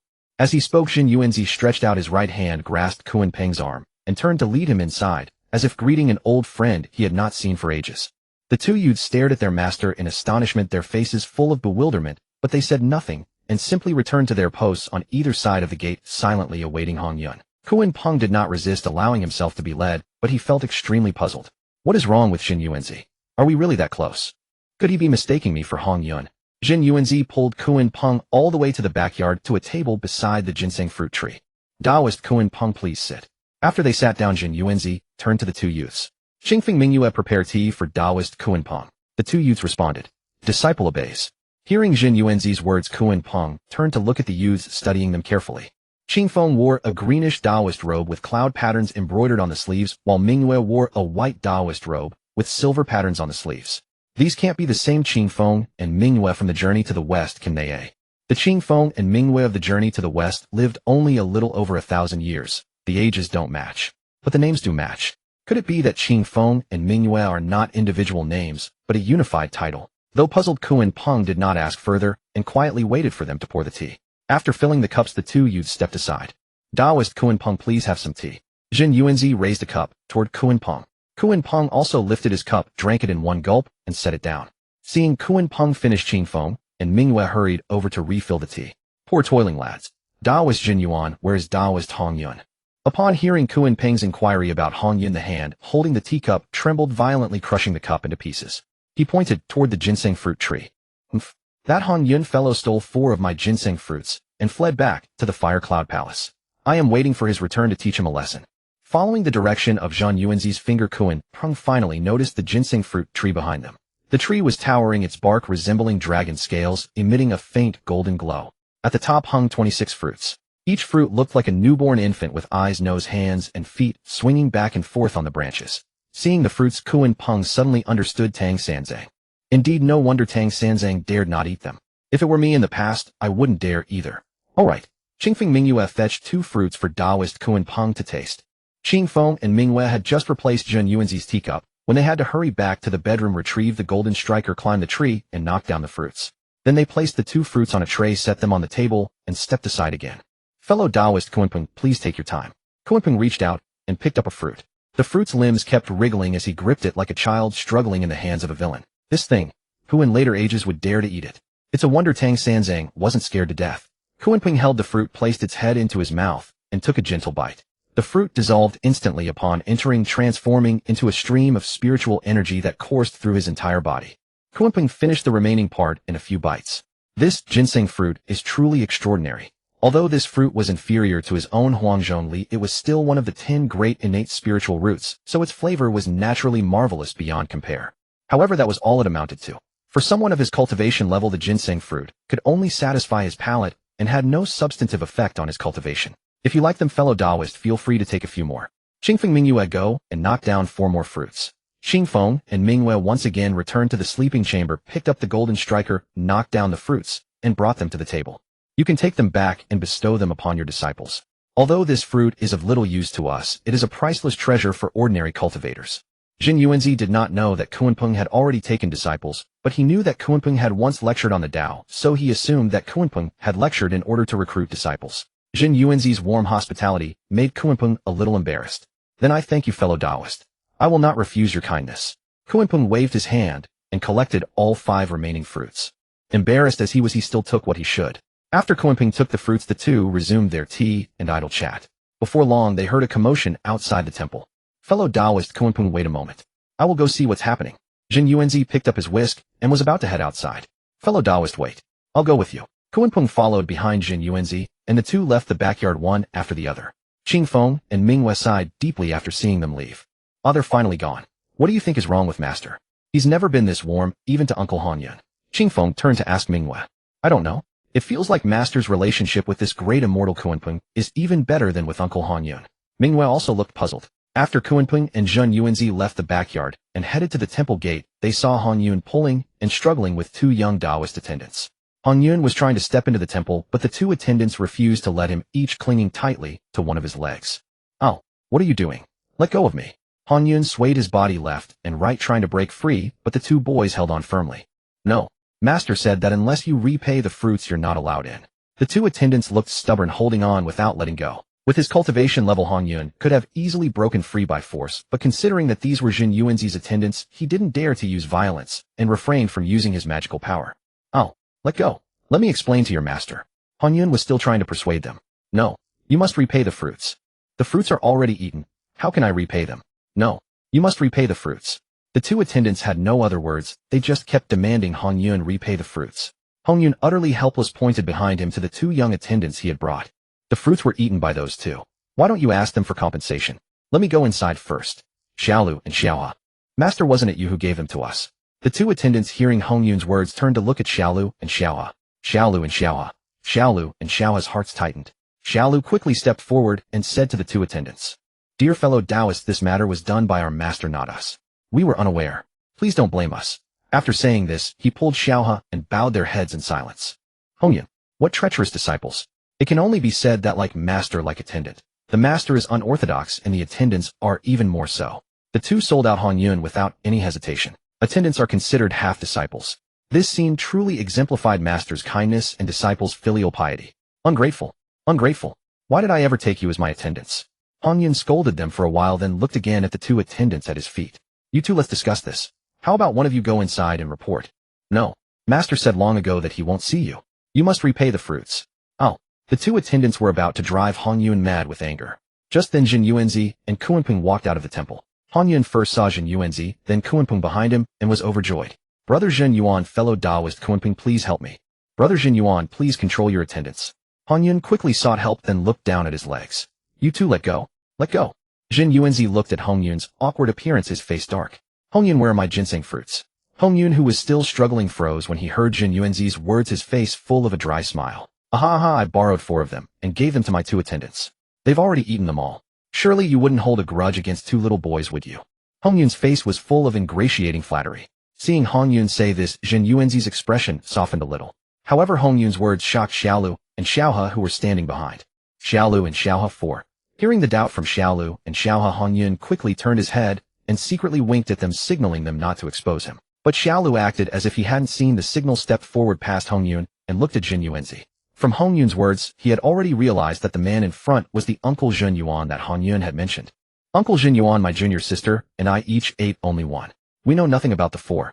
As Xiaolu's words fell, Hongyun could clearly feel Jin Yuanzi's face, which had just softened, turned dark again, looking at him with ill intent. "Brother, Before Hongyun could finish, Jin Yuanzi waved his hand and closed the temple gate. The cold wind stirred up by the closing door slapped harshly against Hongyun's face, freezing his smile. After a long moment, Hongyun looked down at the two attendants who still clung tightly to him. "You two, the gate is closed. Can you let go now? You must repay the fruits first." The two attendants were stubborn as mules. Hongyun had no choice but to take out 2 ginseng fruits from his bosom and hand 1 to each attendant. "Can you let go now?" The two attendants quickly took the fruits and tucked them into their robes, then immediately clung to Hongyun's legs again. "Not enough. You're still short too." Hongyun stared at the 2 obstinate acolytes, his composure on the verge of collapse. "Where am I supposed to find more fruits for you?" "We don't care." The master demanded 4, and until he says otherwise, not 1 fewer. The 2 acolytes were equally stubborn, refusing to let go. Left with no recourse against these unyielding disciples, Hongyun could only turn to look at Xiao Lu and Xiao He.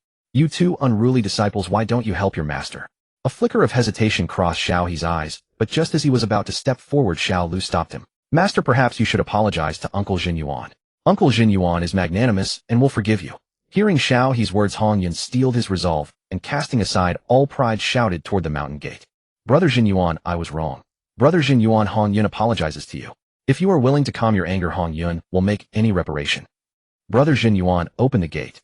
Hongyun's cries were infused with his spiritual power, so the entire 5 Zhuang temple echoed with his pleas for mercy. "Brother Jinyu." Just as Hongyun prepared to call out again, the mountain gate burst open with a rumble, revealing Jin Yuanzi and Kunpeng. Unlike before, Jin Yuanzi now wore a face full of joy, while Kunpeng's expression was peculiar as his gaze darted between the two. Jin Yuanzi looked down at the 2 acolytes still clinging to Hongyun's legs and spoke slowly. "Let him go." Upon hearing Jin Yuanzi's command, the 2 acolytes released their grip and stood respectfully beside him. "I'll finally let go." Hongyun exhaled a long sigh of relief. Jin Yuanzi pointed to the two acolytes. You two go find Qingfeng and Mingyue now. From now on you will follow them. The two acolytes were overjoyed. They each reached into their robes, pulled out the ginseng fruits, returned them to Jin Yuanzi, and then ran straight to the back courtyard. Come in. Jin Yuanzi put away the ginseng fruits and led Honghuang toward the back courtyard. Kunpeng followed behind them in silence, his eyes constantly shifting between the two. He had been standing beside Jin Yuanzi the whole time, so he knew that after closing the gate Jin Yuanzi had not left until Honghuang apologized. He had merely stared sternly at the gate, his face brimming with anticipation. Upon hearing Honghuang's apology, his expression turned smug. How strange their dynamic seems, Kunpeng mused. Kunpeng felt that the two interacted neither like brothers nor like friends, but rather like. If not for the fact that both were men and that same-sex affection was unheard of in the primordial world, Kunpeng would have suspected their relationship was improper. Their behavior was exactly that of a pair of bickering lovers. Kunpeng followed unhurriedly, lost in thought.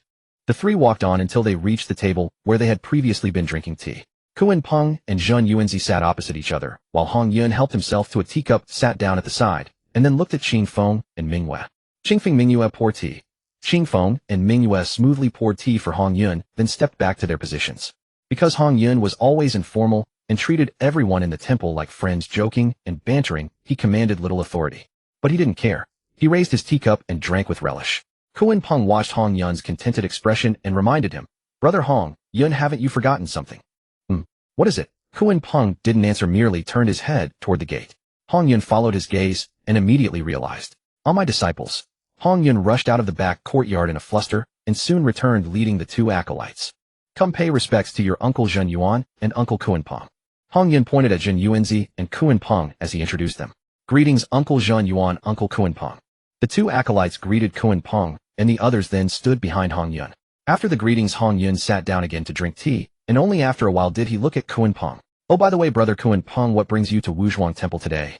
I have been wandering the primordial world and happened to arrive at Wanshou Mountain, so I thought I would visit you too. Oh, since you're here at Honghuang Temple, you must try the ginseng fruit. Let me pick one for you, Brother Kunpeng. Honghuang stood up and headed straight toward the ginseng fruit tree.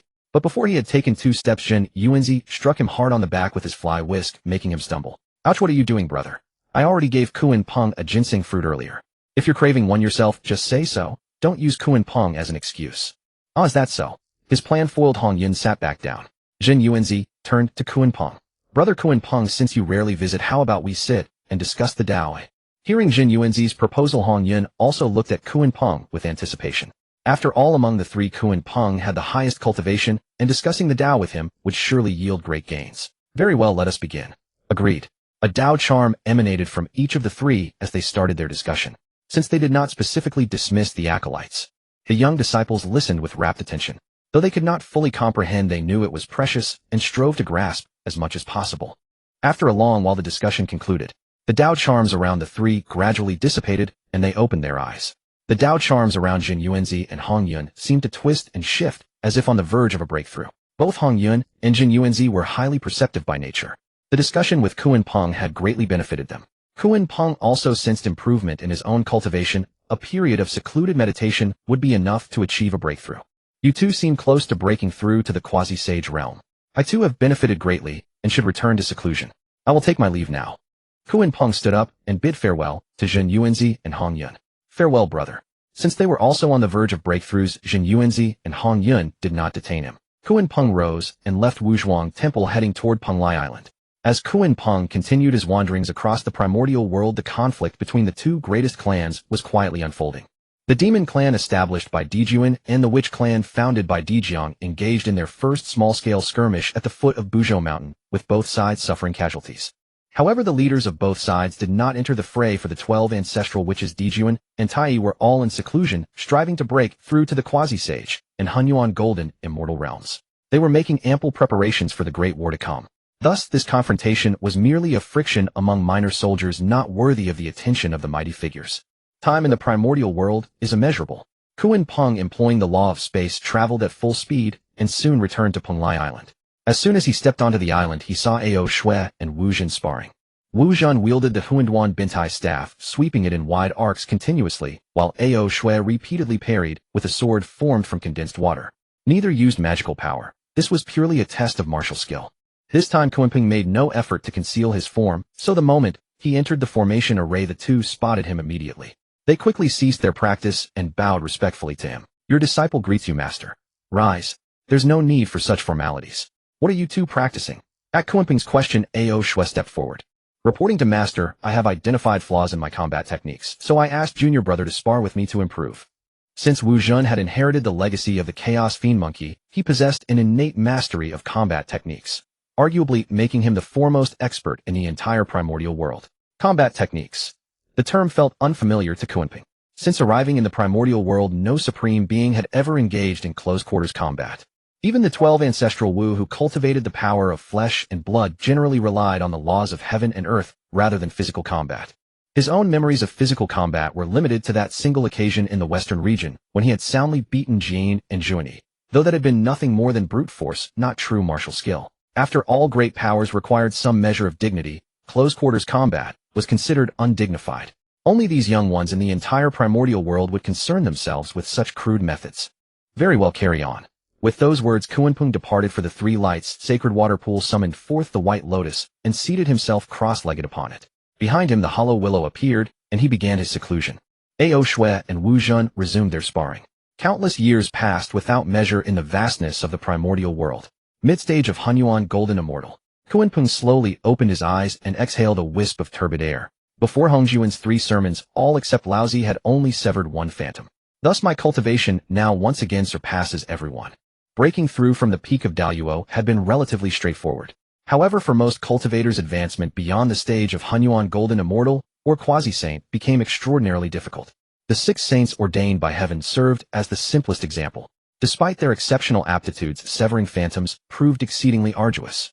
When the 6 saints achieved sainthood through merit, only Laozi had fully severed all 3 phantoms, the others had not completed the triad. Tongtian Jiaozhu and Yuanshi Tianzuan had each severed only 2 phantoms. Nuwa and Jane's progress was uncertain, though likely 2 as well. Zhuanti had accomplished merely 1. It was precisely because the 2 saints of the West established their own sect, and their cultivation was insufficient, that they lacked adequate merit to achieve true sainthood. Forced to swear 48 great vows, they borrowed merit from the heavenly Tao and forcibly ascended to sainthood. Recalling this, Kunpeng retrieved the 6 roots pure bamboo and the 12-rated world-destroying Black Lotus. He first erased the primordial soul seal from the bamboo and began his refinement. In the western region upon Mount Sumeru, Zhuanti suddenly coughed up a mouthful of blood once more and collapsed to the ground, wailing in agony. What differed from before was that Jane's expression was no longer panicky, but instead perfectly calm. Junior brother, has the primordial soul imprint you left on the 6 roots pure bamboo been erased? The scene before him was all too familiar to Jane. Zhuanti labored upright in visible anguish and approached Jane. Senior brother, I. Before Zhuanti could continue his lament, Jane cut him off. Enough, junior brother. Focus on your cultivation. Jane genuinely had no words of comfort left, so he offered a simple response and fell silent. Watching Jane, then contemplating Kunpeng and his own treasures, Zhuanti's features gradually contorted as a trace of blood red flickered in his pupils. Senior brother, you're right. I must cultivate relentlessly so that I may take my revenge. The crimson hue vanished from Zhuanti's gaze, replaced by unwavering resolve. He resumed his meditative posture and concentrated on cultivation. From this moment forward, Zhuanti's sole purpose in growing stronger was to destroy Kunpeng. Junior brother, that's the spirit. A cultivator must hold firm convictions to attain Honghuang. Jane gazed upon Zhuanti with an expression of deep satisfaction. He had long abandoned any hope of his brother releasing his hatred. In his view, harnessing hatred as motivation was perfectly acceptable.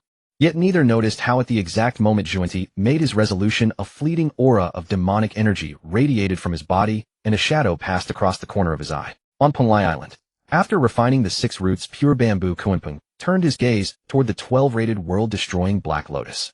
Although I have slain Loho, he remains the ancestor of the Tao. I cannot be certain whether he has left any hidden contingencies. Caution remains the wiser path. Steadying his mind, Kunpeng once more shielded his primordial soul with the White Lotus, extended his soul into the Black Lotus, and began his refinement. The refinement proceeded with unusual ease. However, the instant Kunpeng fully subdued the Black Lotus, a surge of dark energy flooded into his primordial soul space. Art, this never ends. Kunpeng sighed at the spectral dark energy before him. Just as he prepared to marshal his magical power for another confrontation, the dark energy remained completely inert. Something seems amiss. Upon closer inspection, Kunpeng realized the dark energy before him was behaving strangely. The dark energy was unmistakably Laho's primal demonic essence, yet it lacked consciousness and substance. It merely fainted left and right before Kunpeng. At that moment, the devouring gourd emerged spontaneously from his primordial soul, hovering before Kunpeng's face. You wish to consume this wisp of demonic energy. The upper portion of the devouring gourd swayed back and forth, as if nodding. Then do it. Kunpeng seized the devouring gourd, removed the stopper, and aimed it toward the demonic energy.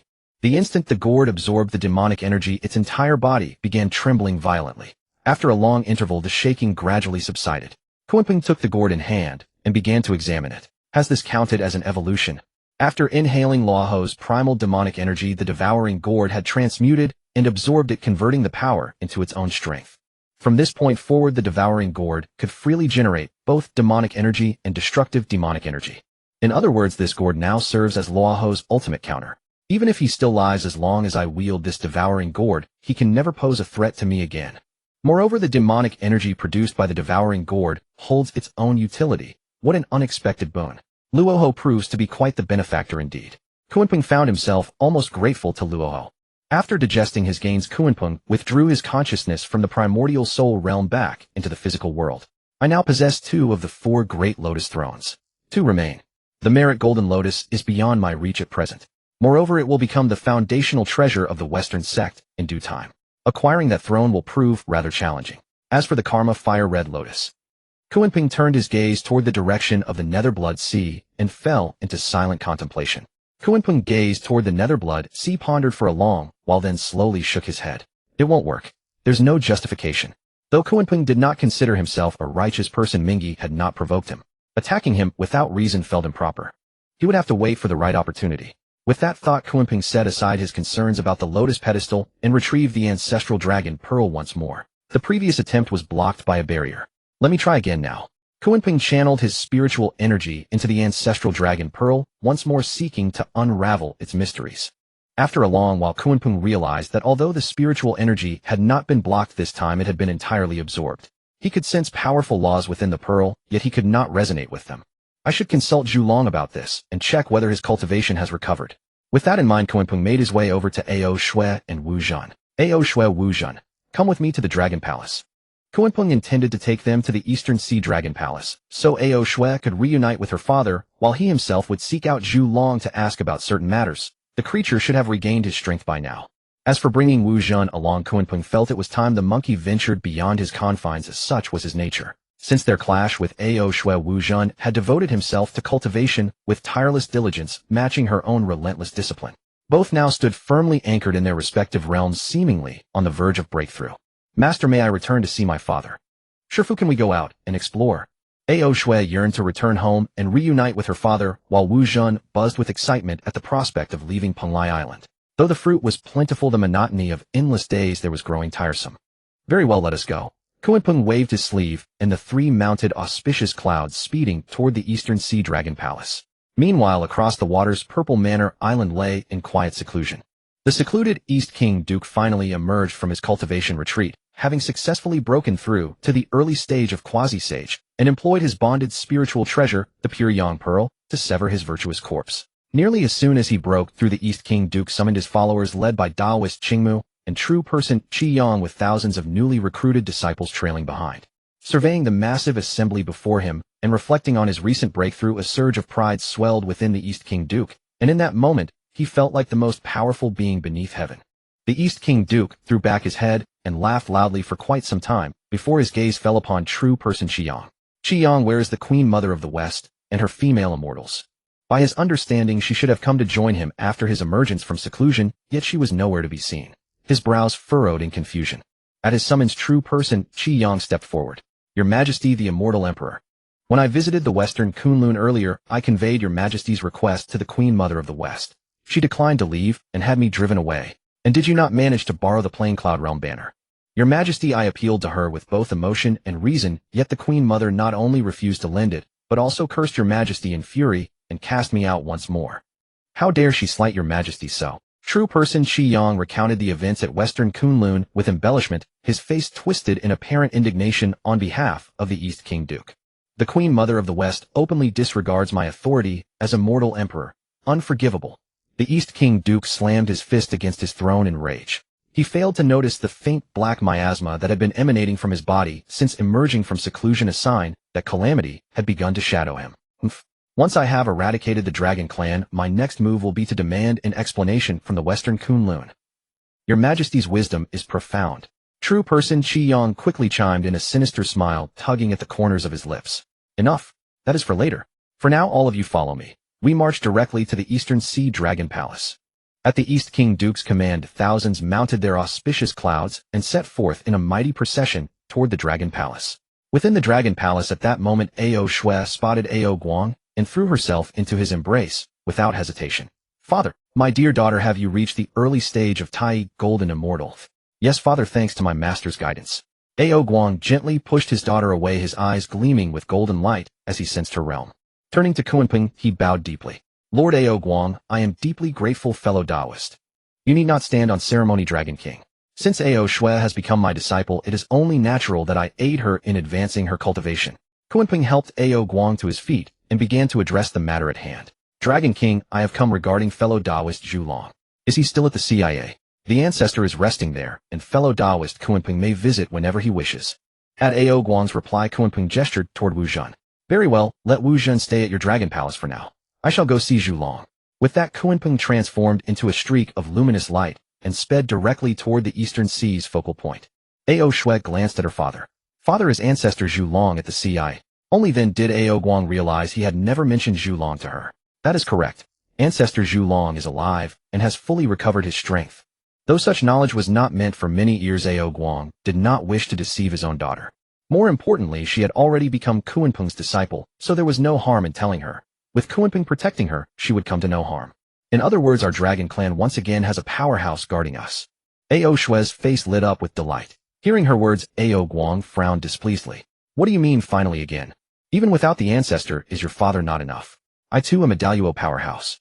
He tapped his chest, proudly showing off to Ao Shui. Ao Shui covered her mouth and chuckled at her father's words. But father, your own strength was restored by master. Ao Guang's smile froze. Alright, Shui knows her father is very strong. Even if it were only you, our Dragon Clan would face no danger. Upon hearing this, Ao Guang's smile returned. Ao Shui guided her father to a chair and gently massaged his shoulders. Ao Guang looked thoroughly satisfied, thinking to himself that he had not raised his daughter in vain. Just as he basked in his pride, Ao Shui suddenly turned her gaze toward the sea, and spoke. I wonder when master will return.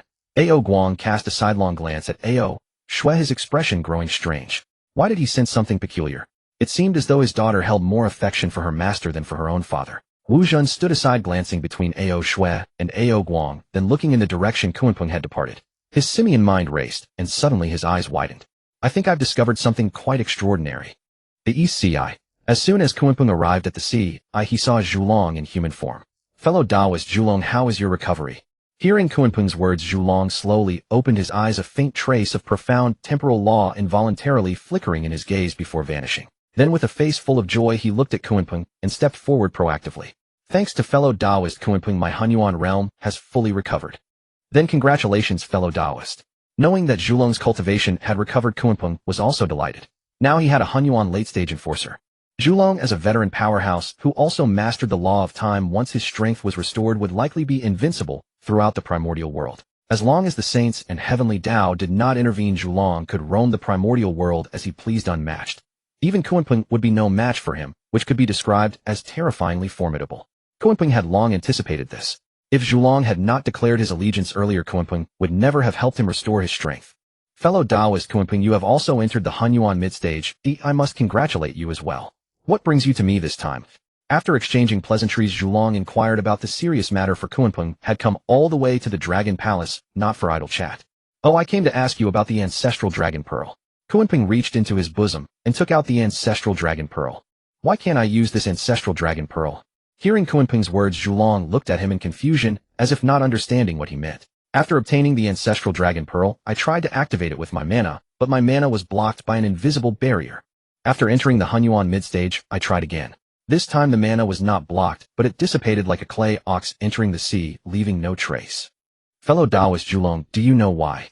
After listening to Kunpeng's explanation, Zhulong was also full of doubt. Is that so? I don't know either. When my elder brother gave me the ancestral Dragon Pearl, he didn't tell me much, because my cultivation had fallen at that time, and I couldn't investigate. Fellow Taoist Kunpeng, may I borrow the ancestral Dragon Pearl to examine and see what's going on? Kunpeng handed the ancestral Dragon Pearl to Zhulong for him to observe. Zhulong had already sworn a great Tao oath, so Kunpeng was not afraid of him reneging and taking back the pearl. Zhulong held the ancestral dragon pearl in both hands and examined it carefully. What is this? Suddenly Zhulong's eyes widened and two beams of white light shot from his eyes straight into the ancestral dragon pearl. The pearl immediately emitted a dazzling blue light that illuminated the entire ECI. After a while, as the blue light slowly dissipated, a white light shot out from within the ancestral dragon pearl, striking Zhulong and pushing him back. This startled Zhulong, and it took him a long time to recover and look at Kunpeng again. Fellow Taoist Kunpeng, your previous inability to activate the ancestral dragon pearl was likely due to a restriction left by my elder brother. I just activated the ancestral dragon pearl through the law of time and the dragon bloodline. The restriction has been lifted now, but for some reason I cannot explore its interior. Zhulong was extremely puzzled. For some reason, as soon as his mana entered the ancestral dragon pearl, it was directly repelled by a tremendous force. It's as if my elder brother deliberately left behind mana to prevent me from investigating. As he spoke, Zhulong returned the ancestral dragon pearl to Kunpeng. I have never encountered such a situation. Fellow Taoist Kunpeng, you can try it yourself. You mean the mana left by the ancestral dragon prevented your investigation? Hearing Zhulong's words, Kunpeng looked astonished. Brother guarding against brother. Exactly. I don't know the specifics either. Perhaps my elder brother has something he doesn't want me to know. As he spoke, Zhulong pondered secretly in his heart. Elder brother, what exactly do you mean? Zhulong absolutely refused to believe that his own elder brother would distrust him, but the scene before him was inexplicable, which filled him with deep melancholy. Hearing Zhulong's words, Kunpeng also looked at the ancestral dragon pearl in his hand, deep in thought, while injecting mana to probe it. This time the mana was not absorbed. Kunpeng effortlessly probed the powerful laws and strength contained within the ancestral dragon pearl. However, Kunpeng faintly sensed that there was more mystery within the ancestral dragon pearl, but he could not yet detect it. While the gains this time are enough. Although he could not probe deeper, the laws he had already detected were enough to substantially elevate Kunpeng's strength. Kunpeng put away the ancestral dragon pearl. At that moment, Ao Shui suddenly rushed into the sea, in a fluster. Master, something terrible. Someone is attacking the dragon clan. Ao Shui's urgent words instantly drew the attention of Kunpeng and Zhulong. Before Kunpeng could react, Zhulong strode forward and rushed to Ao Shui's side. What did you say? Someone dares to attack the dragon clan.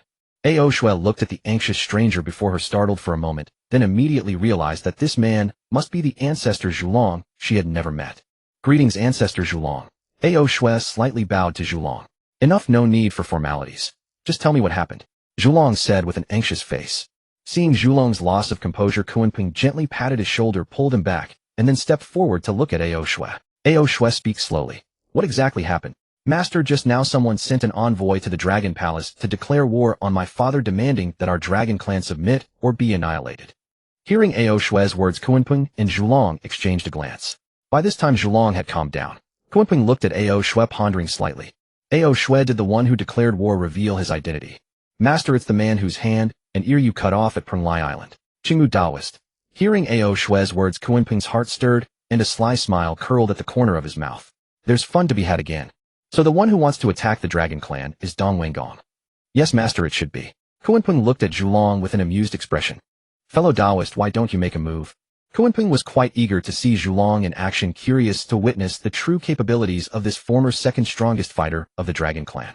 Now that the Great Tribulation had begun, the celestial mechanisms were in chaos, and with the help of the Chaos Pearl no one could perform divination, so there was no need to worry about others discovering Zhulong's identity.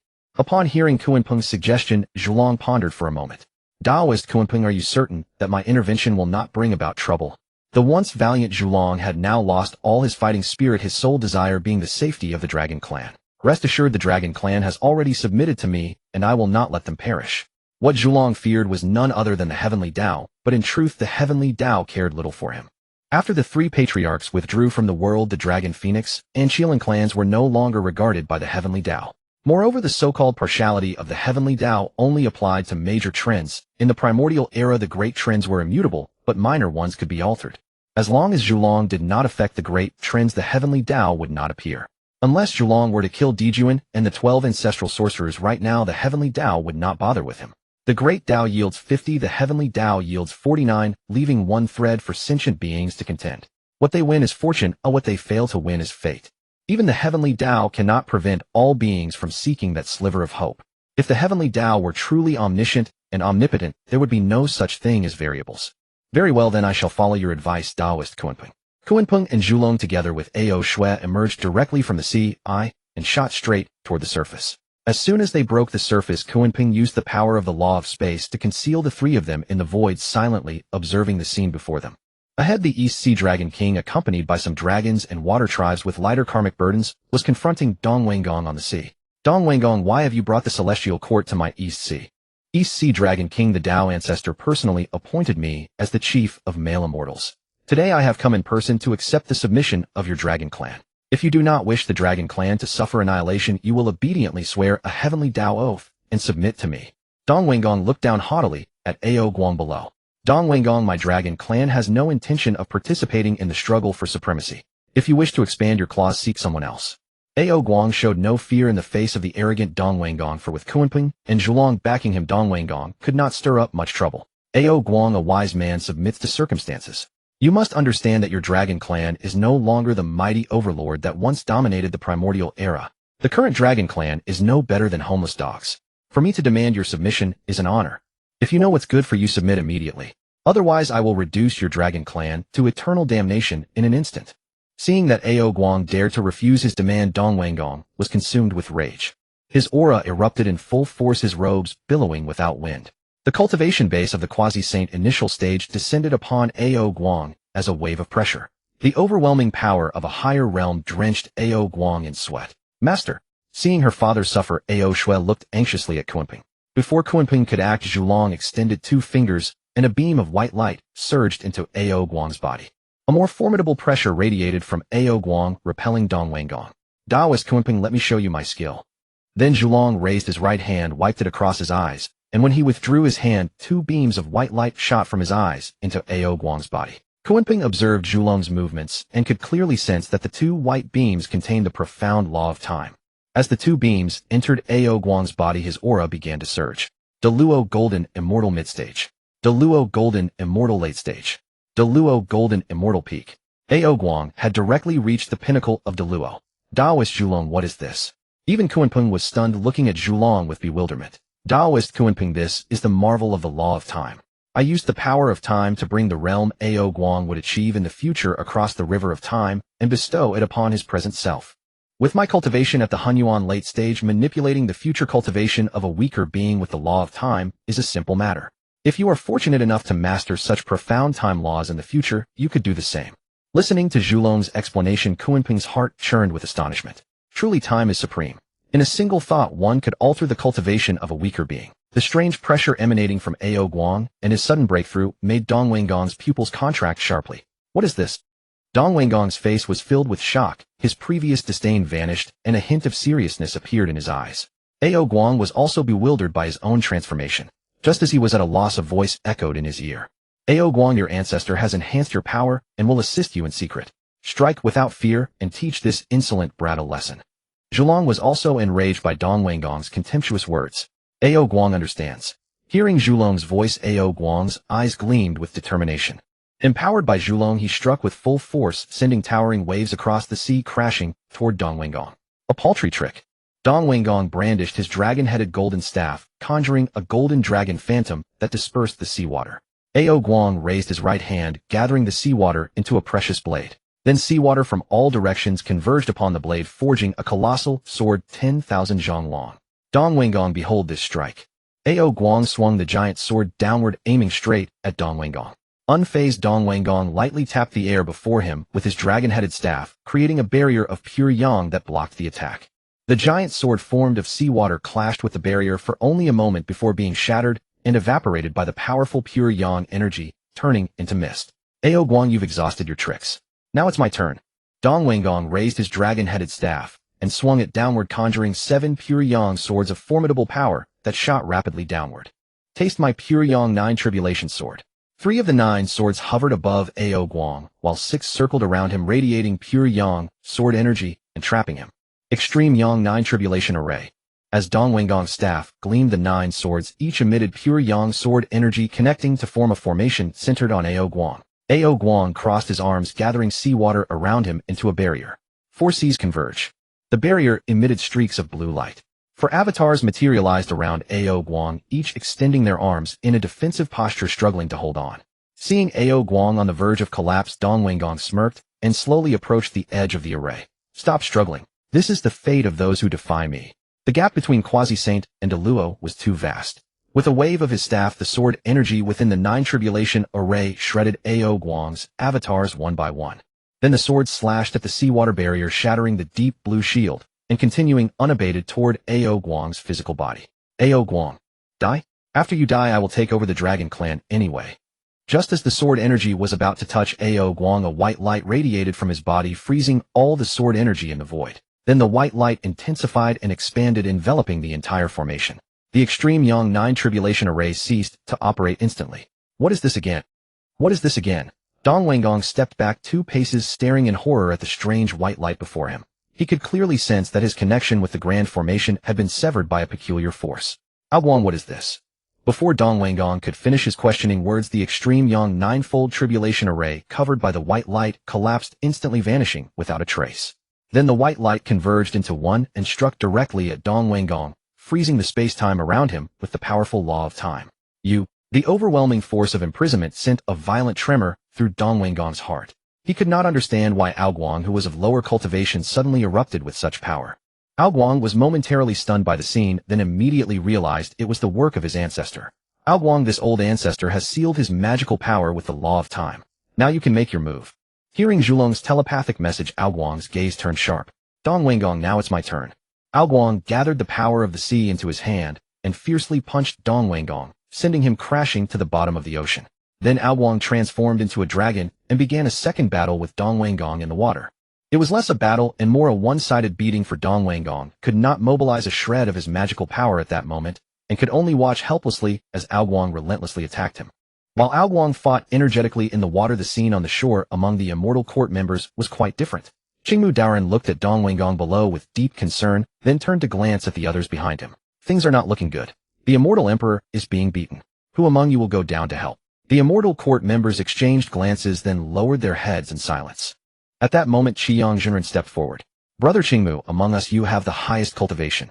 You should go down and help. Hearing Qiyang Zhenren's words, Qingmu Daoren looked troubled. But I am not skilled in water combat.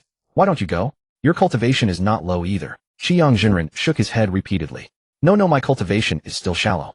If I go down, I might only cause trouble for the Immortal Emperor. After the two had exchanged excuses, they turned their gaze to the newcomers of the Immortal Court. Noticing their looks, the Immortal Court members all lowered their heads, eyes fixed on their noses pointing to their mouths, remaining silent, as if they had seen nothing. At present, a small portion of the Immortal Court members had been recruited by Qingmu, while the majority were those of low cultivation who came seeking a faction to rely on. Qingmu Daoren, adhering to the principle of turning no one away, accepted everyone, so that some of the current members had only reached the heavenly immortal level. Moreover, when these people arrived at the Immortal Court, Dong Wanggong was already in seclusion. This was their first meeting with him, let alone any emotional bond. As a result, among the thousands of Immortal Court members, not a single one was willing to save Dong Wanggong. Kunpeng, hidden in the void, watched this absurd scene and let out a faint chuckle. Truly a rabble. I wonder what Dong Wanggong feels seeing this spectacle, eh? Just a faction gathered from scattered immortals? Hearing Kunpeng's words, Zhulong let out a cold sneer. A bunch of incompetents merely seeking self-preservation, unable to achieve unity from top to bottom. Relying on such a force, they actually dream of dominating the primordial world. Utterly ridiculous. Thinking of this, Zhulong sneered disdainfully. When our Dragon Clan was united as one, we still ended up in that miserable state. This junior with just a bunch of scattered immortals dares to dream of dominance. Absolutely laughable. Just as Kunpeng and Zhulong were conversing, a giant wave suddenly rose on the water's surface, and Dong Wanggong's body was flung out with the spray crashing into Qiyang Zhenren. Caught off guard, Qiyang Zhenren stumbled, but fortunately Qingmu Daoren caught him from behind. Then they both hurriedly looked at Dong Wanggong. Immortal Emperor, are you all right? A trace of blood seeped from the corner of Dong Wanggong's mouth. Feeling the frozen magical power within his body, his heart began to tremble. Then he looked down at the water, his eyes filled with profound terror. At that moment, another giant wave surged, and the dragon Awakens had transformed flew out of the wave, fixing its gaze on the Immortal Court members. Awakens's pupils suddenly contracted, a flash of malevolence in his eyes. He raised his dragon head slightly, then opened his dragon mouth wide, spewing a blast of extreme cold toward the crowd. Before the cold breath even reached them, the Immortal Court members felt the surrounding temperature drop, instantly piercing cold invading their bodies. Defend quickly, Qingmu Daoren shouted, then channeled his magical power to erect a barrier against the biting cold. Qiyang Zhenren held Dongwang Gong with one hand while with the other, he summoned his lower grade, innate spiritual treasure the Qiyang True Sword, unleashing a series of Qiyang Sword, Qi, to slash at the cold breath. Feeling their lives threatened, the immortal court members also exerted all their strength to resist. The two sides were locked in a stalemate for a moment until a loud bang rang out, and Honghuang slowly transformed back into human form. The immortal court members were all drenched in sweat. Qiyang's sword was entwined with cold air, and a layer of frost formed on Qingmu's right hand, his entire arm beginning to tremble violently. Honghuang, what kind of technique is this? Dongwang Gong, having calmed himself a bit, stared wide-eyed at Honghuang. In response to Dongwang Gong's question, Honghuang did not reply, but opened his dragon mouth again, spewing a scorching flame toward the crowd. Immortal Emperor, retreat, for now. Qingmu and Qiyang each used their methods to block the flames, then looked at Dongwang Gong, awaiting his command. Dongwang Gong looked at Honghuang with reluctance. Retreat. Though unwilling, the strange condition of his body left him powerless, forcing him to give the order to retreat. At Dongwang Gong's command, the immortal court members instantly turned and fled towards Zifu continent like whipped dogs. How pathetic. Honghuang watched the departing crowd without giving chase, instead ordering the observing dragon clan and shrimp soldiers and crab generals to withdraw. After they had left, Honghuang turned his head left and right, scanning the surrounding space. Honghuang thanks the ancestor for his aid. I humbly request the ancestor to appear. With his cultivation, he could not find Kunpeng and the others hidden in the shadows. Hearing Honghuang's words, Kunpeng waved his hand to dispel the spatial power shrouding the three of them and appeared before Honghuang. Honghuang was visibly startled upon seeing Kunpeng and the others, his expression momentarily frozen. He had not anticipated that Kunpeng and Ao Shui would be present. Thank you, Ancestor Zhulong and Taoist Kunpeng. Honghuang hurriedly clasped his hands in salute, his face brimming with gratitude. Zhulong, after appearing, casually waved his hand, and an invisible force radiated outward along his arm. Immediately, Honghuang felt the remaining white light within his body gradually dissipate, and his cultivation level slowly declined. Late Great Luo Golden Immortal. Mid Great Luo Golden Immortal. Early Great Luo Golden Immortal. Honghuang's cultivation had receded back to the early Great Luo Golden Immortal stage. Honghuang, you have done well this time, without tarnishing the prestige of our dragon clan, Zhulong said, looking at him with evident approval. Thank you for your praise, Ancestor. I am truly unworthy. It is entirely your merit, Ancestor. Honghuang said, his face beaming with joy at Zhulong's commendation. Yet he knew that without Zhulong he would not have been a match for Dongwang Gong in a single blow. Kunpeng turned to Zhulong, a hint of teasing in his tone. I thought you would take action yourself this time, Taoist Zhulong, but it seems you only intervened covertly. Kunpeng had been eager to witness Zhulong's fighting stance, but to his surprise, Zhulong had merely chosen to assist Honghuang in the shadows without personally engaging Dongwang Gong in battle. A foolish junior like Dongwang Gong does not warrant my personal intervention. Let Honghuang teach him a lesson. That shall suffice. In truth, there were two reasons Zhulong refrained from acting personally. One was indeed his belief that Dongwang Gong was unworthy, but the more significant reason was that Zhulong feared the consequences of his own actions. Having endured great calamities, he had become extraordinarily cautious beyond ordinary measure. Better to be cautious and avoid acting personally whenever possible. Let prudence guide all matters. Taoist Zhulong, you cannot evade your destiny forever. The Dragon Clan must still be led by you, and sooner or later you will have to show yourself and take action personally. Kunpeng looked at Zhulong with a grave expression. He understood Zhulong's inner thoughts clearly and felt it necessary to offer him earnest counsel. Caution was not wrong, but excessive caution was unwise. Today Dongwang Gong had so insulted the Dragon Clan. Kunpeng believed that if it were the Zhulong of old, he would have fought a great battle with him without hesitation. Even if he did not initiate a full-scale war, he would at least appear and teach him a lesson. Yet this time he dared not even show his face. If he continued to be so timid and hesitant, how could he ever accomplish anything? In truth, you need not be so cautious. As I said before, as long as you do not reveal your identity, no one will recognize you. Kunpeng continued, a note of helplessness in his voice. Among the current primordial beings, none had ever seen Zhulong's true form. At most, they had only heard of his legendary might.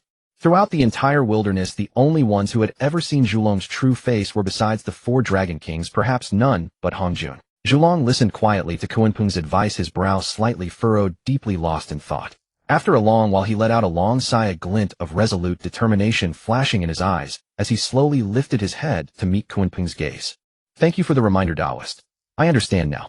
Zhulong's voice was low yet forceful, his tone resolute, as if he had made a firm decision. Seeing that Zhulong had finally come to his senses, Kunpeng nodded. Honghuang, who had been standing by all along, watched the two conclude their conversation, then stepped forward. Ancestor, may I ask, what was that sudden surge of cultivation I just experienced? Honghuang clasped his hands and inquired, his heart filled with confusion. He had clearly felt his cultivation level skyrocket in an instant. A sensation both unfamiliar and exhilarating yet profoundly puzzling. Though Honghuang had witnessed Zhulong's actions before, he had never seen this particular technique, and so he was eager to know the answer. In response to Honghuang's question, Zhulong smiled gently and began to explain patiently. That is my secret art, applying the law of time upon you to temporarily elevate your cultivation level. However, this enhancement is only temporary. Even if I had not withdrawn it, your cultivation would have naturally reverted to its original state when the time elapsed. Was that strange occurrence with Dong Wanggong also your doing, ancestor? Honghuang continued. Indeed, I used the law of time to halt the flow of his internal energy, Zhulong replied. But it too has a time limit. I expect Dong Wanggong will recover after a while. It is merely a trivial trick. Zhulong had still not exerted his full power, otherwise, given his current cultivation and understanding of the law of time, sealing someone of Dong Wanggong's realm for an extended period would have been quite simple. What seemed insignificant to Zhulong, however, filled Honghuang with excitement, his eyes sparkling with golden light. His gratitude and admiration for Zhulong deepened even further. Seeing Zhulong's immense power, Honghuang felt that the revival of the Dragon Clan's glory was imminent. After explaining to Honghuang, Zhulong turned to Kunpeng. Taoist Kunpeng, since that foolish Dong Wanggong has departed, today's matter is settled. Let us return to the Dragon Palace. With that, Zhulong took Kunpeng by the arm and plunged again into the seabed, speeding toward the Dragon Palace. Honghuang and Shui followed unhurriedly behind, keeping a certain distance from the two. Honghuang's heart was now exceptionally agitated, even euphoric. He kept glancing at Shui beside him, his eyes revealing an unmistakable joy. What do you think, Shui? Your father is truly formidable, isn't he? Although he knew in his heart that the victory was due to Zhulong's help, without whom he could never have overcome Dong Wanggong. That did not stop him from boasting to his daughter as a father. Shui covered her mouth with a light laugh at his words, then spoke slowly. Yes, father is the mightiest of all. Shui said with a smile, her tone carrying a hint of admiration and praise. Hearing Shui's compliment, Honghuang's face blossomed into an even more smug grin, the corners of his mouth lifting in sheer satisfaction. Yet his demeanor puzzled Shui. She could not quite understand what had come over her father today. Previously, when she was cultivating in the Dragon Palace, he had been unusually stern, seldom, smiling, perpetually burdened with worry, and had little to say to her. But this time, after she had been away for a while and returned to the Dragon Palace, her father seemed like a different person. No longer the solemn, anxious father of before, he had become somewhat childlike, even occasionally joking with her. This peculiar change left her utterly bewildered. Kunpeng and Zhulong traveled onward together, eventually arriving before the Crystal Palace. This time Zhulong had no intention of concealing his identity whatsoever. Instead, he confidently strode toward the palace, pulling Kunpeng along beside him.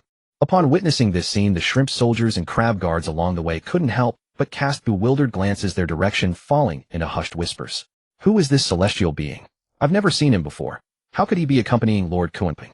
A shrimp soldier turned to the crab guard beside him, his face clouded with confusion. I don't recognize him either. Perhaps he is a friend of Lord Kunpeng. The crab guard beside him speculated. Didn't you notice our Dragon King following behind? Perhaps Lord Kunpeng has brought a close friend to visit the Dragon Palace. Well, that makes sense. It seems this celestial being must also be someone of considerable power. That goes without question. How could anyone of weak strength possibly walk side by side with Lord Kunpeng? Since Kunpeng was not visiting the Crystal Palace for the first time, and Lord Honghuang had previously given explicit orders that none should impede his passage, they all recognized him. But Zhulong, who walked beside Kunpeng, was entirely unknown to them. Looking at Zhulong's unfamiliar appearance, every face displayed confusion. The guards at the Crystal Palace consisted mainly of young dragon descendants and shrimp soldiers and crab guards. No one had ever seen Zhulong's true form, and some didn't even know who he was. As Zhulong pulled Kunpeng along, he naturally overheard the conversations of the shrimp soldiers and crab guards. Listening to their words, Zhulong couldn't help but feel a deep sorrow well up within his heart, an indescribable sense of loss rising from deep within. Sigh. On this entire journey, not a single aquatic creature could recognize my identity. It seems my era has truly passed, and passed beyond return. Zhulong's decision not to hide his identity this time came after careful deliberation. Right after hearing Kunpeng's advice, just now Zhulong had already come to terms with it. Since he would inevitably reveal himself in the primordial world sooner or later, he might as well be bold about it now and announce his return to the Dragon Clan first. He never expected, however, that not a single person could recognize him. This left Zhulong feeling overwhelmingly discouraged and disappointed. Taoist friend, Zhulong need not grieve. The current members of the Dragon Clan are all descendants of the younger generation. It is only natural they do not recognize you. As for the shrimp soldiers and crab guards, while there is no need to mention them, they are merely aquatic immortals of low cultivation. How could they possibly know you? Sensing Zhulong's dejected mood, Kunpeng began to offer words of comfort. Thank you, Taoist friend Kunpeng. The two continued forward until they reached the inner hall of the Crystal Palace. The moment they entered, Kunpeng spotted Wu Zhen sitting glumly within the hall. Upon seeing Kunpeng enter, Wu Zhen's expression instantly shifted, and he rushed forward excitedly. Master, you finally returned. Earlier, senior sister told me that enemies had arrived. I wanted to go out and help, but she wouldn't allow it. She told me not to go anywhere and simply wait for your return. Have the enemies been driven off? Wu Zhen asked worriedly, looking at Kunpeng. Since this was senior sister's home, Wu Zhen was quite concerned about the situation of the battle. Rest assured, the enemies have already been repelled. There is nothing to worry about. Kunpeng then pointed toward Zhulong with his finger. This is a close friend of your master, Taoist Zhulong. I pay my respects to Elder Zhulong. Wu Zhen bowed respectfully. Zhulong meanwhile examined Wu Zhen with keen interest, then turned to Kunpeng, his face filled with admiration. Six-eared macaque. Taoist friend, your disciple possesses remarkable aptitude. Given his current cultivation level, as long as he has sufficient time, achieving Honghuang should present no difficulty. The identity of the six-eared macaque was by no means a closely guarded secret, so Zhulong was able to discern it readily. You flatter me. After a brief exchange between Kunpeng and Zhulong, the two took seats opposite each other at the central table within the Crystal Palace. Wu Zhen stood behind Kunpeng, stealing curious glances at Zhulong, lost in thought. After a while, Ao and Ao Shui entered the hall. Senior sister, you're back. Wu Zhen greeted Ao Shui excitedly, and Ao Shui nodded in acknowledgement. Upon seeing Ao Guang enter, Zhulong's expression turned serious as he faced Ao Guang and issued a solemn directive. Ao Guang, go strike the Four Seas bell, and summon the Dragon Kings of the North Sea, West Sea, and South Sea to convene in the East Sea for discussion. Hearing Zhulong's words, Ao Guang's face was filled with shock. He even momentarily doubted his own ears, his voice trembling. Ancestor, could it be that you intend to? Zhulong smiled faintly and spoke slowly. It is also time for the other 3 Dragon Kings of our clan to learn of my return. Hearing these words, Ao Guang's heart surged with indescribable excitement. Ao Guang obeys the command. After responding, Ao Guang turned and hurried out of the inner hall, making his way swiftly toward the location of the Four Seas bell. Senior sister, what is the Four Seas bell? Wu Zhen watched Ao Guang's retreating figure, then turned with a puzzled expression toward Ao Shui. Hearing Wu Zhen's inquiry, Ao Shui smiled gently and began to explain. The Four Seas bell is a supreme treasure of our dragon clan, located outside the Crystal Palace in the East Sea, and has always been under the care of our father. Under ordinary circumstances, no one is permitted to approach the Four Seas bell. It may only be rung when the dragon clan faces major upheaval or there are matters of great importance to discuss. Once the Four Seas bell sounds, the Dragon Kings of the other 3 seas must hasten to the East Sea at the fastest possible speed. Absolutely no delay is permitted. These are the words my father told me. Reaching this point, Ao Shui suddenly paused, pondered for a moment, and then continued, however, ever since I can remember, the Four Seas bell has never been rung. That is correct. The Four Seas bell is used precisely to convene the Dragon Kings of the Four Seas. Zhulong looked at Ao Shui with a smile, his face filled with admiration. Wait, something is wrong. After observing Ao Shui for a moment, Zhulong's expression suddenly changed. The smile that had been on his face vanished, replaced entirely by astonishment. He rose from his seat and walked toward Ao Shui. Ancestor, what is wrong? Zhulong's sudden movement made Ao Shui's heart tighten, and she instinctively retreated behind Kunpeng, peering at Zhulong fearfully. Zhulong did not answer Ao Shui's question. Instead, he turned his gaze toward Kunpeng, his eyes filled with confusion. Taoist Kunpeng, what of her bloodline? Previously, because he had been occupied dealing with Dong Wangong's attack on the Dragon Clan, Zhulong had not paid close attention to Ao Shui before him. Only now, with a calm mind, did he realize that within Ao Shui's bloodline resided the aura of his eldest brother. This discovery startled him greatly. Her bloodline was altered by the primordial pearl of the dragon. Kunpeng smiled faintly and slowly recounted to Zhulong the matter of transforming Ao Shui's bloodline on Penglai Island. As Kunpeng finished speaking, Zhulong's expression gradually returned to calm, and he looked toward Ao Shui, once more a smile returning to his face. I see, so that is how it is. Little girl, you are remarkably fortunate. It appears my eldest brother has chosen you. From this day forward, the future of the Dragon Clan rests upon your shoulders. Upon hearing Zhulong's words, Ao Shui wore a puzzled expression, while Kunpeng too harbored some confusion. Brother Zhulong, what do you intend by these words? Zhulong smiled faintly, turned about, and took his seat once more at the table, then cast his gaze toward Kunpeng. Brother Kunpeng, though the ancestor dragon pearl is indeed a treasure of the dragon clan, it is above all my elder brother's personal magical artifact. Not every soul may meet my elder brother's discerning eye and awaken the ancestor dragon pearl of its own accord. You previously stated that the ancestor dragon pearl assisted him in evolving his bloodline, yet to my knowledge the pearl itself possesses no such ability. This is most likely the residual will of my elder brother, which sensed the purity of her bloodline, and therefore rendered aid. Upon saying this, Zhu Long turned his head toward Ao Shui, his eyes brimming with even deeper satisfaction. Having received my elder brother's legacy, she shall naturally succeed him, which is why I say the future of the Dragon Clan rests upon her shoulders. Provided she wholeheartedly absorbs this inheritance, given sufficient time, she shall become the new sovereign of the Dragon Clan. Zhu Long's words sent tremors through Ao Shui's very being, leaving her stunned and rooted to the spot. She had never harbored any ambitions, never once imagined commanding the Dragon Clan. All along, her only desire had been to cultivate diligently, to assist her father, and to repay her master. Zhu Long's words left her momentarily adrift, uncertain of how to proceed. Observing the turmoil upon Ao Shui's countenance, Kunpeng gently patted her dragon head, the corners of his mouth lifting into a faint smile. There is no need for such entanglement of thoughts. All difficulties shall be borne by our master, and brother Zhu Long remains as well. It is far too early for you to dwell upon such matters. Indeed, Zhu Long's words had also sent a subtle shock through Kunpeng. When the ancestor dragon Pearl had aided Ao Shui in evolving her bloodline, since the pearl had only ever appeared before Ao Shui, Kunpeng had assumed the ancestor dragon himself had bestowed such grace upon all descendants of the Dragon Clan. He had not anticipated that this was in fact the ancestor dragon selecting a successor through his residual will. Yet for Kunpeng this mattered little. In any case, the Dragon Clan would one day be his regardless. Whoever led it was of minor consequence.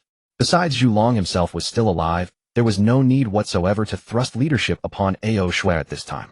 Brother Kunpeng speaks truly. Little one, you need not be so alarmed. Your ancestor still draws breath, and I would never place such an immense burden directly upon your shoulders. Zhu Long realized his earlier words had been somewhat exaggerated and might have frightened Ao Shui, so he hastened to explain. Moreover, it is I who now commands the Dragon Clan. Even were I to consider passing the throne to you, it would not occur until you have reached the Honghuang stage. There is still much time ahead. Heeding the gentle words of both Kunpeng and Zhu Long, Ao Shui's tightly knitted brows finally uncoiled. Thank you, master. Thank you, ancestor. Ao Shui understands.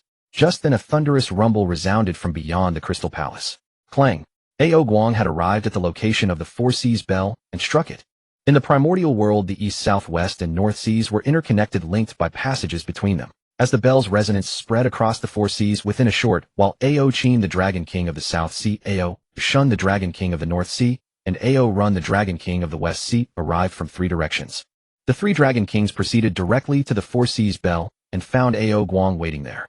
Impetuous by nature, Ao Qin spoke first. Elder brother, has some calamity befallen the Dragon Clan, which is why you have summoned us. Elder brother, how many years has it been since the Four Seas bell last tolled? Have you finally decided to see us? Asked Ao Run, the Dragon King of the West Sea. Ever since the ancestor dragon perished, you decreed we were forbidden from leaving the Four Seas, even barring us from your presence. Now you change your mind.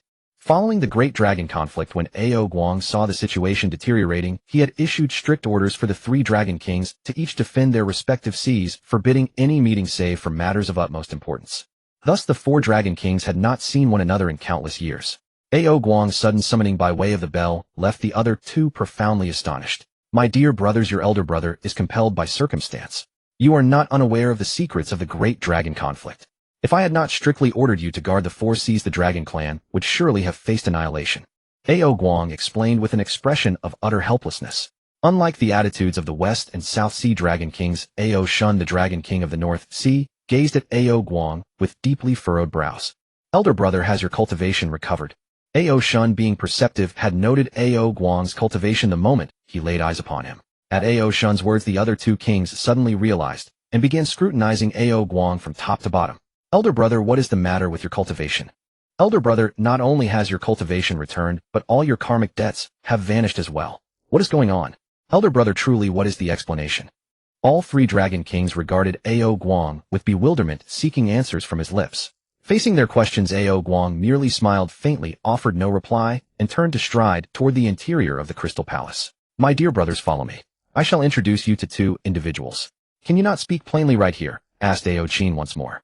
Brother, pray hold your questions, come with me. Untouched by dissatisfaction at Ao Guang's deliberate mystery, the three Dragon Kings fell quietly into step behind him. The first collective appearance of the four Dragon Kings in countless years sent shockwaves among the shrimp soldiers and crab officers flanking the Dragon Palace. Huh, those are the Dragon Kings of the other three seas. Why has our Lord summoned them? Who can say? This is the first time in millennia I have laid eyes upon all four Dragon Kings together. Do you suppose something momentous has occurred? The soldiers whispered amongst themselves. Suddenly one paused deep in thought. Wait, Could this be regarding that associate of great immortal Kunpeng? Perhaps the Dragon Kings have come to pay respects to that venerable figure. That makes sense. Indeed, that venerable one is no ordinary person. Hearing the gossip around him, Ao Shun's eye shifted, and he glanced toward Ao Guang. Elder brother, who is this Kunpeng, the great immortal they speak of? Is it the venerable Kunpeng who once preached at Penglai? And who is this associate of his? Is that whom you wish for us to meet? Isolated from the affairs of the wider world, the three Dragon Kings knew almost nothing of the grand events unfolding across the primordial world. Had news of Kunpeng's teachings at Penglai not permeated all of existence, they would scarcely have known of his very name. Upon Ao Shun's inquiry, Ao Guang did not even turn his head, pressing onward. Brother, patience. You shall know soon enough. Seeing Ao Guang unwilling to elaborate, the other two kings likewise ceased their questioning and simply followed until in a short while the four men arrived outside the inner hall. We have arrived. My dear brothers, follow me inside. Entering the inner hall alongside Ao Guang, the moment they stepped within, perceptive Ao Shun's eyes fell immediately upon Zhu Long, seated upon the Dragon King's throne at the chamber's head. Zhu Long, the ancestor. Upon spotting the torch dragon, Ao Shun was struck with momentary astonishment before hastily bowing in deep reverence. Hearing Ao Shun's exclamation, Ao Run and Ao Qin also noticed the torch dragon above and promptly paid their respects, not daring to hesitate for a single moment. Beiqing Dragon King Ao Shun, Shihai Dragon King Ao Run, and Nanhai Dragon King Ao Qin, pay our respects to Patriarch Torch Dragon. Enough, no need for such elaborate formalities. Rise, all of you. Only upon hearing the Torch Dragon's familiar voice did the three Dragon Kings slowly rise to their feet, then turning toward Ao Guang with expressions of utter bewilderment, hoping he would provide an explanation. Among the entire Dragon clan, only Ao Guang knew that the Torch Dragon still lived. Having never shared this secret with the three Dragon Kings, they remained completely unaware of his fate. Had they not all once fought alongside the Torch Dragon and come to recognize his spiritual form and familiar voice, they would almost certainly have believed the figure above to be an impostor. My esteemed brothers, this is precisely why I insisted on revealing the truth only within the Crystal Palace. Not because I sought you out, but because Patriarch Torch Dragon himself came to summon you. Ao Guang finally spoke, addressing the questions the three had harbored. Hearing his words, their gazes once again turned upward toward the Torch Dragon. Patriarch, so you are still among us. As Ao Qin spoke, the already tranquil Crystal Palace fell into an even deeper silence. Even Ao Guang stared in sheer terror, his mouth agape, at Ao Qin, while the other two Dragon Kings widened their eyes, brimming with shock. It was only upon meeting the Dragon King's gazes that Ao Qin realized he had spoken improperly. Before he could offer an explanation, Ao Guang stepped forward directly. Patriarch Ao Qin's impetuous temperament. I beg you to pardon him. Seeing Ao Guang intercede, Ao Qin cast a grateful glance toward him. Enough, Ao Guang, you may stand down. The Torch Dragon waved his hand indifferently, then turned to Ao Qin with a warm smile. Ao Qin, after all these years, how is it that your nature remains unchanged? Patriarch, Ao Qin's weathered face flushed red as he prepared to explain. Enough, I harbor no blame toward you. Reading Ao Qin's thoughts, the Torch Dragon offered soothing words. I am grateful, Patriarch. Having put Ao Qin at ease, the Torch Dragon raised his hand slightly and pointed toward Kunpeng seated beside him. This is fellow Taoist Kunpeng. From this day forward, showing him respect is as though showing it to me. Treat him with the utmost reverence. We pay our respects to Patriarch Kunpeng. Though puzzled and uncertain of Kunpeng's true standing, the three Dragon Kings dared not defy the Torch Dragon's decree and bowed before him in turn. Kunpeng offered them a faint smile. There is no need for such formalities, rise. Turning to Ao Guang, he said. Ao Guang explained the full circumstances to them. The Torch Dragon, observing the bewildered trio, instructed Ao Guang to recount the events. As you command.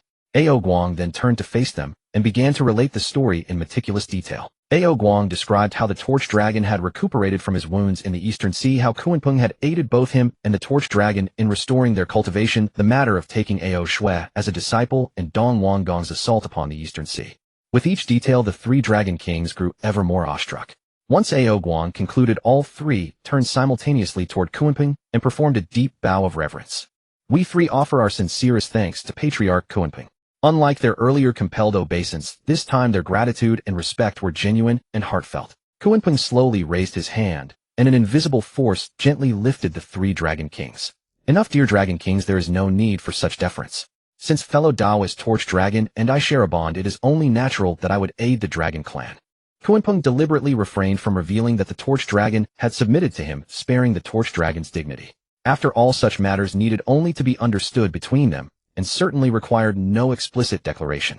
After all, the Torch Dragon still needed to command respect through authority.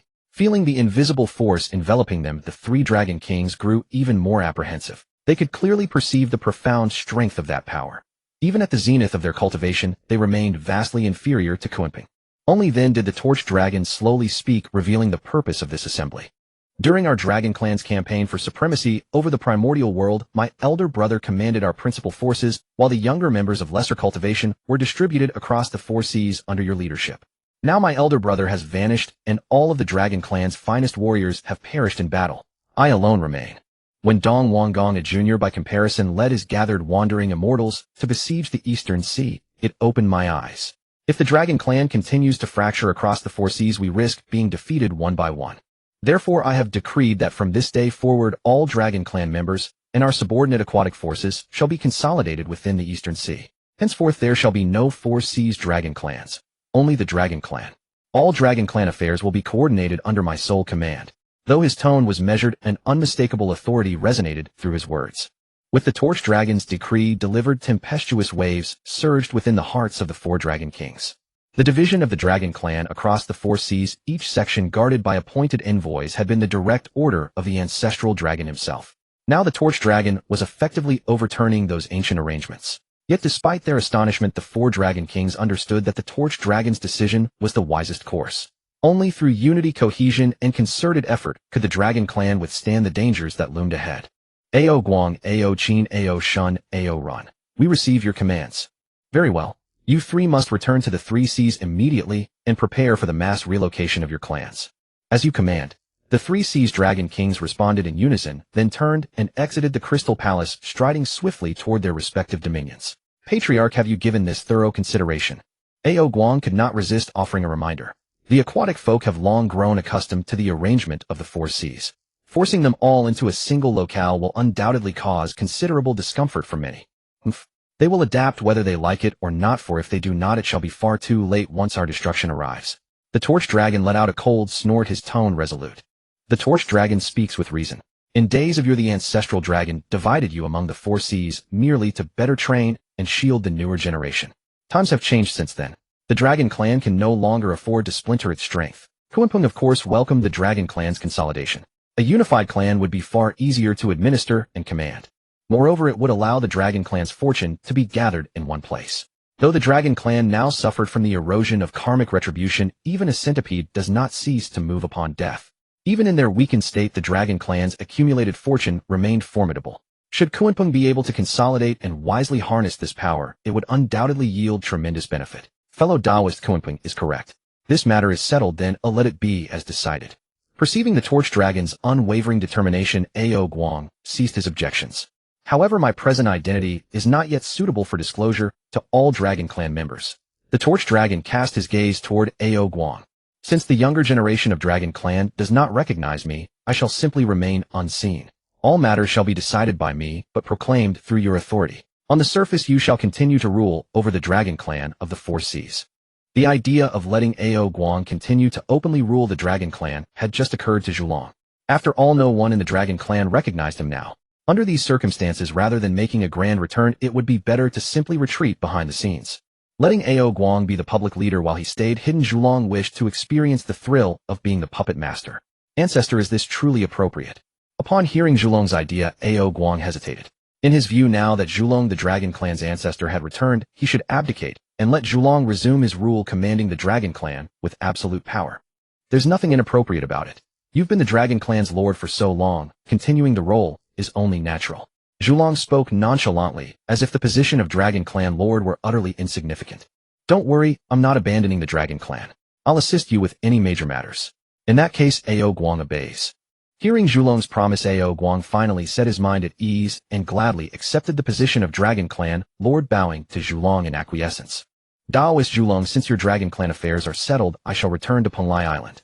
We'll meet again another day. Seeing that matters were mostly resolved, Kunpeng turned to bid farewell to Zhulong. Kunpeng's original purpose in visiting the Dragon Clan was merely to ask Zhulong about the ancestral Dragon Pearl and to see if his cultivation had recovered. Unexpectedly, upon arrival, he witnessed the farce of Dong Wanggong and inadvertently prompted Zhulong to reveal himself in the primordial age, an unexpected gain. As for Zhulong's summoning of the 4 seas to unite, it was enough for him to know there was no need to wait for the return of the 3 sea Dragon Kings. Such internal Dragon Clan matters were best handled by Zhulong. Daoist Kunpeng, please go ahead. I'll see you out. Hearing that Kunpeng was leaving, Zhulong did not try to detain him, but rose from the Dragon King's throne to escort him. Kunpeng gave a slight nod and waved to summon Wuzhen. From earlier until now, Wuzhen and Ao Shui had been standing aside, not withdrawing. After calling Wuzhen over, Kunpeng turned to Ao Shui and asked with a smile, Ao Shui, will you return to the island with me now, or would you like to spend more time with your father? Considering that Ao Shui and Ao Guang had not seen each other for a long time, Kunpeng thought they must have much to say and should be allowed to spend some time together. Thus he asked for Ao Shui's opinion. Upon hearing Kunpeng's inquiry, Ao Guang covertly shifted his gaze to Ao Shui, his heart full of anticipation, though he concealed it from his expression. Master, I will return to Penglai Island with you. To Kunpeng's surprise, Ao Shui did not hesitate for a moment and chose to go back with him. Very well, come along. I'll take you both back to the island. Kunpeng was indifferent, but beside him Ao Guang was slightly stunned. Though his face did not show it, a sense of disappointment crept into his heart. Just as Kunpeng was about to leave with Wuzhen and Ao Shui, he suddenly halted, as if struck by a thought. Then he turned and walked alone to the inner hall, stopping before the stone wall behind the Dragon King's throne. Standing before the stone wall, Kunpeng slowly extended his right hand and gently pressed his palm against it. Daoist Kunpeng, what are you doing? Both Zhulong and Ao Guang looked utterly bewildered. Kunpeng withdrew his hand, gazed at the stone wall, and abruptly released a powerful aura from his entire being. Then he concentrated the space law in his hands. An immense force of space instantly enveloped the entire inner hall. Finally, Kunpeng flipped his right hand and produced the Honghuang measuring ruler, activating the spatial energy within it as well. With Kunpeng's movements, the spatial energy in the Dragon Palace began to fluctuate violently, startling Ao Guang. Daoist Kunpeng, what are you trying to do? Ao Guang was astonished, but out of trust in Kunpeng, he did not intervene, only asking. Kunpeng did not answer Ao Guang's question. Instead, he silently channeled his magical power. As the space continued to ripple, a transparent force field formed by spatial energy emerged around him. Seeing this scene, Zhulong looked at Kunpeng thoughtfully, then shifted his gaze to the stone wall. He quietly activated his divine ability, mobilizing the time law, and a faint white light flickered in his eyes. After a moment, the white light dissipated. Zhulong nodded, slightly smiled to himself, and turned his attention back to Kunpeng, his face full of anticipation. Given Zhulong's current cultivation level, it was a simple matter for him to glimpse the near future of the Crystal Palace using the time law. Kunpeng took a deep breath, slowly released the space law, closed his eyes, and sensed the spatial fluctuations within the inner hall of the Crystal Palace. After a moment, Kunpeng abruptly opened his eyes, a glint of sharp light flashing in his gaze. He waved his hand to gather the spatial energy onto the stone wall before him, then raised the Honghuang measuring ruler and struck the wall. Boom! With a thunderous crash, the section of the stone wall before Kunpeng shattered into fragments, scattering across the floor. Kunpeng continued swinging the ruler to cut repeatedly. Soon a square space the size of a person was hollowed out in the stone wall. Kunpeng raised the ruler again and sliced a spatial rift from top to bottom within the square space. As soon as the rift appeared, countless spatial turbulence surged forth straight at Kunpeng's face. Kunpeng formed a barrier with spatial energy to block the turbulence, and then sealed the space before him using the space law. Then, wielding the ruler repeatedly, he expanded the rift with immense power, eventually creating a spatial opening large enough for a person to enter. Immediately after, Kunpeng fully activated the space law, compressing and gathering spatial energy within the square space to temporarily stabilize the interior, preventing further turbulence. Using the powerful space law, he compressed and shaped the spatial energy, transforming the opening into an ethereal, almost invisible barrier. After completing all this, Kunpeng slowly withdrew his law power, dispelled the transparent force field around him, and the space within the Dragon Palace returned to calm. Kunpeng turned around, slowly approaching Zhulong with a beaming smile. Daoist Zhulong, I have used the power of space law to open a spatial gate in this stone wall. Once I return to Penglai, I will again use the space law to create an identical gate there.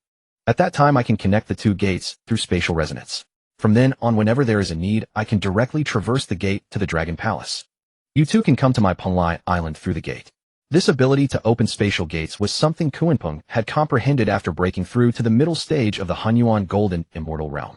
He decided to test it in the Dragon Palace. If successful, he could travel freely between the two locations. Observing Kunpeng's achievement, Zhulong's face was filled with admiration, and he could not help but heap praises. My friend, your methods are truly remarkable. Your mastery over spatial force is something I can only gaze upon with awe.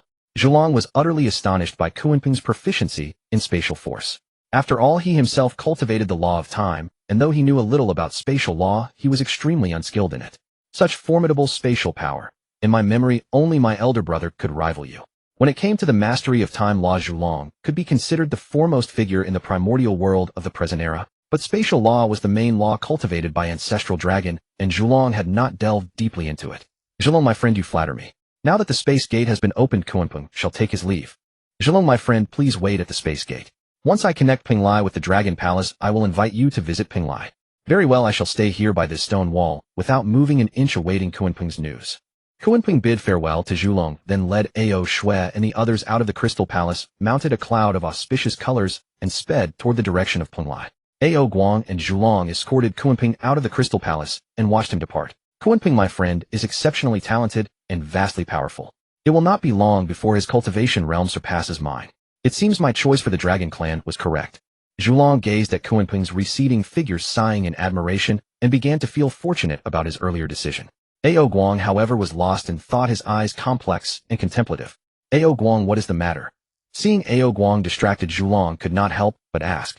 Upon hearing Zhulong call him, Ao Guang snapped out of his reverie. Ancestor, I am fine. I also believe that our Dragon Clan's choice was absolutely right. Ao Guang replied, then turned his gaze to the distance once more. Zhulong looked at Ao Guang with a faint expression, the white light in his eyes slowly fading. He then let out a soft chuckle without exposing him. He also looked in the direction the three had departed, pondering quietly. Ao Shui. At Purple Mansion Island. Qingmu Taoist and Qiyang True Person supported Dong Wangong on his left and right, helping him to his throne before stepping back below. Your Majesty, what exactly happened to you? Both were puzzled, utterly unaware of what had befallen Dong Wangong. He had been on the verge of victory when a white light appeared and Dong Wangong seemed to turn into a puppet, being struck repeatedly without any resistance. When they helped Dong Wangong up, they noticed that although his inner spiritual power was abundant, his performance was as if he had lost all cultivation. If it were not for his wretched state, they would have suspected that their celestial emperor was feigning. I am not certain either. Dong Wangong's eyes held a hint of terror as he tried to recall what had just happened. I was using the Extreme Yang Ninefold Tribulation Array to trap Ao Guang and destroy all his avatars. I was about to take his life. Just then a white light shot out from his body. As the light enveloped me, my array instantly halted, then dissolved into nothingness. Next, that white light entered my body, and I felt my spiritual power frozen by a strange force. After speaking, Dong Wangong paused in thought for a moment, then spoke again. Based on my conjecture, this should be the power of the law of time. Moreover, this time law is extremely potent, otherwise it could not have directly sealed off the spiritual power of a quasi-sage like me. But what baffles me is how a mere Ao Guang could possess such power. Hearing Dong Wangong's speculation, Qingmu and Qiyang exchanged glances, then Qiyang stepped forward.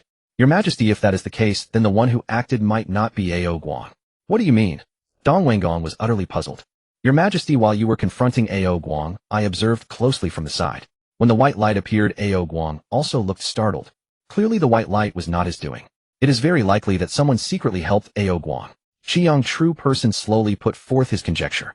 After listening to Qiyang True Person, Dong Wangong slowly lowered his head, resting his left hand on his forehead, his brows tightly knit, his gaze flickering slightly as he sank into thought.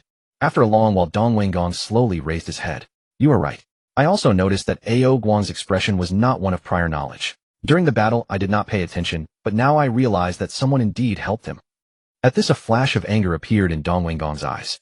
The hand gripping the dragon-headed golden scepter trembled slightly, and his left hand suddenly slammed downward, cracking the throne. Who is so audacious as to help the Dragon Clan against me? Qingmu and Qiyang looked at each other, then lowered their heads in silence. Could it be Kunpeng again? Dong Wangong thought of Kunpeng, who had humiliated him many times. Hearing his speculation, Qingmu Taoist stepped forward. Your Majesty, it is probably not him. Oh, how do you know? Seeing Qingmu contradict him, a flicker of displeasure passed through Dong Wangong's eyes, but he held back in consideration of Qingmu's protection earlier. Your Majesty, I have previously fought with that Kunpeng. His spatial law is undoubtedly extremely powerful, but I have never heard that he also possesses profound time law. Kunpeng has deep cultivation and formidable spatial law. How could he possibly have the time to cultivate time law simultaneously? Moreover, what reason would Kunpeng have to help the Dragon Clan? Qingmu slowly presented his reasoning. Listening to his analysis, Dong Wangong nodded thoughtfully. You make sense. Kunpeng cannot be so powerful as to master both spatial and time laws. Dong Wangong accepted Qingmu's argument partly because it was logical. More importantly, Dong Wangong was unwilling to believe that Kunpeng could possess such talent. After all, he had always harbored hatred for Kunpeng, unswervingly seeking revenge. If Kunpeng were truly that formidable, how could he ever take revenge? Would his path of vengeance be forever distant? But if not Kunpeng, then who?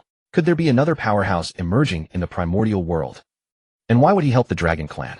Dong Wanggong looked toward the East Sea Dragon Palace with a complicated expression, pondering the reasons. Yet no matter how hard he thought, he could not have imagined that Zhulong, the ancient ancestor of the Dragon Clan, was still alive. Above the East Sea, Kunpeng leading Ao Shui and the others journeyed onward. Just as they were approaching Penglai, he suddenly felt a tug at his robe. Turning around, he saw Wu Zhen looking up at him, stretching out his right hand and shaking his clothes repeatedly, as if wanting to say something. What is it? Hearing Kunpeng's inquiry, Wu Zhen extended his right index finger, pointing in a direction, and spoke slowly. Master, I sense that a spiritual treasure might be born in that place. A spiritual treasure is about to emerge. Hearing Wu Zhen's words, Kunpeng halted and lowered his gaze toward him. Do you possess the ability to foresee the emergence of spiritual treasures, eh? Kunpeng only knew that the six-eared macaque excelled in listening, capable of discerning sounds, understanding past and future, and comprehending all things, possessing the power to hear the voices of all beings. Yet he was unaware that his disciple also had a knack for treasure hunting. To answer, Master, I do not. However, if I wish and am given sufficient time, my ears can hear any sound across the primordial era. Just now, when I employed the six-eared divine ability to listen in all directions, I discovered a place with an unusual sound. My intuition tells me that a spiritual treasure is about to manifest there. Upon hearing Wu Zhen's words, Kunpeng's face twisted into a peculiar expression. Can it be used this way, eh? Kunpeng was not surprised that Wu Zhen could hear any sound in the primordial era. After all, he could even hear the Zishao Palace of Chaos, so listening to the primordial era was trivial for him. But did spiritual treasures also emit a unique sound, truly worthy of the six-eared macaque? Very well then, point the direction, and I shall accompany you to seek the treasure. Kunpeng altered his course, following Wu Zhen's guidance, as they journeyed onward. Buzhou Mountain Pangu Hall. Ho Tu sat alone within Pangu Hall with the law of earth swirling around her. She was cultivating using the 9 revolutions mystic art imparted by Kunpeng. After a while, Ho Tu's body trembled slightly, her brows furrowed, and she slowly opened her eyes, a trace of confusion glimmering within them. How strange. I can clearly sense that this technique greatly benefits me, yet during cultivation, there is always a peculiar obstruction. Since receiving the art, Ho Tu had diligently cultivated every day. Though she made rapid progress by cultivating with the 9 revolutions mystic art passed down by Kunpeng, at critical moments of cultivation, an inexplicable hindrance always arose, baffling Ho Tu. Never mind. When I next meet fellow Taoist Kunpeng, I shall ask him about it. Temporarily setting aside cultivation, Ho Tu shifted her gaze outside the hall, worry etched on her brow. Big Brother has led our elder brothers and sisters beyond Buzhou Mountain to expand our territory. I wonder if they will face danger. Among the 12 ancestral witches, Ho Tu was less fond of conflict and prioritized cultivation. Thus Di Jiang did not bring her along for this expansion, leaving her to guard Pangu Hall instead. At the foot of Buzhou Mountain, several figures appeared. Kunpeng and his 2 disciples who had come to seek the treasure. Wu Zhen is the spiritual treasure you mentioned located within Buzhou Mountain. Kunpeng looked at Wu Zhen beside him and asked, Indeed, Master. The treasure lies ahead. Wu Zhen spoke with unwavering conviction. Good, then let us enter Buzhou Mountain. Without hesitation, Kunpeng used the law of space to conceal the 3 of them and led them directly into the interior of Buzhou Mountain. The concealment was not due to fear of being discovered by the Wu clan, but merely to avoid unnecessary trouble. After all, he was only here to seek treasure, and afterward, he needed to return to forge the space gate. Low-ranking Wu clan soldiers would not recognize him, and being entangled by them would waste time. Under the cover of the law of space, Kunpeng led the 2 forward. Along the way, they saw many Wu clan soldiers grouped in small units, patrolling various parts of Buzhou Mountain in shifts. Each patrolling soldier wore a stern and serious expression. They did not speak among themselves, but carefully observed their surroundings, showing no signs of negligence. Quite disciplined. Seeing this scene, Kunpeng could not help but admire Di Jiang's governance. Master, are all the Wu clan like this? They are so ugly. Ao Shui stared at the grotesque Wu clan soldiers and asked Kunpeng. The Wu clan were born from the coalescence of blood and baleful qi, so naturally their appearance is hideous. Except for the 12 ancestral witches and the great witches who can manifest Dao bodies, the other Wu clan can only appear in monstrous forms. Kunpeng patiently explained to Ao Shui. Ao Shui do not judge by appearance. Though they are ugly, their combat prowess is formidable. Yes, I understand. Following Wu Zhen's guidance, Kunpeng led Ao Shui forward, eventually arriving at a flat valley deep within Buzhou Mountain. Wu Zhen, the spiritual treasure you mentioned should be here, right?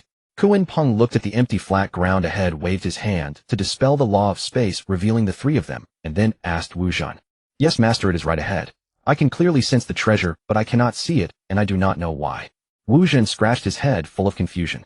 He trusted his ears would not be mistaken, yet the scene before him was inexplicable. Hearing the doubt in Wu Zhen's voice, Kunpeng gave him a faint smile.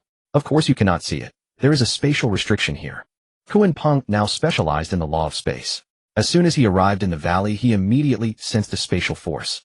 Though the ground appeared empty, he could clearly feel a powerful spatial restriction ahead. Both of you retreat to the rear.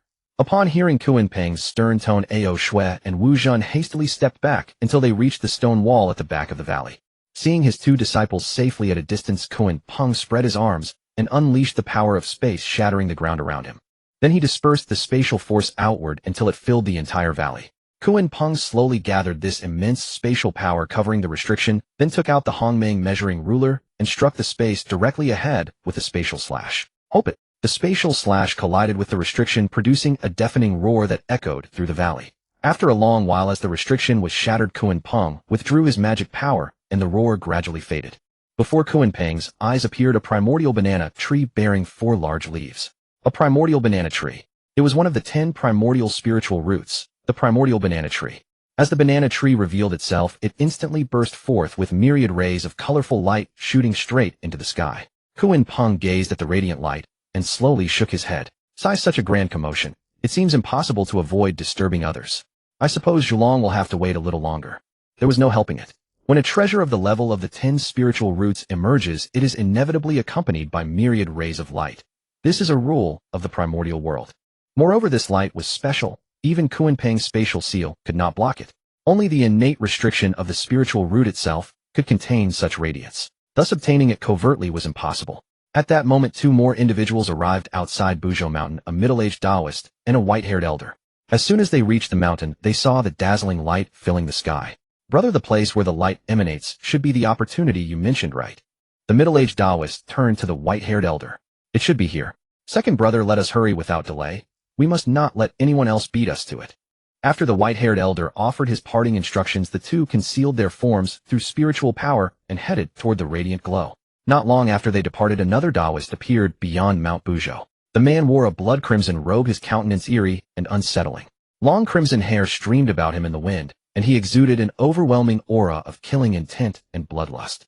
Upon manifesting, the Taoist also raised his gaze toward the direction of the luminous rays. This must be the opportunity one sensed from the ancestor. I never imagined a treasure of this caliber would generate such an uproar upon its emergence. Such spectacular light might attract others as well. If too many come, it could become troublesome. Besides, this is the territory of the Wu tribe. Those folks are no pushovers. This old ancestor had best tread carefully. This is my first treasure hunt. I simply cannot afford any mishaps. After speaking, the Taoist suddenly unleashed a surge of blood mist that enveloped him entirely. As the crimson fog dissipated, the man's figure vanished without a trace. At this moment, within the valley, Aoshi and Wu Zhen returned to stand beside Kunpeng, quietly awaiting the complete maturation of the spiritual root. Master, is this the banana tree, one of the 10 innate supreme spiritual roots? Aoshi gazed upon the magnificent sight, her expression alight with delight. Earlier, Kunpeng had explained to them the identities of the 10 innate supreme spiritual roots, and she distinctly remembered one of them being a banana tree. Precisely so. Only a spiritual root of such caliber could emit such radiant luminescence. It appears Wu Zhen has presented us with a considerable surprise. Kunpeng surveyed the top-grade spiritual root, his face brimming with satisfaction. However, unlike Aoshi and Kunpeng, Wu Zhen himself merely pursed his lips in disappointment upon having found the root. Boring. I don't see what use this ragged old tree could possibly have. I was hoping it might be a fruit-bearing tree. Hearing Wu Zhen's flippant remark, Aoshi immediately swung her fist down upon his head. Oh! Wu Zhen let out a cry of agony, tears welling in his eyes as he looked at Aoshi with an expression of pure innocence. Senior sister, what are you doing? Eat, eat, eat. That's all you ever think about. This is a magical treasure favored by Master. You are not to speak of it so dismissively. And stop putting on such a pitiful act to garner sympathy. I barely used any force. Aoshi regarded Wu Zhen's transparent acting with amusement, raising her small fist to gesture threateningly above his head. Realizing his ruse had been seen through, Wu Zhen wiped away his tears and turned to her with a wide, ingratiating smile. Junior brother knows his error. Senior sister, please don't strike. Wu Zhen still harbored a healthy fear of the senior sister, for he truly stood no chance against her. Kunpeng watched the playful banter between his two disciples with a broad smile, making no move to intervene. Just as Kunpeng waited in tranquility, a thunderous shout suddenly rang out from afar. Who dares trespass upon Mount Buzhou, the sacred land of our Wu tribe? Kunpeng turned his gaze and spotted a burly man wielding a massive battle axe, his face twisted in ferocity as he charged aggressively in their direction. As the burly man drew near, the two disciples ceased their frolic. Wu Jin immediately drew his Honghuang Binting iron rod into a defensive stance, while Aoshue conjured a sword of flowing water to guard herself. Kunpeng, however, made no defensive preparations. Instead, he merely observed the approaching warrior with a serene smile. The burly man pressed forward with a menacing glare, but the moment his eyes fell upon Kunpeng's face, he visibly froze, his earlier ferocity vanishing instantaneously. It is none other than Ancestor Kunpeng. Xing Tian has been remiss in his manners. Since Di Jiang had previously instructed that all members of the Wu tribe must accord Kunpeng extraordinary respect, treating him as one would a primitive god, Xing Tian dared not show the slightest disrespect. After offering a respectful bow to Kunpeng, Xing Tian set his battle axe upon the ground and stepped forward to inquire. May I ask Ancestor Kunpeng what brings you to Mount Buzhou? Kunpeng waved his hand, signaling the two disciples to lower their weapons, and then gestured toward the banana tree behind them. This humble one came seeking treasures and did not expect to disturb you. Xing Tian followed Kunpeng's gesture and caught sight of the innate banana tree, its surface shimmering with iridescent light. I see. I was patrolling the vicinity when I suddenly witnessed this place bathed in myriad rays of radiance. I feared some great calamity had occurred and rushed here in haste only to discover it was Ancestor Kunpeng. After explaining the circumstances to Kunpeng, Xing Tian cast another glance at the banana tree. The emergence of a magical treasure will surely incite contention among many.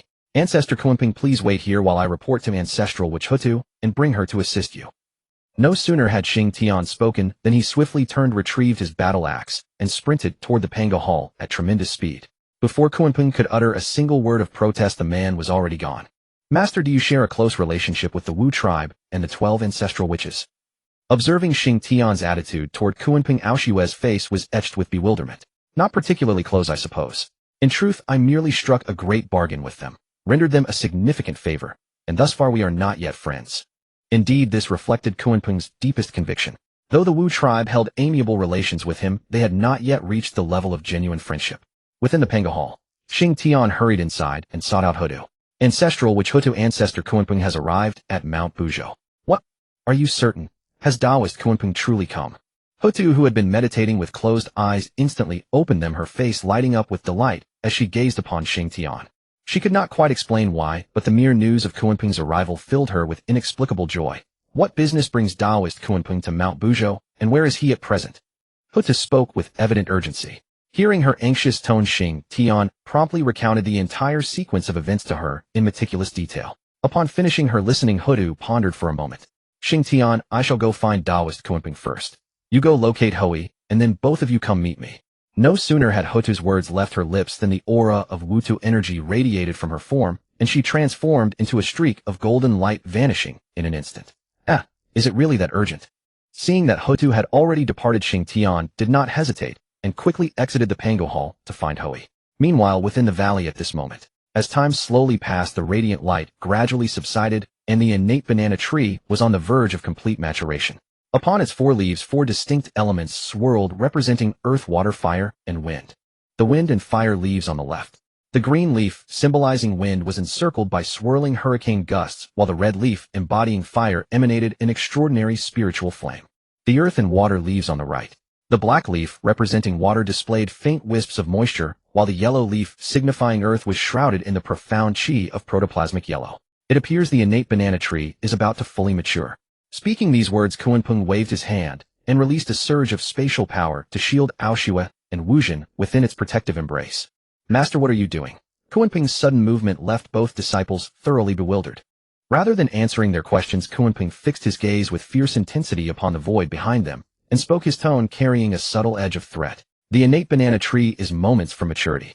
If you four intend to remain hidden any longer, this humble one will personally drag you out yourselves. Upon hearing Kunpeng's words, Aoshue and Wu Jin each drew their weapons, casting wary glances around them. After watching for so long, you still lack the courage to show yourselves, eh? Has your courage dwindled to such a degree? Seeing no one respond, Kunpeng directly produced the Hongmeng measuring ruler and casually swept the stream of Xianhuang Qi forward. Clang! Suddenly a heaven and earth Xianhuang exquisite pagoda materialized in the void, blocking the Xianhuang Qi, and then two figures slowly emerged beneath the pagoda. So it's you two. I never expected that the three pure ones of Pangu would stoop to skulking as well. The arrivals were none other than Taiqing Laozi and Yuqing Yuanshi. Kunpeng, enough of your nonsense. Enraged by Kunpeng's mockery, Yuanshi, Tianzuan seethed. Did I speak falsely?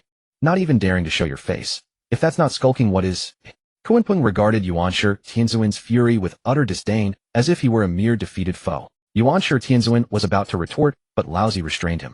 Taoist Kunpeng engaging in verbal sparring is pointless. When a spiritual treasure emerges, all who encounter it share a destiny. The leaf on this Bashu fan is fated to be mine. Laozi's claim of destiny was not baseless. He truly sensed that the leaf representing fire on the tree resonated with him, and it was this unseen thread of fate that had drawn him here. Fearing Kunpeng's refusal, Laozi quickly added, "We too will take only one leaf and depart immediately. The remaining 3 are yours. What say you, Taoist?" Unlike Yuanshi Tianzuan's earlier demand for 1, each Laozi only claimed 1. But Yuanshi Tianzuan beside him disagreed. "Not only does my elder brother need a leaf, but I also require 1. His current collection of artifacts was meager, and he saw this as a chance to acquire more. He would not let it slip. Laozi cast a sidelong glance at Yuanshi and sighed inwardly. He could hardly oppose his younger brother's actions, for he had been the one to sense the spiritual treasure first, and then invited Yuanshi to assist. "Now that you've both appeared, are you already squabbling among yourselves, eh?"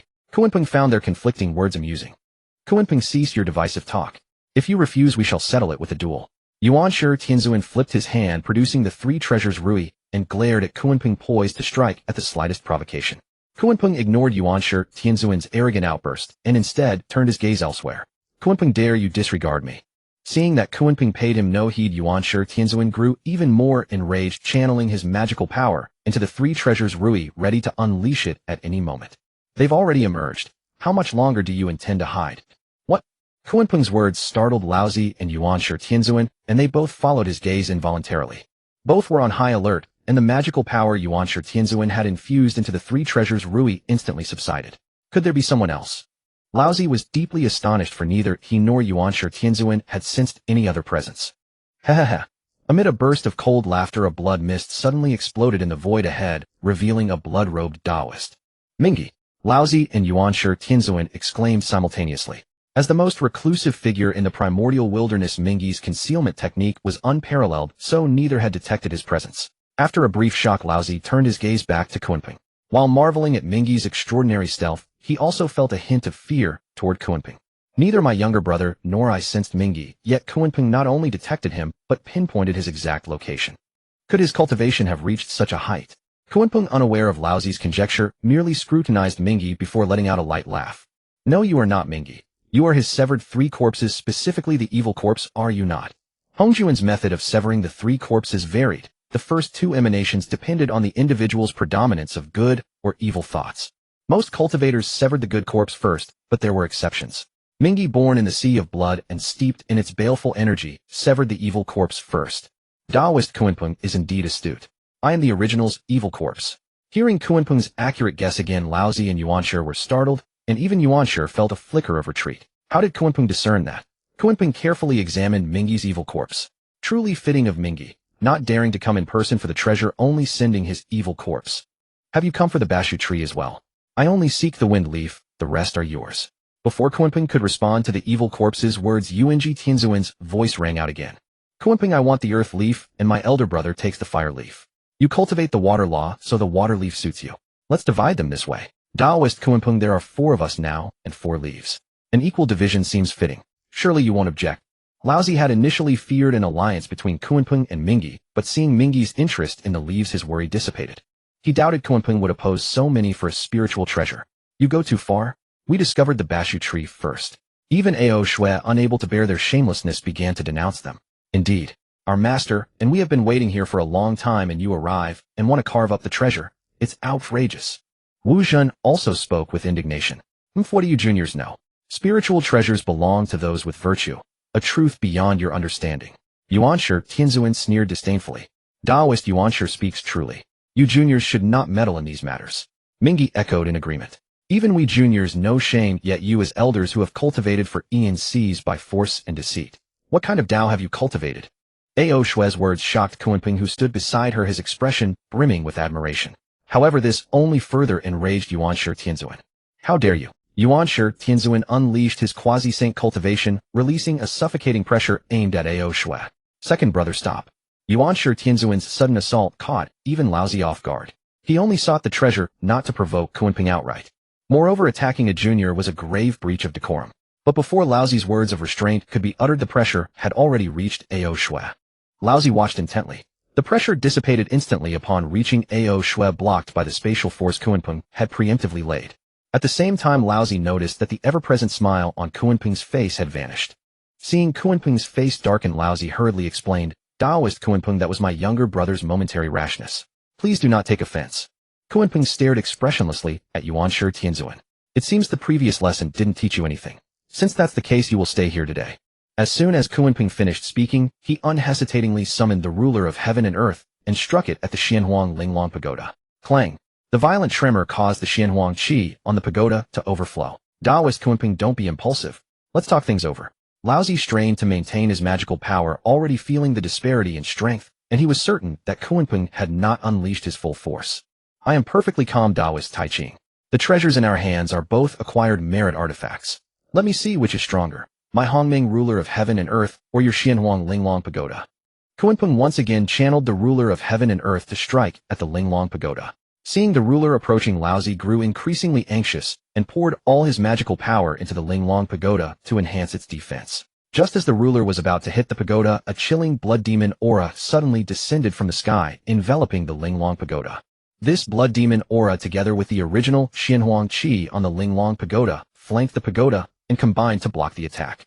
Then a crimson lotus emitting a blood demon aura slowly rotated and landed before the two. 12-grade karmic fire red lotus. "Mingyi, are you going to help them?"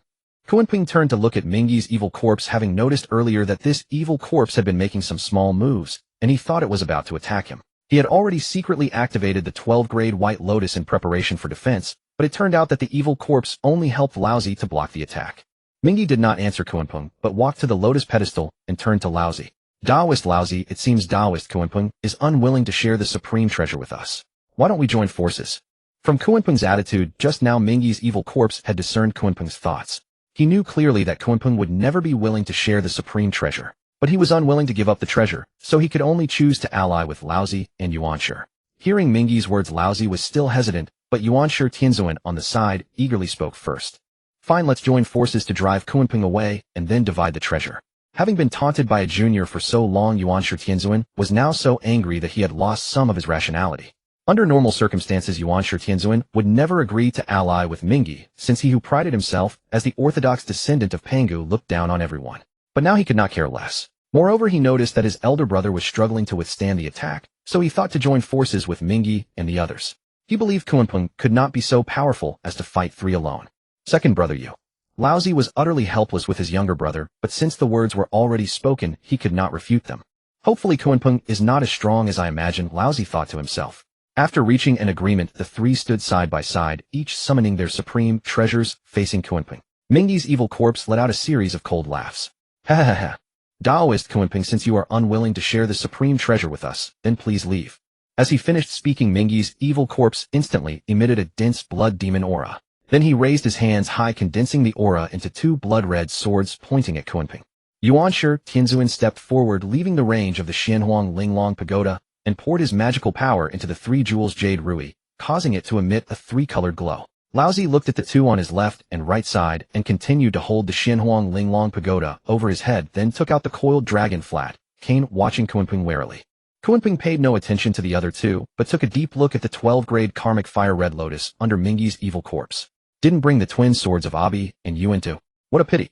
From the moment he saw the 12-grade karmic fire red lotus, Kunpeng had already decided not to let this evil corpse go back. The only pity was that he hadn't brought the twin swords. "Enough, no more nonsense with you." After saying this, Kunpeng raised the Hongming ruler of heaven and earth again, ready to strike. At that moment, Kunpeng suddenly sensed another powerful aura approaching, and it was one he was very familiar with. Hoodoo.